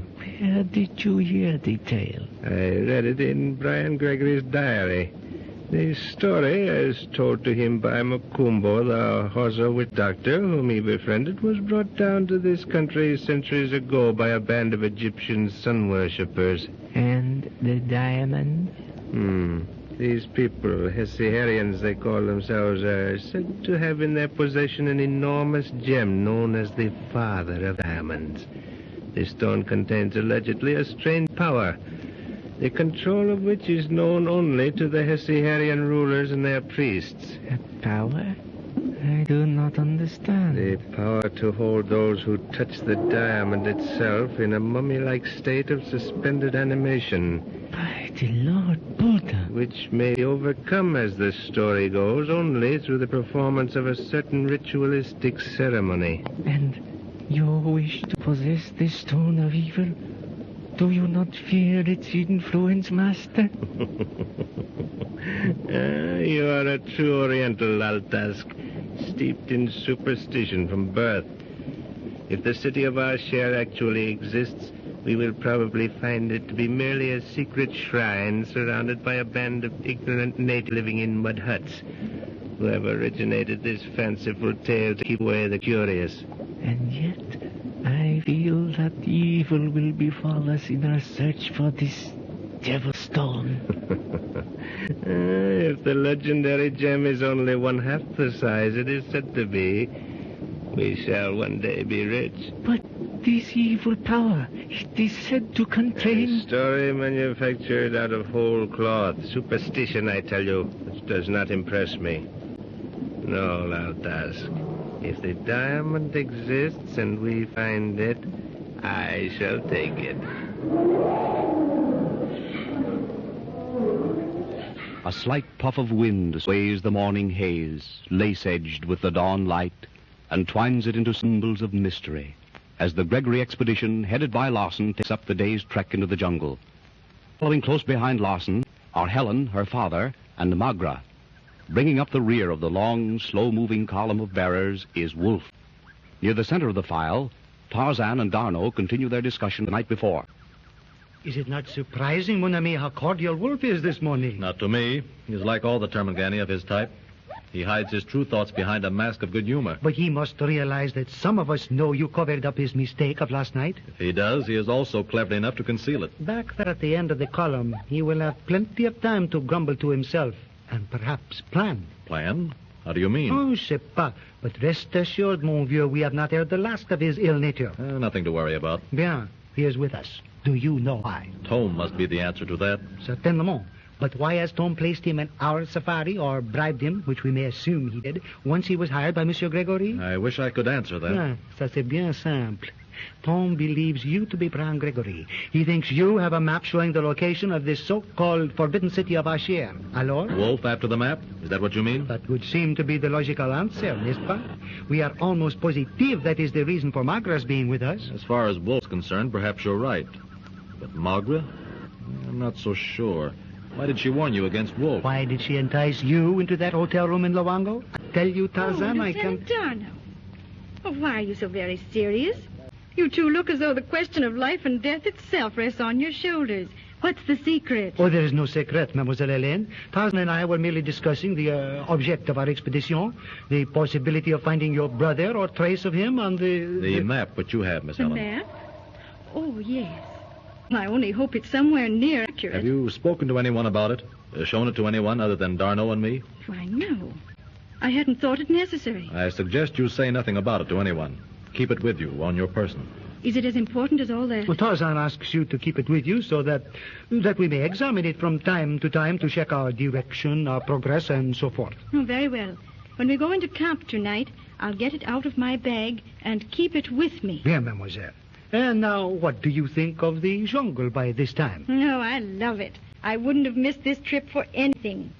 Out of Africa, always something new. It's certainly a true saying. Oui, mademoiselle, it is very apropos. But I suppose the jungle is more or less commonplace to you, Tarzan, having spent so much of your life in it. The jungle is never commonplace, Miss Helen. If it were, I wouldn't be here. The jungle is my home. That is the only thing about your jungle I don't appreciate. The wild beasts. I'm not really afraid of them, but they do make me nervous when they roar like that. There's nothing to be afraid of. Well, perhaps not. But it sounds so terribly savage. It makes my flesh creep. Nume is only curious. He is coming to look us over. Satisfied that we mean him no harm, he will go on about his business, unless he is hungry. Nevertheless, I wouldn't care particularly to wander off from the safari, as Margaret insists on doing. Margaret? Has she left the column? Oh, she just wandered off into a little clearing over there. She went after some wild plums, I think. Nume is angry. He is stalking his prey. Go to the head of the column, you two, and stay there. I'm going after Margaret. 100 yards to the right of the long file of bearers, in a little clearing, Margaret stands beneath a wild plum tree. All unaware of the great beast crouching at the edge of the jungle, she calmly proceeds to fill her sun helmet with the luscious fruit. Numa, angry at the approach of man, his mortal enemy, snarls deep in his throat. He gathers himself for the charge. At the low sound, Margaret turns to look directly into the glaring yellow eyes of the lion. With a deafening roar, Numa hurls himself to the attack.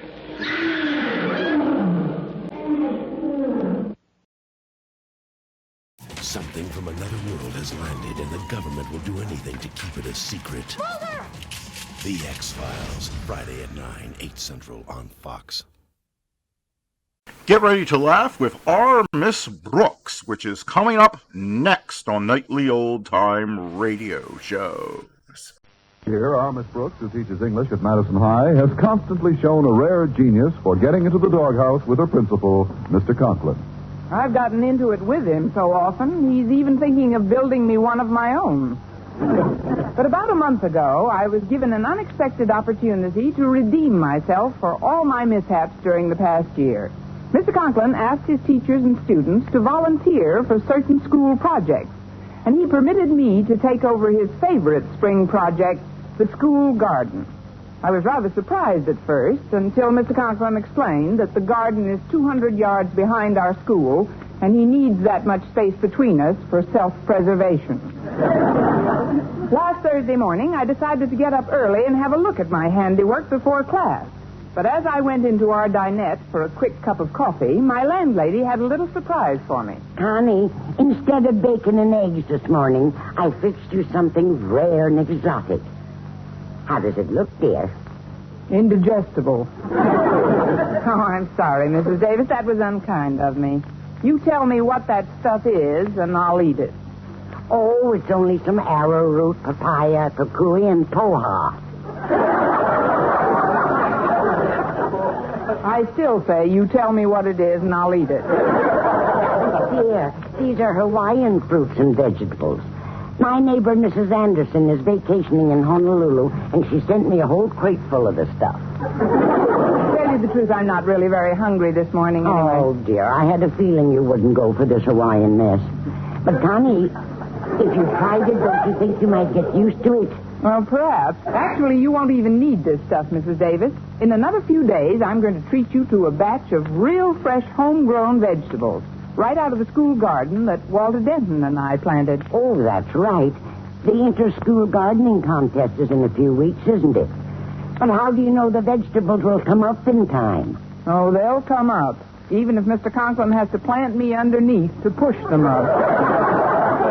He's really determined to beat out Jason Brill for the trophy this year, particularly since Clay's principal won the award last year. Oh, you never saw such a vegetable garden. Radishes, celery, tomatoes, spinach. But what did Mr. Conklin's garden produce? A half-acre of night-blooming jasmine. He bought the wrong seeds. Oh, he's warned me if I fail him in this project, I won't have an evening to myself the rest of the semester. Oh, but Connie, that isn't fair. I'm sure he hasn't been that strict with the rest of his faculty. Well, perhaps he doesn't have to be. So far, Mr. Boynton's done a good job handling the cafeteria. Miss Miller's tossed out most of the school rubbish. What about Miss Enright? I think Miss Miller missed her.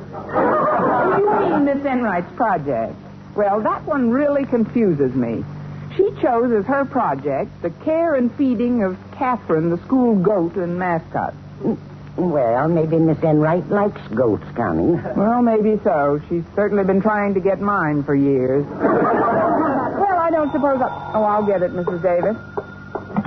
Hello? Miss Brooks? Walter, I have terrible news for you, Miss Brooks. Awful news. Disaster has finally struck. What is it, Walter? What happened? You're not hurt, are you? No, nothing like that. This is much worse. Much worse. Oh, this is terrible. Simply awful.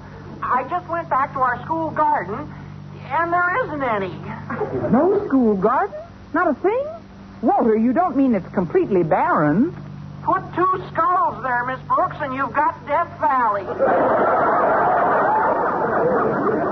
Yes, and I know just whose skulls Mr. Conklin will use for landscaping. That doesn't seem possible, Walter. You sure nothing came up? Well, only one thing while I was there, Miss Brooks. You gopher. Funny, that's the one thing we didn't plan. Well, I'll come right down and take a look, Walter. Goodbye. Goodbye, Miss Brooks. And if you draw up a suicide pact, count me in. Connie, I couldn't help overhearing you. What happened to your garden, dear? It goofed. Well, now, I'd better get down to school at 1.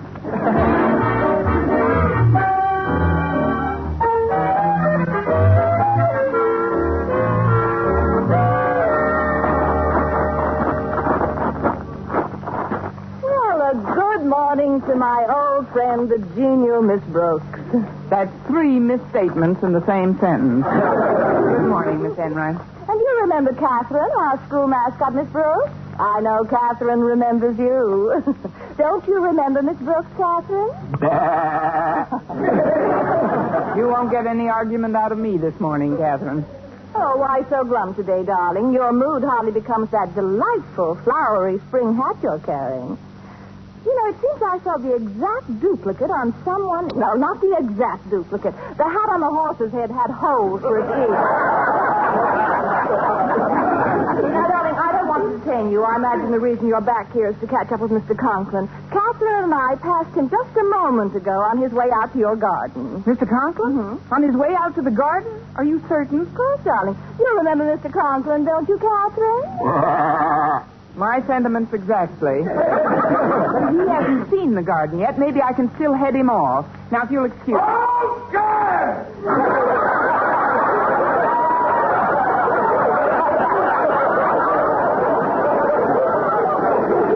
He's seen it. Well, I guess that finishes me. But I still can't figure out what happened to that garden. Well, maybe you should have had someone with a green thumb to help you, like me. No, thanks. I would have spent half my time keeping your green thumb out of my blue eye. I feel it's the least I could have done after the help you've given me with my project. In the month I've had Catherine in my custody, she must have put on at least 25 pounds. And I owe it all to you. To me? But I didn't feed her. Oh, but you did, darling. Every night for the past 3 weeks I've let her graze in your garden. Huh? You let her graze in my garden? Then the vegetables did come up after all. You were only long enough to go down Catherine's throat. Oh, how that animal can eat. I must admit, I helped her. That must have been quite a sight. 2 old goats grazing together and... Now, darling, let's not be bitter. Just resign yourself to the fact that you've been outwitted as usual. With your current project a failure, you will be working evenings for Mr. Conklin, and dear Mr. Boynton will have more time for me. Oh, then that's the reason you volunteered to take care of our mascot. You planned this whole thing. Like a general plans a campaign. Well, if I had a medal, I'd know just where I'd like to pin it. But I still can't believe that 1 goat could eat that much. Well, you just don't know Catherine. Why, she'll eat anything. I've seen her when... Darling, where did you put your hat? My hat? Well, it's right here in my... Good grief. While we've been talking, Catherine's eaten it. Oh, I am so sorry. Well, I don't suppose there's any use worrying about that. Anyway, not with the trouble heading this way. Oh, here you are, Miss Green Thumb. Miss Enright, would you please excuse us? I have something I want to say to Miss Brooks. Certainly, Mr. Conklin. Say goodbye to Mr. Conklin and Miss Brooks, Catherine. And a goodbye to you, Catherine. I suppose you know where I've just been, Miss Brooks. Yes, sir. You've seen our garden, and I'm back in the doghouse again. In it? You practically own it, lassie. Miss Brooks, what happened to my garden?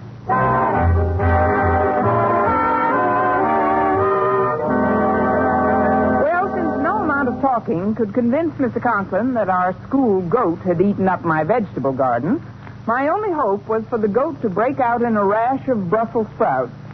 But with the school garden contest a mere 2 weeks away, and my funeral scheduled for the day after if we didn't win, at noontime, I decided to seek the advice of my favorite fellow teacher.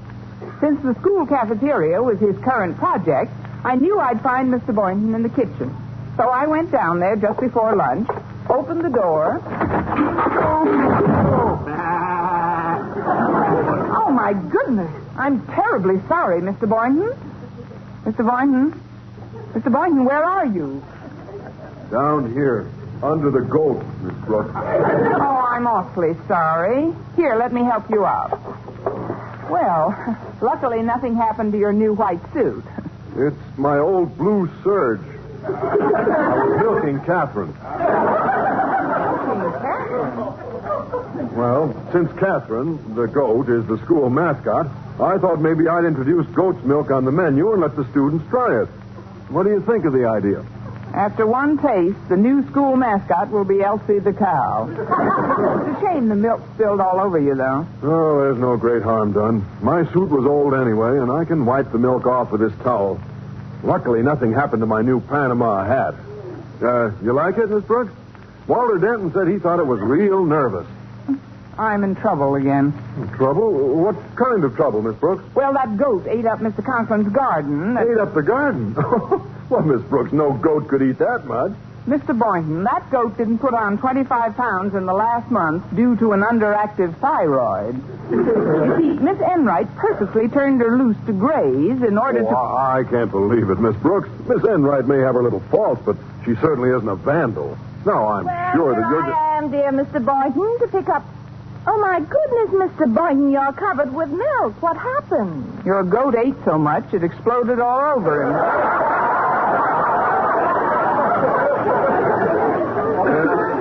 Miss Enright, Miss Brooks is under the impression that you encouraged Catherine to eat up Mr. Conklin's garden. Well, that's an utterly fantastic idea. She has absolutely no basis. Well, there's no use worrying about that now. Anyway, there are still 2 weeks until the contest, and anything can happen in that time. Correction, darling. There were 2 weeks, but those 2 weeks don't exist anymore. Don't tell me Catherine ate them up, too. No, not exactly. I happened to be covering the office for Mr. Conklin during the last period, and Mr. Stone called. Mr. Stone called? Yes, Miss Brooks. We had a little small talk. When suddenly, out of a clear blue sky, he decided to hold the garden contest tomorrow instead of waiting 2 weeks. And I have a pretty good idea who dropped that clear blue sky on my head. Miss Enright, you just reminded me there's one thing I forgot to plant last week. What's that? You. In the spirit of friendliness, I suggest you teach that walking garbage disposal not to eat people's hats. Oh, darling, do you still think Catherine ate your hat? Mr. Boynton, you know goats don't really eat things like that. Of course they don't.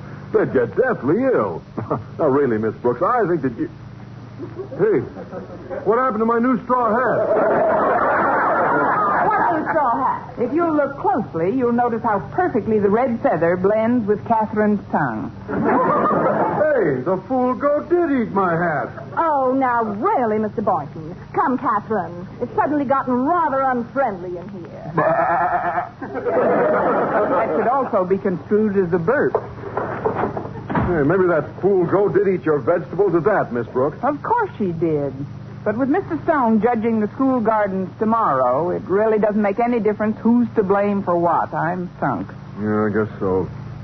Oh, say, why not forget your troubles and help me with my shopping this afternoon? I've got to buy next week's groceries for the cafeteria. Still, there must be something we could do next week's groceries for the cafeteria. Mm-hmm. I've got to run down to Tony's produce market and buy $50 worth of celery, lettuce, tomatoes, beets. Mr. Boynton, would you mind terribly if those vegetables you're going to buy made one stopover between Tony's and the school refrigerator? One stopover? Where? In our school garden. What? Miss Brooks, what are you talking about? Just this. Before tonight is over, we're going to transform that spot from Conklin's desert oasis to Tony's garden paradise.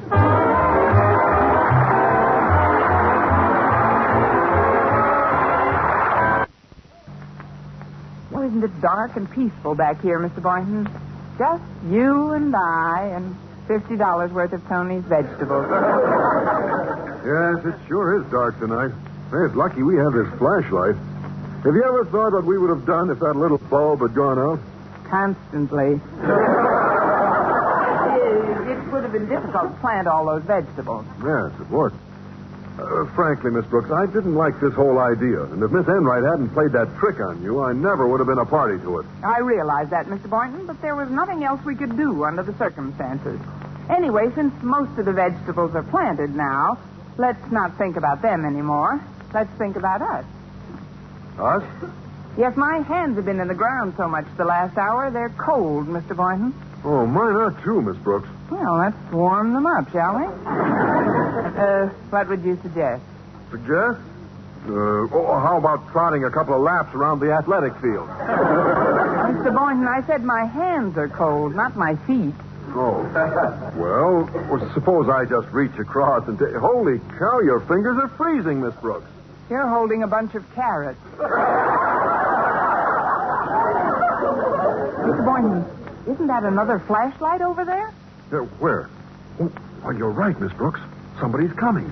Oh, we can't be found here. Not with a hot vegetable garden. Get behind that big oak tree until they pass by. No, you get behind the oak. I'll get behind the small elm right near it. Now, if we both get behind that oak, we'd have to huddle too close together so as not to be seen. We're going to miss that elm, aren't we? Oh, I'm certain the oak will hide the two of us easily. Well, all right, Miss Brooks, but please come along. I only hope whoever that is.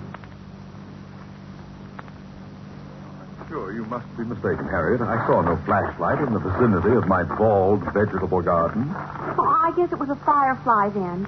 Can you tell a flashlight from a firefly from a distance, Daddy? Well, of course.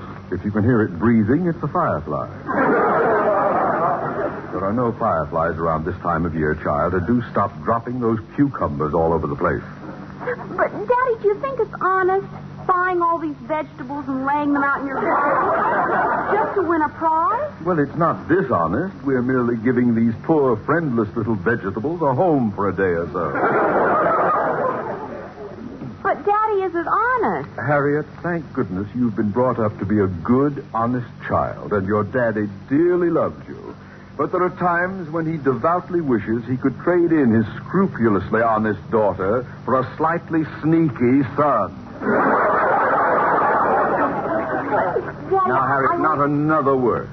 Just drop your bag of vegetables in front of that oak tree and start distributing the stuff in even rows. Well, all right, Daddy. I'll start planting my tomatoes in this row of 2-foot-high celery, and you start planting your vegetables over there. We'll soon have this barren desert looking like I'll start planting my tomatoes in this row of 2-foot-high celery. And look at all these beautiful potatoes and beets and onions and radishes. Oh, what hath heaven wrought? A few short hours ago, a wasteland, barren, denuded, and now this miracle that passeth human understanding. I must be... Harriet, is there a bright, shimmering glow about my head? Gee, I don't understand how they... Oh, Daddy, that light. Over there, there's somebody coming. You're right, child. There is somebody. Great Scott, we mustn't be caught here. Quick, hide behind that elm tree. I'll get behind the oak. I don't think anyone could see me behind here. Phew. Certainly wouldn't want any of my teachers to know what I was up to tonight. There isn't one of them I could trust to keep my secret. Not even Mr. Boynton? No, not even Mr. Boynton. True, he's a just and honest man with a highly developed moral sense, but you can never be certain. But how about Miss Brooks, sir? She can keep a secret. Old blabberlip? Why, if she kept a secret bottled up in herself for more than 2 minutes, she'd blow a silly cork. I don't know about that, Mr. Conklin. Oh, take my word for it, Miss Brooks. If she ever saw me here in this garden at this hour and knew the scheme I had, take my word for it, Miss Brooks! Yeah! I'm talking to myself. And that thing you have your arm around is not a branch, but Mr. Boynton.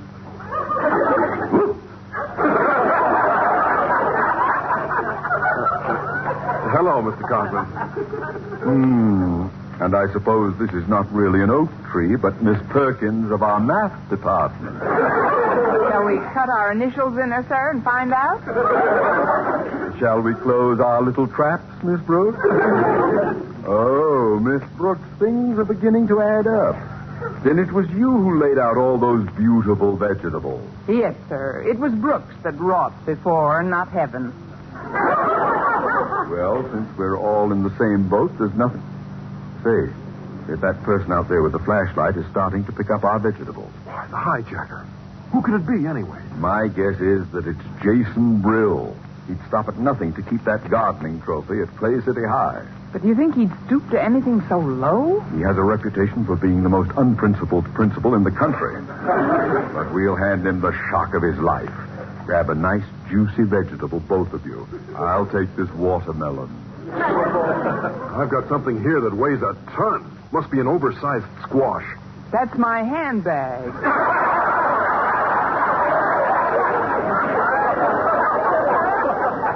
All right, now, all right. Attention.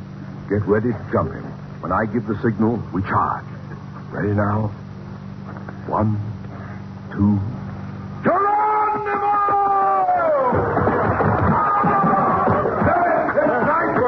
Boynton. Hold him by the hair while I shine this light in his face. Oh, God, it's Mr. Stone! Conklin, stop sitting on my chest this instant. Oh, yes, sir. Of course. Yes. Oh, Miss Brooks, get up. You're sitting on the head of the board. Sir, where I'm sitting is a mighty peculiar place for a head. Oh, the head of the board. Let me help you up, sir. I'm terribly sorry, Mr. Stone. We thought, Boynton, you may stop pulling Mr. Stone's hair now. I was just combing out the watermelon seed. Oh, no, leave them there, Boynton. I love the taste of watermelon as it dribbles down from my forehead and I catch the drops on my tongue.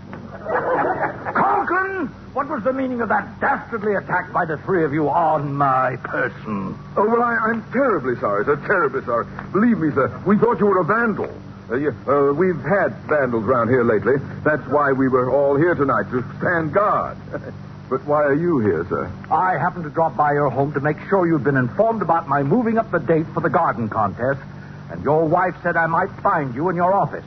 On the way over, I thought I'd like to take a peek at your garden. Well, how do you like it, sir? Well, it's exquisite. It's simply exquisite. Oh, thank you. Seems only yesterday that all this was just a barren, desolate wasteland. Matter of fact, it seems like only a half hour ago to me.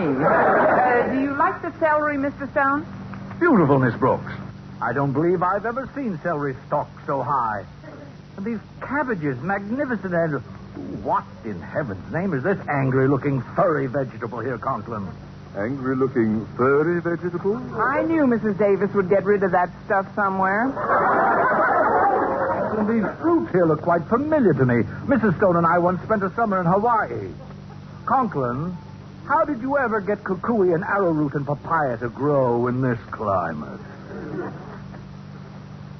Well...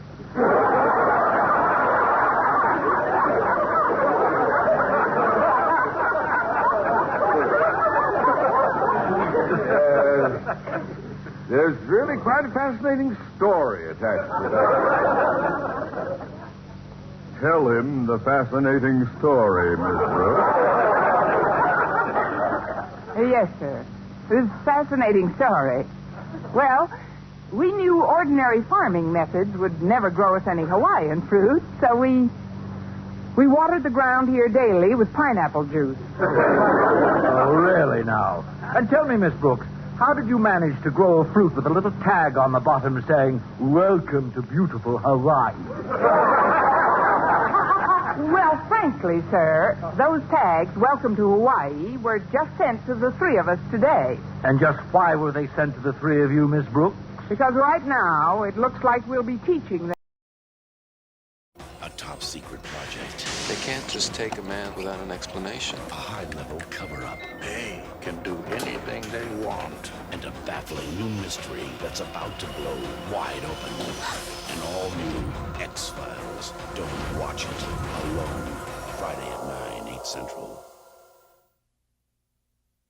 And now, a program that would go on to become an American institution on television, The Adventures of Ozzie and Harriet.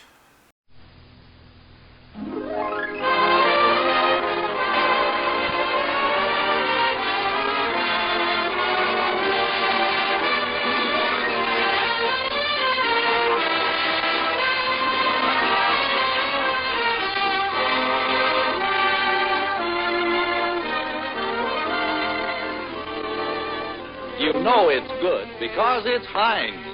The H.J. Heinz Company, makers of 57 varieties of fine foods for over 80 years, presents the amusing transcribed Adventures of Ozzie and Harriet, starring the entire Nelson family, Ozzie, Harriet, David, and Ricky.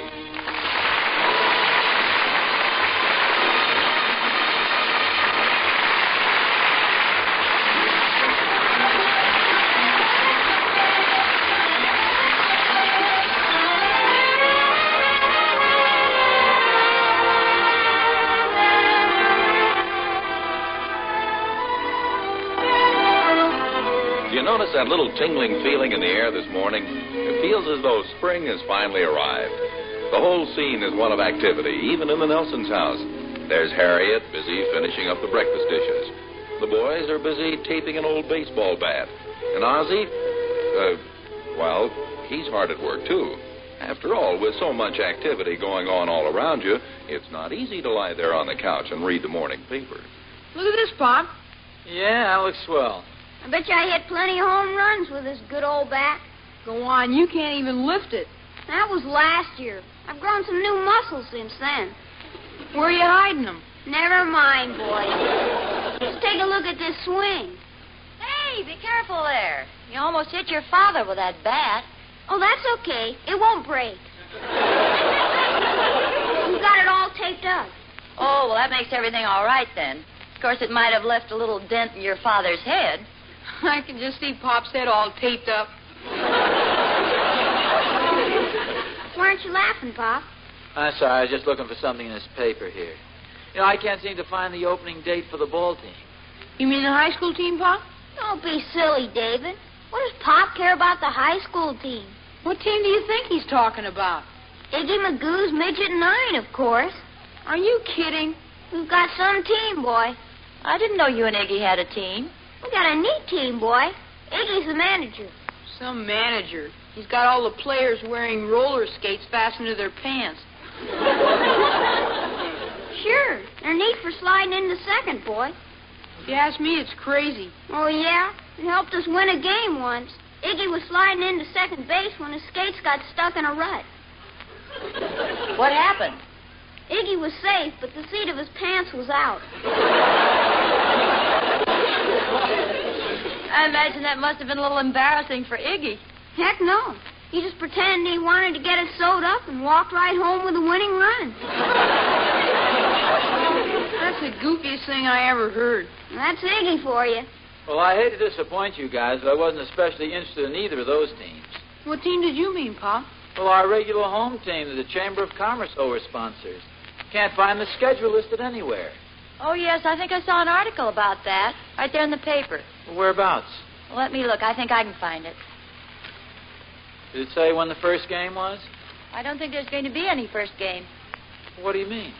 Well, I think the article said that they're not going to have a team this year. No team? Yeah, here it is, right here. Let me see that. The Chamber of Commerce announced yesterday there would be no team entered in the league this year because of lack of interest. Lack of interest? Well, they can't do this. Evidently, they've done it. Well, I know, but do they realize what they've done? Well, I suppose there just hasn't been enough interest in it. Well, that's impossible. Baseball is the national sport. Well, apparently the interest doesn't lie with the team here in town. Well, I don't know how you can say that, Harriet. Every kid in town is interested in the ball club. Don't you think so, David? Yeah, I guess so. You guess so? Well, we don't get much chance to see many of the games. Well, I thought you did. We're too busy playing ourselves. Well, how do you expect to learn how to play the game right? Those fellows know how to play. You ought to get out there and watch them. Pick up some pointers. I thought they weren't going to have a team anymore. Well, if they don't, I think it's an awful loss to the town. Oh, not necessarily. What's one baseball team, more or less? But, Harriet, you don't seem to realize it's more than just our local baseball team involved here. Baseball is an American institution, like apple pie and ham and eggs. And Iggy Magoo. Iggy Magoo? Sure. He ought to be in an institution, too, boy. Symbol of the things that go to make our country what it is. Well, I suppose when you look at it like that, it does become pretty important. Well, I think it is. Baseball's been a colorful part of our American scene since before the Civil War. Is that when they discovered it? Nobody discovered it, Dopey. It was invented by Abner Doubleday. Oh, yeah. That's right. He was the father of American baseball. Golly. That little Abner sure gets around, doesn't he? No, I think it was a different little Abner. Some of my fondest childhood memories were the Sunday afternoons when my father used to take us up to Martin's Oval and root for the Ridgefield Park team. Was that before or after the Civil War? That was a little after. Did you see all the ball games, Pop? Well, practically all of them. A lot of community spirit in that little town, and I think the baseball team had a lot to do with it. I must admit I enjoy watching a good game myself. Sure, everybody does. I'm just trying to say there's not enough interest in baseball to have a team of our own here. It does seem a shame. Well, it's just too bad a thing like this has to happen after all these years. Hasn't the season started in most places? Not all over. Has it, Pop? I really don't know. Gee, I wish we'd found out about this thing a little earlier. Yeah, that's right. A stitch in time saves 9. Well, maybe you can still do something about it. I think I'll go over and have a talk with Thorny and see what he thinks. Hey, how did you know our slogan, Mom? Slogan? Sure. We made it up after that game I was telling you about. You know, with Iggy Magoo. Look out, folks. This sounds like a small bomb to me. All right, dear. What is your slogan that you made up right after the game you were telling us about? A stitch behind saved the midget 9.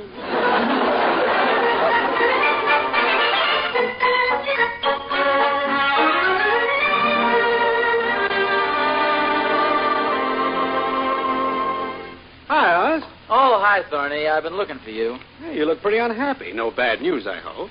Yeah, I'm afraid it is. According to the morning's paper, we're not going to have any baseball team entered in the league this year. Is that a fact? Now, what's the bad news, Oz? Well, evidently you didn't hear me. I said we're not going to be represented in the baseball league this year. No team. I heard you the first time, Oz, and all I can say is what's so sad about that? Well, Thorny, how can you say that? Oh, I just opened my mouth and out it comes. Yes, I know. That's the original joke. Don't you realize what this means? Well, I certainly do. I can save my money instead of going to ball games all summer.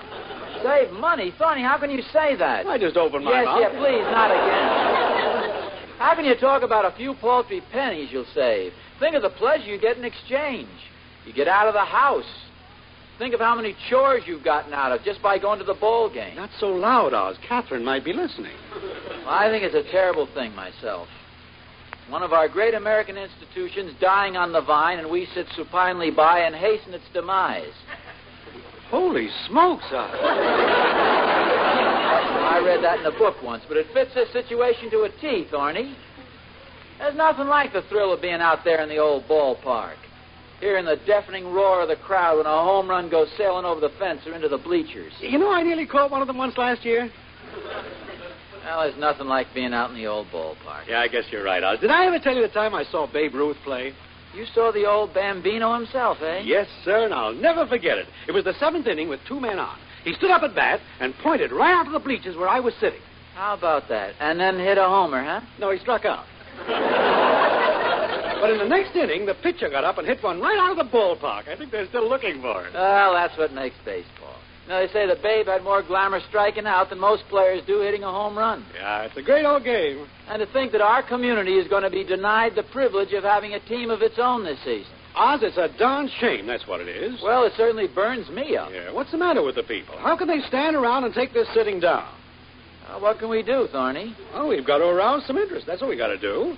Got to light a fire under the Chamber of Commerce. Yeah, we need somebody with a good batting average in that department. Somebody can step up to the plate and back him up to the fence. Say, what about that fellow who promoted those shows at the Lodge last month?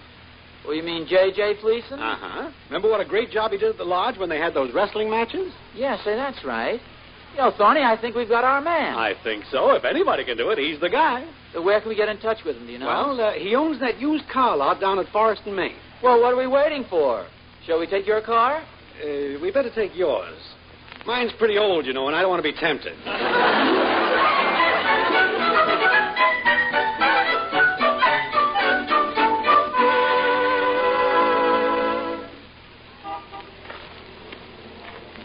This looks like his office over here, Oz. Oh, yeah. I guess we walk right in, huh? Yes, sir, gentlemen. Can I help you? Well, we hope so. My name is Thornberry, and this is my friend Ozzie Nelson. Say, don't I recognize you gentlemen from the Lodge? That's right. Yeah. Well, come on in. Sit down. Thank you. Well, thanks a lot. Have a cigar? No, thank you. What can I do for you? Well, we were interested in a little proposition. Of course. What model car do you have? No, it's not about cars. Oh. See, the Chamber of Commerce has decided not to support the local baseball team this year. Yes, so I've heard. Now, I know just what you're going to say. You're going to say there's no interest in the team, and I say baseball generates more interest than any other sport in the country. That's true. You say, what's one baseball team, more or less? I'll say it's more than a baseball team involved. It's a great American institution, like apple pie or ham and eggs or Iggy Magoo. Iggy Magoo? Please, Thorny, don't interrupt. I'm sorry. We just think it's a dreadful thing that a fine community like ours won't be in the league this year. We'd like to see the baseball team back in action, but we need somebody who can stir up interest in the town. Yeah, you know, somebody who can promote things in a big way. That's why we came to see you. Well, I must admit that I haven't given it much thought, but I certainly like the challenge. Gentlemen, it's a deal. I'll do whatever I can. That's the spirit. Will we wait till we hear from you? Well, why don't you go ahead on your own for a few days and stop back later in the week, and I'll try and have a few ideas ready. Attaboy, J.J. J.J., you're okay.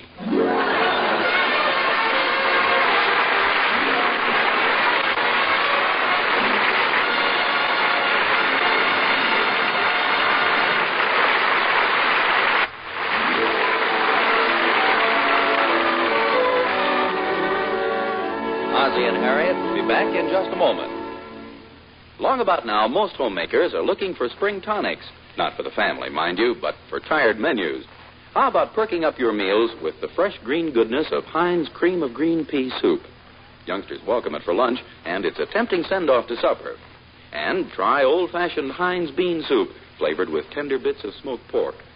Or how about Heinz Clam Chowder, filled with choice vegetables and fresh, tender clams? Wouldn't that taste delicious? Heinz condensed soups, and there's a complete line of them at your grocer's, are so nourishing, so full-flavored, all you have to do is add a hearty salad and dessert, and you've got a wonderfully satisfying meal. Serve these time and money-saving Heinz condensed soups often, as soups, sauces, or cooking ingredients. At today's low prices, they're amazingly economical. And you know they're good, because they're Heinz.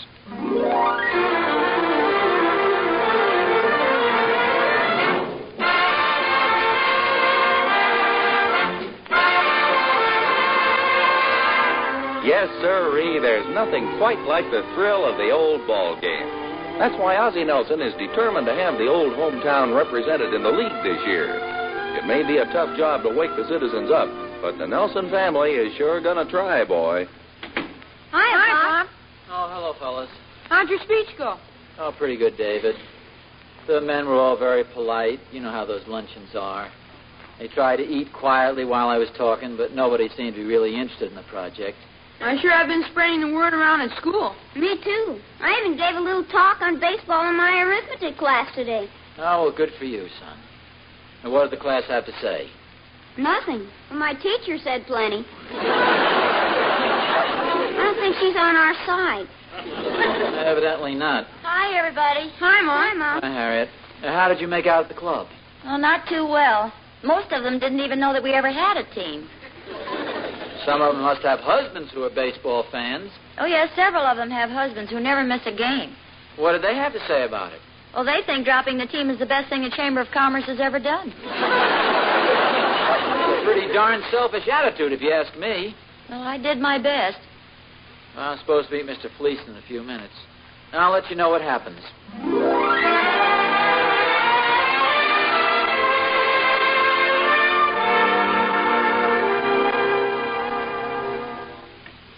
Oh, hello there, Mr. Nelson. Come on in and sit down. Oh, thank you, Mr. Fleeson. What's the good word? Well, sir, I've been working on our little project, and I think I've got some ideas that'll really put it over. Oh, that's sure good news. I've been having a lot of trouble drumming up people's interest in it myself. Well, interest is what we need, all right, and that's what I'm going to promote. Now, first of all, let's examine the facts. What does the paying public want nowadays? Well, sir, I'll tell you what they want. They want color, they want excitement, and they want variety. Am I right? Yes, that sounds logical. Exactly. Now, let's look at baseball. It's the same old routine every time. The pitcher pitches the ball, the batter hits the ball, the outfielder chases the ball. The game's gotten in a rut. Well, of course, there's a little more to it than just that. But you agree that the public wants color, excitement, and variety. And that's what we have got to give baseball. Now, of course, you ask me just how are we going to do that? Well, my answer to you is this. First of all, we make Monday night ladies' night. You mean that ladies are admitted free? No, sir, no. The ladies play baseball. Now, here's what we do. We find 18 beautiful, shapely girls, dress them up in fluorescent sunsuits, and form two teams. Like the idea so far? Well, the basic elements there are pretty hard to knock. Exactly. And I know what your next question is. You want to know where we can find 18 beautiful, shapely girls who can play baseball. Well, believe me, you get those girls out there in those sunsuits and nobody's going to care whether they can play baseball or not. That's probably true. Then what do you suppose we have on Tuesday night? Well, that's when we have the regular baseball game, isn't it? No, I don't think so. Might be too much of a letdown after Monday night.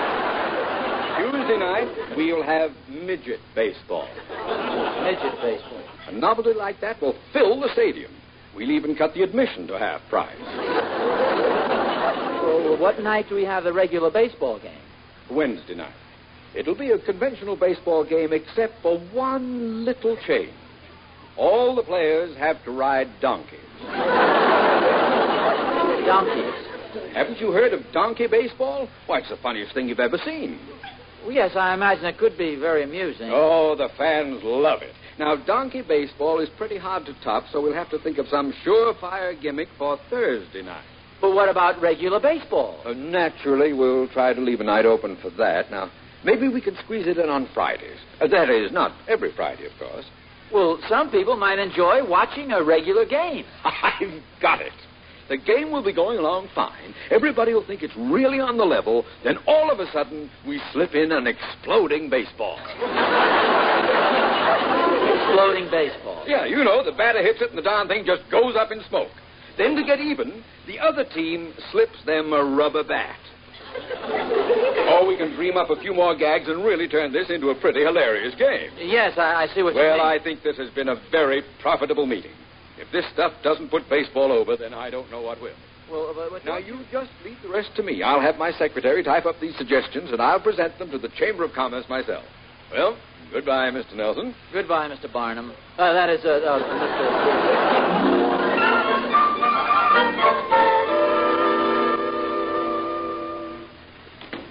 Ozzie? Yeah? Well, what did Mr. Fleeson say? Oh, he had quite a few ideas. Of course, now remember, his big interest is getting people to come to the games. After all, that is an important item. What were some of his ideas? Well, they're liable to sound a little unusual at first. What do you mean? Well, ladies' night, for instance. You mean ladies get in free? No, this is a little different. The ladies play baseball. See, we get 18 beautiful shaped... We get 18 girls, and they wear sunsuits.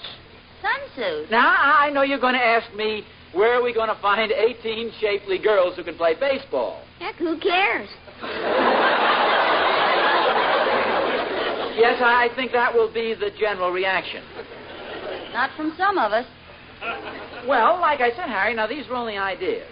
Monday night, we have ladies' night. Then Tuesday night is midget baseball. What in the world is that? Well, you have midget baseball players. After all, they have midget wrestlers. Then Wednesday night, they play donkey baseball. I understand that's loads of laughs. The players have to ride donkeys. They hit the ball. Why are you all staring at me? Why don't they just play regular baseball, Pop? Oh, they'll play regular baseball, David. But a little different idea. Mr. Fleeson thought it would be kind of funny if we slipped in a few exploding baseballs and some rubber bats. Oh, and naturally, they'll end up throwing custard pies at each other. Harriet, you've got to remember Mr. Fleeson's been promoting sports events for years. He sells used cars. He knows exactly what the paying public... Sounds pretty bad, huh? Well, it certainly doesn't sound much like baseball. It's a three-ring circus, that's what it is. I'd rather not have any baseball at all. Say, wait a minute. This might turn out to be a good thing after all. Well, how do you figure that? Well, now we have a definite selling point. It's either baseball or Fleeson's carnival. Say, by golly, you're right. This is something that'll make those guys at the lodge sit up and listen. You just wait till the woman's club hears about that Monday night glorified burlesque show. I'll have Thorny make a speech at the bowling club. Wait till I tell a midget 9 about those other midgets. We'll show this Fleeson guy he can't besmirch the good name of baseball. You're darn right. You're darn right. You're darn right, boy. All right, men, saddle up your soapboxes and let's ride.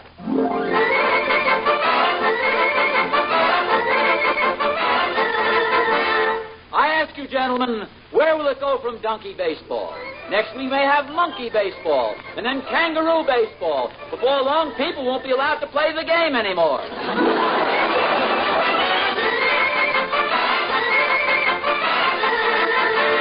At least when we had regular baseball, nobody worried about having her husband run off with the third baseman.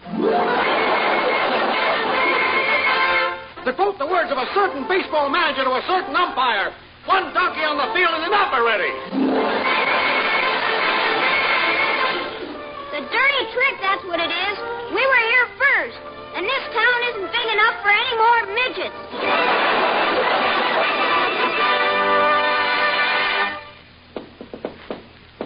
Come on in, Thorny. Hi, Oz. I had to rush right over. Have you seen the morning paper yet? No, not yet. What's up? Well, we did it, Oz. The Chamber of Commerce has decided to have a team after all. Wonderful. Yes, sir. None of that crazy ballyhoo junk. Just a plain old-fashioned baseball team. Oh, that's great news, Thorny. Where's Harriet and the boys? They went to the market. Wait till they hear about There's this. a big article in the paper. What does it say? Oh, it just says that a heated campaign under the able leadership of Mr. S.J. Thornberry was the main... No, wait a minute. What do you mean under the able leadership of S.J. Thornberry? I was the one who started this thing. Yeah, but I was the one who wrote the article. You wrote it? Well, I didn't exactly write it, but a reporter called up to find out who was responsible for the campaign, and you know what a poor memory I have for names. Mine was just the first one I could think of. Oh, a fine thing. I do all the work and you get all the credit. I was only kidding you, Oz. Everybody got credit. Oh. Hey, who's that coming up the walk? It looks like that Fleeson guy. By golly, that's exactly who it is. Boy, I'll bet he's really burned up. This is going to be fun. Just a moment. Well, at least he's a good sport about it. Well, good afternoon, Mr. Nelson. Good afternoon. Oh, hello there, Mr. Thornberry. Oh, Mr. Fleeson. Won't you come in? Oh, thank you. Well, this is certainly a red-letter day for our town, isn't it? I beg your pardon? Haven't you gentlemen read the papers yet? We have, but have you? Oh, yes, indeed. The Chamber of Commerce is a lot like some of my used cars. They just need a little push to get rolling. Well, I must say you're being a good sport about this. Well, I couldn't be happier. Didn't I tell you that those ideas of mine would really bring baseball back to our town? Well, yes, but you were talking about donkey baseball and midget baseball? Yes, I know. Pretty horrible thought, wasn't it? I hope you gentlemen will forgive me, but I figured the only way to get some action was to propose something so fantastic that the whole town would be aroused and the grand old game of baseball would be brought back to our fair city. Well, it sure worked. Ozzie. Oh, Harriet, this is Mr. Fleeson. How do you do? How do you... Mr. Fleeson? Oh, don't worry. He's on our side. It seems that he kind of fooled all of us. I'll say he did. If they ever do play donkey baseball, just ask for long-eared thornberries. Mr. Fleeson was on our side all the time. He was just trying to arouse the citizens. Well, good for him. I'll certainly appreciate any suggestions you folks may have to offer. Oh, well, I have one right away. This may come as a surprise, but I think that ladies' night deal isn't a bad idea at all. I mean, if different clubs organized teams, we could form a women's league. And personally, I think some of the girls might look pretty cute in sunsuits. Yes, I see what you mean. Monday night is a slow night anyway. And you know, the more I think of it, I'll bet that donkey baseball will be a lot of fun to watch. I think so, too. Oh, it is? Yeah, a lot of people might like something like that occasionally. You know, it's comical and unusual. Now, wait just a second. What about regular baseball? Oh, yes, we do have to have a few regular games.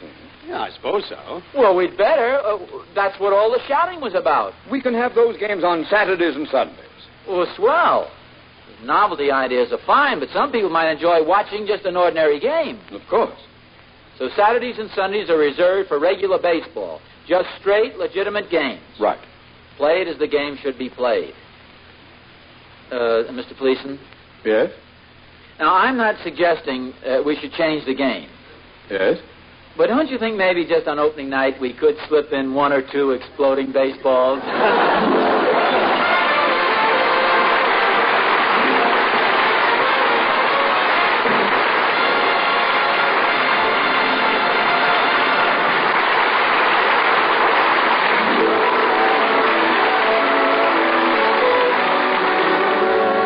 Ozzie and Harriet will be back in just a moment. Sometimes when you've had an unusually busy weekend with lots of company and meals at all hours, don't you get to feeling like a short-ordered cook? Well, a happy solution is to keep several cans of Heinz cream of tomato soup on hand. It's not only quick to prepare and mighty nourishing, but the youngsters can fix it themselves. But that's only half the story. Heinz cream of tomato soup makes a smooth, thrifty pour-on sauce to glorify meatloaf, hamburger, hot dogs. Yes, and it makes them go further, too. So don't spend these beautiful spring days in the kitchen. Build your menus around Heinz condensed soups. Your grocer has a complete line of them at today's low prices. Serve Heinz soups for school lunches. Use them as sauces and as cooking ingredients. Insist on high-quality Heinz condensed soups. You know they're good because they're Heinz.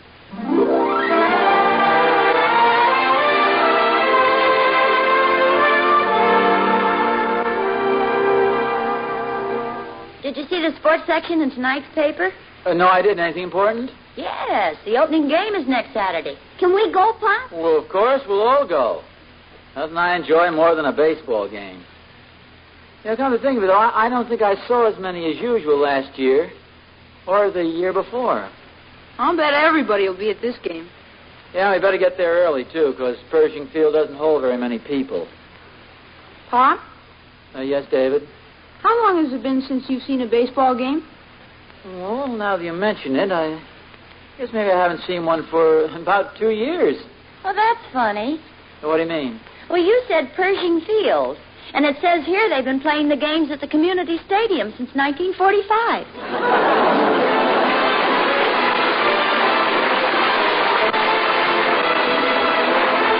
Next week to another surprise adventure of Ozzie and Harriet, presented by the H.J. Heinz Company, starring Ozzie Nelson and Harriet Hilliard. And remember, Heinz soups are condensed.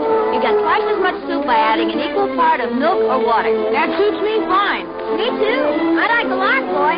Appearing in support of Ozzie and Harriet were their two sons, David and Ricky Nelson, John Brown, Gail Gordon, and yours truly, Vern Smith. Original music was composed and conducted by Billy May. So long, folks. This is Ozzie saying goodnight for the four Nelsons and the 57 variety. Heinz goes to America's finest garden spots to select and pack your baby's foods. So give your youngster Heinz baby foods with grown-in goodness. Your grocer has over 50 kinds of better-tasting, highly nourishing Heinz strain foods, junior foods, and pre-cooked cereals. Doctors everywhere recommend them. Some say it's an ancient myth. Each victim was ripped to shreds. But this Friday, the legend returns to kill. The X-Files, Friday at 9, 8 Central.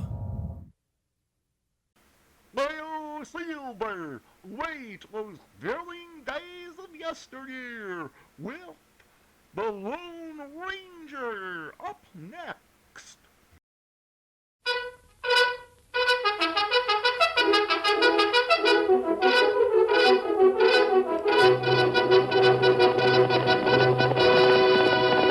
I'll Silver! Away! A fiery horse with the speed of light, a cloud of dust, and a hearty hi-yo Silver, the Lone Ranger.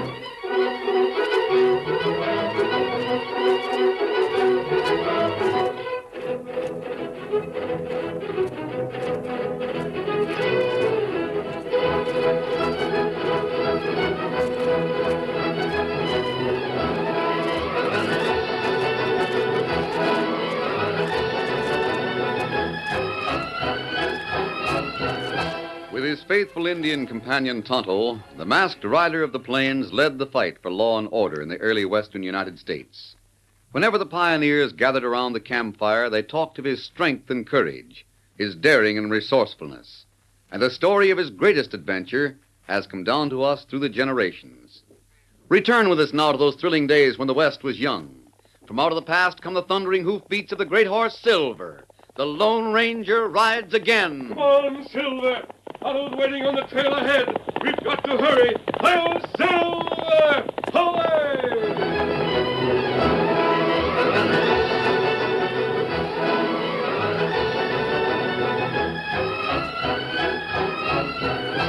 St. Louis was a thriving city of contrasts, where the culture and civilization of the East hobnobbed with the adventurous pioneer types who had been or were about to be exposed to the dangers and hardships of the vast, unbroken, and frequently lawless settlements of the western states. St. Louis was an important western railroad terminus, where arriving trains had become too commonplace to arouse interest or demand attention. No one seemed to notice that several cars on one train that pulled in after dark were shunted to a siding and left there while the engine moved away. The cars were just outside the limits of the city. The people in the cars were quiet, speaking only in tense, hushed voices. Gentlemen, this meeting may determine the fate of the United States of America. I must impress one thing upon you. What is said or done in this railroad car is never to reach the ears of anyone outside. Hickok. Yes, sir? You're well known in St. Louis. Did you manage to get through the city without being recognized? Yes, sir. The man who asked me to come here said to keep it a secret. Cody, does anyone know you're here? No, sir. Before I tell you about the organized threat to the future and security of our country, I'll ask Mr. Calkins to call the roll. Very good, Mr. Secretary. One thing. Many of you frontier scouts don't know who I am. Let me explain so you'll fully realize the seriousness of this conference. I am the secretary to the President of the United States. When we're ready for him, the President himself will come from Washington. Now, let us have the roll call. Hickok. Here. Cody. Here. Stewart. Here. Foster. As the chairman called the roll, the soft light from oil lamps fell upon the faces of government officials, the stern faces of military leaders, and the weather-beaten faces of frontiersmen. The meeting brought these men together on the common ground of sincere love of their country and a grim determination to defend the country against all enemies. And Swift. Yes, sir. Thank you. I will now get to the subject as quickly as possible. We in Washington have information about a plot to overthrow that part of the government which applies to the states west of the Mississippi. A plot to form a new nation, a nation opposed to those principles upon which our country is founded. Behind this movement is greed and ambition.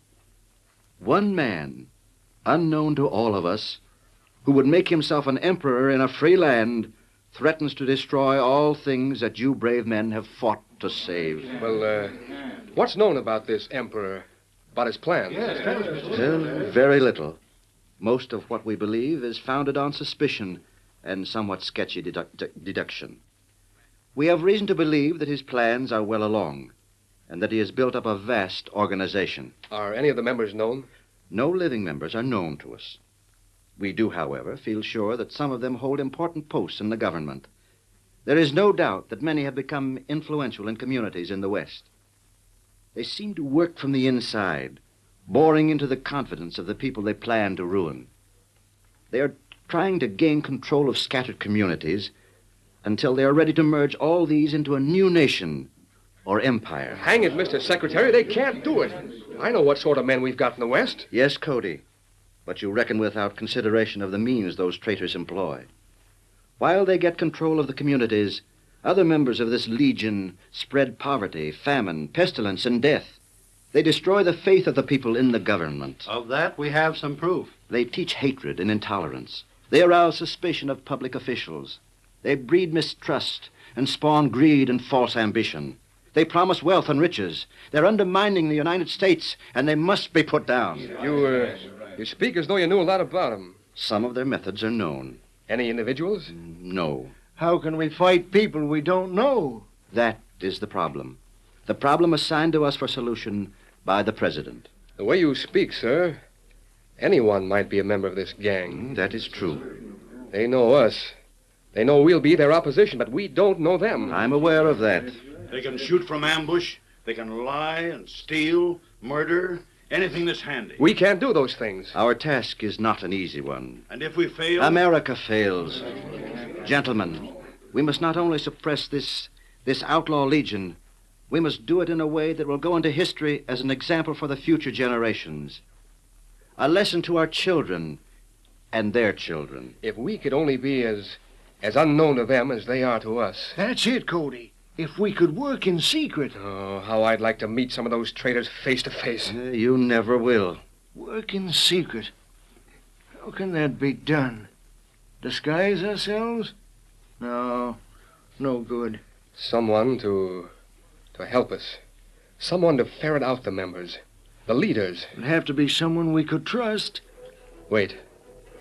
I wonder. Cody, there's one man. One man. Whom do you mean? We're both thinking of the same man, but we don't know his name. Don't know his name? If he knew of Don't even know where to reach him. Whom are you talking about? You may have heard of him, General, but I doubt if the Secretary or these other men will know the man we're talking about. He's known as the Lone Ranger. Lone Ranger? Yeah, I've heard of him. What is his name, Cody? I don't know. I guess nobody knows his name. He's just called the Lone Ranger. Tell me about him, Hickok. Well, there isn't a man in the country who's handy with a rope or gun or who rides a finer horse. Why, he seems to turn up any place he can be of help, and he never waits around for rewards. But I'd bet my neck he's been responsible for the capture of more crooks than any 10 men. It's a broad statement, Cody. I'll stand on it. So will I. He wears a mask. He rides a white horse. It's called Silver. Now, if we could only get him working for us, helping us. I have heard stories of the fabulous deeds of this man. I don't believe them. Nor I.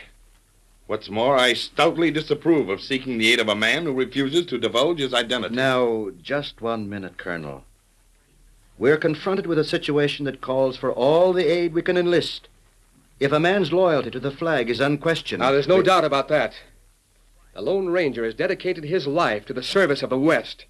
He loves the West, and he'll do anything to help it grow. We can't believe all these stories that we hear.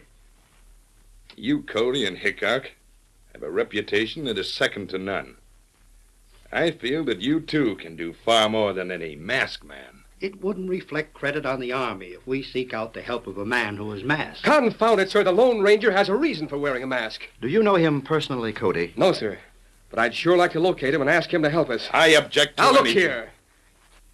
If you men are really anxious to put down this plot, you'll get help where you can without asking too many questions. Cody, now let's not discuss it further. I say let's discuss it. Let's put the matter before the president. If this man never takes rewards and apparently does no work, how does he live?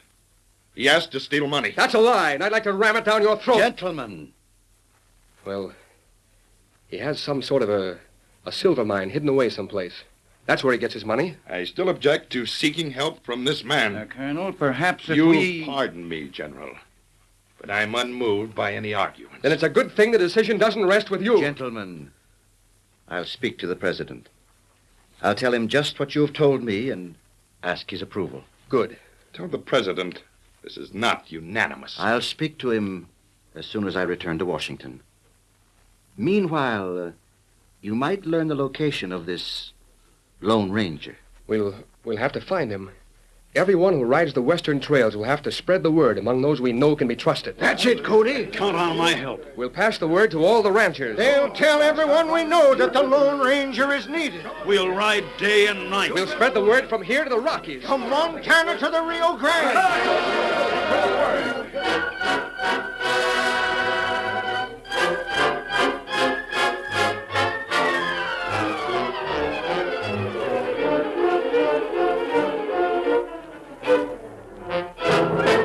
The meeting adjourned. The men moved silently through the shadows to their horses, then secretly left the city. The people of St. Louis, not suspecting that some of the nation's most important men had met there, went on with their recreations and amusements.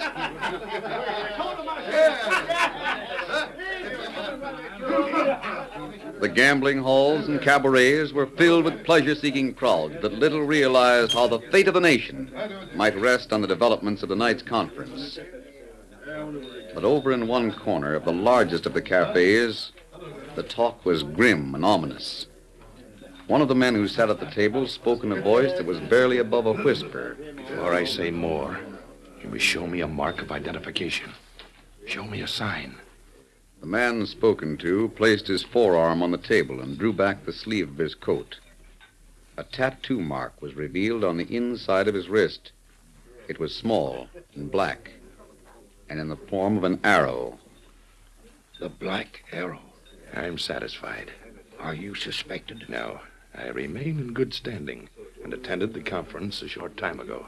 What if you're seen in here without your Army uniform? It would arouse no question. I would merely say that I thought it better not to wear the uniform in a place like this. I wouldn't want to reflect discredit on the uniform. From you, Colonel? That's funny. But wait before you laugh. Well? Those Westerners wanted to get the help of the Lone Ranger. They did?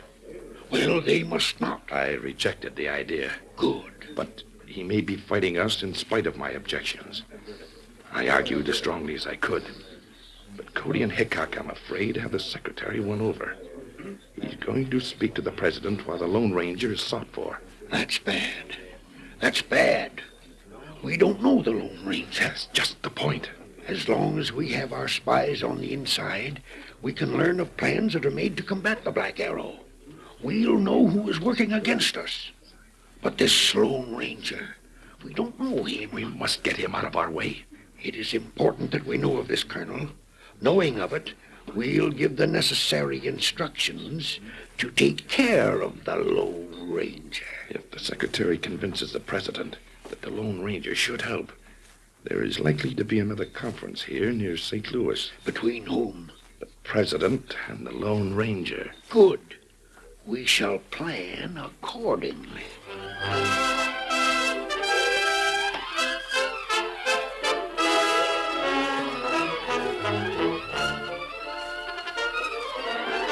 The curtain falls on the first act of our Lone Ranger story. Before the next exciting scenes, please permit us to pause for just a few moments.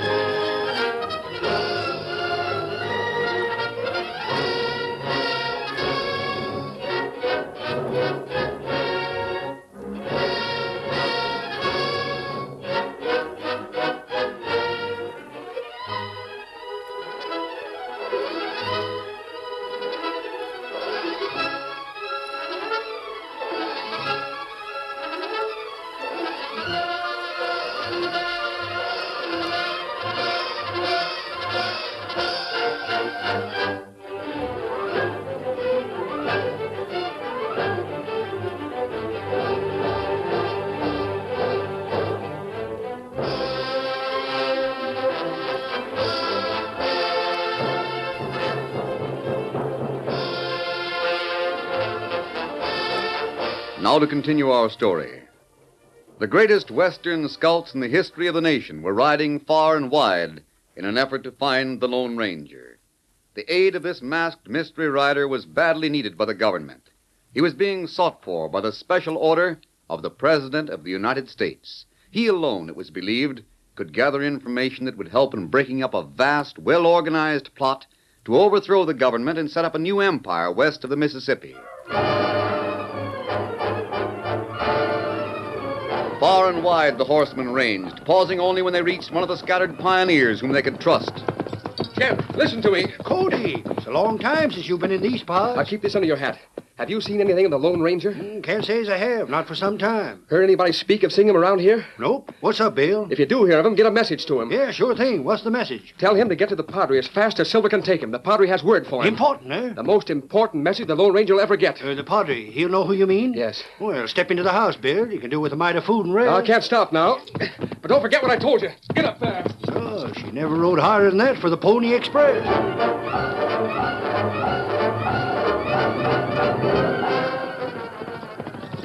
I'm looking for word about the Lone Ranger. Ain't heard anything about him around here for some time. And I got to keep her riding. Go on!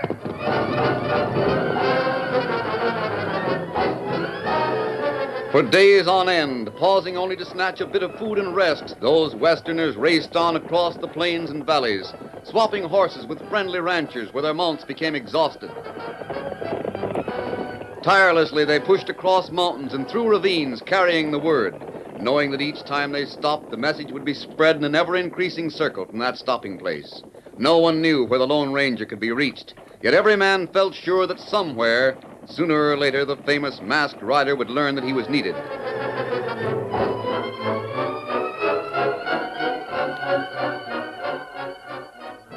The Lone Ranger and his faithful Indian companion Tonto were camped in the woods not far from a small town.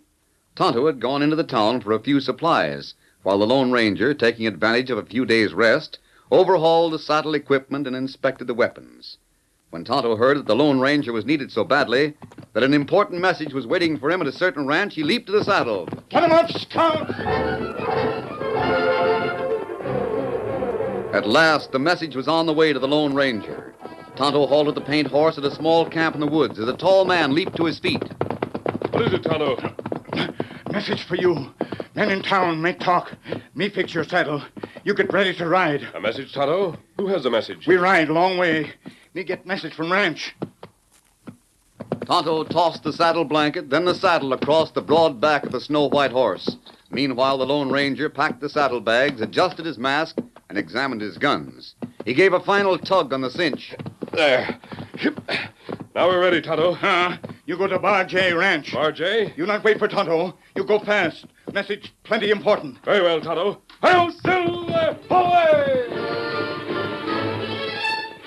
The Lone Ranger knew the Bar J Ranch. He'd been there before and knew that anything that might be told him by Jeb Jackson could be relied upon. For many miles he raced until at last, streaked with dust, he reined up. Jeb, I was told you wanted to see me. I sure do. My sakes alive, but it must be powerful important. It was Bill Cody that was looking for you. Bill Cody? Where is he? Well, reckon he's still out somewhere, spreading the word that you're wanted. Did he leave a message for me, Jeb? Yeah, he did. He said that you was to make quick time and get to the Padre as fast as that white-legged horse could take you. The Padre? Says you know what he meant. I do know. Thanks, Jeb. Come on, Silver. Once more the Lone Ranger rode, pausing only when it would risk the life of the stout-hearted Silver to go further without rest. The panhandle was behind him. He dashed on a northeast slant across the narrow western strip of Oklahoma, the Kansas border. One more short rest, and then an all-day ride toward Dodge City and its lawlessness. Halfway between the border and the city, the tired man and exhausted horse came to the little mission where the Padre waited. Ho, Silver! Steady, boy! You've come. I knew you would. Padre, I was far away when I received the message. You have information for me? My boy, I have a summons.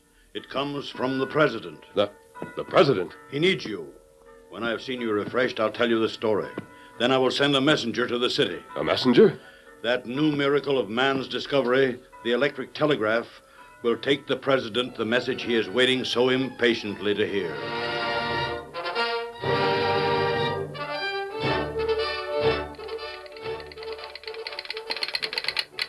Across the nation, from Dodge City to Missouri, Illinois, Kentucky, the message flashed faster than a man could wink an eye. Into West Virginia and to the sister state, from Virginia into Maryland, to the District of Columbia, Washington, the White House. Mr. President.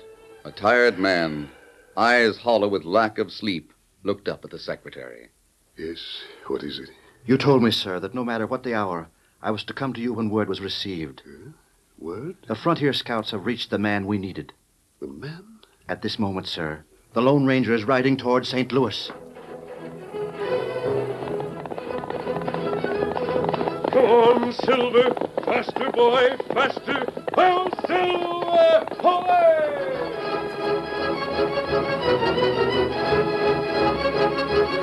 While the Lone Ranger rode out of the west, with Tonto following fully half a day behind, a fast train roared from the east.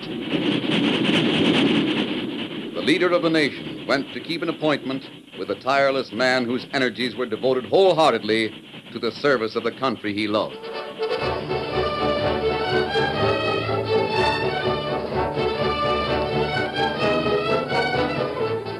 In St. Louis, where east met west, several cars of one train were shunted to a siding on the outskirts of the city, just as had been the case several weeks before. But this time the cars were not left there without an engine. The iron monster of the rails remained on duty, steam up, ready to leave at a moment's notice. It was after dark, and the vague forms of several men moved restlessly about. I haven't seen him yet, Hickok. Have you? No. No sign of him. But we had word that he'd be here. How we know him? I've never seen him. Fine assignment we've been given. Make sure of his identity before he's admitted to the cars. Might match a draw with him. If he's what he's said to be, he'll outdraw either one or both of us. After the trip he's made? Remember, he had twice as far to ride as we did. That would slow him up some. One thing I'm sure of, Hickok. He doesn't get past us till we know he's the right man. You're right. We've got to be sure. Since the last meeting, I've learned quite a bit about the extent of this plot. It's big, Cody. Mighty big. Yeah. Bigger, I'm afraid, than any of us realized. Hear something? Yeah. A twig snapped. That way, I think. Dark as pitch tonight. Someone moving this way. There, see? It's a man walking. Stand where you are, stranger. Well? What do you want here? I'm expecting. Masked, huh? Yes. I had to skirt the city. Did you walk? No. My horse is over there. I thought it better not to ride too close to this train. What's the name of your horse? I might ask you the same. What's your name? I never use it. Who are you? My name is Cody. Cody.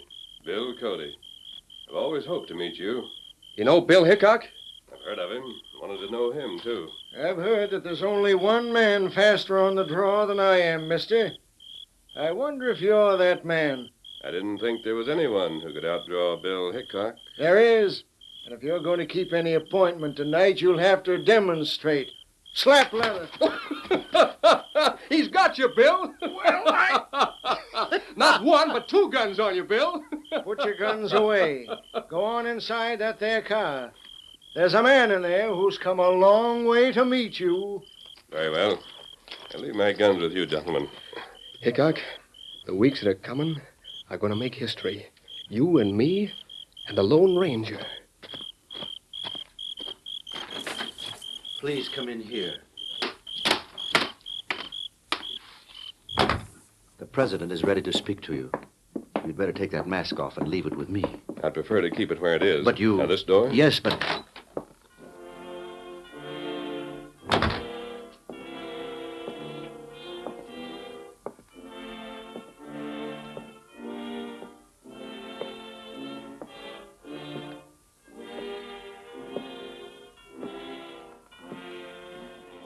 Mr. President? What does this mean? Who are you? Who let you come in here with that mask on your face? Take it off if you want to speak to me. Mr. President, Did I not make myself clear? You did, sir? Upon the recommendation of men whom I can trust, I've come all the way from Washington to hear what you have to say. But I don't propose to listen to anyone who won't show me his face. Mr. President, I'll tell you exactly why I wear this mask. Some time ago, there was a massacre of some Texas Rangers. 6 men were ambushed and shot. There were 6 graves, but only 5 of those men actually died.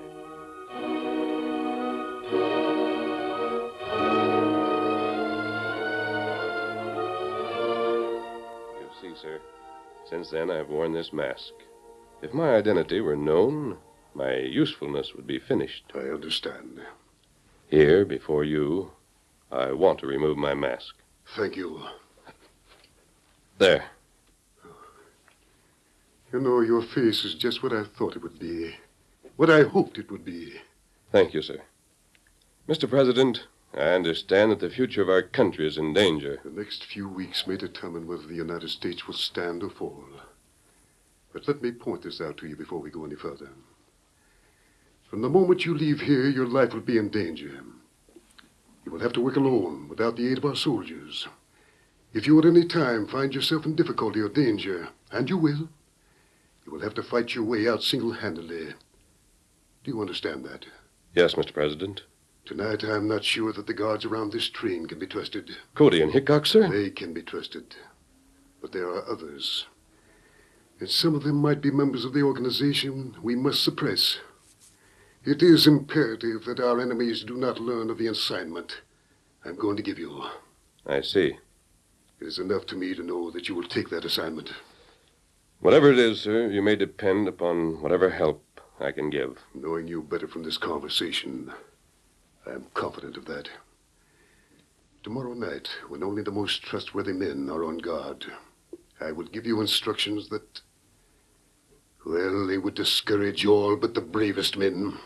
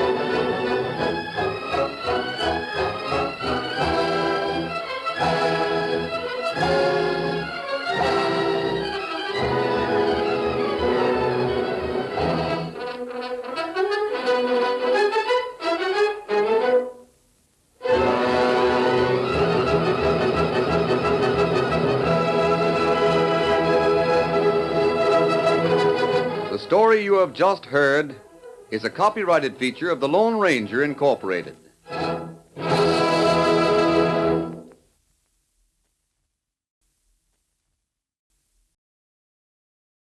Friday, a faith healer is accused of murder. Who killed those people with a touch? You doubt the power of God, man? But for Mulder and Scully, finding the truth I think the kid's for real. means opening the gates of hell. The Lord has testified against me! The X-Files, Friday at 9, 8 Central. Get ready for adventure with Blue Beetle, up next on Nightly Old Time Radio Shows. On through the night speeds the Blue Beetle in his fast motor car. As he nears the carnival, he parks his car in a hidden spot and approaches John Doerr's tent on foot. So you won't sign up, eh? No, not for any crooked schemes like yours. Okay, it's your funeral, Doerr. Work on him, Frenchie. How about it, Doerr? The answer is still no. Give it to him again, Frenchie. So you won't sign, eh? Well, here's some more of the same. The Blue Beetle. Yes, the Blue Beetle. Oh, there is no Blue Beetle here. It's a trick. Doerr's got a phonograph planted someplace. That's so. Well, here's something planted, and it wasn't a phonograph. Oh, hey, Frenchie, what is this? Me, I do not know. I see nothing. Well, maybe you can see stars. Come on, let's get out of here before I go up me nut. I can't fight ghosts. Wait a minute. Let me help you on your way with my foot. Now get going, both of you. And if the Blue Beetle ever sees you again, I'll blast you wide open. Come on, Frenchie. We gotta tell the boss about this. Are you all right, Dora? I don't know. I can't see you. Am I blind? No, Dora, you're not blind. Now do as I tell you. Phone police headquarters and report what just happened. All right. I will do it. And don't worry. The Blue Beetle's on the job. I'm going to trail those men. Maybe they'll lead me to their hangout. Now get going. The Blue Beetle's got a lot of nipping to do.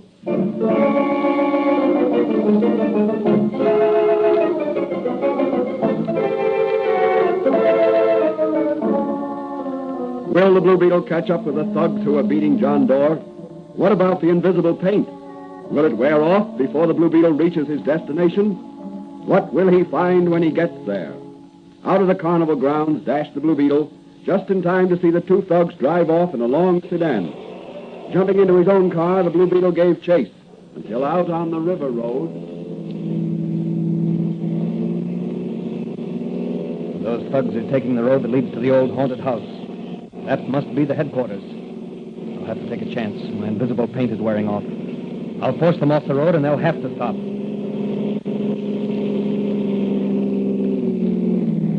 All right, you thugs. Hop out and make it snappy. It's the Blue Beetle. Oui, I can see him now. Come on, let's get him. Oui. This time we don't fight ghosts. Come on, me hearties. I'll take you both at once. That's for Old Man Doerr.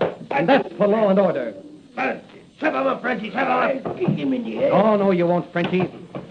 That'll take care of you. Put up your hands, Blue Beetle, or I'll drill you so help me. Not tonight, you won't. Here's a face full of knuckles for you. Oh. Well, he's done for a while. Let's see. I'd better not use my invisible paint. I may need the little that's left to use later. How can I get into that house up there? I think I'll just take one of these thugs over here and...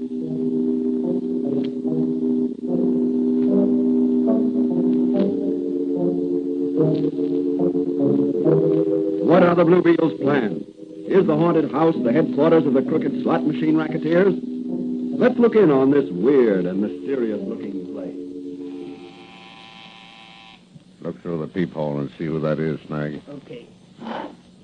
It's Croker and Frenchie. All right, raise the iron panel and admit them. Okay.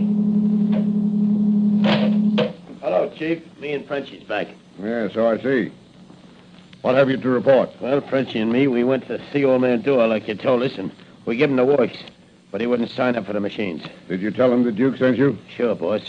Why didn't you use further persuasion? We was just going to when suddenly there was a funny humming sound and a crackle. Go on. Well, from out of the air, a voice what said he was the Blue Beetle told us to lay off the old man. Was it dark? No, it was light enough, but we couldn't see nobody but the old man. Go on. Then what happened? The Blue Beetle started slapping us around. Ah, ridiculous. You must have been drunk. On me word, Chief. We were sober as a judge. Am I right, Frenchie? It is as you say. Huh? What's the matter, Frenchie? Why don't you raise your head? Oh, my neck, she is hurt. The Blue Beetle, he hit me hard. Yeah. Like I said, Chief, when we couldn't see no one to fight, we beat it out of there. But the Blue Beetle followed us in his car, and just down the road here, he forced us over to the side, and we had to stop. Then he rushed us, and before we could plug him, he conked us both on a bean, and we passed out. When I come to, I was in the car, and Frenchie here was driving. And the Blue Beetle? He had disappeared. A likely story, Kruger. Suppose you step aside. I want to talk to Frenchie. He'll tell you the same story. Gee, boss, we got to be ready. The Blue Beetle may be here any minute. Yeah, the Blue Beetle is here. What do you mean? Frenchie, take off that hat and coat. Gee, the Blue Beetle himself, disguised as Frenchie. Yes, the Blue Beetle, and he is going Stand where you to... are, Blue Beetle.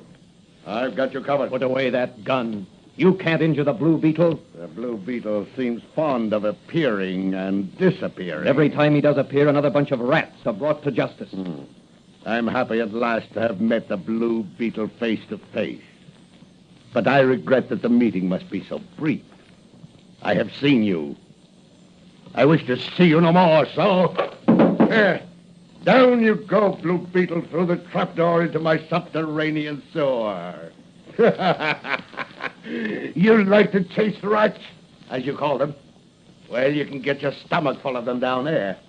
Maybe they'll turn the tables and chase you, Mr. Blue Beetle.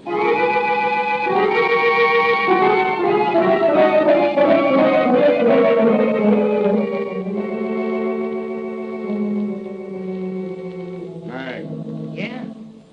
You and Kroger close the trapdoor. Sure, boss. Yeah, sure. Anything you say, boss. Now, listen to me. You'd better get this straight with no bungling if you don't want to join the Blue Beetle. Not me, boss. It was Frenchie's fault the other time. He didn't slug the old man hard enough before the Blue Beetle showed up. I don't want any excuses. I want results this time. Yes, boss. You go and see John Doerr again. Tell him there's $1,000 a week in it for him if he signs up with us. If he refuses again, tell him the Blue Beetle's dead. Offer to prove it to him by bringing him here. Go easy on him this time. But either get his signature to a contract to install our slot machines at the carnival or bring him out here. Have you got that straight? Sure, boss. You better have. Now, one thing more.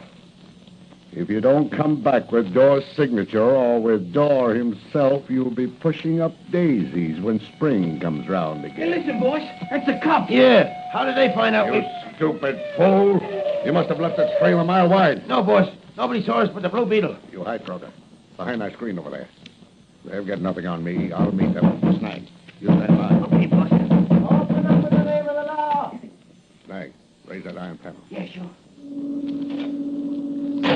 All right, boys. You got your guns? Here we go. Come on. Good evening, gentlemen. Calling rather late, aren't you? The law's on the job 24 hours a day. Well, that's admirable. Something wrong? Yes, you. Me?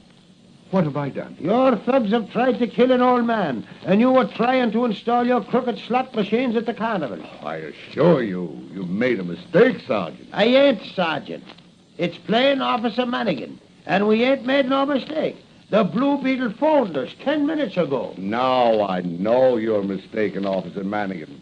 The Blue Beetle couldn't have phoned you. The Blue Beetle. Yes, the Blue Beetle. It must be a ghost. The Blue Beetle. No, not dead. Just invisible. No, it can't be. I saw him drop down that... Oh, what's that you're trying to He's say? trying to tell you, Mannigan, that he saw me drop to my death through that trapdoor you're standing on. Holy Moses, I never noticed it. How'd you get off quick? Hey, where are you, Blue Beetle? I'm here. There. Everywhere a criminal tries to hide. Let me out of here. Let me out of Not here. till you've confessed to this crime. Oh, I don't know what you're talking about. Come on, confess, you crook, or I'll choke it out of you. No. Take me away from here. Take me to police headquarters. I'll confess. Only don't let the Blue Beetle's ghost get me. All right, boys, put the handcuffs on. All right, Mannigan. Very good work, Blue Beetle, wherever you are, and thanks. But don't forget, Someday I'm going to catch up with you. And when I do, I'm going to run you in just on general principles. That's okay with me, Mannigan. But remember, you first got to catch me. So long, Mannigan. Give my regards to the commissioner.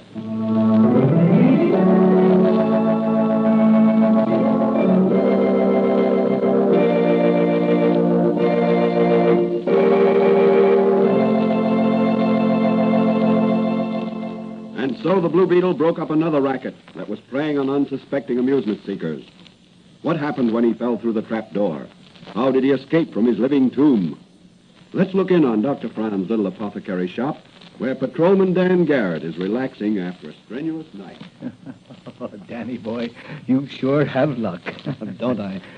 You know, when I felt myself falling, I twisted myself so I landed on my feet. The twist must have thrown me to one side so that instead of landing on the concrete floor, I landed in a fairly deep stream of water that flows under the cellars of that haunted house. Remarkable. Wasn't it? What did you do then? Well, I let myself be carried along by the stream, keeping my head above water whenever I could. And how far did it carry you? Oh, about 500 feet underground. When I came up in the open, I quickly covered myself with your invisible paint, rushed back to the house, and entered with the police. Excuse me a minute. Someone's out front in the store. Oh, hello, Doc. I want some quinine. My youngster's got a touch of the flu. Oh, dear, I'm sorry to hear that. Just a minute. Here you are. That will be 10 cents. Here's a quarter. Say, did you hear? That mysterious killer on horseback has killed another cop. Another one? That makes the 6th in as many days. Oh, here's your change. Thanks. Yep. Strange the police can't seem to do nothing about it. Well, here's one policeman that's going to do something about it, and right now. Oh, so it's Patrolman Dan Garrett, Yes. So long, Doc. If Mannigan calls, I'm over at police headquarters.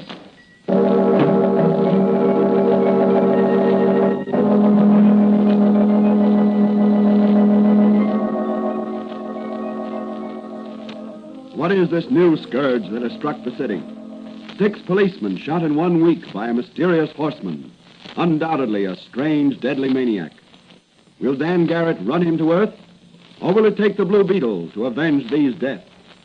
These questions will be answered in the next episode of The Blue Beetle.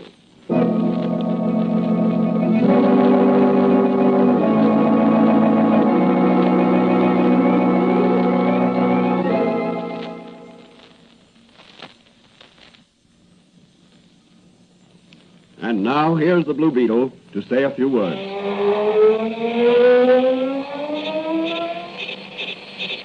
The moral of this story is that courage will often win against any and all odds. If you are right, stick to your gun through thick and thin, and you'll come through somehow. All of the real leaders of our day in every human endeavor have courage. Call it nerve, bravery, whatever you will. But acquire it if you haven't already got it. And hold on to it, for it's very, very precious. This country we live in was built on courage.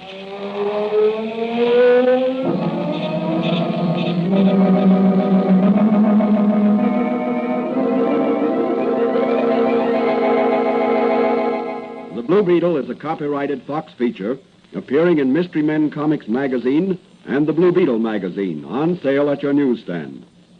The Blue Beetle is on the air twice a week on this same station. Consult the broadcast schedule in your local newspapers. And don't forget to listen in to The Blue Beetle.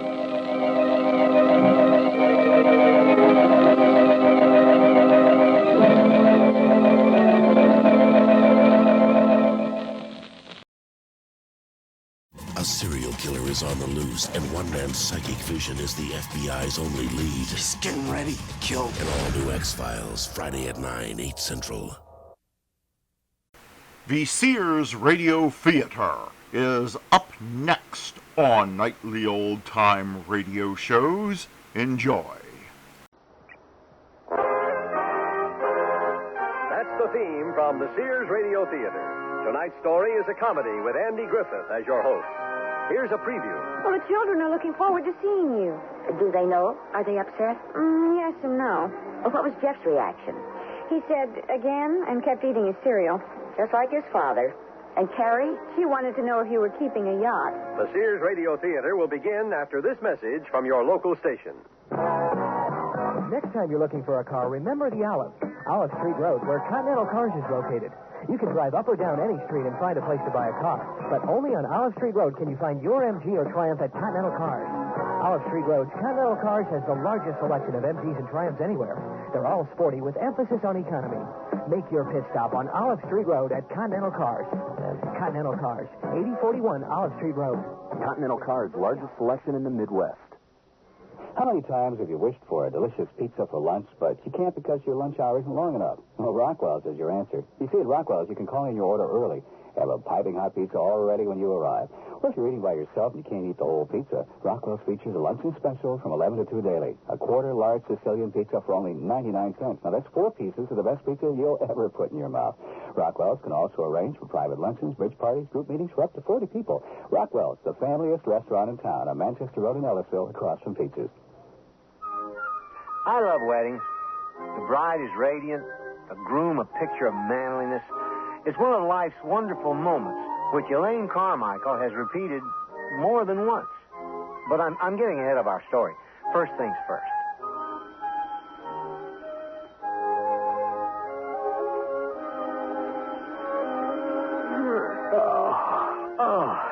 Phone. You're dreaming. No. What time is it? 1:10. Get it. Leave my electric blanket. Oh, I'll remember that.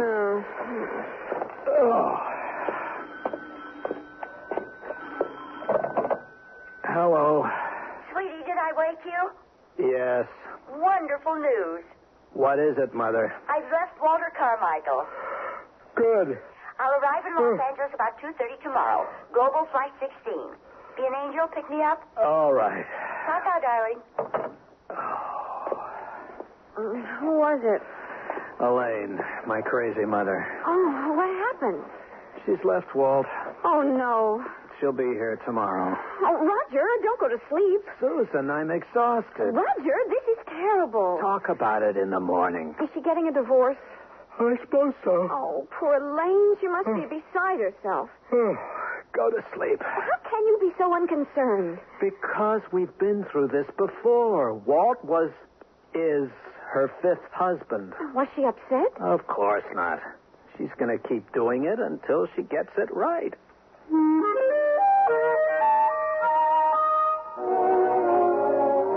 5 husbands. And that's only the beginning of our story.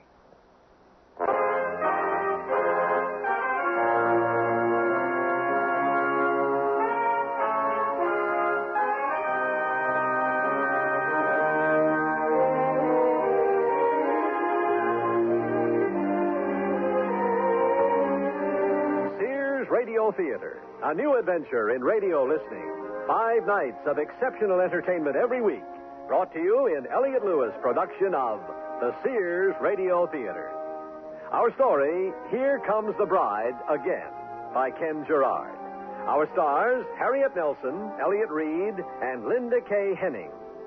The Sears Radio Theater is brought to you by Sears Roebuck and Company. Sears, where America shops for value. I sell draperies at Sears.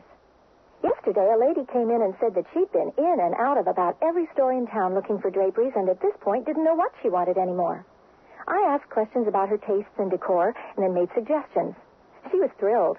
She found what she wanted and learned a little, too. It made me feel good to know that I helped her out. Sears people are friendly people who help you find what you want. Why not ruffle up a window with tradition from Sears Open Hearth Collection? Our inheritance Cape Cod curtains have plenty of big, fluffy ruffles for that traditional New England look that's become an American favorite. They're an easy care perma-pressed fabric made from 65% Codell polyester and 35% cotton, completely machine washable. Choose from 14 distinctive colors, one of the largest selections to be found anywhere. So carry on a decorating tradition, the Cape Cod look from Sears, available at most larger Sears retail stores. Light up your life and home during Sears National Home Lighting Sale. Rack up savings like $50 on a crystal glass chandelier, $10 on a country kitchen fixture. Save $3 on utility room lights and more. Sears has light fixtures on sale for your living room, bedroom, rec room, and hallways, too. The savings are hot, but they stop July 21st, so score now. Sears National Home Lighting Sale. Let it make your life and home a whole lot brighter. Dates may vary in Alaska and Hawaii. At most larger Sears retail stores.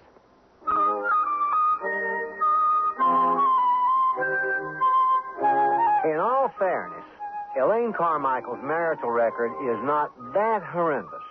It's true she divorced Roger's father in 1951, but they parted friends and grew during the ensuing years to understand each other better than when they were married. Anyway, she married Peter Markham in 1954. However, he suffered a fatal fall off a polo pony in 61. Elaine consoled herself by marrying Charles Williamson in 63. However, while he peered over the rim of a volcano in Hawaii, Anyway, she found sympathy with Armand de Champlain in 1967. But that was armed combat. 4 years later, it was over. A period of recovery followed, and then she married Walt Carmichael in 73. Now you're up to date. Oh, yeah. Coming up, a scene in an airport. Stop pouting. I'm not pouting. I want you to be civil. She's probably in a state. No, she's going to a state. Nevada. Why must you make such a production? Because every time I give her away, they send her back. Well, that's not fair. She's been unlucky. The business with Armand was painful. Right. She buried her sorrows by running off with Walt, Connecticut's answer to Magellan. He was her symbol of security. As was the mansion in Palm Beach, the yachts, and his bank. She didn't marry him for his money. You don't marry for money. You divorce for money. That's cool. I handled the Armand de Champlain debacle. You know what she received. 2 paintings. Big deal. Merely Renoirs. Trifles. Besides, she had a prenuptial agreement. The pictures or his island off the French coast. She should have taken the island. I agree. She could have started her own Elba for widows and divorces. You're making her sound like an ogre. She just can't stay married. Or divorced. Or widowed. Take your pick. You've never been a woman. Not lately. Right now, she needs our help. We have to provide stability. Become her rock and her staff. Aptly put. Wedding staff. The whole family turned out for the last gala. Jeff carried the ring. Carrie was the flower girl. You were the matron of honor. And I was the perpetual donor. It was a lovely wedding. They're all lovely weddings. Don't be snide. No, I'm just slightly jaded. I recall celebrating our first anniversary at Elaine's third wedding. Oh, it was a wonderful party. They all got looped and started throwing food. Remember the potato salad in your hair? All too well. That idiot Chuck Williamson, a 60-year-old going on 9. Oh, you enjoyed yourself. Self-defense. Really? Shaking up the champagne bottles and squirting the best man? That was a good wedding. Elaine had the best time. She always does. The eternal bride. Don't be a sourpuss. I'm not. It's just that I'm getting tired of these midnight calls as she's brimming with news.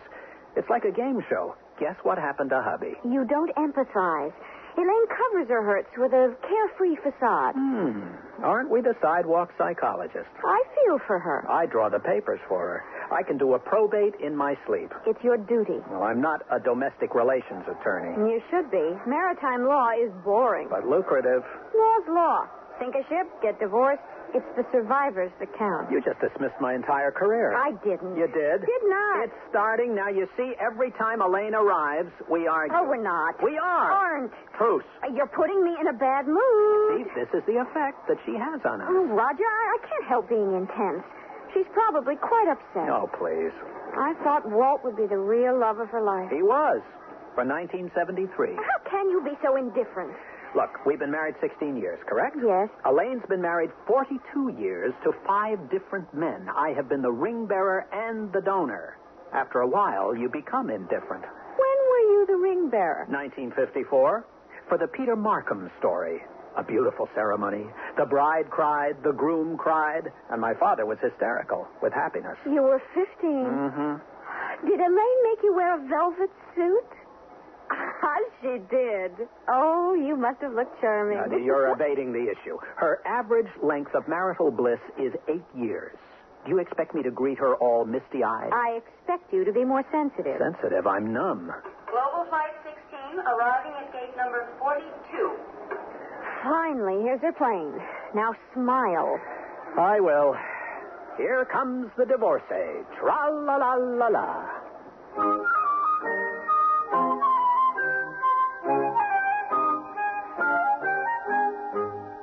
It's that time of year, America.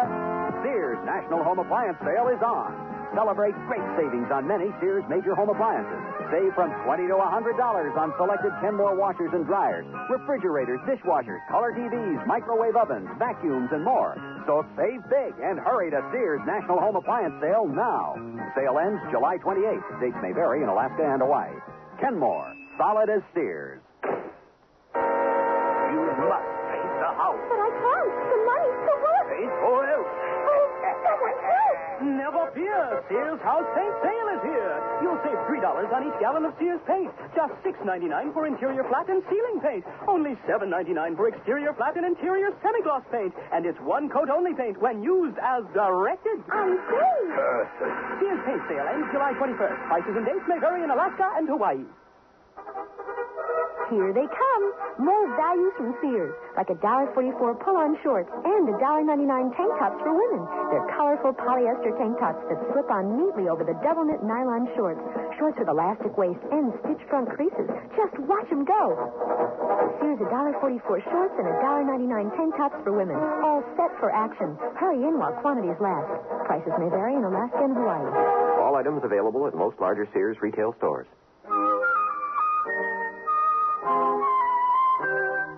Now, here I am. Yeah. Now, where we were was in an airport, waiting for Roger Matthews' mother to arrive from Florida. The plane's landed, and what we're about to witness is what we in the entertainment business call an entrance. How it works is you set up a character, tell about how important it is that he or she gets there, because the story you're following with such great interest can't move another step until this character I'm talking about arrives. We can see how it's all worked out by recalling what's happened up to now and by watching to see what's going to happen next. Well, the fateful moment is at hand. Susan expects the worst, a distraught Elaine. But Roger, he's a little skeptical. And you, if you're anything at all like me, you just want to meet this fabulous lady everybody's been talking about. Well, there she is. Super. Yoo-hoo, Roger, Susan. Smile, Roger. Elaine? I'm here. Oh, you look wonderful. Not bad for 62, huh? Don't even breathe it. I don't. This year I'm 43. You could pass for 35. The miracles of cosmetic surgery. It was a fortune, but worth every penny. How is my brilliant son? Fine. Bad mood. No kidding. How are you? Are you all right? It was ghastly. It was one of the most horrible experiences of my life. See, Roger? Did Walt get violent? Walt? Oh, I'm talking about the service in first class. See, Susan. Domestic champagne, a minuscule filet mignon. It was the pits. And the topper, I sat next to the most boring woman, a nuclear scientist, so dowdy. One more word about neutrons. Well, I'd had to change seats. I thought I was going to scream. I said to myself, babe, she has got to go. But the flight was entirely booked. How did you change seats? I sat in the cockpit. Roger, you must learn to fly. So exciting. All those dials and blinking lights. You were at the controls? Not the whole time. How long are you staying? I'll tell you after I have my horoscope done. There she goes. Bye-bye, darling. Nice chatting with you. Have a good time in Hollywood. What a pill. That's the woman? Yes, and she should fix herself up. My surgeon could do wonders. That nose. Mother, she happens to be Dr. Catherine McIntyre, a Nobel Prize winner. No wonder she's single. She's world-renowned. Not for her chic. Lord, if she's the future, we're in for the plain Jane look. Oh. Let's get your bags. Oh, everything's right here. In your cosmetic case? A veritable treasure chest. Bank books, checkbooks, jewelry, and skin toner. It's my escape kit. The Houdini of marriage. You are in a rotten mood. Don't mind him. What's in the flight bag? Cash? Oh, Tiffany. I forgot all about him, poor thing. Who? Oh, such a good puppy. Say hello to your family. Isn't he sweet? What is that? A rat? A Yorkie. Walt gave him to me for protection. A subtle death wish. Roger. Poor Tiffany. He's taken this episode so badly. Must be jet lag. Well, back in the sack, Tiffany. Sleepy time. We'll get you room service at the hotel. Hotel? I thought you'd stay with us. Oh, no. You're not sticking me in the suburbs. I'd never meet anybody. Mother, that's ridiculous. All arranged. I spoke with the hotel last night. Well, the children are looking forward to seeing you.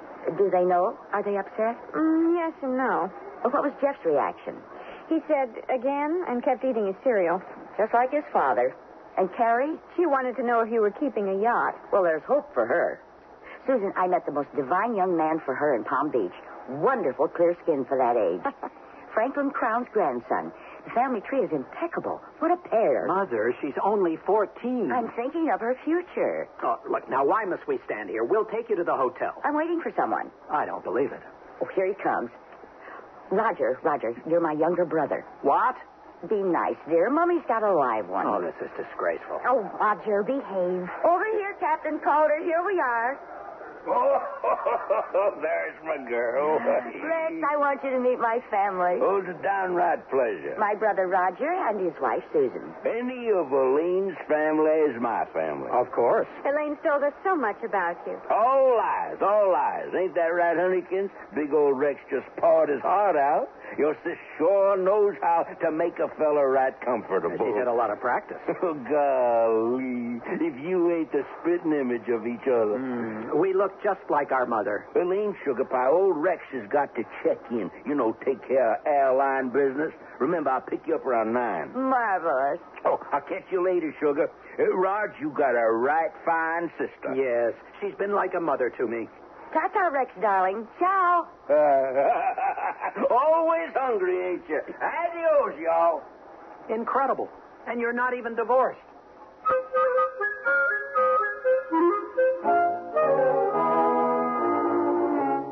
I love this hotel. It's like a second home. Why not? You've honeymooned here enough.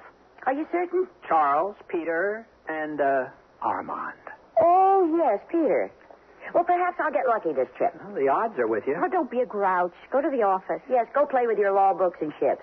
Mother, does Walt know you've left him? I hope so. Didn't you tell him? Well, not exactly. We were on his yacht, naturally. I excused myself to go to the powder room, and I left. Just like that? Well, he was busy charting another hideous race. I left him a note. A very nice note. Why? Everything seemed to be going smoothly. After a year, I knew. The tip-off came when he wouldn't let me redecorate one of the boats. Definitely grounds for divorce. That's it? No, the sailing was the coup de grace. The man lived for the water, except in his scotch. It is the most boring. 360 degrees of nothing, and it's all around you. You can imagine what the salt spray did to my skin. I said to myself, babe, you have got to go. And I did. But you love Palm Beach. Not that much. It was depressing. Walt was depressing. Roger, do your thing. Run to the office and draw up the papers. Oh, Elaine, you're terrific.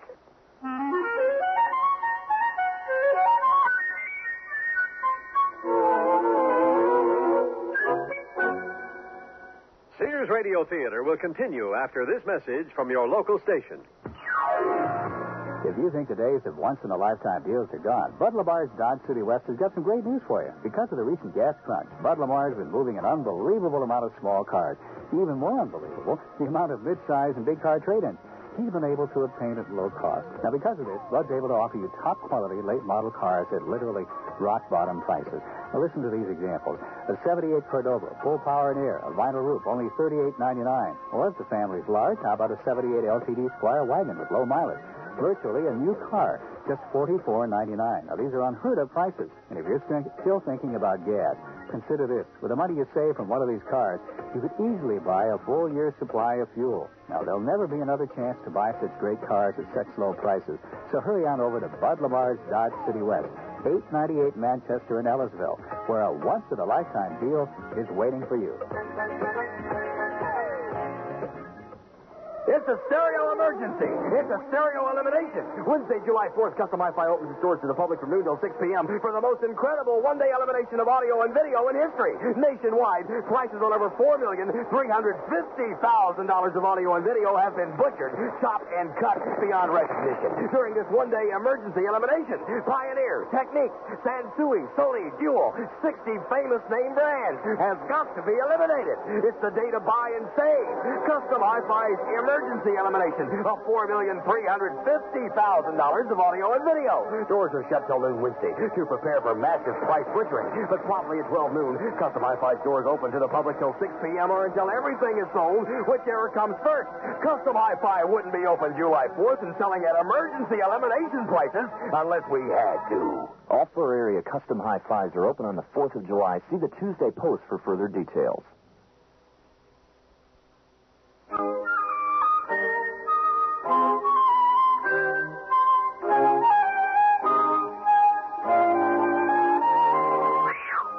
Is Elaine Carmichael a whirlwind? Some girls don't get a tumble. And here she's married 5 times. Well, that's the curse of being an attractive woman. It should only happen to my cousin Selma. Her parents have taken ads out in newspapers since she was eligible. Not a nibble. Her father, my Uncle Herbert, offers a package deal. A brand new car, with gas, a washer-dryer, and Selma.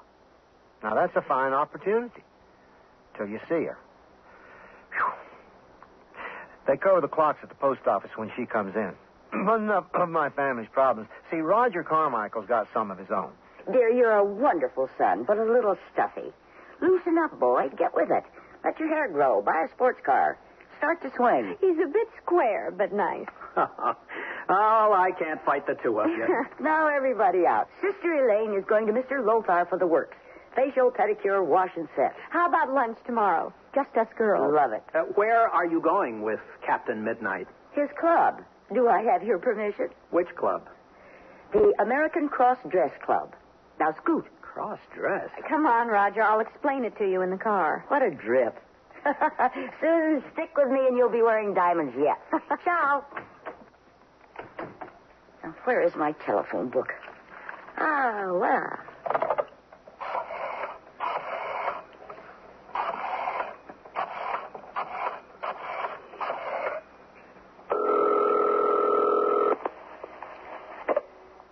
Dr. Matthews' office? Is he in? He's with a patient. Who's calling?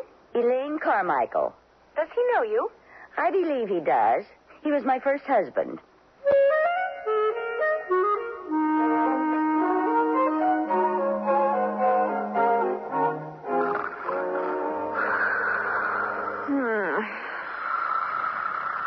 Roger, stop it. Roger, you're keeping me awake.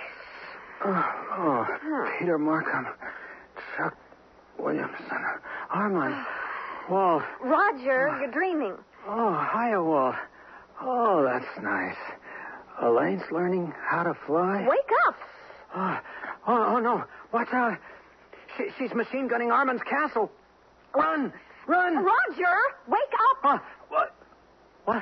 What's the matter? The kids. You were having a nightmare. I was not. You were. Wasn't. Elaine was shooting or bombing Armand's castle. Really? Who won? Don't be stupid. Well, at least you could have the decency to find out. I am not in the habit of eavesdropping. Oh, yes, I remember vaguely. She was strafing Armand's country home in the Ardennes. I think Texas Rex was at the controls. Susan, I am flipping out. This whole scene is getting to me. I may need analysis. Susan, am I insecure? Am I? Of course not. You're sure? Yes. That wasn't a very strong yes. What is going on? Turn on the light. Damn. Oh, swell. That's my favorite lamp. Was your favorite. Oh, golly, it's in smithereens. Don't worry, I'll fix it. Here, I got all the pieces. Nice job. Well, you told me to turn on the light. It's a two-party mistake. Don't get technical. I'm sorry, honey. I'll be all right. I'm all tense. Oh, Raj. Oh, I'm cracking up. This episode with Elaine. Susan, it's wearing me down. Sweetheart, do you love me? Well, of course. Now, what kind of a question is that? And I love you. We have 2 wonderful children. A very good marriage and lots of blessings. I know.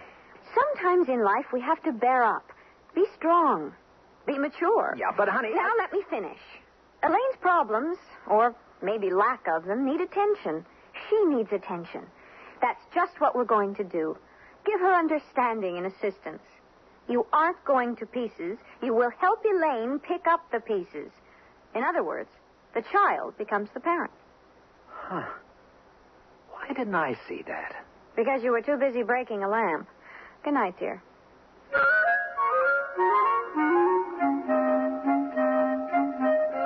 Memo to J. Duncan Trowbridge, senior partner, from Roger Matthews. Subject, Brewster Shipbuilding versus Wincott Steel. Main body, the litigants have reached an out-of-court settlement. And... that's all right, Mrs. Graham. I'll get it. Hello? Roger, my lad. It's Walt. Walt Carmichael. Walt, I can barely hear you. Where are you? Using my ship to shore. I'm in the teeth of a storm. I know. Elaine's here. No, my boy. I'm fighting a gale off the coast of Cuba. You're at sea? Aye.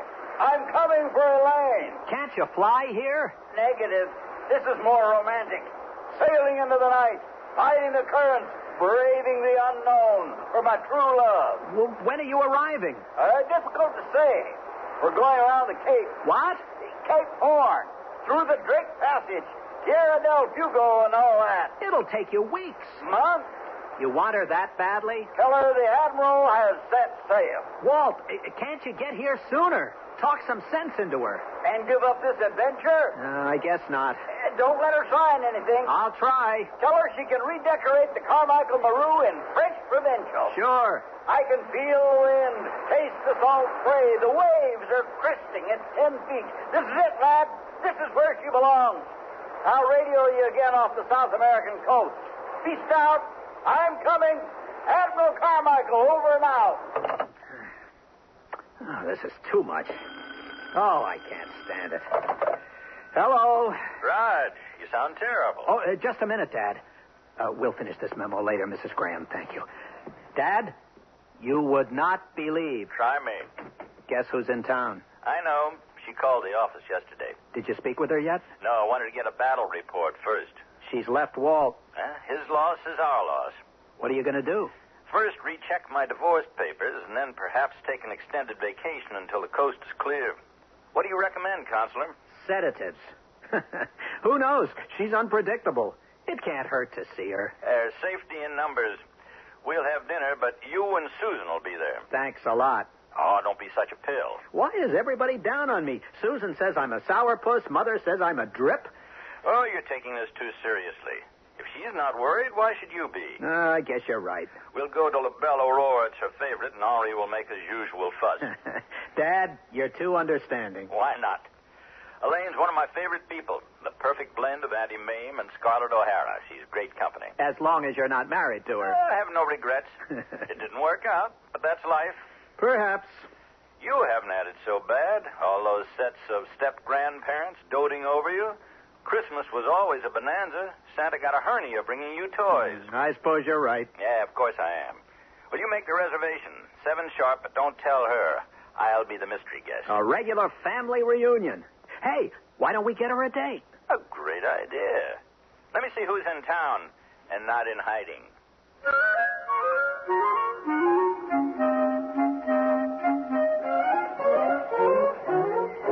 Aren't these crepes superior? Have another. Oh, I'm stuffed. How was the club last night? Sensational. Susan, you've got to take Roger. The Cross Dress Club is the in spot. You rent everything right there. Dior, Chanel's, and for the women, they have military uniforms. Oh, just Roger's kind of place. Really? What a pill. Anyway, scads of biggies were there. Movie stars, politicians, men I haven't seen in years. What did Rex dress as? Who? Texas Rex, the pilot? Oh, forget him. What a bore. He turned out to be a real quad. Anyway, my hairspray wasn't holding up, and I left about 2:30. Aren't you exhausted? Hardly. I'll sleep enough when I'm in Valhalla. Martine says I'm a cinch to get in. I don't understand. Oh, I didn't tell you. I called her this morning. The fortune teller? My psychic. My dear, her vibes gave me the chills. Bad news? The worst. I'm putting everything into Swiss francs. California's going into the ocean. Comets are going to destroy Sioux Falls, wherever that is. How can anyone fall for any of that? Her word is sacred. She sensed the breakup with that skinflint Armand de Stingy. I could have told you that. I have her do me once a year. She's the Mayo Clinic of the mind. Oh, Elaine. I haven't told you the best. Number 6? Not quite. She did see another love interest, a man with the letter S in his first name. Also water, a trip on an ocean liner. It's Walt. That's deja vu, not clairvoyance. My dear, she also saw you pregnant again.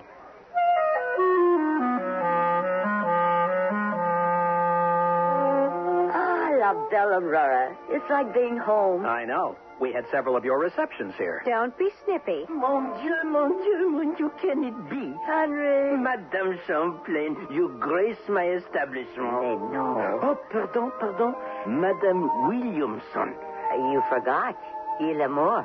Oh, of course, Madame Carmichael. Hey, oui. Oh, Henri cannot keep up with you. Neither could Mr. Carmichael. He's gone too? In a sense.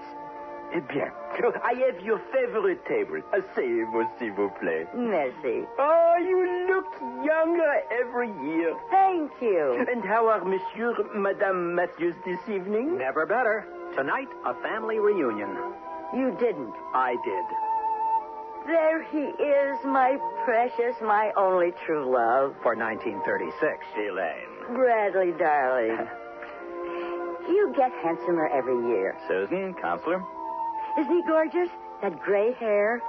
How I could have let you go is beyond me. True love after true divorce. Sorry I didn't return the call. I understand, my angel. All those society matrons flocking to you with slip discs and tennis elbows. You must be the rage of Beverly Hills. Dr. Matthews. Oh, it has been too long. Only since last Tuesday. Of course. Henri prepares his speciality, pressed canard, salade Henri, Madame's favorite dessert, and I have just the wine. Thank you.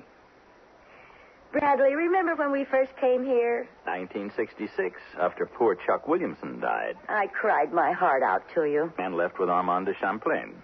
Don't remind me. Here we are. Caviar blini. Oh, you shouldn't have. Why not? You are family, no? Vite. Le vin for Dr. Matthews. Ah, bien.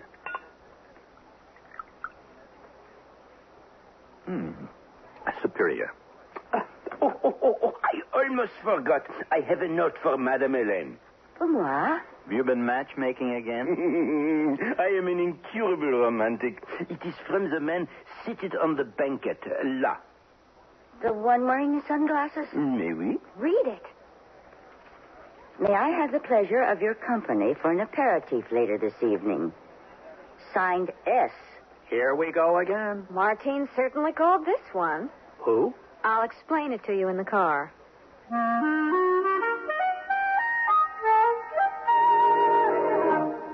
Nearly everyone at our party mentioned our new Sears Dream Supreme carpeting. Did anyone say anything about my rutabaga dip? Marvin said Dream Supreme looks so thick and luxurious. He loved its velvety, soft, plush pile. What about my rutabaga dip? Eloise adored the color. Of my rutabaga dip? I told her that avocado lime is just one of Dream Supreme's 20 lustrous colors, and when Doris heard that Dream Supreme is so reasonably priced and treated with Scotchgard brand fabric protector... Okay, what about my tuna fish upside down cake? Dream Supreme carpeting in most larger Sears retail stores. The room held several Sears brass-plated lamps. One switched on. The finely plated antique satin shade illuminated the furniture softly. Another lamp turned on, and another. The patio doors blew open. The green brass-plated lamp nearby, with its heavy base built for stability, did not budge. The room glowed in the brassy elegance that these Sears best lamps command. Create your own hauntingly elegant moods with Sears brass-plated lamps at most larger Sears retail stores. Sears National Automotive Values. Now get the Sears Heavy Duty Shock, just $9.99 each installed. Smooth out some of the jolts, jars, and jerks with America's best-selling shock. And get the Weather Handler, Sears all-weather steel-belted radial tire. As low as $29.88 plus a $1.76 federal excise tax on size P165 ADR13. Save 10%. This is the minimum national savings. Regular prices vary in some markets. Super values at most Sears Tire and Auto Centers.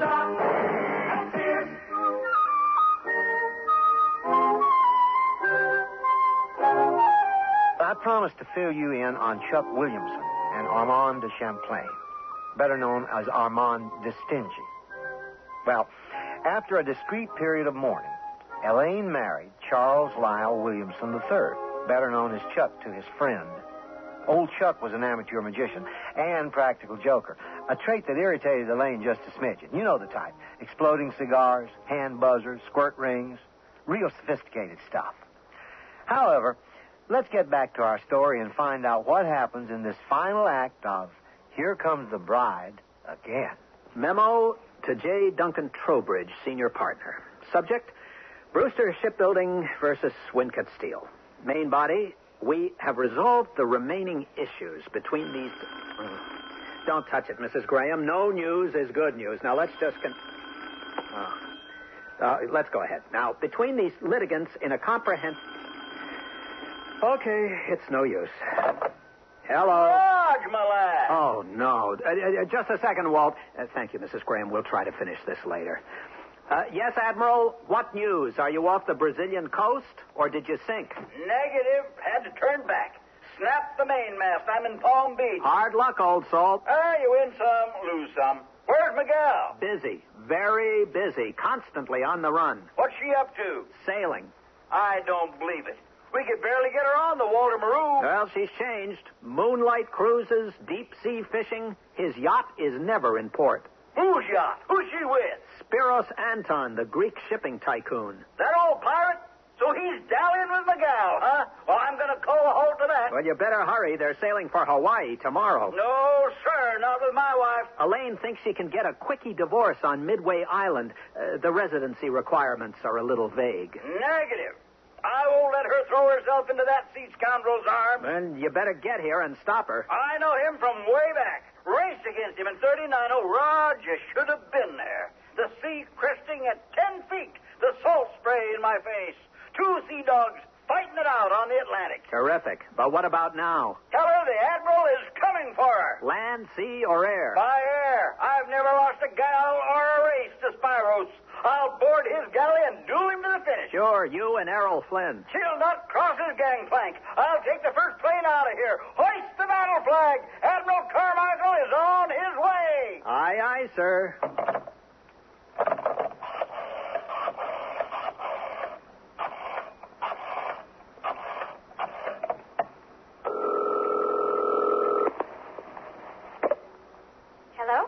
Hang on to your hat, honey. Walt's on his way. You told him about Elaine and Spiros. Of course. Oh, she'll be furious. To borrow a line, my dear, I don't give a damn. Why must you meddle? She's having a great time. Roger, he may be the one. She happens to be married. Not legally, yes. Spiritually, no. Oh, honey, you're just enraptured with the whole Spiros Anton syndrome, his style of living, the intrigue surrounding his personal life and wheeling dealing. Absolutely. When somebody that fabulous takes an interest in Elaine, I get excited. They're planning to sail around the world. Walt will have something to say about that. Oh, don't spoil it for her. I'm not. I'm concerned. She's in a different league. It's her life, Roger. Let her have fun. Well, I guess you're right. I'll swim with the tide. Ah, that's the spirit. Oh, Raj, could we meet them in Europe this summer? If the romance lasts that long. Even the children? Certainly. Maybe Carrie can meet a duke or a prince. Elaine says royalty is out this year. Besides, Spiros has a younger cousin. Aha! There's the real story. It's only chit-chat. I hope so. Elaine thinks the Bon Voyage party will be the ultimate soiree. Everybody's going. I don't doubt it. Every bachelor for miles around, making certain she gets out of town. Quite a woman. That's what enchants Spiros. For the moment. Oh, no. Martine says this was written in the stars. Weren't those Marie Antoinette's last words?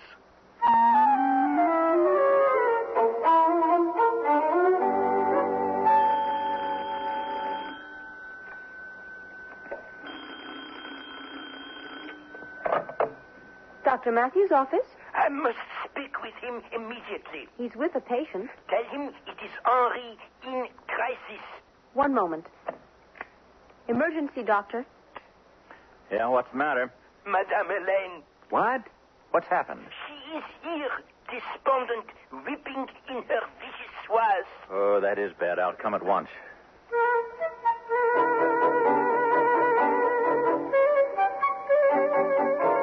Memo to J. Duncan Trowbridge. Subject, Brewster Shipbuilding versus Wincott. Where's Miguel? Oh, no.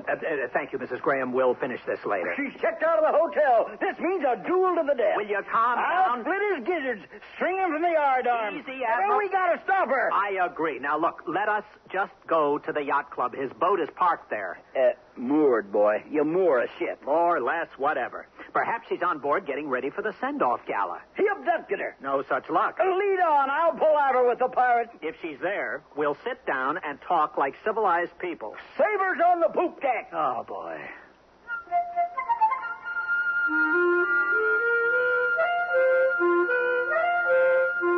Oh, Doctor, not a second too soon. Where is she? Your regular table.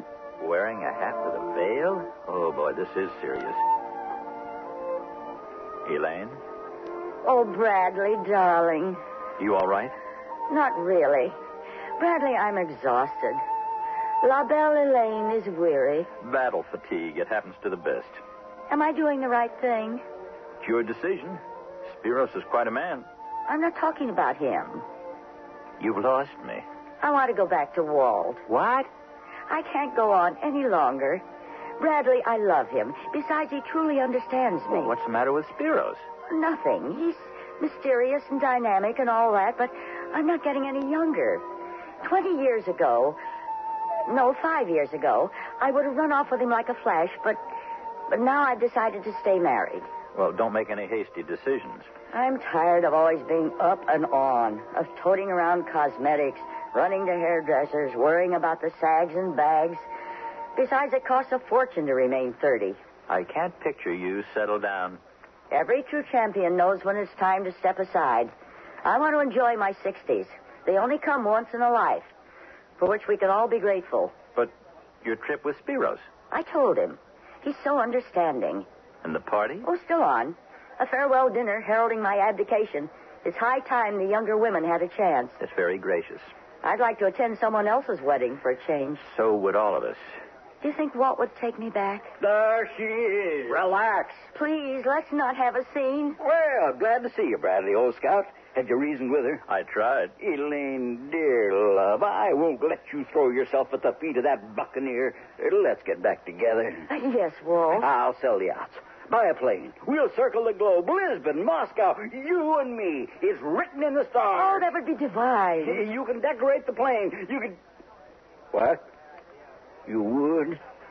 Are you ill, Bradley? She sick? No, I think she's cured. Don't sell the boats. But you hate sailing. Only when we go round and round in one of those dreadful races. We'll take a cruise. Rio, Europe. Oh, everybody's done Europe. Let's have an adventure. Go somewhere where I don't have to wear makeup. Sail around South America, the Straits of Magellan. Why not? I won't have to impress penguins. Oh, what about and the party? Oh, we'll cancel it. No. Let's get married again. Spiros can preside. He's a captain. Oh, what a romantic idea. Call Susan. Get the children. We have to rehearse. Forget your part? Don't be fresh. Henri Champagne. Madame is going to be married. I didn't doubt it. Music.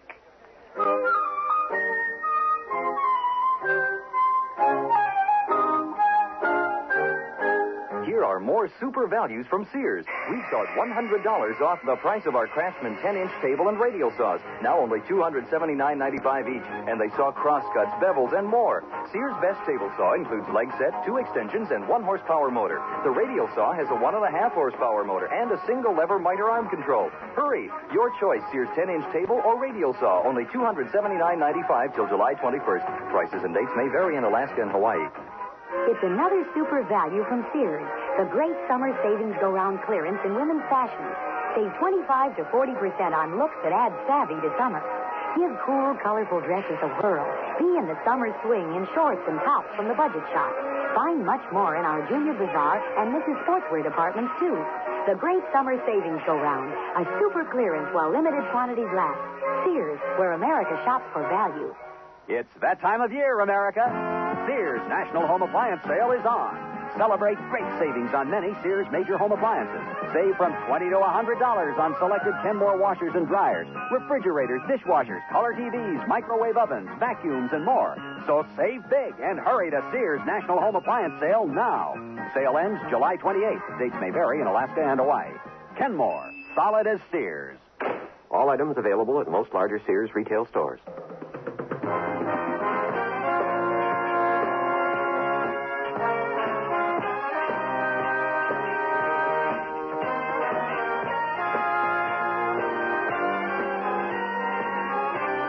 The Sears Radio Theater has been brought to you by Sears, Roebuck and Company, where our policy is satisfaction guaranteed or your money back.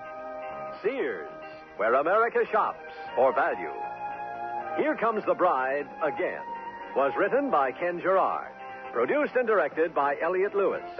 Your host was Andy Griffith. Our stars were Harriet Nelson, Elliott Reed, and Linda K. Henning. Featured in the cast were Parley Bear, Shepard Mencken, Sidney Swire, and Barney Phillips. The music for Sears Radio Theater was composed and conducted by Nelson Riddle. This is Art Gilmore speaking. The Elliott Lewis production of Sears Radio Theater is a presentation of CVI.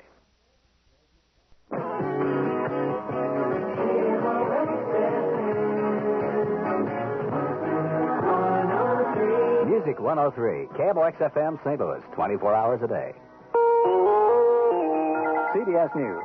Administration officials say President Carter most likely will again suggest to Congress that it approve his plan for standby gasoline rationing. This is John Bohannon reporting on the CBS Radio Network. Mr. Carter will make a major energy speech Thursday night to America. Aides say he'll almost certainly revive his proposal for rationing and also set the production of synthetic fuels as a major target of his administration. President Carter will speak on radio and TV Thursday night at 9 o'clock Eastern Time. July's allocation of gasoline are reaching service stations, but tomorrow is the 4th, and some officials say some stations may be closed, especially in metropolitan areas. Amaranta Hess said it has bought extra gasoline on the open market and will deliver 3,300,000 additional gallons this month to its stations in southern New York State, New Jersey, Pennsylvania, Maryland, Delaware, Virginia, and Florida. United Refining, which serves western Pennsylvania and western New York State, says it's hiking its July production to nearly 1.4 million gallons a day of gasoline, diesel fuel, and heating oil. More on energy and other news in a moment. Why don't you pour on the snap? Pour on the snap. Pour on the Kraft barbecue sauce. Pour on the snap. Pour on the Kraft barbecue sauce. All right. Pour on the snap. Why don't you pour it on? Pour on the Kraft barbecue sauce. Pour on the Kraft. Pour on the snap. Pour on the Kraft barbecue sauce. Pour on the Kraft. Pour on the snap. Pour on the Kraft barbecue sauce. Pour on the snap. Sandra Hammock of Corrales, New Mexico, tells how Western Union came to the rescue. Our son was rock climbing in Colorado, and he got back to his car, and someone had siphoned all of his gasoline. He called us and said he was out of money and out of gas and stranded. So I called Western Union, and he received the money. To send money, call Western Union toll-free and charge it to your MasterCharge or Visa account. Day or night, it's Western Union to the rescue. And I didn't have to leave my house. That was very good. Parts of the Midwest should be safe areas for driving and getting back, but there's a trade-off. More from Rich Holter of WCCO in Minneapolis. Minnesota Energy Director Al Johnson says holiday travelers should have no trouble finding gasoline in Minnesota, despite a 17% drop in supplies from a year ago. What concerns Johnson most is not a short wait in a service station in July, but home heating oil deliveries in February. And there, he says Minnesota is headed for real problems. Right now, we are down in primary stocks right now, close to 30%. Over 700,000 barrels, where we should be in primary stocks. That's the critical figure. We've got 450,000 homes in this state that are heated with fuel oil. That's a scary figure. Johnson says Minnesota refineries have leaned toward the production of home heating oil and diesel fuel all along, but they need help from refineries elsewhere, which have turned to gasoline production. And he says if Minnesota and other cold weather states are to have the heating oil they need this winter, motorists will have to learn to accept the 17% gasoline shortage and conserve accordingly. Rich Holter for CBS News, Minneapolis. West Germany's parliament voted today to remove the statute of limitations on Nazi murderers. West Germany has extended the statute twice before, in 1965 and 69. It was due to expire at the end of this year, but this time the parliament voted to remove it completely. In New York City, Richard Cohen of the American Jewish Congress has this reaction. Some of the events that took place during the Nazi era will never be forgotten. There are many witnesses and many victims who managed to survive. And the principle of accountability for one's deeds remains an essential element of the social compact. I think that the West German Parliament has earned the respect of the civilized world for recognizing that fact. Richard Cohen of the American Jewish Congress, who says there's no question now that Nazi war criminals can be found and prosecuted. The government reported today that average salaries for certain white-collar occupations in private U.S. industry went up by 7.8% during the year ending in March, but the cost of living increased by 10.2% in the same period. Now this. Mom? Why didn't you show Bob's mother the new ring Daddy gave you? Because all she'd look at would be the brown spots on the back of my hand and guess my age. Come on, Mother. If you're that sensitive, get some Porcelana. Some what? Porcelana. It's a medicated cream that helps fade age spots. Really? Porcelana works on age spots, brown spots, and freckled spots. Just rub it in and watch those spots start to fade. Porcelana medicated fade cream actually works to lighten brown patches and spots that come not only with age, but during childbearing years, too. Porcelana is available at cosmetic counters everywhere. Porcelana. I think I'll try it. Sure. It'll help bring back your natural skin tone in just 6 weeks. How come you know so much about it? Bob's mother told me. Oh. Porcelana. Just rub it in. Watch spots start to fade. Porcelana medicated cream. Use only as directed. Police say 2 planes collided in flight tonight near the Millwood State Park area in southwest Kansas near Ashdown, Arkansas, and fell into Lake Millwood. Authorities say at least 5 people were killed. There's no word exactly on how many people were on board each plane. British officials say Prime Minister Margaret Thatcher has accepted an invitation to visit Moscow. Soviet Prime Minister Kosygin reportedly made the offer during a brief meeting with Thatcher at an airport in Moscow last.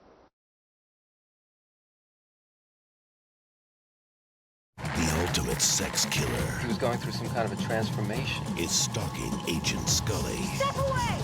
The X-Files, Friday at 9, 8 Central.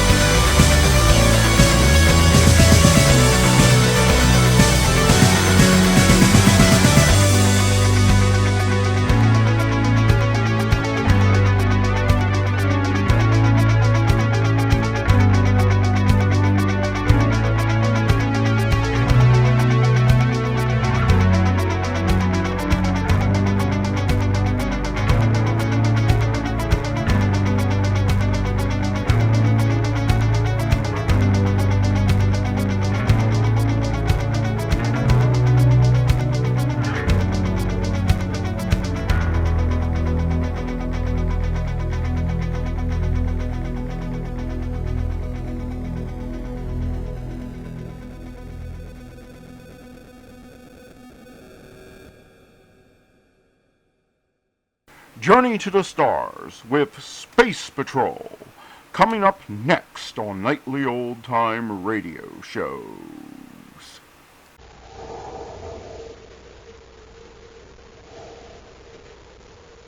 Rice Chex and Wheat Chex, the bite-sized cereals in the red and white checkerboard packages, present Space Patrol! High adventure in the wild, vast reaches of space. Missions of daring in the name of interplanetary justice. Travel into the future with Buzz Corey, Commander-in-Chief of the Space Patrol. In today's transcribed Space Patrol adventure, Buzz and Appy have entered a repair shop in Mercury City to search for a spy from interstellar space. The room's empty, sir. Targold is telling the truth. It's the same. We'll take Targold to headquarters for questioning. Commander, look. Behind that cabinet. Don't try anything, Commander. It's Smead. Come out here, Smead, with your hands up. I'm in control here, Corey. There is a deadly, invisible beam right between us. Now drop those guns, or you'll be nothing but a heap of ashes. We'll return in just a moment with today's exciting Space Patrol adventure, Design for Disaster. Hang on to your space helmets, gang. Here comes Cadet Happy. Around the corner. Over the fence. And clear the way because here he is. Hi, Captain Tufeld. Hi, Hap. Hey, how come all the shortcuts? Why the big rush? Smoking rockets. I was in a hurry to get here and tell all the space patrollers about this neat new surprise the commander has for them. Take a look, Captain. It's plenty terrific. Wow, the Space Patrol periscope. An honest-to-goodness Space Patrol periscope with magic mirrors that let you see around corners, over fences, and around trees and over bushes, but nobody can see you. Yes, sirree. You see without being seen. Over the heads of a crowd, too, because the Space Patrol periscope is a big 24 inches long. It's tapered special for wide-angle vision, with a real mirror at the top and one at the bottom, too. Jumpin' Jupiter, gang, you sure can have fun with one of your own. The commander wants you to have one, too, and he wants all of you to listen to today's Space Patrol adventure and find out how we use our official Space Patrol periscope. So get your paper and pencils ready. In just a few minutes, I'm going to tell you how to get your periscope. Say, Captain, how did you know I took all those shortcuts a while back? Over the fences and around the corner. Oh, sure. How space happy can you get? You were peering through your periscope. Right, Cadet. Ah! And now, today's Space Patrol adventure, Design for Disaster. Commander Corey and Cadet Happy have captured one of the agents from Tarzan, a distant solar system that plans to attack the United Planets. For hours now, Buzz has given brainograph tests to the agent Rogarth, attempting to learn all possible information about the enemy. Happy is in the commander's central office right now at Space Patrol headquarters as Buzz enters from the security lab.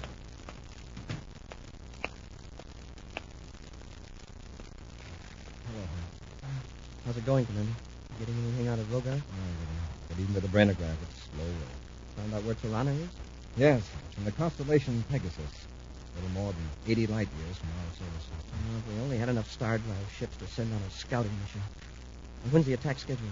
Rogarth doesn't know. It's too bad that other agent Smead got away from us. I'll bet he knows. Rogarth might help us locate Smead. In the next session with the brainograph, I'm going to ask him to name every base of operation and every hideout Smead might visit. Frankly, Hap, once we locate Smead and find a way to stop that attack from Tirana, the United Planets are facing slavery or annihilation. Almost anyone is likely to enter a spaceophone repair shop.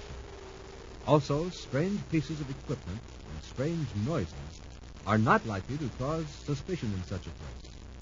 These are two reasons why Matthew Smead has set up another Turanian agent, Pax Targo, in a spaceophone shop in Mercury City. Smead, carrying a small receiver, has just entered Targo's shop.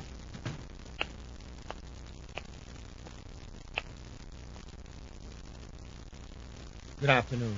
I wonder if you could tell me what's wrong with this set? It's okay, Smead. No one's in the shop.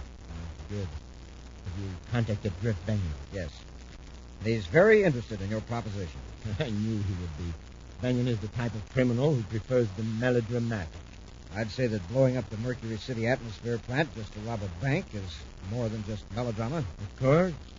It's military strategy for the Tiranian cause. But Benyon doesn't know about that part of it, does he? No. No, he thinks I just want a share of the bank loot. And Benyon is willing to plan the explosive himself? Yes, as soon as I complete the device. It isn't finished yet? Well, a few more details to take care of. It's over there on the bench. I want to test the timing mechanism. All right. Now, tell me just what you told Benyon. Well, Benyon hides the explosive in the atmosphere tank. Then he and his men put on spacesuits waiting for the explosion. Concealed, of course. Yes. The surface truck will be in Slaker's warehouse.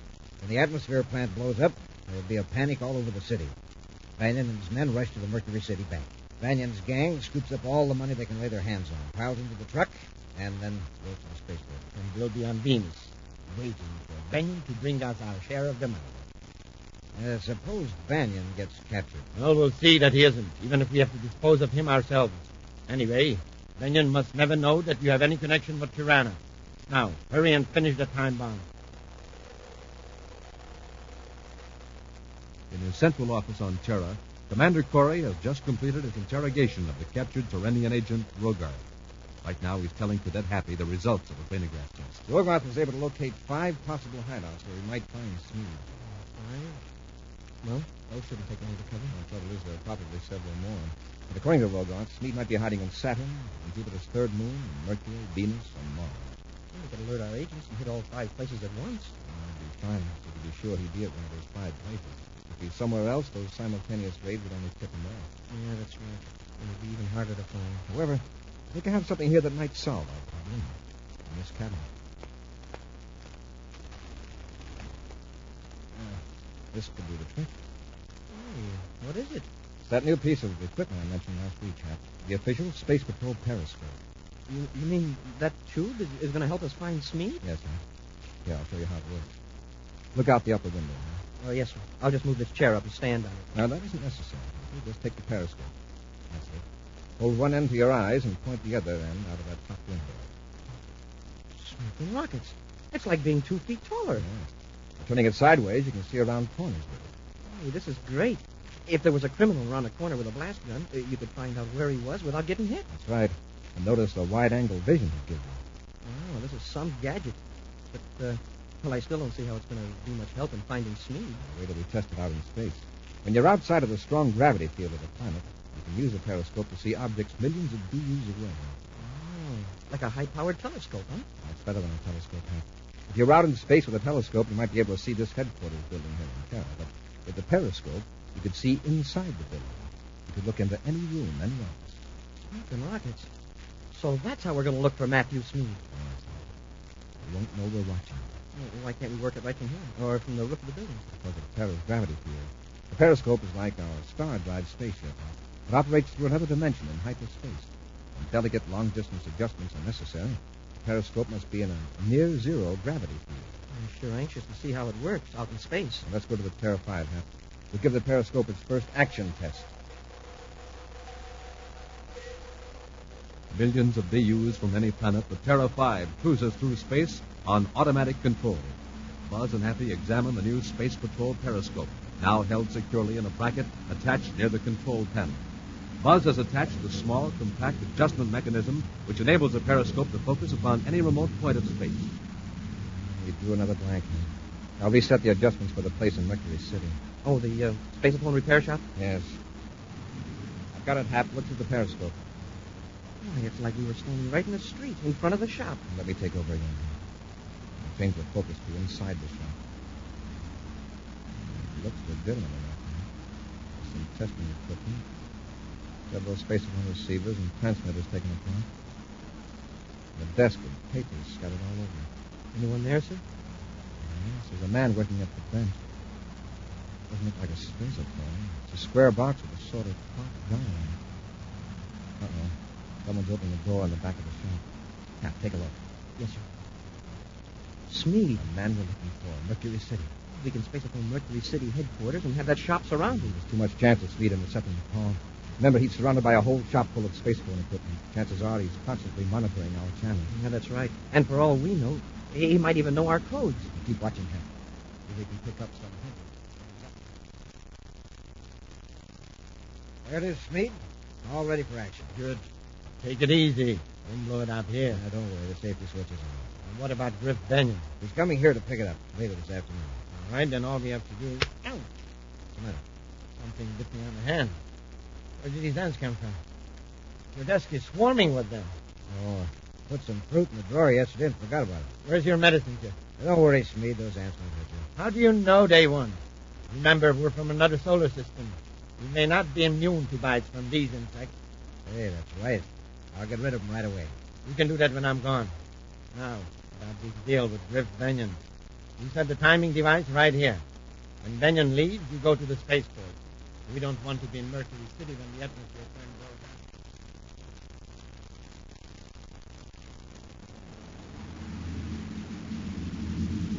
over. Smeed's leaving the shop, Commander. Can we follow him with the periscope? We can for a while, but when we get closer to Mercury, the increasing gravity field will blur the image. We'll land at Mercury City and go directly to that space phone shop. Maybe we can make Smeed's partner talk.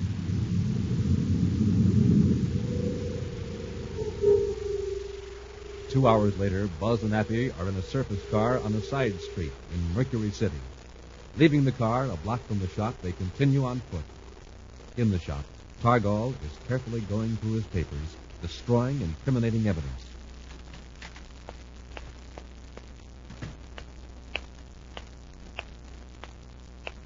Yes, gentlemen? Something I can do for you? Do you run this shop? Yes, I do. I'm Pax Targall.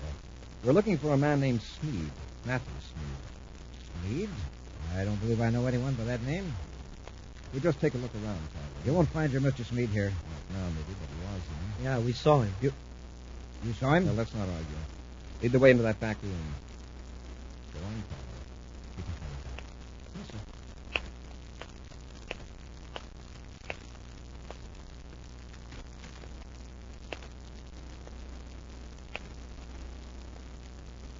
There. As you can see, the room is empty. I'm taking you to headquarters for questioning, Targall. Just what is this all about? Commander, look, behind that cabinet. Don't try anything, Commander. It's Smeed. Come out here, Smeed, with your hands up. I'm in control here, Commander. Do you hear that sound? That's a disintegrator beam. Disintegrator beam? That's right, Cadet. There's a deadly, invisible beam in this room, forming a wall between you and me. Turn it off or I'll use this ray gun. Try it, and I'll sweep this beam over you. In a fraction of a second, you'll be nothing but a heap of ashes. Now, drop those guns. We'll return to Space Patrol in just a moment. All set on the pencils and papers, gang. In just seconds, you're going to find out how you can get your super sensational Space Patrol Periscope. The official Space Patrol Periscope with the magic mirrors that let you see around corners, over fences, while nobody can see you. Yes, you see without being seen. And, gang, just wait till you get your first look through. It's a big 24 inches long and tapered special for wide-angle vision with two mirrors, one at the top, one at the bottom. It comes in real George Space colors, too. Blue, yellow, and red. Wowie! Think of the fun you can have peering at your pals through your periscope. And you'll have lots of fun putting your periscope together, too. You do it yourself. Easy directions are right on the envelope it comes in. And it takes only a few minutes, and presto, you're set to start peering through your periscope. Now, gang, remember, you can see around corners and over fences and around trees, over bushes, but nobody can see you. Okay? You set with pencil and paper? Here's how you get your official Space Patrol Periscope. Send a Rice Chex or Wheat Chex box top, together with your name and address, and 25 cents in coin, to Space Patrol, Box 686, St. Louis, Missouri. This offer good only in the USA and may be withdrawn at any time. Now, Space Patrollers, don't forget your 25 cents. That's Space Patrol, Box 686, St. Louis, Missouri. And now back to our Space Patrol adventure designed for disaster. With the aid of the new Space Patrol Periscope, Buzz and Happy located Matthew Smeed in a hideout in Mercury City. Smeed and his accomplice, Pax Targall, are agents from the remote solar system Tirana, which is preparing to attack the United Planets. When Buzz and Happy accosted Smeed in the back room of the Spaceophone repair shop, Smeed cut on a disintegrator beam and threatens to focus the deadly rays on the Space Patrollers. You haven't a chance, Corey. Do as you're told. If that's a disintegrator beam, Smeed, why doesn't it destroy the walls of this room? It's simple. It's tuned to a frequency that affects only living tissues. It doesn't harm inorganics. lifeless matter. However, if you like a demonstration, just watch what happens to the cadet. All right, Smeed, this round is yours. Drop your ray gun, Hep. Yes, sir. Very wise, gentlemen. Fargo. Yeah? When Corey and the cadets step back, and I'm sure they will, you pick up their weapons. Don't move till I tell you to. You might step into the disintegrator beam. I'll wait, don't worry. Step back, gentlemen, into that closet. Go on.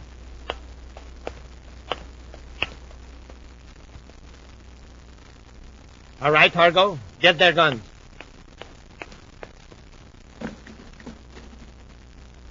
You can cut off the disintegrator now, Smeed. I got them covered. Lock them in the closet. Sure.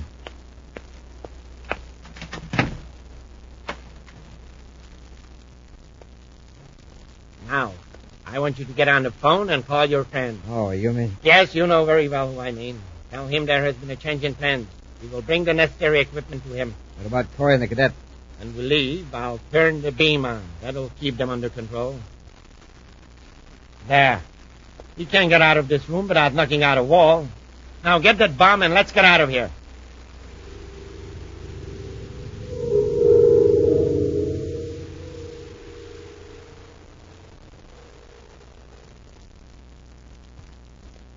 Didn't hear anything out there, sir. I think they've gone. I think Smeed about us off that easy. Let's try breaking out and see what happens. No objection so far. I'll give him another kick. The room's empty, sir. They've gone off. Hold it, Hat. Don't move. The disintegrator beam is on. Oh, when I was just about to cross the room. The source of that beam is down there. We can get to that machine and turn it off. No, we can't. Speed placed it where we can't get to it without stepping into the beam. Then we're blocked. We could only find exactly where that beam is and locate its boundaries. Perhaps we could crawl under it. Uh-oh. Well, what is it, sir? Look down at the floor next to the wall. You don't see anything? Except a swarm of ants. That's what I mean. See, they're crawling along the molding. An army of them. Hap, if we can get some of those ants in that metal bar, we can use it as a test rod. We'll move it around slowly. When the ants start disappearing or dropping off, we'll know that they... We'll know we're on the beam. Great. I'll get the rod. Get some ants on it. And we'll start near the floor and work up. Carefully holding the bar at arm's length, Commander Corey probes for the invisible beam. Inch by inch, he advances across the room. Be careful, sir. It's a foot off the floor, and the ants are still okay. Uh-oh. Now they're gone. This is the lower limit of the disintegrator beam, Hap. About 18 inches off the floor at this point. We'll lie on our stomachs and crawl across the room to the door. And keep low. Don't worry, sir. I'll be so flat you'll think it's my shadow.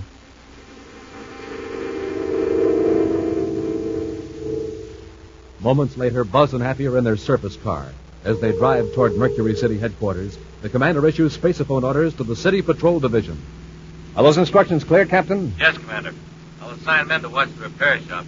The guards at the spaceport will be alerted to stop Speed and Cargo as they show up. Oh, one more thing, Captain. I want you to check on a couple of phone numbers I found on scraps of paper at the spaceophone shop.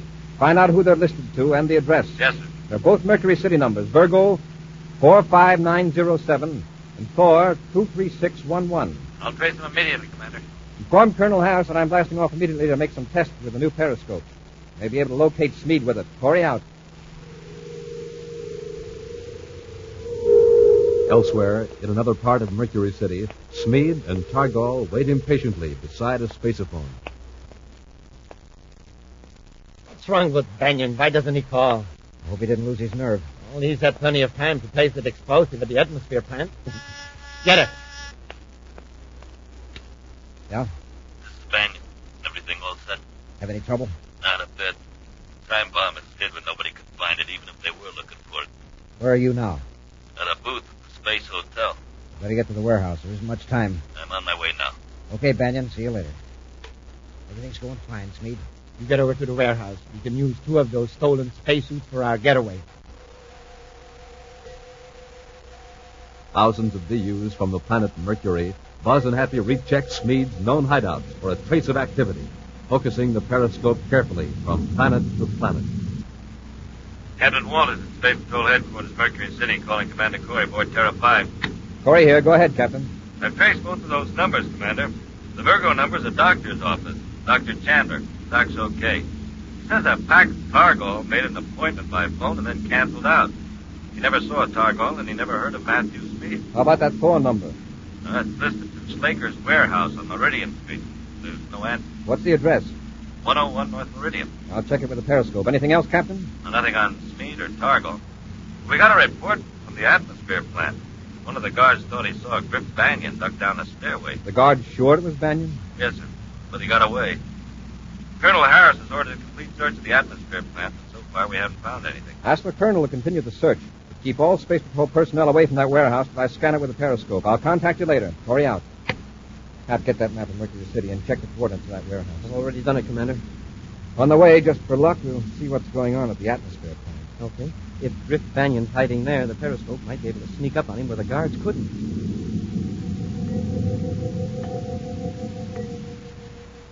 Methodically, with delicate adjustment of the periscope focusing control, Buzz explores every corridor, every room of the vast atmosphere plant in Mercury City.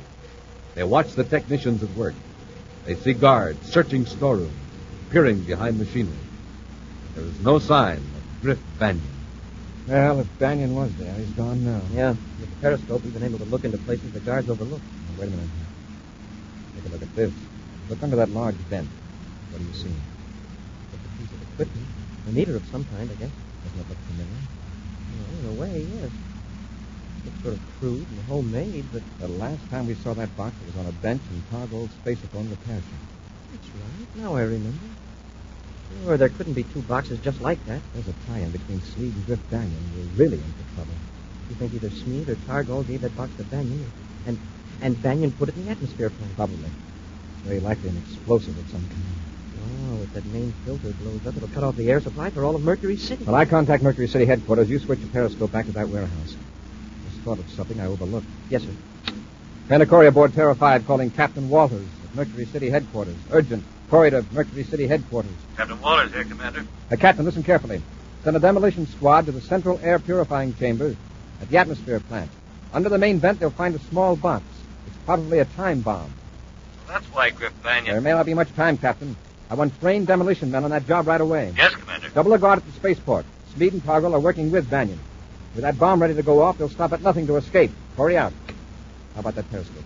You got the warehouse yet? Yes, sir, but the image isn't too clear. I thought I saw something move, sir, near the truck. You did.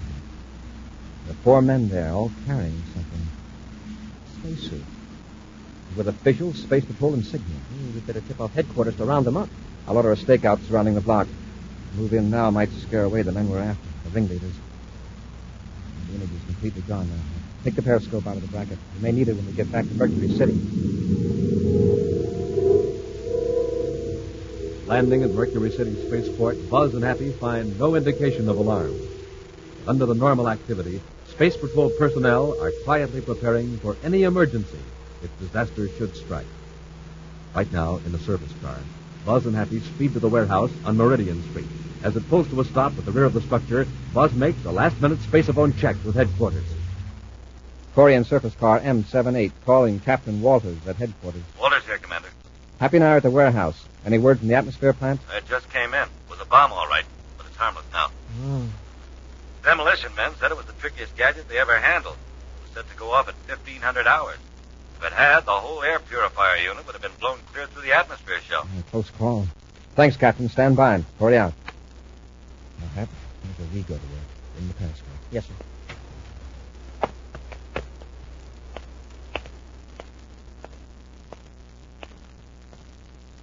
A small window we can just reach with the periscope. Careful. Yes, sir. What do you see? Several men. All in spacesuits except one. He's getting one laid out. It's Targon. No sign of Smead? I can't tell. Some of the men are getting into the truck. And Targon's looking at his watch. Just 1,500. I expect an explosion. Oh, that's funny. 4 men are in the back of the truck, and the 5th man is logging them in. But they got in willingly at the time. Delivery truck. Probably doing anything that was an accidental discovery. I recognize that 5th man. It's Griff Banyan. The crook who planted the time bomb. They're coming to the door. Get ready. Yes, sir.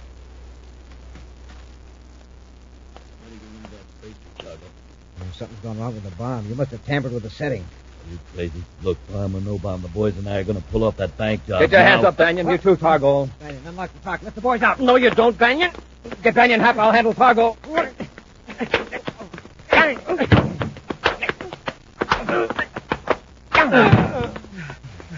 All right, Banyan. On your feet. And get out of that spacesuit. You won't be needing it. Nice tackle, huh?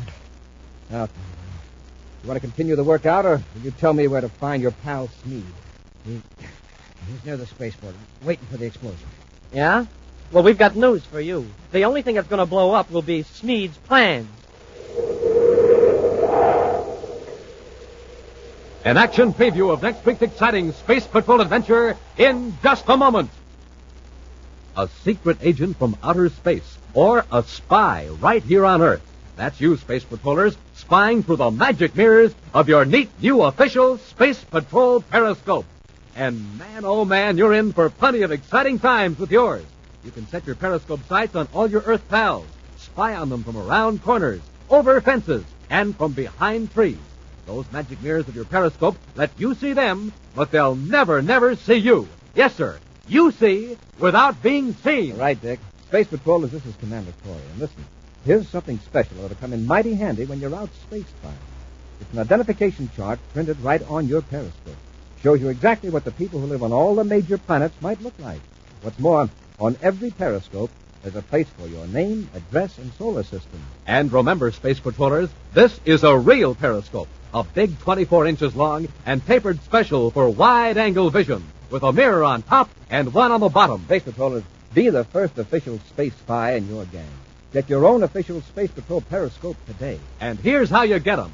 Send a Rice Chex or Wheat Chex box top, together with your name and address and 25 cents in coin, to Space Patrol, Box 686, St. Louis, Missouri. That address again is Space Patrol, Box 686, St. Louis, Missouri. Don't forget your 25 cents and your Rice Chex or Wheat Chex box top. A, B, C, D, E, F, G. Bite-sized checks taste good to me. Bite-sized checks. Wheat checks, rice checks. Get your checkerboard cereal today.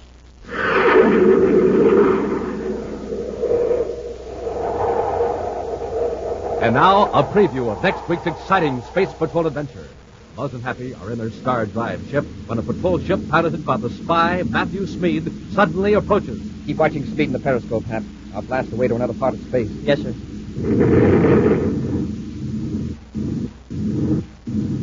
Commander, what's wrong? A rocket's cut out. The emergency units are dead. We're in free fall. You're completely helpless, Corey. The space patrol. It's Smeed. There is no escape, Commander. You're prisoners of Tirana. Be sure to listen next week for the thrilling story, Prisoners of Tirana, when Rice Chex and Wheat Chex again present Space Patrol. Space Patrol, created by Mike Moser, starring Ed Kemmer as Commander Corey and Lynn Osborne as Cadet Happy, was written by Lou Houston, produced and directed by Larry Robertson, executive producer Helen Moser. Other players were Ken Mayer, Norman Jolly, and Bela Kovach. Dick Tufeld speaking. Now, don't forget to tune in next Saturday and every Saturday when Rice Chex and Wheat Chex present exciting action on Space Patrol. This program is broadcast for Armed Forces overseas through the worldwide facilities of the Armed Forces Radio Service. Space Patrol came to you transcribed from Hollywood. Part human, part creature, all killer. And Friday, it's looking for Agent Mulder. You're the dead man. The X-Files at 9, 8 Central. Look, up in the sky. It's a bird. It's a plane. It's the Adventures of Superman on nightly old-time radio shows. Coming up next. Presenting the transcription feature, Superman. Up in the sky. Look. It's a bird. It's a plane. It's Superman.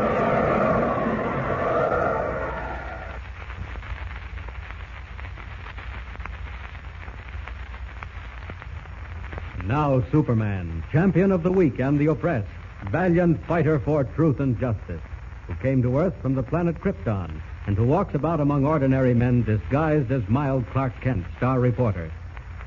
As you remember, Kent and Professor Thorpe have been engaged in a fierce struggle with Pete Escobar and his gang of Caribbean pirates over a $2 million treasure that lies in a sunken Spanish gold ship at the bottom of Octopus Bay.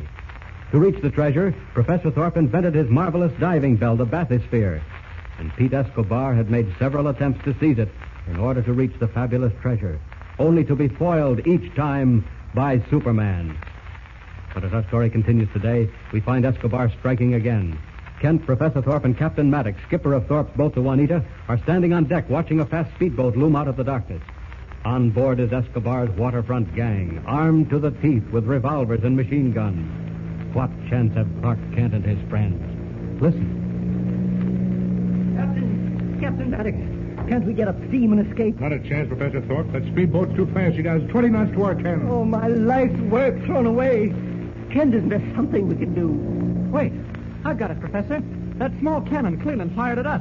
We could hold them off with that. Yes, the cannon. I'll go with you, Kent. All right. No, you stay here, Professor. I'll get one of the crew to help me. Very well, but hurry up, Kent. For heaven's sake, hurry. Now then, I'm out of sight behind the wheelhouse. Time Clark Kent made a quick change to Superman. Not a moment to lose. I'll have to get to Escobar in his speedboat before he reaches the Juanita. Up, and away! Faster. Escobar will start shooting soon. Lives mean nothing to him. He wants Thorpe's diving bell. There's the speedboat directly below and in front of me. Good thing they can't see me in the dark.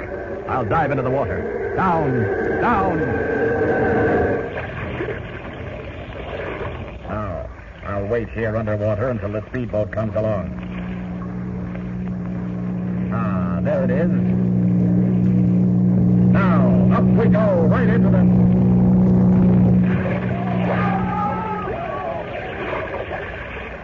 That did it. Smashed the bow of the boat and capsized it. Dumped them all into the water. Now, back to the Juanita. Up, and away! There we are. Now, if I can find Professor Thorpe. Kent, where have you been? Why, all over the boat, Professor. I looked high and low for that cannon, but I couldn't find it. Well, fortunately, we don't need it now, Kent. You don't need it? No. Something miraculous has happened. Look out there where you last saw the speedboat. Why, it's overturned. Yes. Stove in. Escobar and his thugs are in the water clinging to the wreckage. Yes. It was a miracle, Kent. Nothing but a miracle. Just when I thought all was lost, their boat seemed to leap into the air. It turned turtle and threw them all into the sea. Well, how do you suppose it happened, Professor? I don't know, Kent. The boat must have struck a submerged log. Rather lucky for us, wasn't it? Yes. What are we going to do about those men? Leave them there. They won't drown. They won't get anything worse than a good soaking. But shouldn't we capture them, take them to the nearest port, and have them locked up? Oh, it might be dangerous fooling with them in the dark. And besides, I can't afford any publicity. If I press charges against Escobar, the story of the sunken gold might come out. Oh, then we're better off leaving them where they are. Exactly, Kent. Steam is up, Professor Thorpe.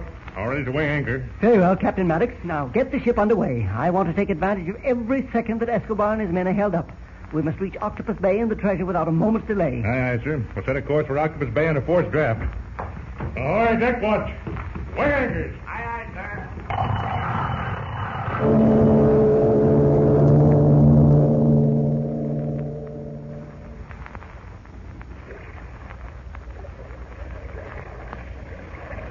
Captain Maddox. Yes, Mr. Kent?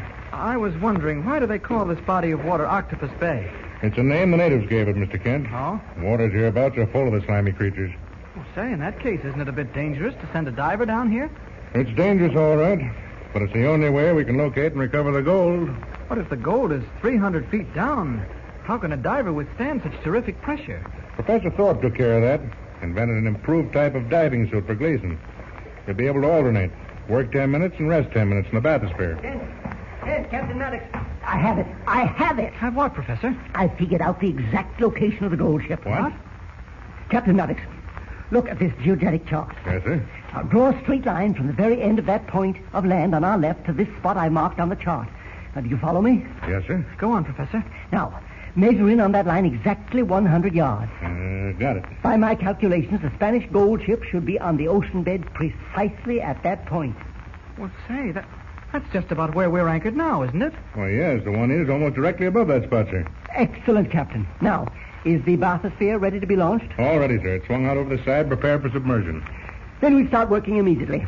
I'm going to confer with the diver. Get the oxygen pump started. I'll be right back. Gosh, I've never seen Professor Thorpe so excited. Well, there's $2 million in gold at stake here, Mr. Kent. I'm a little excited myself. I'll phone and get that pump started. Hello, Connolly. Start the oxygen pump.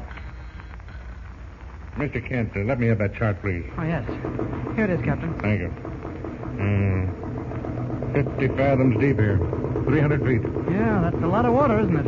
It's too much for my peace of mind, seeing as how the octopus always lives in deep water. Yes, Captain Maddox. Professor Thorpe and Gleason, the diver, are over at the bathysphere. Come on, Captain. Captain Maddox. Now, is everything ready? Yes, sir. Oxygen pump is working. Should have built up enough pressure by now. Very good, Captain. Now, you stay here on deck and supervise the lowering and lifting of the bathysphere. I'll go down with Gleason. Aye, sir. Oh, say, hold on. What about me, Professor Thorpe? You remain on deck with Maddox, Kent. What? Help him with the airlines. Oh, now look, Professor, I want to go down with you. Oh, I'm sorry, Kent.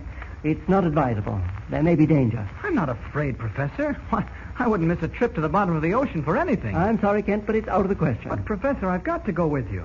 You know Editor White assigned me to cover the operation of your bathysphere. I've got to get a story on the submersion. Story, eh? Yes. Well, come along then. Right through the steel door. I owe Perry White and you a great deal. Oh, thanks, Professor. Thanks. Oh, one last thing, Captain Maddox. Yes, sir? We'll test the speaking tube and the airline at 50 feet. Yes, sir. I'll be standing by for your call.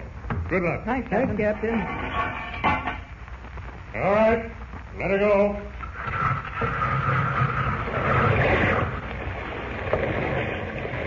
Into the murky green waters of Octopus Bay sinks Professor Thorpe's bathysphere. When the huge steel ball reaches 50 feet, it stops with a shudder and floats for a moment like a giant bubble. At the telephone, Thorpe signals the Juanita, riding at anchor above. Hello? Hello, Captain Maddox? Right here, Professor Thorpe. I can hear you perfectly. How's your air supply, sir? It's perfect, Captain. All your meters registering correctly? Everything okay up here, sir? Good. Pay out the cables, Captain. We're going on down to the bottom. Slowly. Slowly. Down through the eternal darkness. Further than man has ever gone before. 100 feet, 200 feet, 300 feet. Down into the inky dwelling place of the killer shark, the deadly octopus, and countless unnamed creatures of the deep. Gently, the huge bell settles on the bottom. In his diving suit, Gleason emerges from the bathysphere in search of the age-old Spanish treasure ship, leaving Kent and Professor Thorpe to close the steel safety doors behind him. Listen.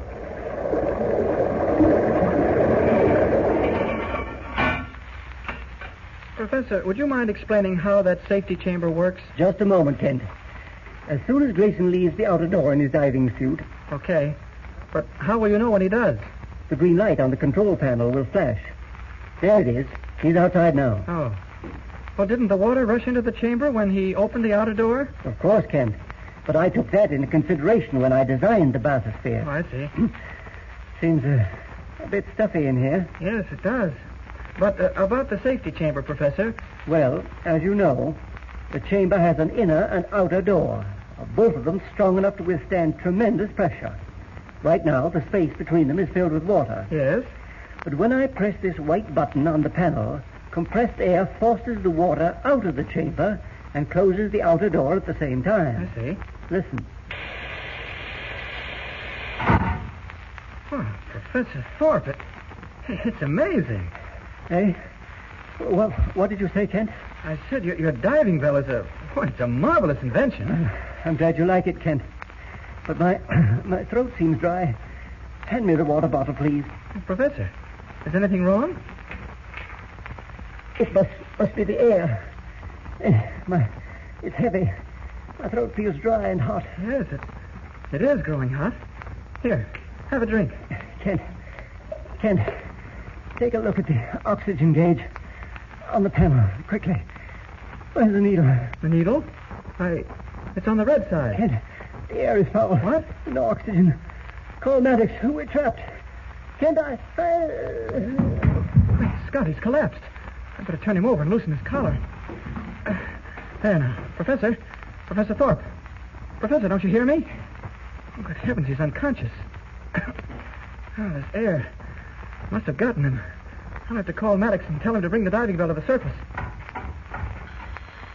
Hello, Hello, Captain Maddox. Clark Kent calling. Funny, there's no answer. Hello, Captain Maddox. Captain Maddox. Strange, I don't hear any sound at all through this tube. I've got to reach him. I've got to get Thorpe up to the surface before this foul air kills him. It's even bothering me. Maddox. Captain Maddox. Hello.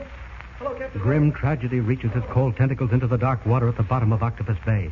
What happened to the precious life-giving airline? And why has Kent been unable to reach Captain Maddox through the speaking tube? Have the lines been fouled by some marauding monster of the deep? How will Kent, even as Superman, save Professor Thorpe and Gleason the diver? Don't forget to tune in next time and follow the thrilling story with Superman. And remember, tune in the next thrilling installment of the transcription feature, Superman. Up in the sky, look! It's a bird! It's a plane! It's Superman!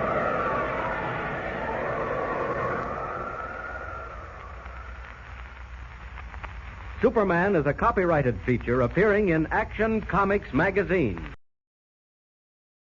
They come in the night The men from the clouds, they were after me. to take their victims. This is a UFO-related phenomenon. We've seen this in abduction cases. And nothing on this earth This is not your daughter. can stop them. FBI! The X-Files, Friday at 9, 8 Central. Don't watch it alone. Classic stories from the Screen Directors Playhouse are up next on nightly old-time radio shows.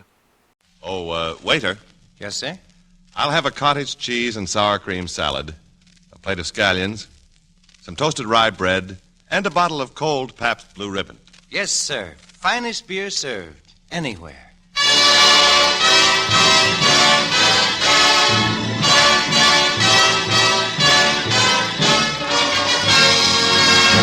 From Hollywood, Pabst Blue Ribbon, finest beer served anywhere, proudly presents...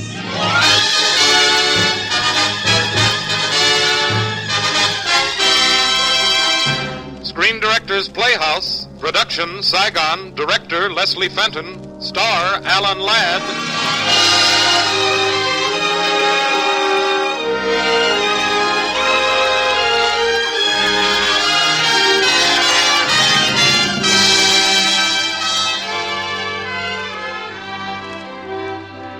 The Hollywood Screen Directors present an interlude of adventure, Saigon, starring Alan Ladd, and introducing the director of the film, Leslie Fenton.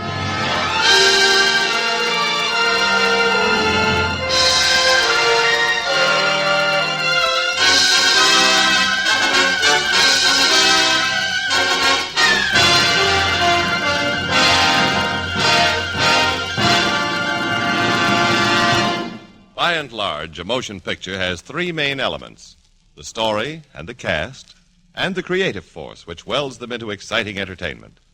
We mean, of course, the screen director, represented here tonight by a distinguished actor who turned to the creating of such fine films as Whispering Smith, The Streets of Laredo, and tonight's story, Saigon. Ladies and gentlemen, Mr. Leslie Fenton.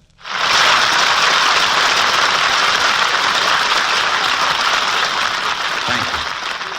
Few places seem as remote from these United States as Saigon, a metropolis buried in the tip of French Indochina. There's a strange romantic flavor in the very sound of the name, and a certain strange glamour. Here's the raw material of adventure, and the story you're about to hear is an adventure film for adventure's sake. Now listen to it for the first time on the air, starring Alan Ladd in his original role of Larry Briggs. Saigon.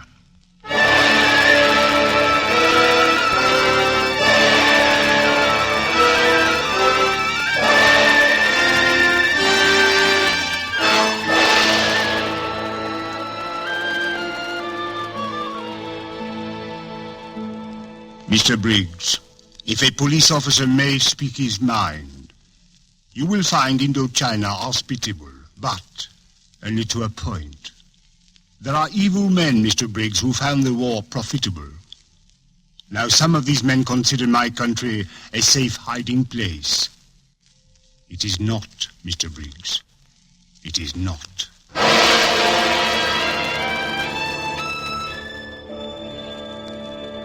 This is you he's talking to, Larry Briggs. How did you get into this? Saigon? The girl? The briefcase? Who started it? The war was over. You were discharged from the Air Corps. You and Mike Perry and Pete Rocco. You were in Shanghai at the base hospital talking to the surgeon. That's when it started. With the surgeon talking about Mike. I'm sorry, Major Briggs. 2 to 3 months at the longest. Does Mike know? No, not yet. What a mess. What a stinking, rotten mess. All that pain, 6 months of slicing and patching. For this. He'll appear perfectly normal, but the brain tissues have been irreparably damaged. Doc, do me a favor, will you? If I can. Let us tell him. Sergeant Rocco and I. We're his friends, you know. We can, well, you know. I understand. And don't say I was here. Tell him I phoned that I wanted him to meet us at the Jade Cafe. Very well. One more thing. It's 3 months at the most. Any physical or emotional shock would shorten his time. Yeah. Yeah, I'll remember.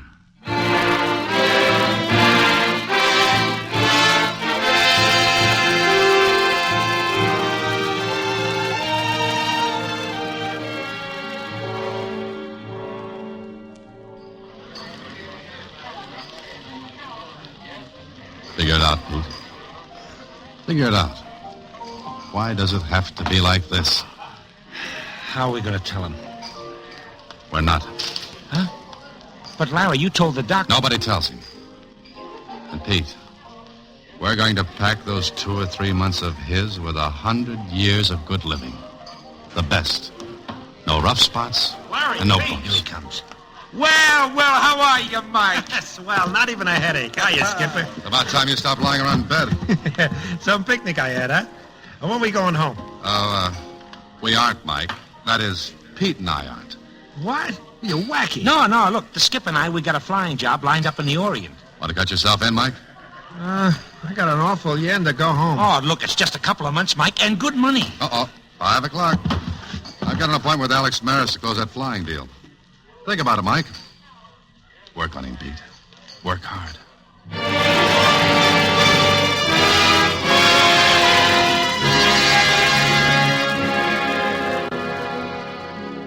Please sit down, Mr. Briggs. Mr. Maris will see you in a moment. Thanks. Are you Maris's wife? I'm Mr. Maris's secretary. Oh.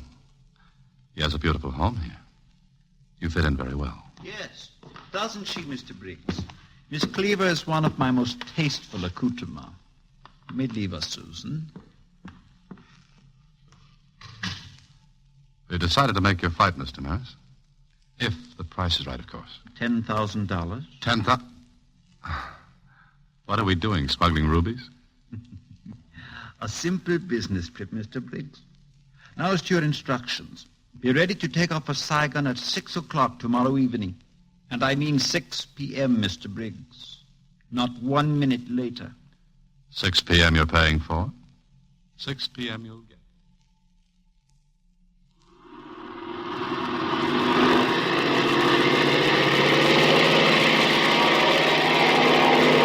Inches. That does it. Get him. Ha, brother, does she purr. We're going flying again, Mike. The things I'll let you guys talk me into. Come on. I wonder where Maris is. It's after 6 o'clock already. This light isn't going to hold forever. He's probably making time with that mouse you told us about. You know, that secretary. This is probably him driving up now.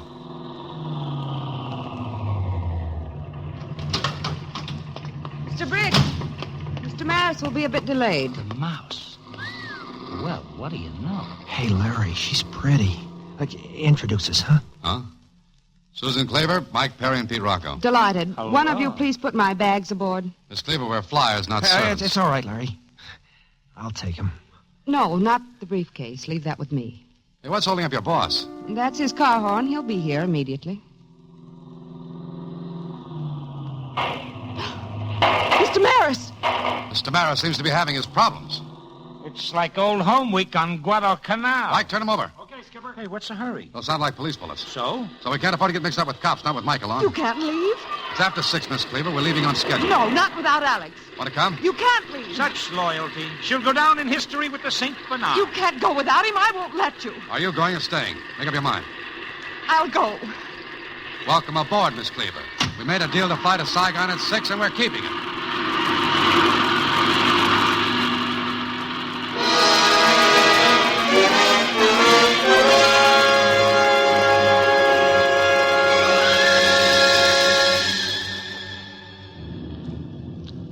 I'll fly her for a while, Mike.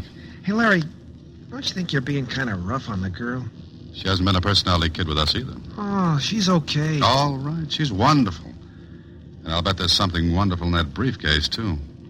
The way she keeps hanging on to it. Hey, Larry, there must be a gas leak. We've been dropping fuel ever since we took off. I don't think we'll make Saigon. Mike, there's an emergency fuel up the river from Saigon at Lingdao. Lingdao? Hey, that sounds like fun. Yeah, there's a European hotel. I was there once. Okay, alter course to 163, Larry. I got you.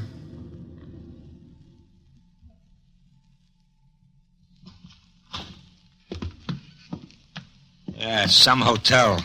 Looks like it fought the war personally. Yes, please. You wish rooms? Yeah, 4 rooms. Please, son. So sorry. It is ruled no baggage must pay in advance. We got baggage. We left it in the plane. No baggage must pay in advance. Forgive me for intruding, but the guests do have baggage. I see the young lady has a briefcase. Hey, who's this guy? A red cap? Allow me to introduce myself. I am Lieutenant Keon. Army? Unhappily, a policeman. We're honored. My pleasure. Good day. Look, if you please show me my room. I'll go back to the plane for your things, Susan. See you later, fellas. Well, looks like Mike's falling for the mouse. Dame like that, he's sure to get hurt. Hey, that cop. He was awful interested in her briefcase. A girl we don't know, cops, bullets, that briefcase of hers. Well, so what? That's her business. The mouse gets into trouble. Tough luck. We all came here together, Pete. We might be part of that bad luck. So I think the time has come for the mouse and I to talk of many. Briggs, would you please get out of my room? Not yet, Susie. I'd like to see that briefcase. Get out. Don't make me take it away from you. No. All right. Have it your way. Give it back. Now, let's see what's so important. Now, you've seen. It's Mr. Maris's money. $1,000 bills. There must be $500,000 here. Doesn't concern you. 10,000 of it does. That was our agreement. As for the rest, I'll make a deal with you, Susie. There's a river boat leaving for Saigon in the morning. I want you to get out of our lives tonight. Go aboard. You do that, Susie, and I'll mail the briefcase in your name to Saigon. General delivery. You thief. I won't. I won't do it. You'll do it. This briefcase means too much to you. Night, Susie girl.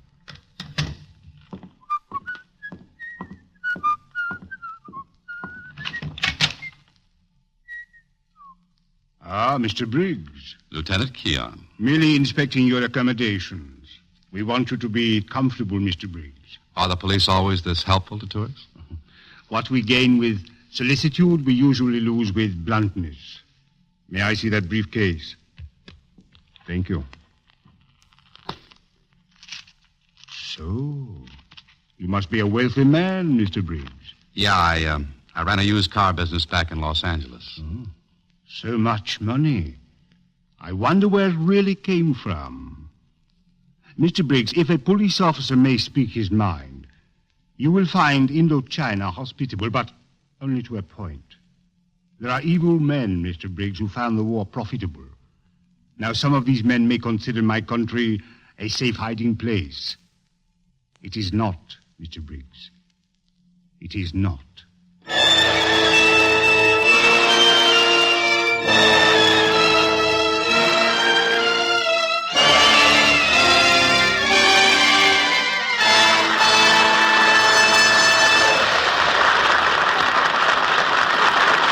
Listening to Screen Director's Playhouse production of Saigon, starring Alan Ladd and introduced by the director of the film, Mr. Leslie Fenton.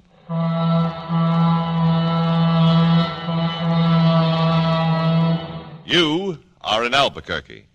The chief has stopped for 15 minutes. You, bored and restless from your long journey, step out of your air-conditioned train into New Mexico's withering heat. Listlessly, you pace up and down the platform, waiting for the all aboard! Right now, what you'd give for a... Hey, what's that little blue sign in the restaurant window? Oh, brother. Pabst Blue Ribbon. Finest beer served. Anywhere. Yes, during these hot summer days, you're just one of millions of men all over America to whom that Pabst Blue Ribbon sign means welcome relief. For Pabst Blue Ribbon does something more than quench your thirst. It gives you taste. Blue Ribbon taste. The kind of taste you can't get anywhere else in the world except in that Pabst Blue Ribbon bottle. And fortunately, you can get that Blue Ribbon bottle all over the world. Yes, you hear it everywhere. In Albuquerque and Ashtabula and Appleton and Amarillo. Pabst Blue Ribbon. Finest beer served. Anywhere. Your taste will tell you why.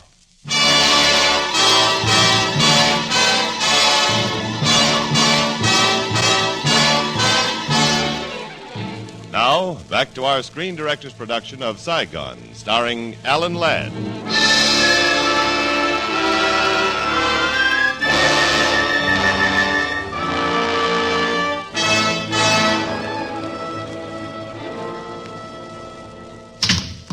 Larry, Pete, I can't find Susan anywhere. She's left the hotel. She's disappeared. Mike, forget her. She walked out on us. What have you guys got against her? She hasn't done anything. Forget it. Yeah. Some mishmash we got him into. That isn't all. We only flew into Indochina in a plane that might be stolen for all we know. We were hired by a guy with all the earmarks of being on the wrong side of the law. We have no legitimate reason for being here. And to top it off, Keon tagged me with Susan's briefcase. Pete, we've got to beat it out of here and try to get lost in Saigon until we straighten this thing out. Well, we can't fly. That plane has a sieve for a gas tank. A riverboat is leaving for Saigon in the morning. The one with the mouse aboard? Yeah. We're going to make plans for the mouse and the man, Pete. I kind of think Mike is going to be a lot happier with her than without her.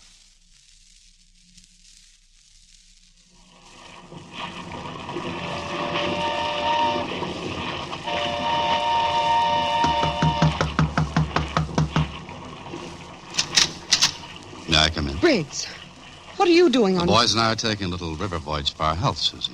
But you said you were... I changed my mind. And I'm changing our deal. The briefcase was mailed to Saigon this morning. But in my name, not yours. You heel. No, take it easy. You'll get it back. But supposing you play ball. What is it this time? Be nice to Mike. Oh, now, isn't that sweet? Mike's fond of you, Susan. He's a good kid. I'm touched. Try to be nice.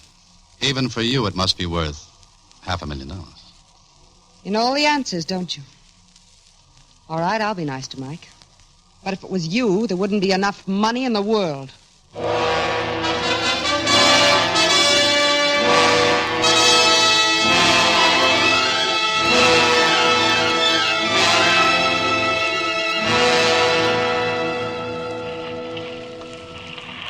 Some scow this is.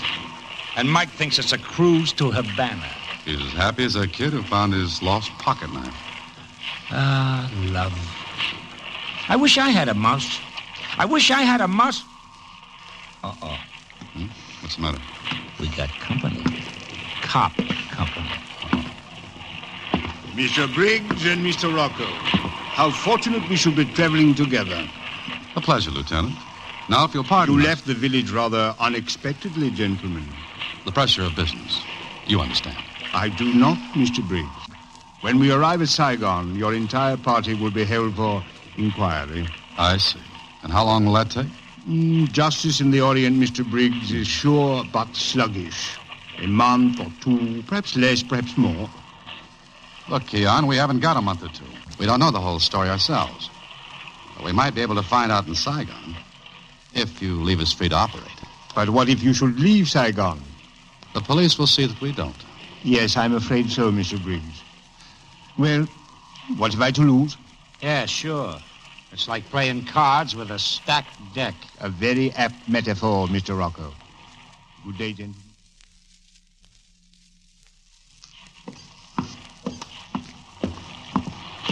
Well, if it isn't the amazing Mr. Briggs. All alone and mooning at the moonlight. Hello, Susan. Larry, I want to say something. That money, I don't know anything about it. Alex Maris asked me to carry it. Those shots. I don't understand it. Okay, Susan. I've acted pretty awful, I guess. I'm sorry. You've got an apology coming, too, you know. Larry, this business with Mike, it isn't fair to him. It isn't right. He's crazy about you. It's because he doesn't know what I'm like.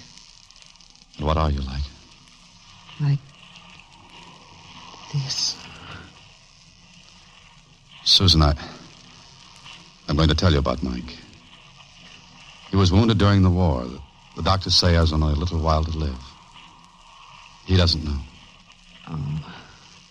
Go and find him, Susan. It's kind of nice here on the river. Tomorrow we'll be in Saigon.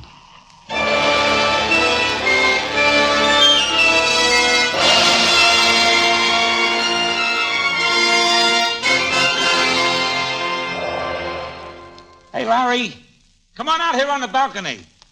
Some city, this Saigon. Oh, it even looks good at night. Ah, man, this is luxury. Classy hotel, plenty of dough. They call it the Paris of the Orient, Pete. Think I'll take a walk. Want to come along? Yeah, only to the door, though. I've got a few things I want to talk over with Susan. She's a funny mouse. Can't figure her. She's doing a fine job, Pete. Yeah. There's her room across the hall. Well, night, Skipper. Good night, Pete.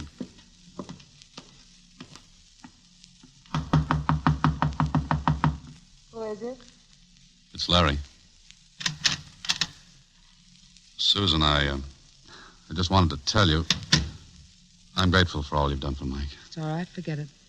You've worked wonders for him. You better go, Larry. There's one more thing. Yes? It's about Maris. All of us are in trouble with the police, Susan, because of the money. Only Maris knows the truth about it. I've got to know if he arrives in Saigon. And there's a chance he will if he's free. A very good chance, Mr. Briggs. Welcome to Saigon. Maris. Do you always give your greetings with a gun? I regret it quite as much as you. But you have the key to certain funds that belong to me. I resent that, Mr. Briggs. And quite as much I resent the fact that you and your crew have been forcing your attentions upon Susan. You make a lovely couple together. Susan and I have had a long talk about the money. We understand each other, don't we, Susan? I think we do, Alex. It is too bad about the young, what's his name, Mike? Mike. What about him? I went to his room to question him. He became quite uncontrollable. I was forced to strike him with my gun butt. You yellow gun-having... Mr. Briggs. He's sick. Any shot can kill him. Unfortunate. Now, it appears that my money is in the Saigon post office in your name. Therefore, we will wait in your room until morning when you will get it for me. Alex, if we're leaving in the morning, I'd better get some sleep. Sweet dreams, Susie. They will be.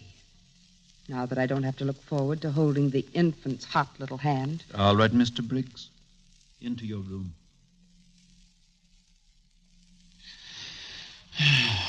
A long night, isn't it, Mr. Briggs? Maris, I promise you. If you've killed Mike, Mr. Briggs, it's Lieutenant Keon. Who is he? The police. Tell him to come in. And remember this gun. Come in, Lieutenant.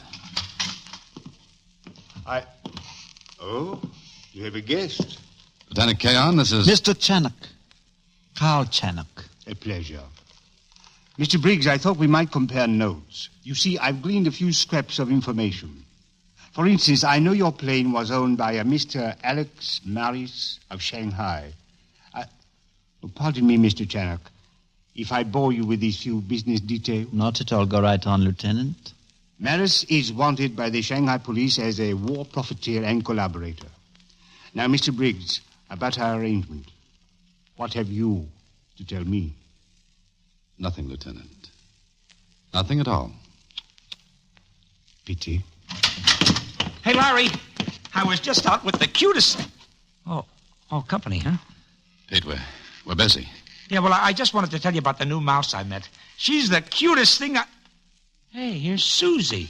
I've brought you a present, Mr. Marris. Susan, go back to your room. Your money, Alex, the price of treachery. Shut up. Oh, Lieutenant Keon, I want to thank you for having the postmaster open the post office. You blonde Judas, I will kill you for that. Let's get him, Pete. Okay, skip.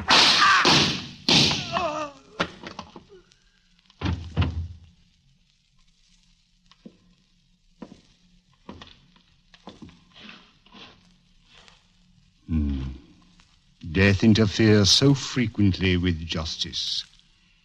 Mr. Marris is no more. Susan, are you all right? Look. Pete. Pete? He's not moving. Pete. Pete. Pete!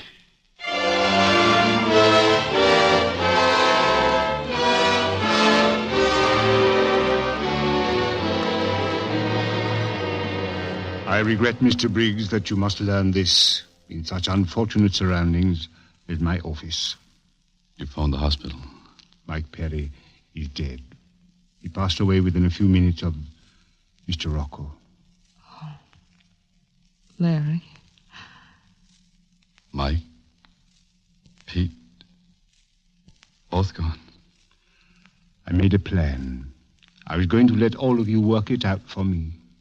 But it went astray. I made a plan, too. I was the skipper. They listened to me. Harry, you mustn't. Don't torture yourself. What do you do? What do you say? You finally run out of answers, Larry. Just like the rest of us. There's nothing left. No more answers, Susie. Maybe. If we try to find them... Maybe if we tried together. You are both free to leave Saigon whenever you wish. Come on, Susie. Let's try. The two of us.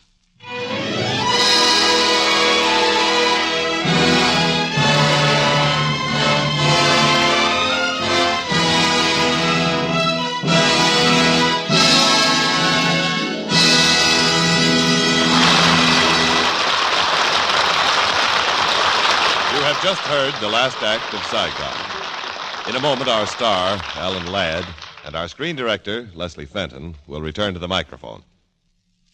You've seen pictures and read stories about fabulous parties here in Hollywood. Well, take it from me, most of those glamorous affairs are strictly for publicity. When movie stars really entertain, they do it simply and modestly, with a buffet supper consisting of, well, for example, cold cuts, potato salad, and tall, friendly glasses of Pabst Blue Ribbon beer. Everything in perfect taste. Blue Ribbon taste. And it's that Blue Ribbon taste that makes this internationally famous beer so popular, not only here in Hollywood, but all over America. Yes, you hear it everywhere. In San Francisco's famous eating places, in Pennsylvania's hospitable inns, in Michigan's picturesque summer resorts. Pabst Blue Ribbon, finest beer served anywhere. Your taste will tell you why.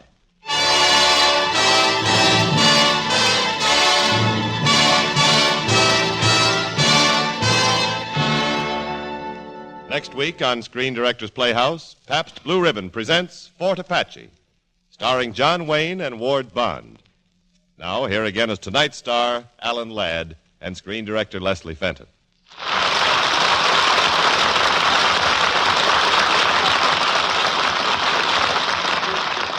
We spent a lot of hours together on movie sets, Alan. But this is the first time we've ever faced each other across a microphone. Unless it's a wonderful opportunity to get something off my chest. Brother, am I going to expose you? Shh, people are listening. Good. Folks, if it weren't for the Leslie Fentons, for the directors of Hollywood, we actors and actresses wouldn't be, well, we just wouldn't be. It's the people like Les with their skill and experience who literally and figuratively make motion pictures. Gee, that's a wonderful compliment, Alan. Thanks. From all the directors. Good night, Les. Good night, everyone. Good night. And good night to you, Alan Ladd and Leslie Fenton. Tonight, before you go to bed, peek inside your refrigerator. Check up on your supply of Pabst Blue Ribbon beer. Remember, tomorrow is the beginning of another lazy weekend. 2 whole days to relax and take life easy. Be good to yourself. Be good to your friends. Serve Pabst Blue Ribbon. Finest beer served. Anywhere. Your taste will tell you why. Saigon was presented through the courtesy of Paramount Pictures, whose current release is Top of the Morning, starring Bing Crosby, Ann Blythe, and Barry Fitzgerald. Alan Ladd is currently being seen in the Paramount picture The Great Gatsby. Portions of tonight's broadcast were transcribed. Listen again next week when Pabst Blue Ribbon presents Screen Directors Playhouse, production Ford Apache, director John Ford, stars John Wayne, Ward Bond. Screen Directors Playhouse is brought to you by the Pabst Brewing Company of Milwaukee, Wisconsin, Newark, New Jersey, and Peoria, Illinois, and sent your way with the best wishes of the Pabst Blue Ribbon dealers from coast to coast. James Wallington speaking.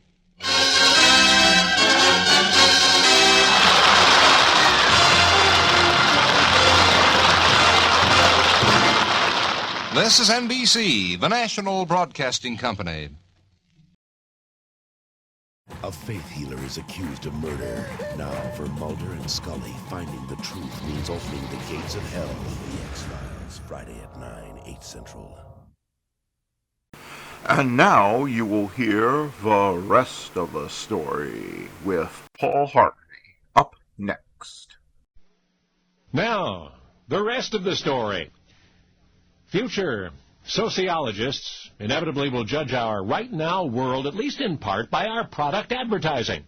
And one wonders, what will tomorrow say about today's ads, which sometimes literally sell soap with sex? And what about cigarette ads? I have before me a cross-section of cigarette advertising from roughly 50 years ago, representing 5 tobacco companies. Compared to current ads, they are mostly straightforward, hard sell. P. Lorillard Company's biggest item was Kent cigarettes, boasting the trademarked Micronite filter. Those were the days before even the filter itself was condemned for containing asbestos. Anyway, pictured in the ad is a man's hand reaching into a fishbowl filled with various cigarettes, a simple admonition against choosing your brand at random.